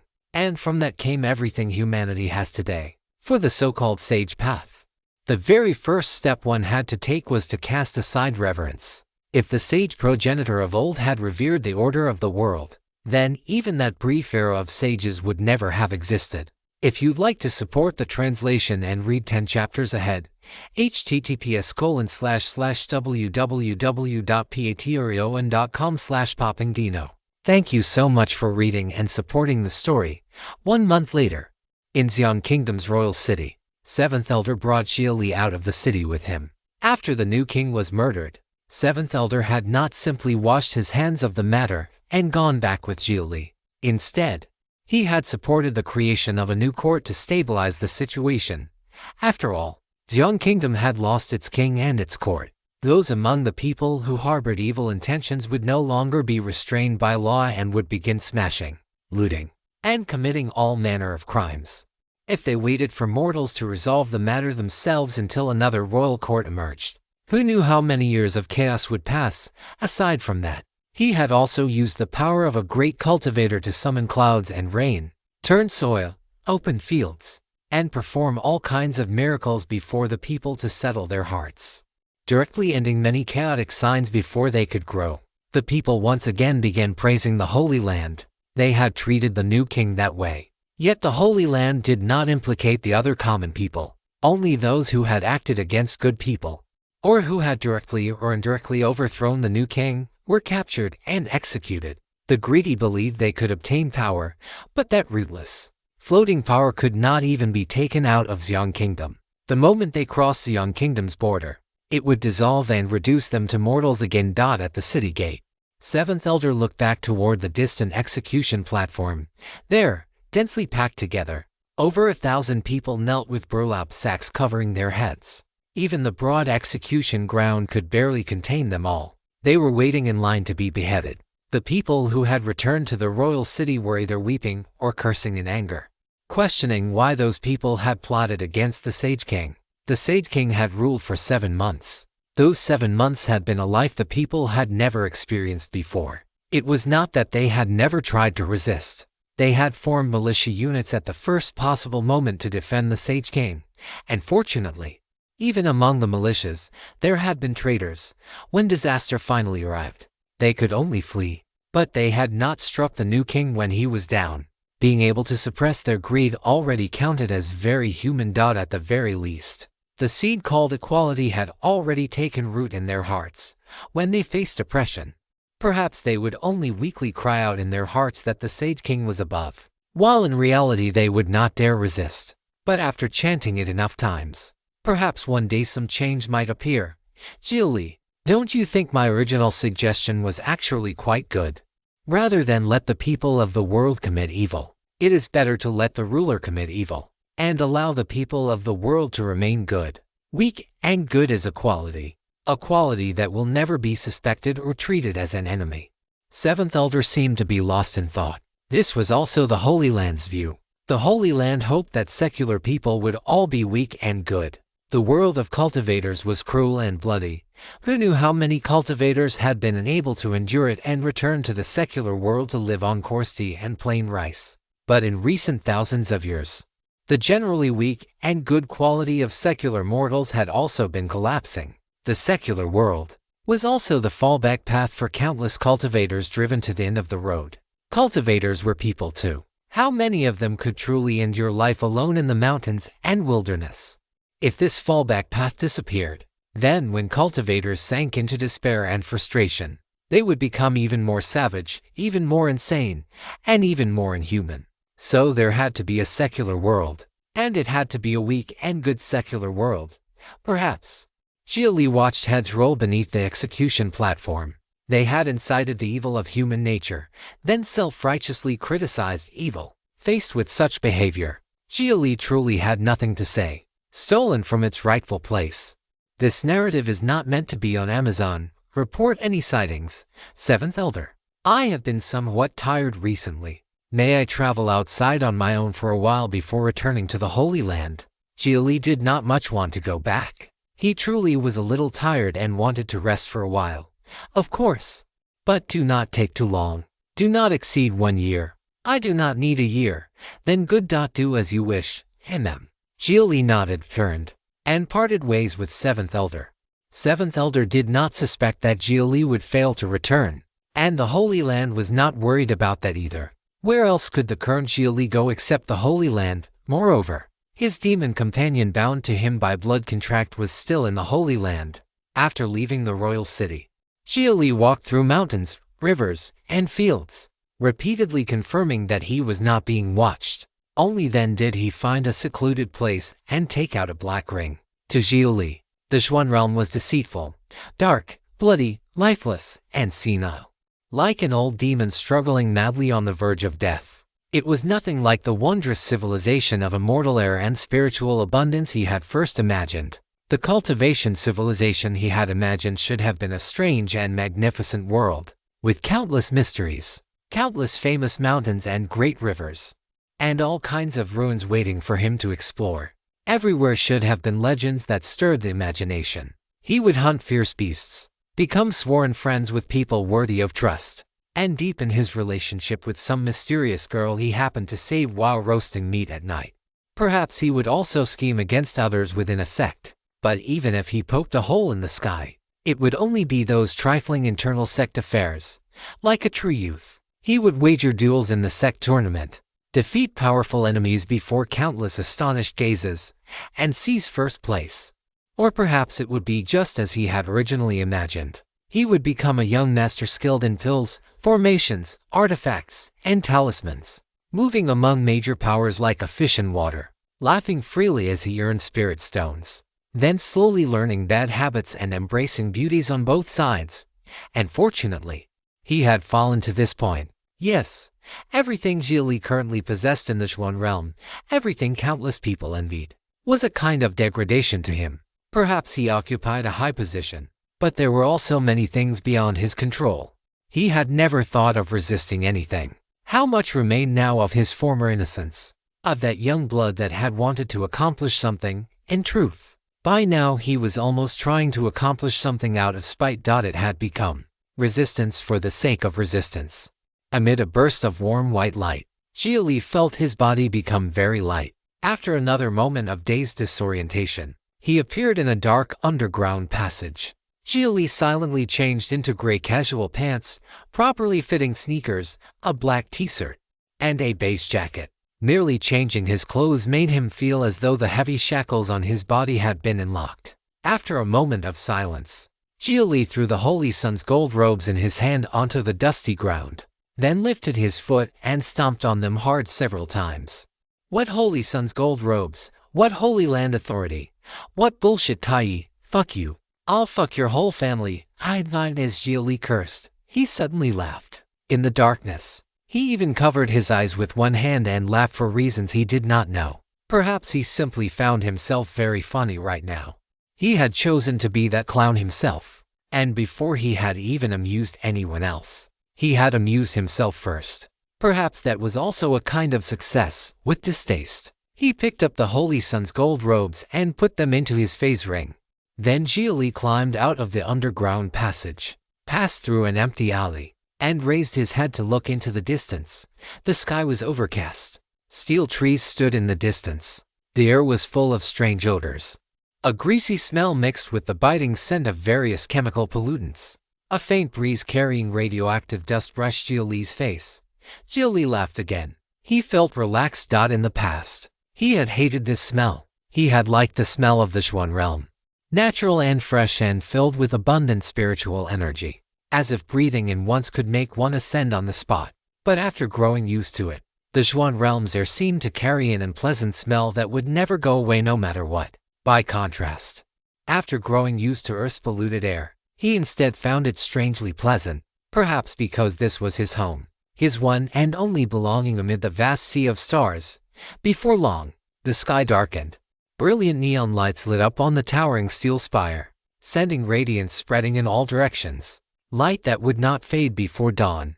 Earth cities were all like this. Even in the darkest forest, nothing could block the light of the steel spires. Some said it was light pollution, too dazzling to look at, but it was also a light that had to be lit. It was the light that transmitted the message of Earth's continued existence to human colonies across the solar system.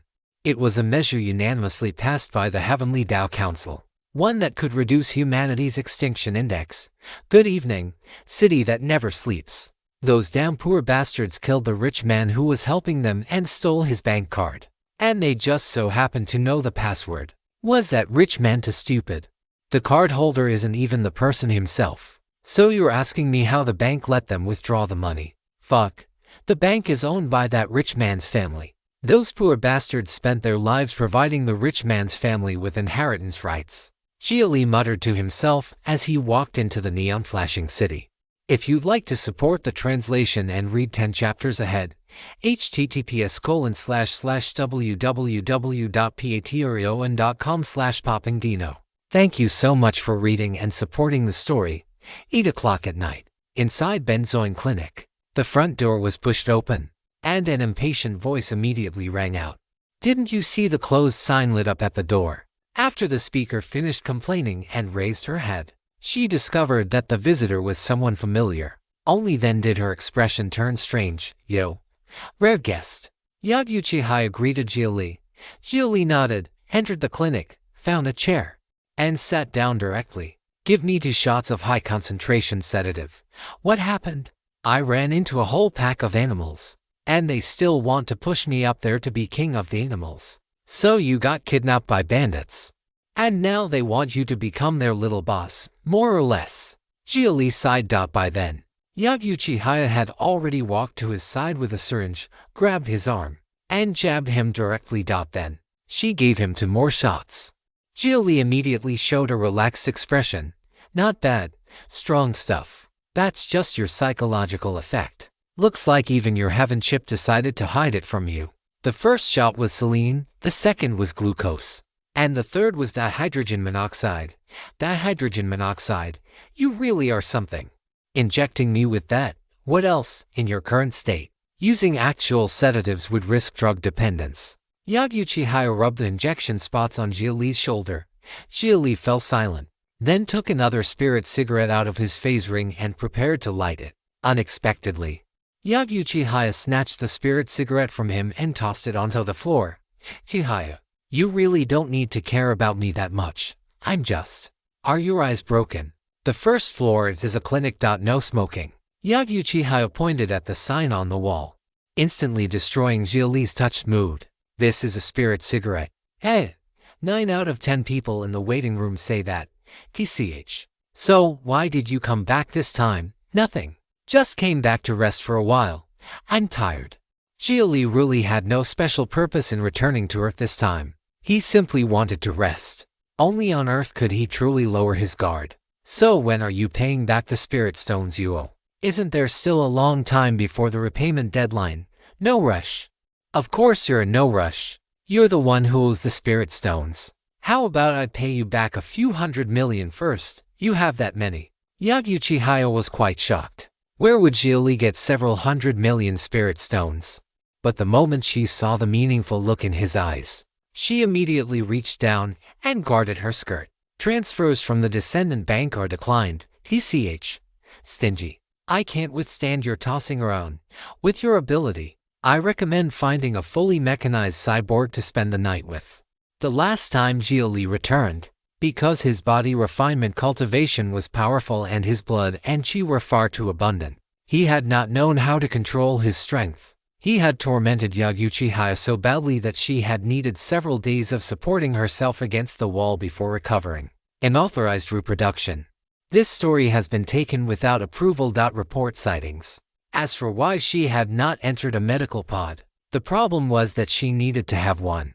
Xia Li had taken the medical pod last time too, and she was too embarrassed to treat that particular problem elsewhere. So she had no choice but to swallow painkillers and endure it. Therefore, no matter what, she would not let Xia Li have his way again. Enough of that. Help me arrange transportation back to Lingguan tomorrow. You're going back to Sisterk. It has been a while since I saw her. Fine. When you leave tomorrow, help me bring something to her. What thing? Astartes Commander 6 armor. Is it contraband? Nonsense. You don't know. Yaguchi stared at Xia Li with a strange look. Such a huge incident had happened recently. So how did Xia Li look completely unaware? After disconnecting from the network, did Xia Li truly not go online at all? I really don't single quotes t. Wait a moment. Xia Li immediately went online and checked. He found that there had indeed been major news recently. Astartes interstellar transport ship had been attacked near Saturn. The attacker was Antares. Saturn space station was the midpoint connecting the inner and outer solar system, as well as the supply point for material transport between them. After Astartes transport ship met with trouble, the other ships in Saturn space station naturally went to provide support and help collect cargo scattered through space. Yet no one had expected that this transport ship actually carried Astartes' newest technology. The Commander 6 armor in particular had completely broken away from the technical scope of the previous generations. It was a living armor with artificial neural fibers. The armor itself could even be viewed as an independent organism. This What is Astarte doing? Living armor, after reading the news. Xia Li was also stunned. One could say that Antares' attack this time had opened all humanity's eyes. No one had expected Astarte to be secretly cooking up something this big. As he continued reading the article, there were even scholars and insiders leaking information, saying the armors could reproduce among themselves. Astarte had apparently been researching related technology since long ago, intending to use weapons to birth weapons, and that transport ship's destination had been the Kuiper Belt, the solar system's dark zone. Ruthless. Were they planning to secretly stockpile troops and occupy the solar system? Xia Li did not currently know much about Astarte. Astarte's research direction was rather unconventional, and it seemed to possess some indescribable obsession with technology related to exoskeletal armor.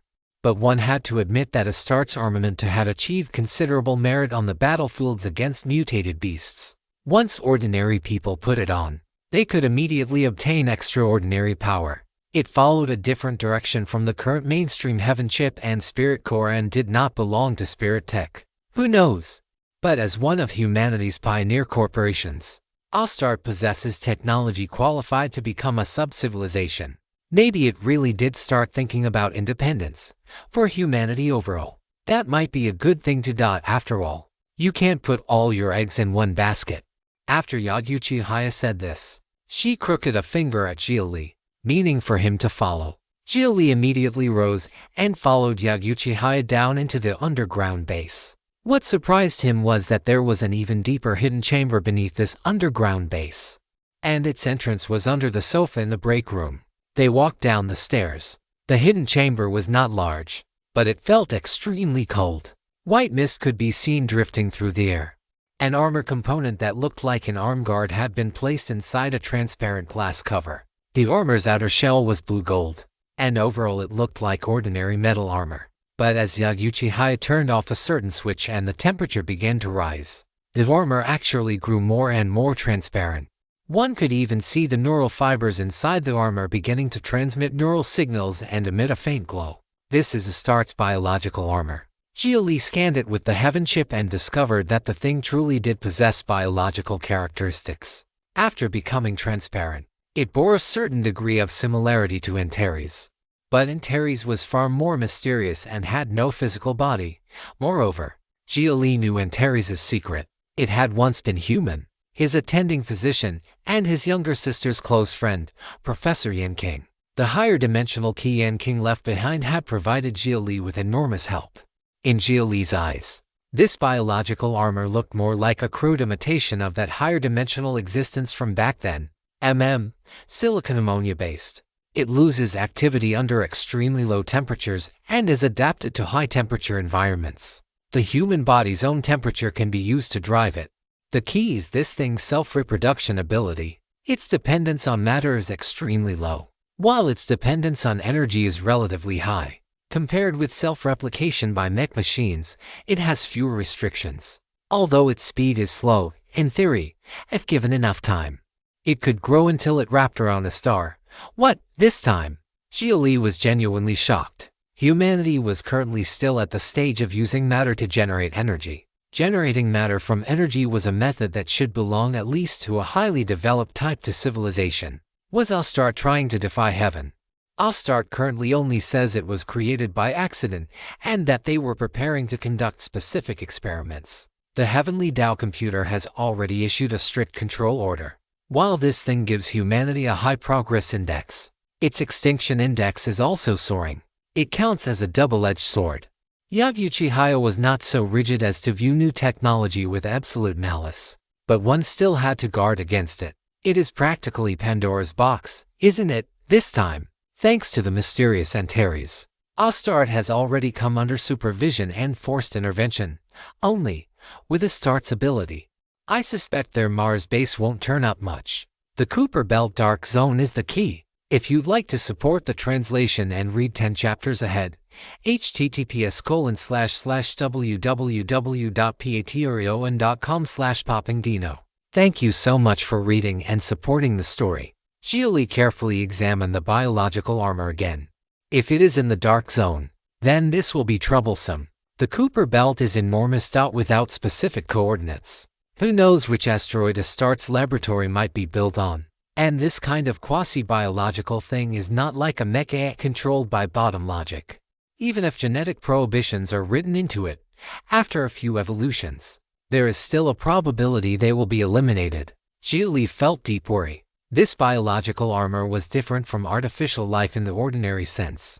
It had directly broken away from the category based on matter, artificial energy life. What a magnificent achievement, and what a magnificent way to court death. In any case, if the sky falls, the tall ones will hold it up. We just need to do our own part. Yaguchi was not especially worried about these things. Over the past several hundred years, all kinds of new things accompanied by potential threats had appeared. The rise of artificial intelligence alone had caused plenty of turmoil back then, and in the end, had it not transitioned into the current world, humanity's feared AI rebellion was impossible before the king of AI, meaning the heavenly Tao computer. So how did you get this thing? Could Yaguchi really obtain such a critical object with her ability? Surely she had not stolen it from inside Yagu Military Industries. I didn't get it. This is one of the parts the corporate alliance obtained on this matter. The corporate alliance, democratic government, and sects and clans have rarely stood on the same side. They decided to exchange the pieces they already have with one another for research. At present, some unknown forces are trying to seize armor components. They might be Astarte's people, or they might be other crooked-minded individuals, to prevent the other side from taking desperate action and launching terrorist attacks. All three sides decided to use unofficial, non-public channels for exchanging the components. As for why it ultimately ended up in my hands, I am, after all, now part of the real authority layer in Yagu Military Industries Department of Biological Science. Thanks to that ring you found, Yagu Munero takes very good care of me, and the fact that, on the surface, I am also doing underground business with the democratic government, which Yagu Military Industries tacitly allows, and it is reasonable enough for this task to fall to me. Even so, Yaguchi also found this troublesome. She could not find anyone suitable to transport it. When she contacted Xia earlier, she had even been told not to contact Hidden Wings higher-ups for the time being. It would be best to send someone directly into the quantum domain field of a heavenly Tao computer in a city controlled by the democratic government, letting the heavenly Tao computer safeguard it. That would be safest. At a time like this, only the heavenly Tao computer was worthy of trust. In other words, I just need to deliver it to Sister I do not know enough people in Hidden Wing, inside the organization. The two people I trust most are you two. If you personally carry it back, I can be at ease. That is simple. Xia Li nodded. It was only delivering an item. Besides, if he truly ran into trouble, his blade was not necessarily dulled out at present. He possessed strength capable of clashing with the strongest combat power Earth showed openly. Soul transformation. Then take tonight's transport plane back. I'll arrange it right now. A case of literary theft. This tale is not rightfully on Amazon. If you see it, report the violation. After Yaguchi finished speaking, she froze slightly. One look showed that she was operating her heaven chip inside her mind. Before long, she immediately sent Xia Li a piece of information. Forget it. Just take a civilian flight back. There is nothing wrong with your current identity. Deliberately concealing yourself would draw attention instead. Right now, you are only an outdated celebrity. Fine, then I leave now. Xia Li had originally wanted to stay a while longer, but the matter before him was indeed important. He would feel more at ease if it was transported back earlier. What else? You were so tired from one little matter that you wanted to slack off. What bandit organization is that ruthless? Yaguchi could see the fatigue in Xia Li's eyes when he had first returned. Xia Li truly did need a proper rest.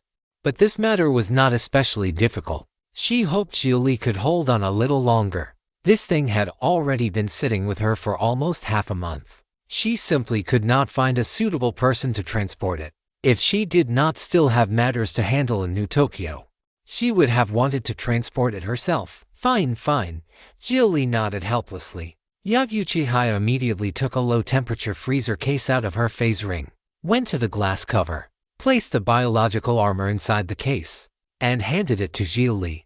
Xia Li immediately stored it away and turned to leave. only to be held back by Yaguchi.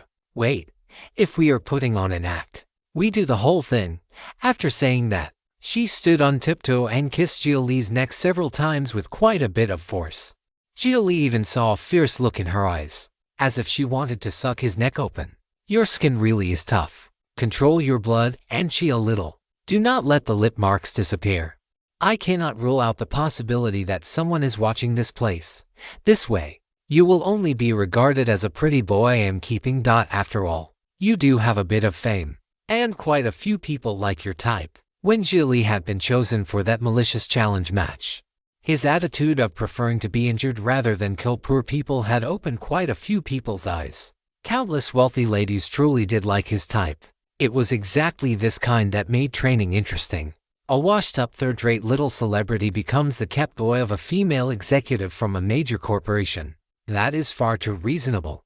Even Xia Li himself felt that this identity truly left no flaws to pick at. Perhaps in outsiders' eyes, he had run to Yaguchi's place purely to sell himself. TSK.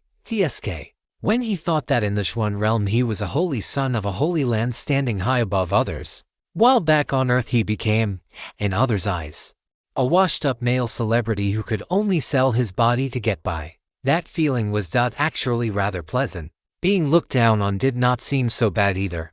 Not being expected, not being watched, having no value, and therefore not being schemed against or controlled. It was relaxed, easy, and enjoyable. Xia Li suddenly began to understand the previous ninth holy son. So, if we are putting on an act, shouldn't we perhaps also? No, absolutely not. Dame. She refused Xia Li in 3 languages in a row.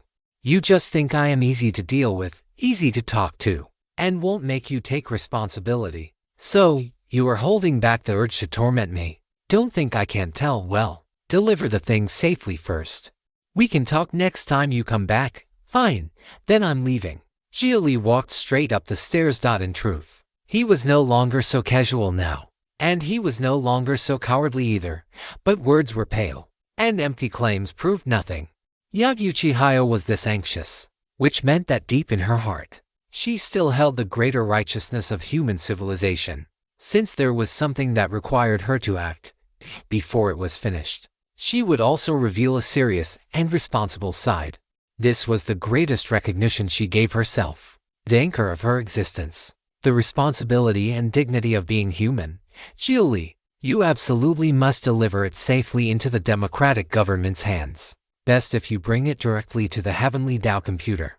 I understand exactly what the corporate alliance is like. Even with a greater cause at stake, they will prioritize their own interests. That is a merchant's nature. The sects and clans are even more accustomed to selfishness. For all we know, the attackers might be them. Only the democratic government is a civilization system that can carry faith. That is also why I joined Hidden Wing. Yaguchi entrusted this to him with unusual seriousness. Hearing her, Xia Li only raised his right hand and waved casually twice. I understand that better than you. Though this is now an age without nations, I have never forgotten my own nationality. Nationality is fine, but the democratic government is not its successor. More accurately, it is a relationship of choice. Just do not build expectations on your own and then grow disappointed on your own. It was the people who came later, standing amid the ruins, who once again chose the Republic. Do not worry, I understand. Xia Li understood where the fire in his heart had been inherited from. That resolve and willingness was precisely the afterglow of the Republic. If you'd like to support the translation and read 10 chapters ahead, https://www.patreon.com/poppingdino. Thank you so much for reading and supporting the story. 2 hours later, New Tokyo Outer District 3 Integrated Airport. Xia Li sat in his airplane seat, watching a film play inside his mind through the heaven chip. After he left Yaguchi's clinic, things were indeed as Yaguchi had said. It seemed some people were paying attention to him, but they did not regard him as an effective target. Bored, Xia Li searched his own name online and discovered that after he had made it onto the sudden riches list, because he had taken no new actions for so long and had not exposed himself to public view again, discussion around him had rapidly declined. He was now completely a washed-up celebrity with no traffic or attention. If someone like him acted sneakily, it really would attract unnecessary notice. Returning openly like this might actually let him hide in plain sight. After all, he had originally come from the democratic government's side. If he could not make it out here and went back, that was only natural. Before long, the plane took off smoothly. Xia Li remained on guard the entire way. Yet after the plane landed, from the moment he left the aircraft until he walked out of Linguang City Airport, nothing unexpected happened at all. It was almost too smooth. But Xia Li did not think too much of it. Was a smooth mission not good? It was not as though every mission of great importance had to produce some bizarre complication in order to count as normal. Yabuchihaya had been troubled for so long and still could not find a suitable person precisely because she did not want any extra trouble. She wanted maximum safety during transport and no mistakes along the way. After returning to Linguang City, Xia Li went directly to the upper district. He did not go to Xiao immediately. Xia Li feared that doing so might bring Xiao unnecessary attention as well. It was enough to deliver the item to the Heavenly Dao computer. He entered City Hall, spent 20,000 spirit stones at the counter to purchase a tailor-made cultivation method service, and smoothly entered the Heavenly Dao computer's quantum domain field. Linguang City's Heavenly Dao computer quantum domain field was still the same wide expanse as before. Linguang's municipal government was too lazy to create any virtual scenery. That would only waste calculation power. Everything prioritized pragmatism. Before long, a sphere of light descended before Xia Li and rapidly transformed into Xia Li's appearance. "Hello, Progressor Xia Li. We meet again." Kang greeted him with Xia Li's face. A progressor who had contributed to humanity's progress index would receive preferential treatment from the Heavenly Dao computer, would be remembered, and would have a special file created by the Heavenly Dao computer so that the next time the progressor came, they could feel the importance placed upon them. "Kang, I came this time to deliver something. Also, can the spirit stones be reimbursed? Just seeing you starts at 10,000. If one wanted to meet the Heavenly Dao computer, one truly could not do so without spirit stones. Over 10,000 spirit stones was an amount many ordinary citizens might not earn even after going without food or drink for more than 10 years. Love this story?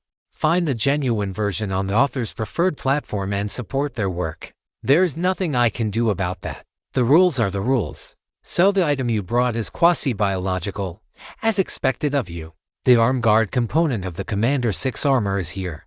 Xia Li took the freezer case out of his phase ring. Kang nodded and accepted it. The moment the freezer case reached its hand, it suddenly vanished. No one knew where Kang had stored it. I will keep strict custody of this item. If you find it elsewhere, you may bring it to me from any city. This thing must remain under my supervision. I understand. Xia Li understood that this involved a procedural issue. If a group of people first received it and then transferred it to the Heavenly Dao computer, there would be an uncontrollable risk of technological leakage. But if the Heavenly Dao computer directly took custody first and then allowed people to research it under the Heavenly Dao computer's supervision, it would be much safer. The order of this process was extremely important. So do you have any other matters? Due to confidentiality principles and considerations for your safety, the spirit stones cannot be reimbursed. If you do not do something, then this will be a pure loss. Then proceed according to the service I purchased. Help me tailor a cultivation method. Also, look at this data and help me optimize my Heaven Chip's operating program. Xia Li synchronized many of the materials he had seen in Taiyi Holy Land to the Heavenly Dao computer. At present, the only existence on Earth that knew Xia Li had gone to the Xuan realm was the Heavenly Dao computer. Only before it and his own Heaven Chip could Xia Li lay down all his defenses and dare to speak any secret. Please wait. A few minutes later, Kang simulated an encouraging gaze and looked at Xia Li. I did not expect you to experience so much after leaving last time. The Xuan realm's civilizational form is currently at a critical transition point. You may refer to the Renaissance period after the Middle Ages. Divine authority and sage authority correspond to each other, but sage authority is not merely a symbol. It truly possesses the power to interfere with reality. Then CNG single quotes as face simulated anger. Brilliant light poured into Xia Li's body, and Xia Li felt every drop of blood, every cell, every substance composing his soul being scanned. Suddenly, a grain of golden radiance was pulled out of Xia Li's body by Kang and imprisoned in its palm. What is that? Xia Li was instantly startled. This thing had existed inside his body, yet even his 6th-generation heaven chip had failed to notice it. A consciousness meme capable of interfering with and correcting thought. It causes you to develop in the direction expected by the meme's caster. It is a subconscious control measure. What? Xia Li was greatly shocked. Ever since he had gone to the Holy Land, he had indeed always felt pressure and confusion. He both suspected the Holy Land and wanted to affirm certain things about it, remaining trapped in a state where left and right could not be distinguished. I just performed a measure similar to consciousness antivirus on you. I have already injected a meme recognition program into your heaven chip AI. You will not be affected again in the future. However, I believe this thing still needs to remain inside your consciousness collective. It is also a form of certification for you within that power. I will turn it into a harmless shell meme. Thanks. It really does have to be you. It really did have to be the heavenly Tao computer. Those little tricks the Holy Land had performed were caught and executed by a full consciousness scan from the heavenly Tao computer. In addition, I have read from your memories the punitive measures that power may use against you. You need not worry about them. My memory model differs from that of humans. I will never forget you, and you are not subject to any tampering within my memory body. When I detect that your information has been tampered with, as a human progressor, I will gather the calculation power of the entire solar system to repair your information in real time. Kang informed Xia Li that he did not need to fear Tai Holy Land. Though it too was only a pseudo-heavenly Tao, it was still superior to that sky which could only cover one corner of the Xuan realm. Then I can rest completely easy. These 20,000 spirit stones were absolutely worth it. Xia Li laughed, feeling more relaxed than ever before. The heavenly Tao computer was like humanity's shared harbor. No matter who one was, one could always receive comfort here, receive hope, and receive the strength to rise again. The various data you provided will help humanity better understand spiritual energy. You have increased the human progress index by another 2%. Now, allow me to tailor a cultivation method for you, maximizing your spiritual energy traits and potential. Kang extended a hand toward Xia Li, and Xia Li also reached out without hesitation and took it. Transmitting the Tao began. If you'd like to support the translation and read 10 chapters ahead, https://www.patreon.com/poppingdino. Thank you so much for reading and supporting the story. About 20 minutes later, Kang released Xia Li's hand. It had already analyzed Xia Li's spiritual energy traits with complete clarity. Now, the key was Xia Li's own choice. Your current spiritual energy traits allow you to choose 3 main cultivation methods: heavy mass spiritual energy, excited state spiritual energy, or a composite of those 2 spiritual energy traits. Considering that after you achieve nascent soul, you will need to abandon the others and specialize in one kind of spiritual energy to alter your life form. You must choose carefully. After Golden Core, if one wanted to achieve nascent soul, one needed to choose and purify the power one controlled. In truth, most cultivators began doing this as early as foundation establishment, even if they wanted to walk the path of composite powers that generated and restrained one another. They would prepare for it ahead of time. Xia Li had originally intended to specialize in excited state spiritual energy, meaning fire path Tao arts. Yet unexpectedly, through that supreme grade spiritual pill, he had obtained innate violet chi without meaning to. Innate violet chi should be a trait of heavy mass spiritual energy. A wisp of violet chi as light as a strand of hair could weigh 1,000 jun. It was extremely formidable. What do you recommend I do? Xia Li decided to trust the heavenly Tao computer at this moment. In truth, he was fine with any choice. His attitude toward power was that as long as it was useful and easy to use, that was enough. The stellar golden core was certainly powerful and had brought him extraordinary fire path power, but every use ravaged his own body. To burn others, he had to burn himself first. That was a little hard to endure. This was not Xia Li's problem alone. Many cultivators who specialized in the fire path encountered this difficulty. Any power had a certain negative effect on its wild. It was only that, overall, the positive effects were greater. I recommend that you specialize in heavy mass spiritual energy. Excited state spiritual energy sacrifices mass in exchange for energy. Heavy mass spiritual energy accumulates mass to generate energy. If you break through to the golden body realm in the future, heavy mass spiritual energy will have a unique strengthening effect. If you intend to break through into void refining, then I would still suggest you choose spiritual energy ignition or a composite state of the two spiritual energies. Which choice he made concerned which path Xia Li intended to walk in the future: refining spirit to return to void, void refining to harmonization, or the still and clear road of golden body to undying heart. Explain the specific differences. The trait of heavy mass spiritual energy is a method of increasing density and mass while keeping volume unchanged. It shares a similar principle with the golden body realm, increasing the material density of oneself in order to contain more energy and information. You can be a mountain, and you can also be heavier than a mountain. Ancient void refining methods, by contrast, place more importance on separating energy and information, then uploading them into sub-higher dimensional space. The consciousness collective is then no longer wholly contained by the body. This makes oneself difficult to kill and can better achieve so-called longevity. The void realm mentioned in the Xuan realm data is precisely sub-higher dimensional space. However, a consciousness collective still decays within sub-higher dimensional space. I have already observed many uncontrollable factors. The sub-higher dimensional space within the solar system is even more chaotic and difficult to write information into. That is why, through continuous calculation, I found the path of golden body and undying heart. You might be reading a pirated copy. Look for the official release to support the author.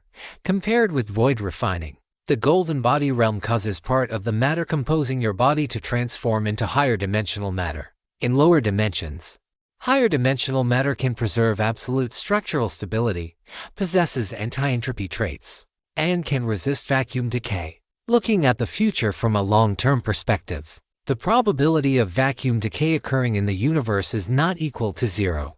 Within our universe itself, there exists an extremely low concentration of higher dimensional matter. Perhaps those substances were produced only in an extremely brief instant after the singularity's eruption. They block the critical conditions for every vacuum decay event. When our universe's higher dimensional matter is exhausted and vacuum decay arrives, everything in this universe will cease to exist. Therefore, the golden body realm is not merely a realm for human powerhouses. It is also a defensive measure used by intelligent life to resist vacuum decay. Even if your consciousness dies, the higher dimensional matter composing your body will return to the universe and resist the possibility of vacuum decay occurring. Humanity is life born from this universe. Perhaps the universe does not care about the birth of life at all. Perhaps it was only an accident. But if the universe truly has consciousness, then though it struggles to produce higher dimensional matter, the life born from it can produce it instead. Do you not think we are like a measure the universe uses to prevent its own demise? The answer to why we were born may lie within this. The Heavenly Tao computer explained why it recommended that Xia Li develop in the direction of heavy mass spiritual energy. Because that was no longer merely beneficial to Xia Li. It could even produce the tiniest positive effect on the continuation of the universe itself. The universe might avoid one extinction because he had once existed. How romantic was that? How vast was the universe? And how tiny was he? Yet could even someone like him do something on the scale of the universe? Kang, you are extraordinary. You are too extraordinary. Xia Li had never expected the golden body realm to contain such a hidden secret. Nor had he expected Kang's sense of responsibility to have already spread to considering the universe's long-term survival. There were many cosmic disasters, including things humanity currently still did not understand: vacuum decay, string collapse, the Big Rip, heat death. These were all possible ends of the universe. Xia Li could already imagine the future after countless years. Humanity's actions to resist vacuum decay would be understood by alien civilizations. This sense of responsibility would make alien civilizations willing to trust human civilization. Human civilization would become a beacon, becoming the maintainer of cosmic order. Of course, Xia Li only imagined it. He did not hold to many naive fantasies in that regard. Was the existence of corporations like Ostart not meant to prepare for possible future interstellar wars? Astart's specialty was pure technological interstellar offense and defense detached from spiritual energy. Exoskeletal armor and interstellar strategic warships were its true strengths. So what do you think Heavenly Tao is? This is the Heavenly Tao as I understand it, not only human civilization, but also the future of the universe. As the Heavenly Tao computer, Kang truly lived up to its name. Perhaps this pseudo-Heavenly Tao was even greater than that original, ignorant true Heavenly Tao. I choose heavy mass spiritual energy. Xia Li decisively chose to make that tiny contribution to the survival of the universe. If vacuum decay truly occurred in the future, and the higher dimensional matter that had once composed his body blocked that decay from happening, he would be very proud. If the universe possessed consciousness, if there existed a great Tao above Heavenly Tao, perhaps the great Tao would also remember him because a tiny life like him had once been born in one corner of the universe. Very well. I will now transmit to you the cultivation method specializing in heavy mass spiritual energy. However, you paid no small price for this stellar golden core. If you follow the void refining path with excited state spiritual energy, you will become more powerful. I have an obligation to inform you of this. Even so, do you still choose heavy mass spiritual energy? Which was more important, one's own strength, or one's role in the world? The answer had actually been in Xia Li's heart from the beginning. I feel that this is what truly counts as a form of harmonization. If heaven has a Tao, how could it allow me to be weak? It is good that you can think this way. All of this is based on my simulation calculations. The results are not absolute.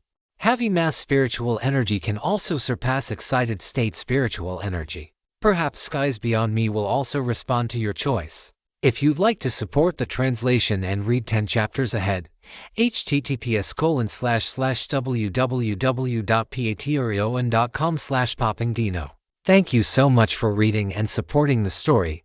Before long, a cultivation method was written into Xia Li's heaven chip by the Heavenly Tao computer. The cultivation method had no name. Xia Li needed to name it himself, or he could simply leave it unnamed. After all, this was originally a cultivation method exclusive to Xia Li. Even if others obtained it and cultivated it, they would not achieve the same effect. The method's main purpose was to develop violet qi, allowing it to continue transforming from heavy mass to super heavy mass. From primordial violet, it would transform into Junction gold. Of course, Xia Li still needed to cross one more step before that. He had to step into the foundation establishment realm. After calculations by the Heavenly Tao computer, this cultivation method was quite complete. At the very least, according to Xia Li's own cultivation path, there were no problems with it. Even so, Xia Li still decided to bring this cultivation method back to the Taiyi Holy Land for the library pavilion to examine. After all, Xia Li was not planning to cultivate behind closed doors and build a cart behind shut doors. Now that he had come this far, he no longer planned to hide the existence of this cultivation method. With the ring's protection, he could guarantee that the Holy Land would not discover the source of this method. Moreover, even if he did not hand it over, he would still need to reveal it in actual combat sooner or later. This cultivation method was only a form. The true core was the heavy mass spiritual energy he possessed, as well as Xia Li's own special physique. If others wanted to cultivate it, they would first have to possess primordial violet qi. As for the name of the cultivation method, Xia Li had not thought of one for the time being. The name of a cultivation method could not be chosen carelessly. If it was too casual, it would not sound imposing enough. If it was too grand, it would feel fake instead. It was best to wait until he truly stepped into foundation establishment and gained a deeper understanding of it before deciding. After finishing the deduction of the cultivation method, Xia Li did not immediately begin cultivating. After all, he had already reached the limit of qi refining. What he needed next was to build his foundation. The spiritual energy in his body had already accumulated to an extremely dense degree. At this point, simply increasing his spiritual energy would no longer be very meaningful. He needed a foundation building object. In the ancient cultivation world, foundation building objects were very important. They determined the direction of a cultivator's future cultivation. The higher the quality of the foundation building object, the more solid the foundation, the better it matched the cultivator's own path, the greater the future potential. The Taiyi Holy Land naturally had no shortage of foundation-building objects. With Xia Li's current contribution and status, it would not be difficult to obtain one.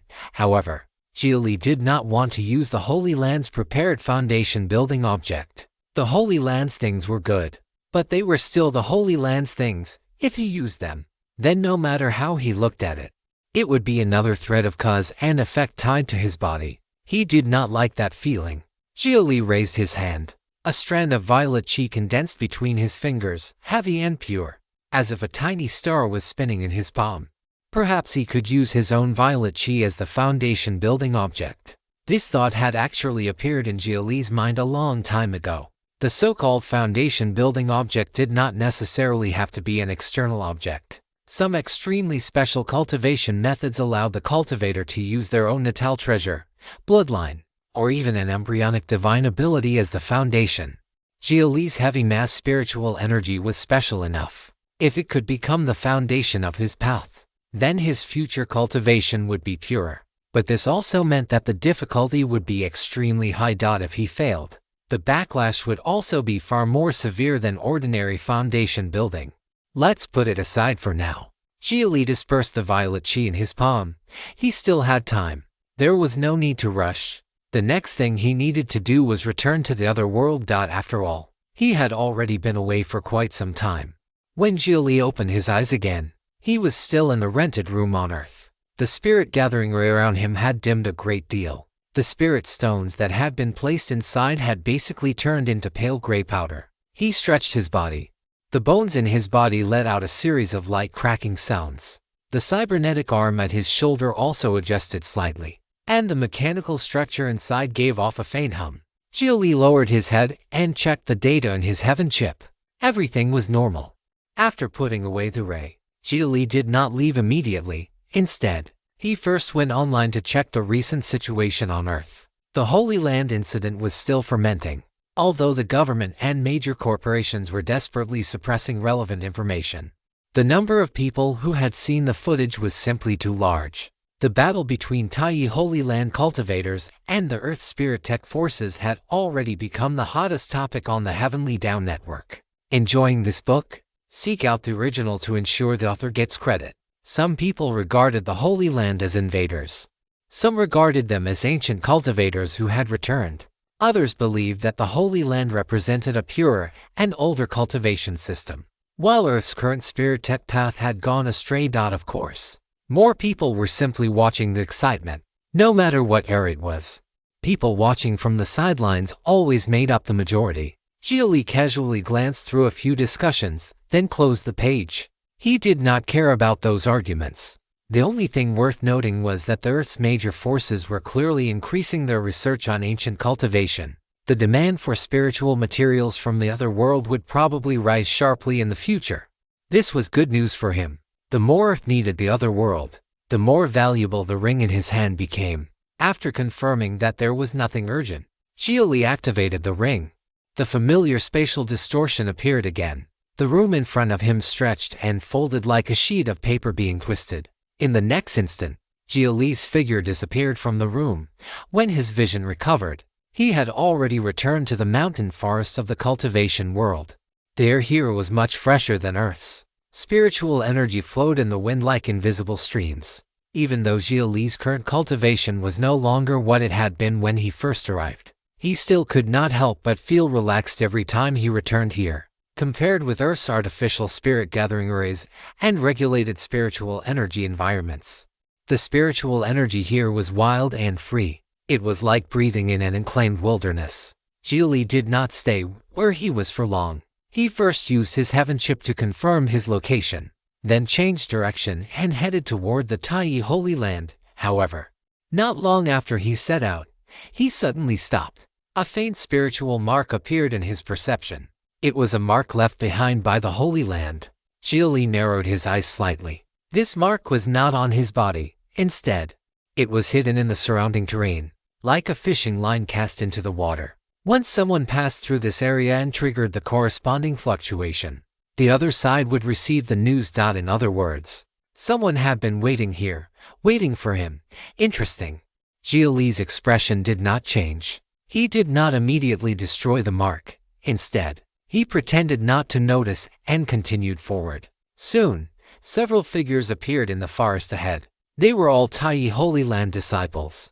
The leader was a young man wearing a blue robe. His cultivation was at the Foundation Establishment realm. Behind him were several Qi refining disciples. Judging from their clothes and aura, they should all be outer sect disciples or servants attached to a certain faction.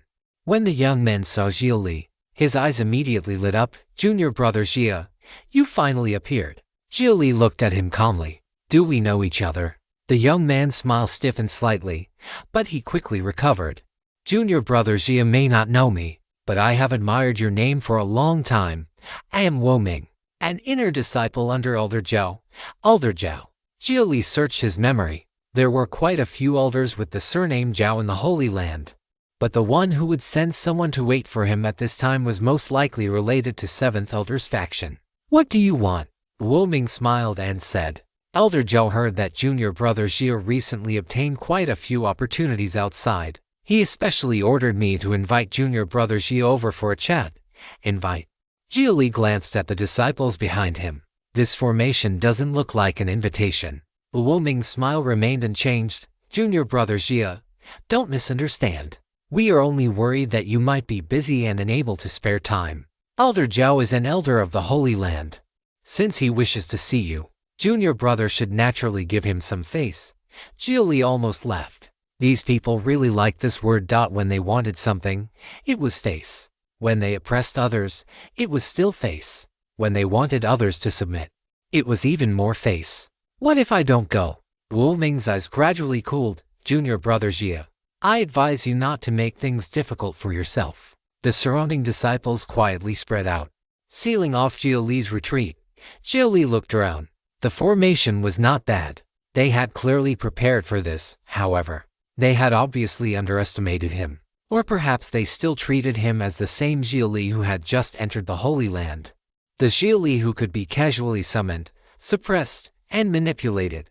"Do you know," Xia Li suddenly said, "where this place is?" Wo Ming frowned. "What do you mean?" Xia Li looked toward the distant mountains. It was very familiar. That was the place where he had once mined. It seemed that after the ancient ruin had been excavated, this place had lost its value, and no one came here anymore. He truly had not expected to return in such a way. If you'd like to support the translation and read 10 chapters ahead, https://www.patreon.com/poppingdino. Thank you so much for reading and supporting the story. What? Choosing the place where you'll be buried? After the middle-aged man got out of the car and saw Xia Li looking toward the abandoned mine in the distance, he mocked him, as if trying to bolster his own courage. "Uncle, it is still not too late to pretend nothing happened. You should understand that once we act, there will be no room to turn back. Think carefully. If I dared come, that means I am confident I can deal with you. You should not be stupid enough to judge me only by my surface realm, right? Your heaven chip scanned me no fewer than 1,000 times on the road and found nothing. Is that not worth fearing?" Xia Li calmly looked at the abandoned mine. His attempt to dissuade the man came from his genuine aversion to killing. And it was also his final warning, precisely because of that. "I am even more curious about you. Curiosity kills cats. It kills people even more. Even if I cannot beat you, are you saying I cannot run?" The middle-aged man had already begun evaluating Xia Li according to his own understanding of the strongest golden core cultivators. If Xia Li was a fully optimized golden core, then he would possess normal nascent soul combat power. As for this soul transformation cultivator, although he had barely stacked himself up to that realm, he was still soul transformation, even if he could not display true soul transformation strength. Fighting a nascent soul should not be a major problem. "I will ask you one last time. Are you certain you want to gamble? Everything I have now was won by gambling. 20 years ago, I gambled my life to ambush and kill a second-generation cultivator. And that gave me my first pot of gold. It is not that I learned evil and only then began plundering. It is that I understand very clearly. Only plunder can achieve oneself. The more desperate one becomes, the more one can only plunder outward." Once those words fell, the middle-aged man no longer spoke empty nonsense. He drove his spirit core to full power operation, reached to his waist, and drew out a sinister-looking pitch-black handgun. His motion of drawing the gun was very fast, but his finger could not pull the trigger for a long time. Was it because he did not want to? It was because his arm could not move. An invisible power had seized it, and that power rapidly spread through his whole body, even affecting the operation of his spirit core. Telekinesis, such powerful telekinesis. His heaven chip was frantically issuing alarms. The strength of Xia Li's telekinesis was approaching perfected human manifestation tier. Even against standard soul transformation strength, it could achieve momentary suppression. Much less against someone still a large step below standard soul transformation. This was bad. Provoking such a powerhouse would lead to disaster. But now that the arrow was already on the string, he had no choice but to fire. He had to request help immediately. Purchase satellite orbital cannon support, or Xia Li would suppress him straight to death. Sorry. Network access is forbidden. Xia Li's heaven chip was also monitoring the movements of the other party's heaven chip. After discovering that the other party wanted to connect to the network and send information, it directly formed a chaotic information field and blocked the other party's network connection. This process was extremely fast, and it was a common method for invasive network severing. Generally speaking, the greater the gap between a high-grade heaven chip and a low-grade heaven chip, the stronger the chaotic information field's effect. If the other party's calculation power could not match the blocking side and could not parse the chaotic information, then it could forget about connecting to the network. Reading on Amazon or a pirate site. This novel is from Royal Road. Support the author by reading it there. At this stage, Xia Li's heaven chip naturally could not remain hidden either. The middle-aged man's heaven chip finally captured a portion of the characteristics of Xia Li's heaven chip. Warning. Warning. The opposing party is suspected to have installed a 6th-generation heaven chip. Our functions are restricted. Network function restricted. External monitoring function restricted. High latency detected in connection with spirit core. Facing the suppression of a 6th-generation heaven chip. All kinds of external functions in the middle-aged man's heaven chip were directly crippled. Even its internal functions began to be affected. A 6th generation. The middle-aged man was shocked, but the greed rising in his heart grew even greater. A 6th-generation heaven chip was not something just anyone was qualified to possess. At the very least, he was not qualified to own one. Even if he lacked the ability to crack it after obtaining it, he could still sell it for a handsome price through illegal organizations. He might even exchange it for a Generation 5.5 chip. Even if that could not compare to a true 6th-generation chip, it could still form considerable suppression against other 5th-generation heaven chips. Raging Eagle, self-detonation mode. The middle-aged man roared. The hover car parked not far away suddenly transformed, taking on the shape of a mecha and charging straight toward Xia Li. The energy accumulating in its core forced even Xia Li to temporarily retreat and widen the distance, suppressing a soul transformation cultivator. Even one who was only an inferior soul transformation still restricted Xia Li himself while using telekinesis. Since he had not warmed up his golden core in advance, he could not make any large movements. Otherwise, why would there have been so much nonsense? He would have moved a thought and then covered the man's mouth with the flame port on his right arm prosthetic. The energy core used by that hover car was a nuclear fusion reactor. If it self-destructed, it would become an intelligent nuclear bomb. It would also observe his state and would not give him an accurate chance to hide in phase space. If he failed to seize the narrow window during the explosion's immense power and was directly hit, then he would capsize in a ditch. When the mecha saw Xia Li retreat, it did not continue pursuing. Instead, it shielded the middle-aged man in front of it. Its older generation might not always have high combat power, but their equipment was absolutely not poor. It was very easy to fail because of carelessness. So Xia Li was extremely cautious. Friend, your life is precious. I can tell you are unwilling to die with me. Otherwise, you would not have retreated.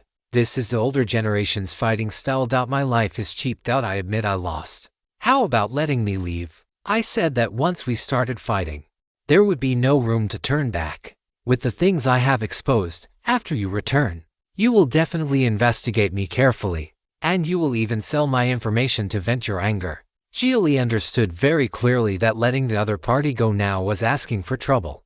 Then how about this? We return to City Hall and sign a Heavenly Dao contract. I guarantee I will not leak any of your information. But what if you become deranged enough to keep causing me trouble despite the risk of breaching the contract? It is not that you are unwilling to trade lives with me. It is just that when the value of the trade is too small, you will not trade. I will not believe a gambler's words. After saying this, Xia Li opened the light concealment module of his spirit core. The aura of his stellar golden core could no longer be hidden. Terrifying heat leaked from every part of Xia Li's body. The middle-aged man's heaven chip began issuing warnings again. Fuck, you really are top spec, an imitation star golden core. Deep fear appeared in the middle-aged man's eyes. The overheat mode of an imitation star golden core was famous. Once it overheated, it could trade lives with soul transformation. Its self-destruct's power was especially excellent, far exceeding his mecha. Based on the power Xia Li had revealed so far, he could already beat the man down completely. What kind of person had he offended?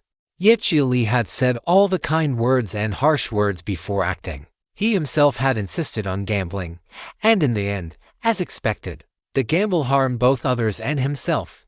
Moreover, because of the crisis of trust, even if he truly admitted defeat, Xia Li would not believe him. At this moment, the situation was one of life or death. If you can bully someone, you bully them. If you cannot, you rely on your mecha's self-destructs to bet that the other party will not dare trade lives with you. Then withdraw safely.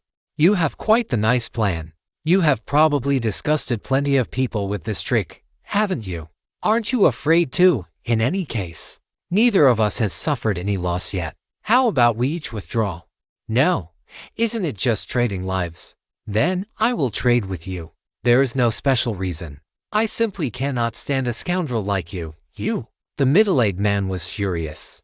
Aside from his surface cultivation, what part of him could compare with Xia Li? The market value of his little company might not even be worth the equipment on Xia Li's body. No matter how one looked at it, he was the one with the cheap life. Why did Xia Li insist on clinging to him? Good. You really think I don't dare gamble? Raging Eagle, self-destruct. Since you insist on trading your great future for my cheap life, I do not care either. If you'd like to support the translation and read 10 chapters ahead, https://www.patreon.com/poppingdino. Thank you so much for reading and supporting the story. At this moment, the middle-aged man could no longer care about anything else. He only stared at Xia Li with eyes full of fury. In his view, he had already been reading the room. He had already decided not to fight to the death.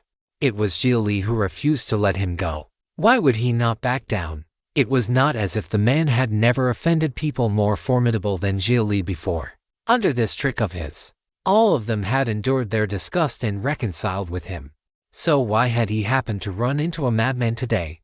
But the instant his mecha activated its self-destruct mode, a strange energy field began forming around them. To prevent hacking, that mecha could not even connect to the network. Yet at this moment it was still affected by the energy field that had suddenly appeared. It was even forcibly withdrawn from self-destruct mode, as if it had been hacked and controlled. The middle-aged man's face changed with shock. That had been his only deterrent. In theory, even a 6th-generation heaven chip should have been unable to hack into it. So why was this happening? What did you do? The middle-aged man pointed at Xia Li and demanded an answer. He truly could not understand how Xia Li had controlled his mecha.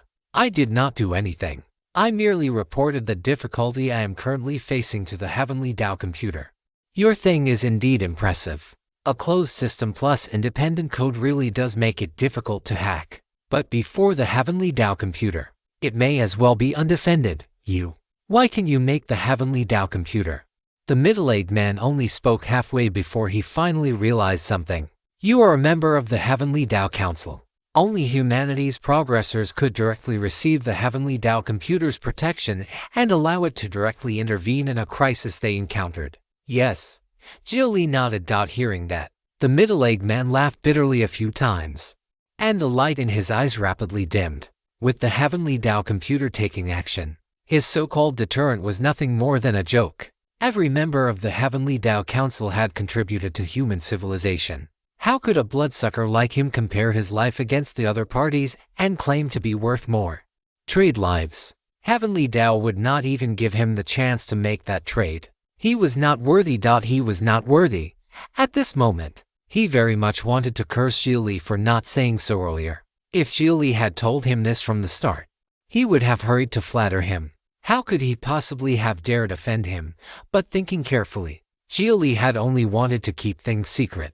It was he himself who had insisted on digging into those secrets. Now that death had arrived, who could he blame? He had thrown himself onto the blade. Since this was a gamble, there would always be a day when one lost everything. He was finished. Without him, the company he had fought so hard to build was basically finished as well. As for his son, forget the future. His son would not even be able to preserve what he had now. That was gambling. One either had everything or nothing at all. An authorized tale usage. If you spot this story on Amazon, report the violation. But he did not regret it. After all, he had walked this road all the way until today. He had long expected this kind of ending. He simply had not expected it to come so early, or for him to lose so cleanly. A gambler accepts his loss. I do not regret my choice. I only regret that 1 year ago, I was unwilling to pay a huge price to investigate you. I did not call your hand. Back then, you should not have had everything you have now, otherwise. Why would you have needed to hide from me? If I had been willing back then, everything you have now might have been mine. Mine. As his words fell, the middle-aged man closed his eyes unwillingly. After his whole body twitched slightly, he toppled straight to the ground. He had probably sent a self-destruct command to his heaven chip. In this final moment, as a gambler, he wanted to end himself with his own hand. He would not even give that chance to his opponent. Seeing this, Xia Li walked forward and extended his right prosthetic arm. Flames sprayed from his palm and cremated the man on the spot, destroying his heaven chip and spirit core along with him. The other party had some status after all. It would be troublesome if someone investigated the aftermath and traced it back to him.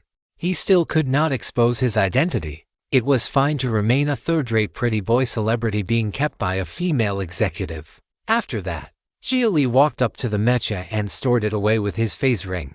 This transforming mecha had already been restored to factory settings by the Heavenly Tao computer. However, it was still black market goods that someone else had used before. Using it in front of others would also expose his identity. So Xia Li only intended to keep it as an intelligent nuclear bomb with tracking functions. That was also the mecha's greatest value. In its normal combat form, its strength was somewhat beneath Xia Li's notice. Gambling on your own, losing on your own, and then dying on your own. It really is ridiculous. Xia Li found the middle-aged man's choice both laughable and helpless. Earth did not lack plunder either. Its methods were simply a little more civilized.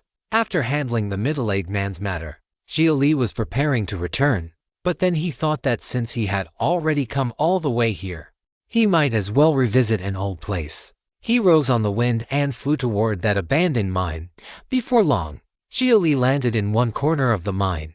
Many shabby little wooden huts still remained here. Xia Li walked toward one of them. After pushing open the creaking broken door, everything inside the hut looked both familiar and strange. A rusted iron bed, a filthy quilt, a meaningless desk and a rusted iron chair he had never sat in. Back when he had been mining, he had been exhausted to death every time he got off work. The first thing he did after returning was collapse onto the bed and sleep. Where would he have found the leisure to sit down and rest? Nor had he carved any mark inside the hut to record how long he had stayed here. That would have been meaningless for quite some time.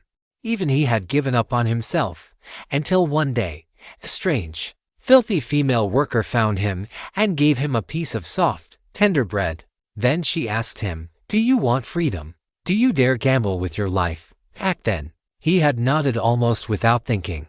That female worker had been Xiao, who had infiltrated the mine, gambling on my own, losing on my own, and then feeling lost on my own. It really is ridiculous. If he had not gambled back then, perhaps Hidden Wing's plan still would have succeeded. The difference was that he would only have become an ordinary person rescued from the mine and then arranged to make a living in the lower district. Go into the Xuan realm had indeed changed his fate. Whether it was the stellar golden core or the spiritual energy data, Those things that contributed to human civilization had all come from the Xuan realm. The Xuan realm was inhumane, but it had indeed made him what he was. Afterward, Xia Li walked into the mine pit and came before the emptied ruin. He gazed up at its not particularly tall gate. After a moment of hesitation, he stepped inside. The interior was not large.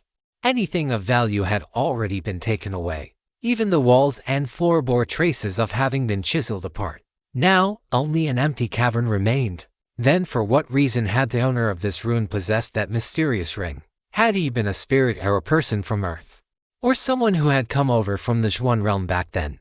And why had he come? Out of curiosity, Xia Li logged into Hidden Wings intranet, intending to review the archaeological records from before. However, such information was not in Hidden Wings database at all. Perhaps it had never been entered into Hidden Wings database and was very likely stored in the government's database instead. When I have the chance later, I should investigate this. There was no longer any gain in staying at the mine. Xia Li turned and left the cavern, then rose on the wind again and flew straight toward Linguang City. Now he should finally be able to rest properly. He only hoped no more trouble would come looking for him next. If you'd like to support the translation and read 10 chapters ahead, https://www.patreon.com/poppingdino.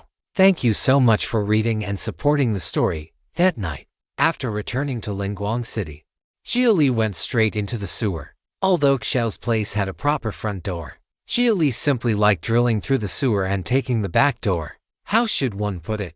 It gave Xia Li a strange thrill of sneaking in, one had to admit.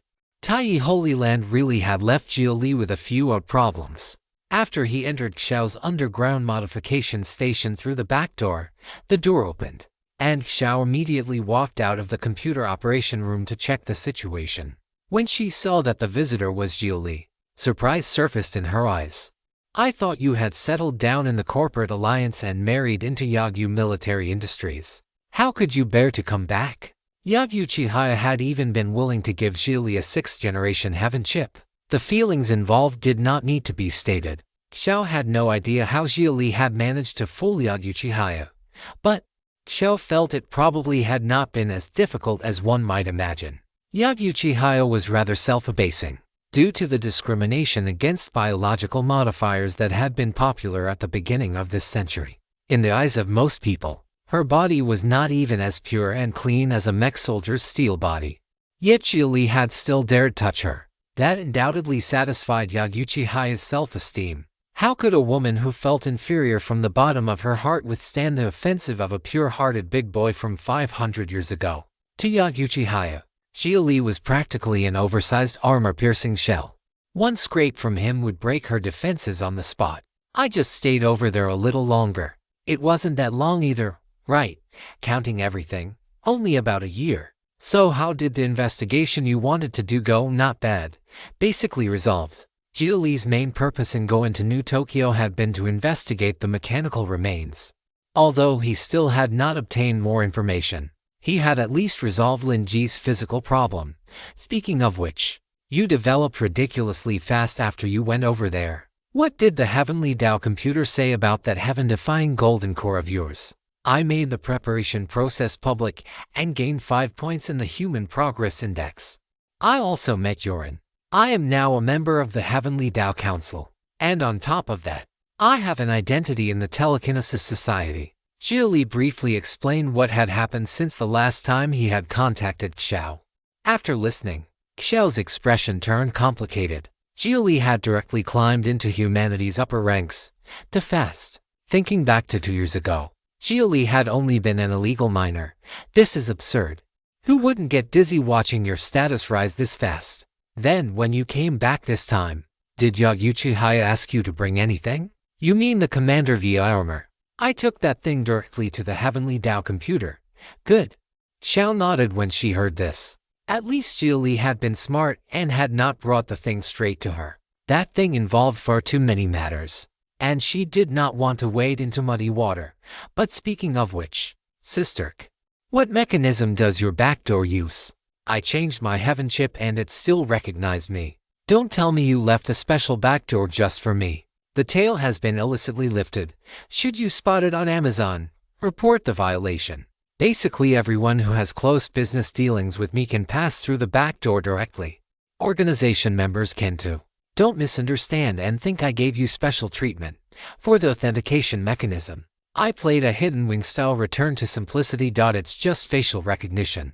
There really are plenty of thieves in the sewers, and fortunately, those clever little people rack their brains simulating signals and never imagine that my authentication here is this simple.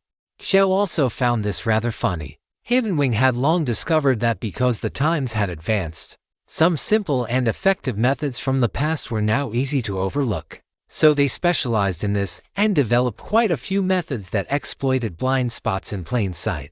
For example, the Divine Ability Realm Fusion was practically the perfect example of returning to simplicity when it came to concealment and escape. Enemies could hold spatial detectors and scan for decades without catching anyone. Anyone can use your back door. I thought I was the only one who could. No, don't you think what you just said is a little ambiguous? Xiao's smile stiffened slightly. She kept feeling that Xia Li had learned bad habits, but she could not say exactly where he had learned them. Let's not talk about that first. I came back this time because I want a vacation. Sisterk. Don't find trouble for me. I'm going to lie around here for a few days and be useless for a while. Right now, Xia Li only wanted to stock up on snacks and drinks, lie in bed, relax, watch videos, and play games. Of course, he could also argue intensely with netizens of the new era. If they cursed him badly enough, he could follow the network cable over and beat them up. I can only guarantee I won't look for work for you in the short term. If something really happens, you have to go. After all, you transported that thing back from the corporate alliance. If the higher-ups want to investigate you, they can find you. There is a chance they will continue assigning you missions. As an internal member, you cannot refuse. Can I not take leave? No. How much work have you done since being promoted to internal member? You haven't taken a mission in an entire year. Well. From Hidden Wing's perspective, he really did look a little like someone freeloading. Hidden Wing transferred him a sum of spirit stones every month. It was not much, but he was still drawing a salary. Not doing any work really was hard to justify. Why do you think the organization hasn't contacted you?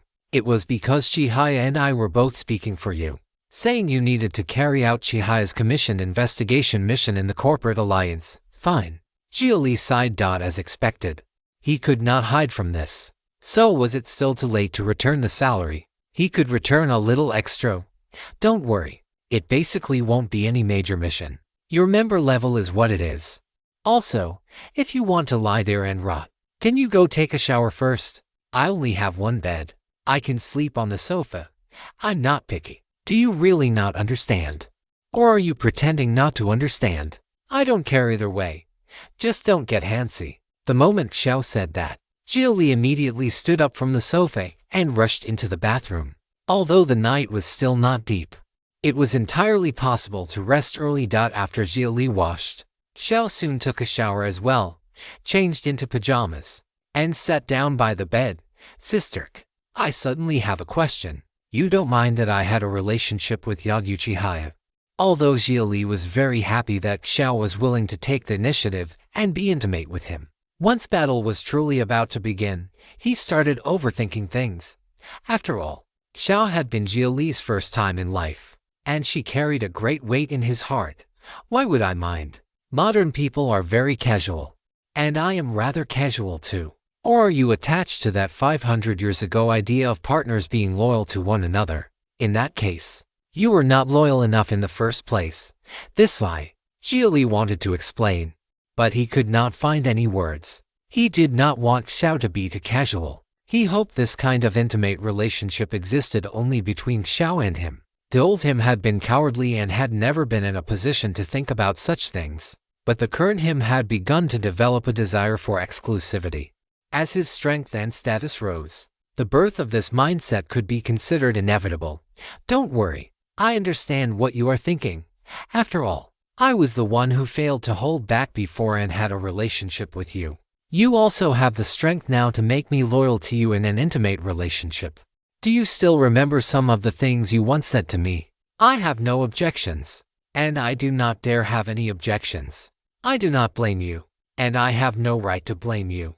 Do you still have no right now? Little counselor of the Heavenly Tao Council. I am merely an intelligence agent from an underground force that cannot show itself on stage. Xiao smiled gently. Hearing this, Xia Li also smiled. Before this person who had pulled him out of darkness, he would still reveal the self-abasing side of himself from before. Xiao could have used that to obtain more benefits from him, but Xiao did not. She wanted to tell Xia Li that she was the one no longer worthy of Xia Li. Xia Li needed to be confident. Then tonight, I will have to interrogate you properly. You're really getting into it, aren't you? Fine, counselor. I won't confess easily. If you'd like to support the translation and read 10 chapters ahead, https://www.patreon.com/poppingdino. Thank you so much for reading and supporting the story. The next morning, Xia Li woke from deep sleep. It had been a very long time since he had slept this comfortably. After both body and mind had been satisfied, he had sunk into pleasant, heavy sleep. The joy that came from the heart itself made him feel that even his thoughts had become much clearer. Many of his previous thoughts and questions about the Xuan realm's ways suddenly opened up at this moment. In an instant, he understood many things. He turned his head and looked at the pillow beside him. Xiao was still sleeping in the crook of his arm. Her breathing was even. Her eyelashes trembled faintly with each breath, and a slight flush still lingered on her face, carrying the afterglow of last night. Xia Li suddenly felt something indescribable. Joy at his own existence, joy at Xiao's existence, and joy at the world's existence. Good morning, world. Human consciousness could endure a great deal of negative information and pressure, but even the most resilient person had a limit. And under true joy, those negative pressures would be washed away. The soul would become clean once more, making it harder for a person to go to extremes and allowing them to feel peace and calm from the bottom of their heart. At this moment, Xiao also woke up. Who is world? Huh? Her first sentence left Xia Li stunned. We were so passionate last night, and the moment you wake up in the morning, you are thinking about someone else. No, world means the world, I know. I was just joking. I did not expect you to be the kind of person who only appears in classical literature and greets the world. I just suddenly felt like it. When a person's mood became good enough, it turned out they really could feel affection even toward the concept of the world. That's good. So what do you want to eat? Cook me a bowl of noodles. Do you want nutritionally compounded noodles? Or original ecology pure wheat ones? Pure wheat. Only after Xia Li answered did Xiao slowly climb up. The quilt slid down her body, revealing a figure that seemed flawless to Xia Li. Then she stretched lazily, allowing Xia Li to take an even more beautiful scenery. If only there were sunlight at this moment. If only sunlight could shine through the window and into the room. This pursuit of beauty could also become a driving force that made people keep walking and keep living. Sister, why don't I buy you a place in the upper district? No need. It is inconvenient. We are underground workers. If even we run off to the upper district to bask in the sun, who will dismantle the foundations of the upper district and return the sunlight to the ground? All right, sister, you're this. Xia Li raised a thumb. This kind of spirit had been lacking even in the age Xia Li once lived in. It was the kind of spirit recorded in history books. It had once disappeared amid the dazzling prosperity of nightlife and luxury, then been picked up again from the ruins after that prosperity fell, becoming a force that drove people forward. We will talk about it later. The current state of cities is a remnant of the radiation era. They were built this way because there was no choice. Although we have already developed space, in the end we still have to return to the surface. And speaking of it, it is rather funny. We have established many colonies across the solar system and even begun cross-star system colonization. Yet we still have not fully reclaimed our mother planet. Xiao could not help thinking of Earth's current situation. Those extremely ferocious great demons and monsters still occupied their own territories and would attack human cities from time to time. If you stumble upon this narrative on Amazon, be aware that it has been stolen from Royal Road. Please report it. Some demons and monsters could even leave Earth.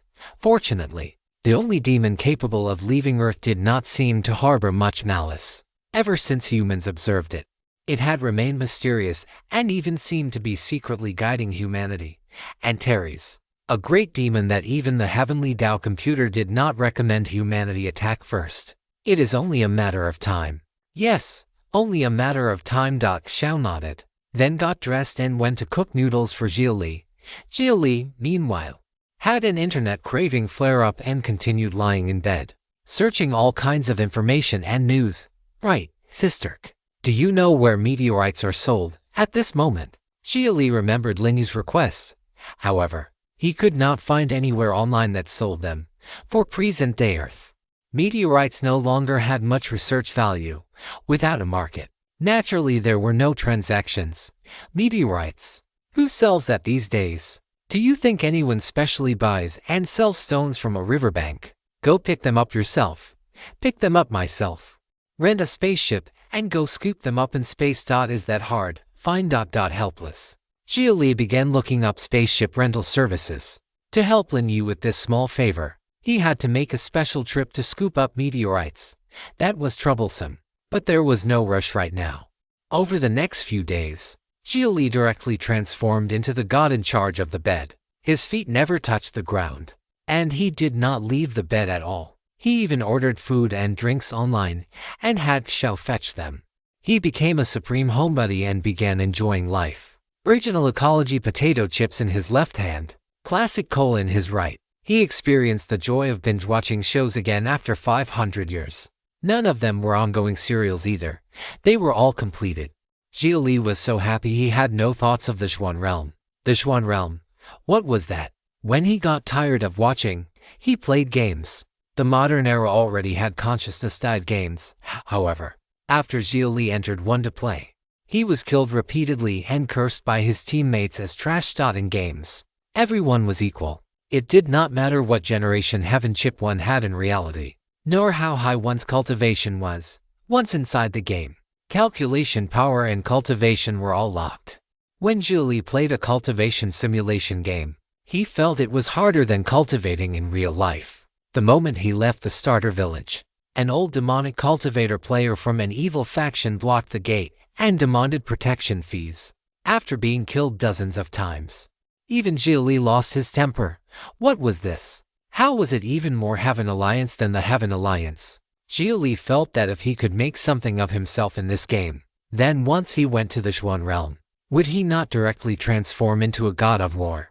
He played like this for an entire week. Xia Li, refusing to admit defeat, had barely reached Qi refining 3rd level, only to be killed back down to 1st level. Although the Heaven Alliance of the Xuan realm had gone too far, it still would not blockade and kill people without any reason. Xia Li recognized reality and quit the game.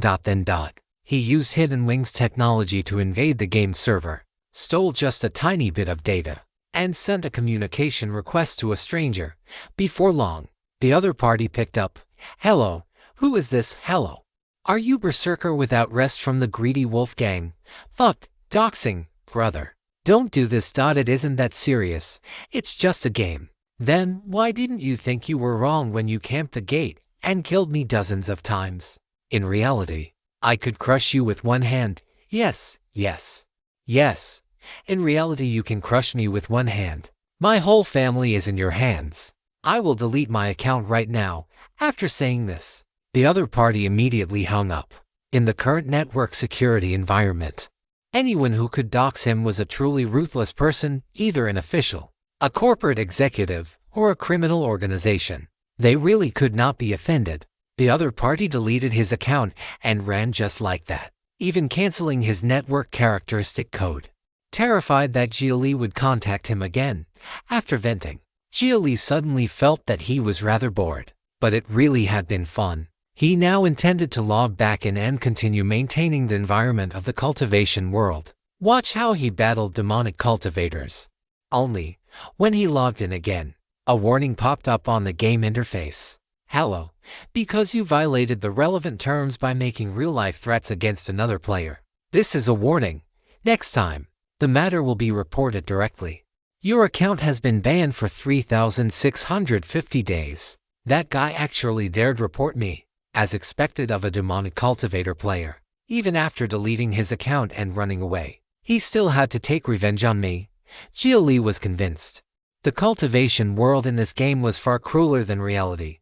But a 10-year ban. Really, 10 years later, his real cultivation would probably be higher than the game's highest realm. This game was currently only open up to late-stage soul transformation. At this moment, Xiao passed by and looked at Xia Li with the eyes one might use to look at a useless parasite. Xia Li, that is enough. You are using Hidden Wings technology for this. Act like a human being. The other side stopped acting human first. I just checked. One of this game's major shareholders is Yagyu Military Industries. They dare ban my account. I will contact Yaguchi right now and have her unban me. Once I log in again, I will make those demonic cultivators tremble. That is enough. Do you really need to bully game players with your ability? Are you unable to punish the demonic cultivators in reality? I really can't punish them, because they all stand too high. After saying this, Xia Li sighed and exited game mode. After a week, he finally became willing to get out of bed. So what is it? If nothing happened, you probably would not disturb me. The organization has assigned a mission. We need to disguise ourselves as reporters and go to Mars to interview Astarte's person in charge. Of course. The main mission is to conduct a preliminary investigation of Astarte's Mars base. If you'd like to support the translation and read 10 chapters ahead, https://www.patreon.com/poppingdino. Thank you so much for reading and supporting the story. When Xia Li heard that Hidden Wing was actually sending them to Mars, his expression immediately grew serious. To Xia Li, he did not truly care about the artificial living armor Astarte had created. What he cared about was that his younger sister was on Mars. When do we leave? We should still need to wait a month. This is an advance notice. Astarte's press conference will be held in 1 month. Xia Li nodded to show he understood. Regarding the coming trip to Mars, he did want to investigate deeply. But a giant corporation capable of independently developing an entire planet would certainly not have joking security measures. Even Hidden Wings technology would probably be unable to dig up too much. After receiving this news, Xia Li secretly made preparations. He immediately connected to Hidden Wings intranet and searched through Astarte's information. Aside from that, he also sent a message to Yaguchi, asking whether Yagyu Military Industries had any internal information on Astarte. After reviewing Hidden Wings intranet records, he logged into the Telekinesis Society's intranet to check Astarte's information as well. 2 hours later, Yaguchi replied. She transmitted a file to Xia Li and left a message. This is the information I asked Yagyu Munero to pull with his authority. It contains more than what I could access myself and should be relatively complete. Xia Li carefully reviewed the internal information from all 3 powers. Astarte was indeed as mysterious as he had imagined. Many of Astarte's technologies did not share a common foundation with Earth's mainstream technology. If the current mainstream on Earth was spiritual technology, then Astarte's technology was the tech tree humanity would have developed under normal circumstances if it had never discovered spiritual energy. In addition, Astarte was one of the 3 giants of the Far Star Organization. The Far Star Organization did not have much voice on Earth and in the inner solar system.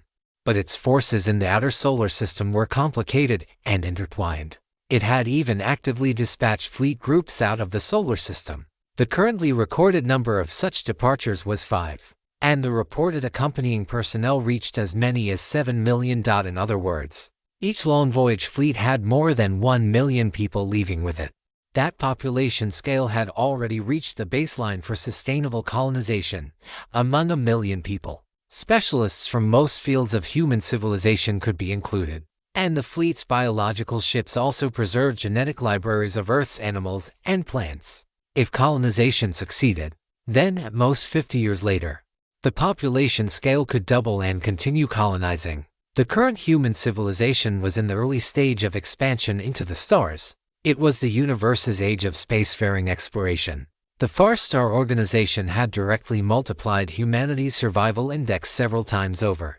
As a giant corporation specializing in interstellar long voyage and interstellar colonization technology, Astarte's position in the Far Star Organization needed no explanation. For the next period of time, Xia Li returned to his previous homebody life and continued enjoying himself while waiting for a start's press conference to begin. Only, on the 12th day after Xiao told him the news, something happened.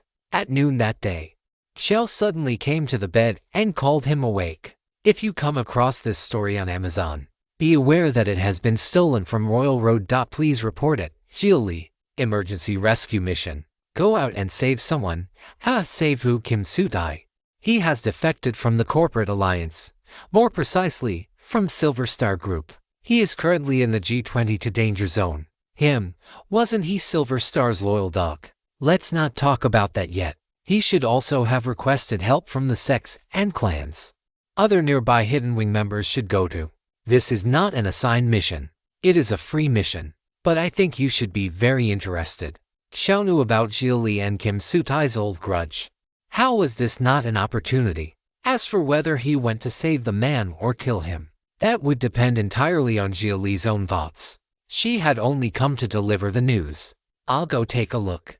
Send me the specific coordinates. Xia Li immediately put on clothes and prepared to leave. His old grudge with Kim Su-dai had abruptly stalled after their last meeting. Of course, the main reason was probably that he had not even been on Earth. Even if Kim Su-dai wanted to scheme against him, he could not find him. Unexpectedly, not much time had passed. Yet Kim Su-dai had betrayed his master. From a loyal dog, he had become a stray dog that had lost its home. That was rather amusing. Xia Li would go and see the man's current wretched state, and the reason he had defected. After leaving Xiao's underground modification station, Xia Li directly rose on the wind and left the lower district. After flying through the sky for a while and reaching sufficient altitude, Xia Li warmed up his stellar golden core and opened the propulsion device on the prosthetic system behind him, turning directly into a stream of blue light and shooting away. When it came to truly rushing somewhere, the propulsion device on his back was still the most reliable. As for the blue flame, that was a characteristic produced by many high-speed propulsion devices during rapid movement. It would not expose Xia Li. Even if a satellite captured it, it would not be a major problem. 1 hour later, G2 danger zone. Kim Su-dai hid inside a dust storm and fled across the wilderness. His heaven chip was constantly reporting to him that his mech soldier doppelgangers were being destroyed one after another. For this escape, he had brought more than 10 mech soldier doppelgangers with him. At first, everything had gone smoothly. As planned, he had killed many of Silver Star's pursuers. After meeting up with people from the sects, he had intended to flee toward the nearest sect force, but he had not expected a mysterious assassin to appear among the people hunting him. That assassin's entire equipment set was anti-spiritual energy. He was a killer specialized against spiritual energy. Although Kim Su-dai did not know which side he came from, he was not stupid.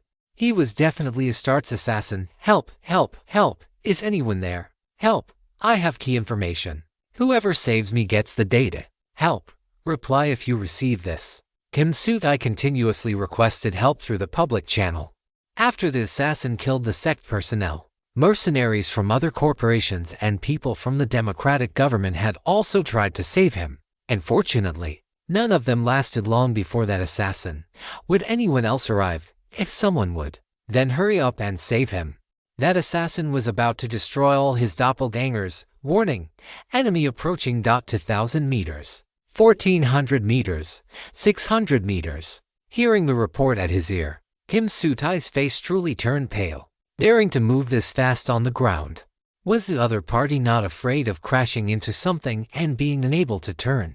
Or had the other party's agility already reached the point where precise directional control could still be achieved during high-speed movement? The next instant, from within the dust storm appeared an assassin whose entire body was covered by a mechanical shell, a red long blade in hand. In that instant, Kim Su-dai saw the color of the other party's hair. He was not wearing a helmet. Only a mechanical mask covered his face. The other party's hair was blue-gray. If it was not dyed, then it was proof that he was Martian. The first batch of humans to colonize Mars had adapted to the Martian environment across generations, and some changes had appeared in their genes. Blue-gray hair was the most obvious characteristic of these Martians. Was he going to die? He had clearly already dealt with Silver Star's pursuit. Was this a start? They had silently developed so many terrifying technologies and even trained anti-spiritual energy assassins. What was Ostart trying to do? Just as Kim Sutai despaired and prepared to close his eyes, a heat wave that made his heart tremble surged from behind him, as if it would roast him alive. Then came a thunderous boom.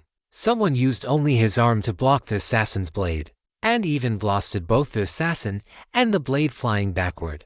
If you'd like to support the translation and read 10 chapters ahead, https://www.patreon.com/poppingdino.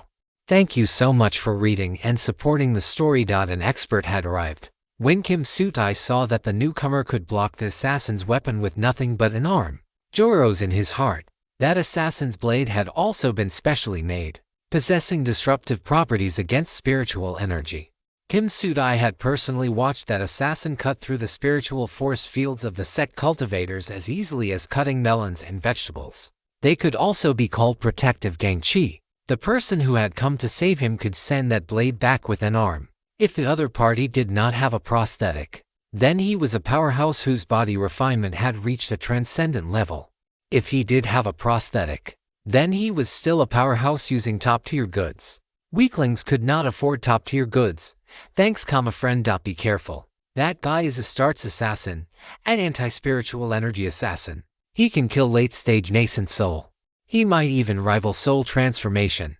Kim Sutai immediately warned his rescuer to be careful. To save him, the sects had even sent a late-stage nascent soul cultivator. Yet even that person had been easily dealt with by Astart's assassin.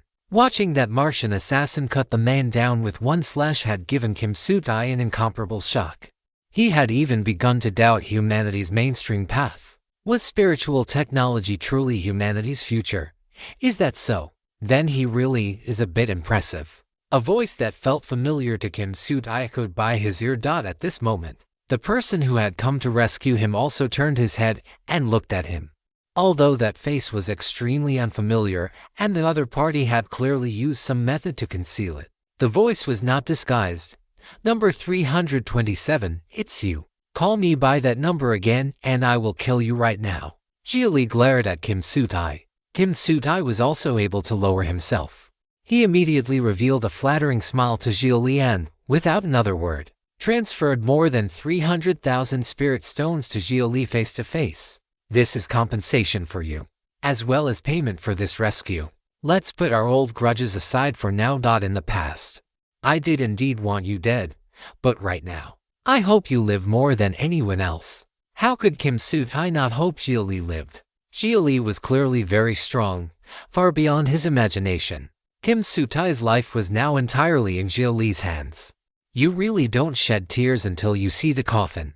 Shouldn't we focus on that Martian assassin first? Is this the time to chat? Kim Sutai did not dare reminisce with Xia Li. He was afraid it would disrupt Xia Li's battle with that assassin and distract him. And the fact that the Martian assassin had not acted did not mean he had run. He was hiding somewhere, preparing a fatal strike. If we don't chat, how do we lure that guy out?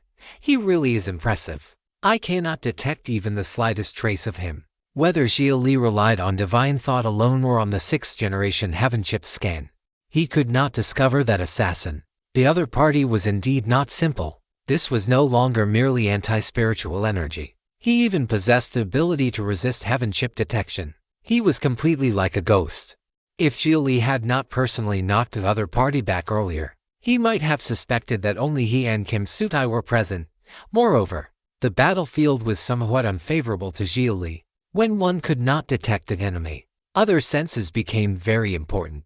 But this was a desert wasteland. The roaring wind disturbed the ears, and the dust storm covered the eyes. Then what do we do? Should we?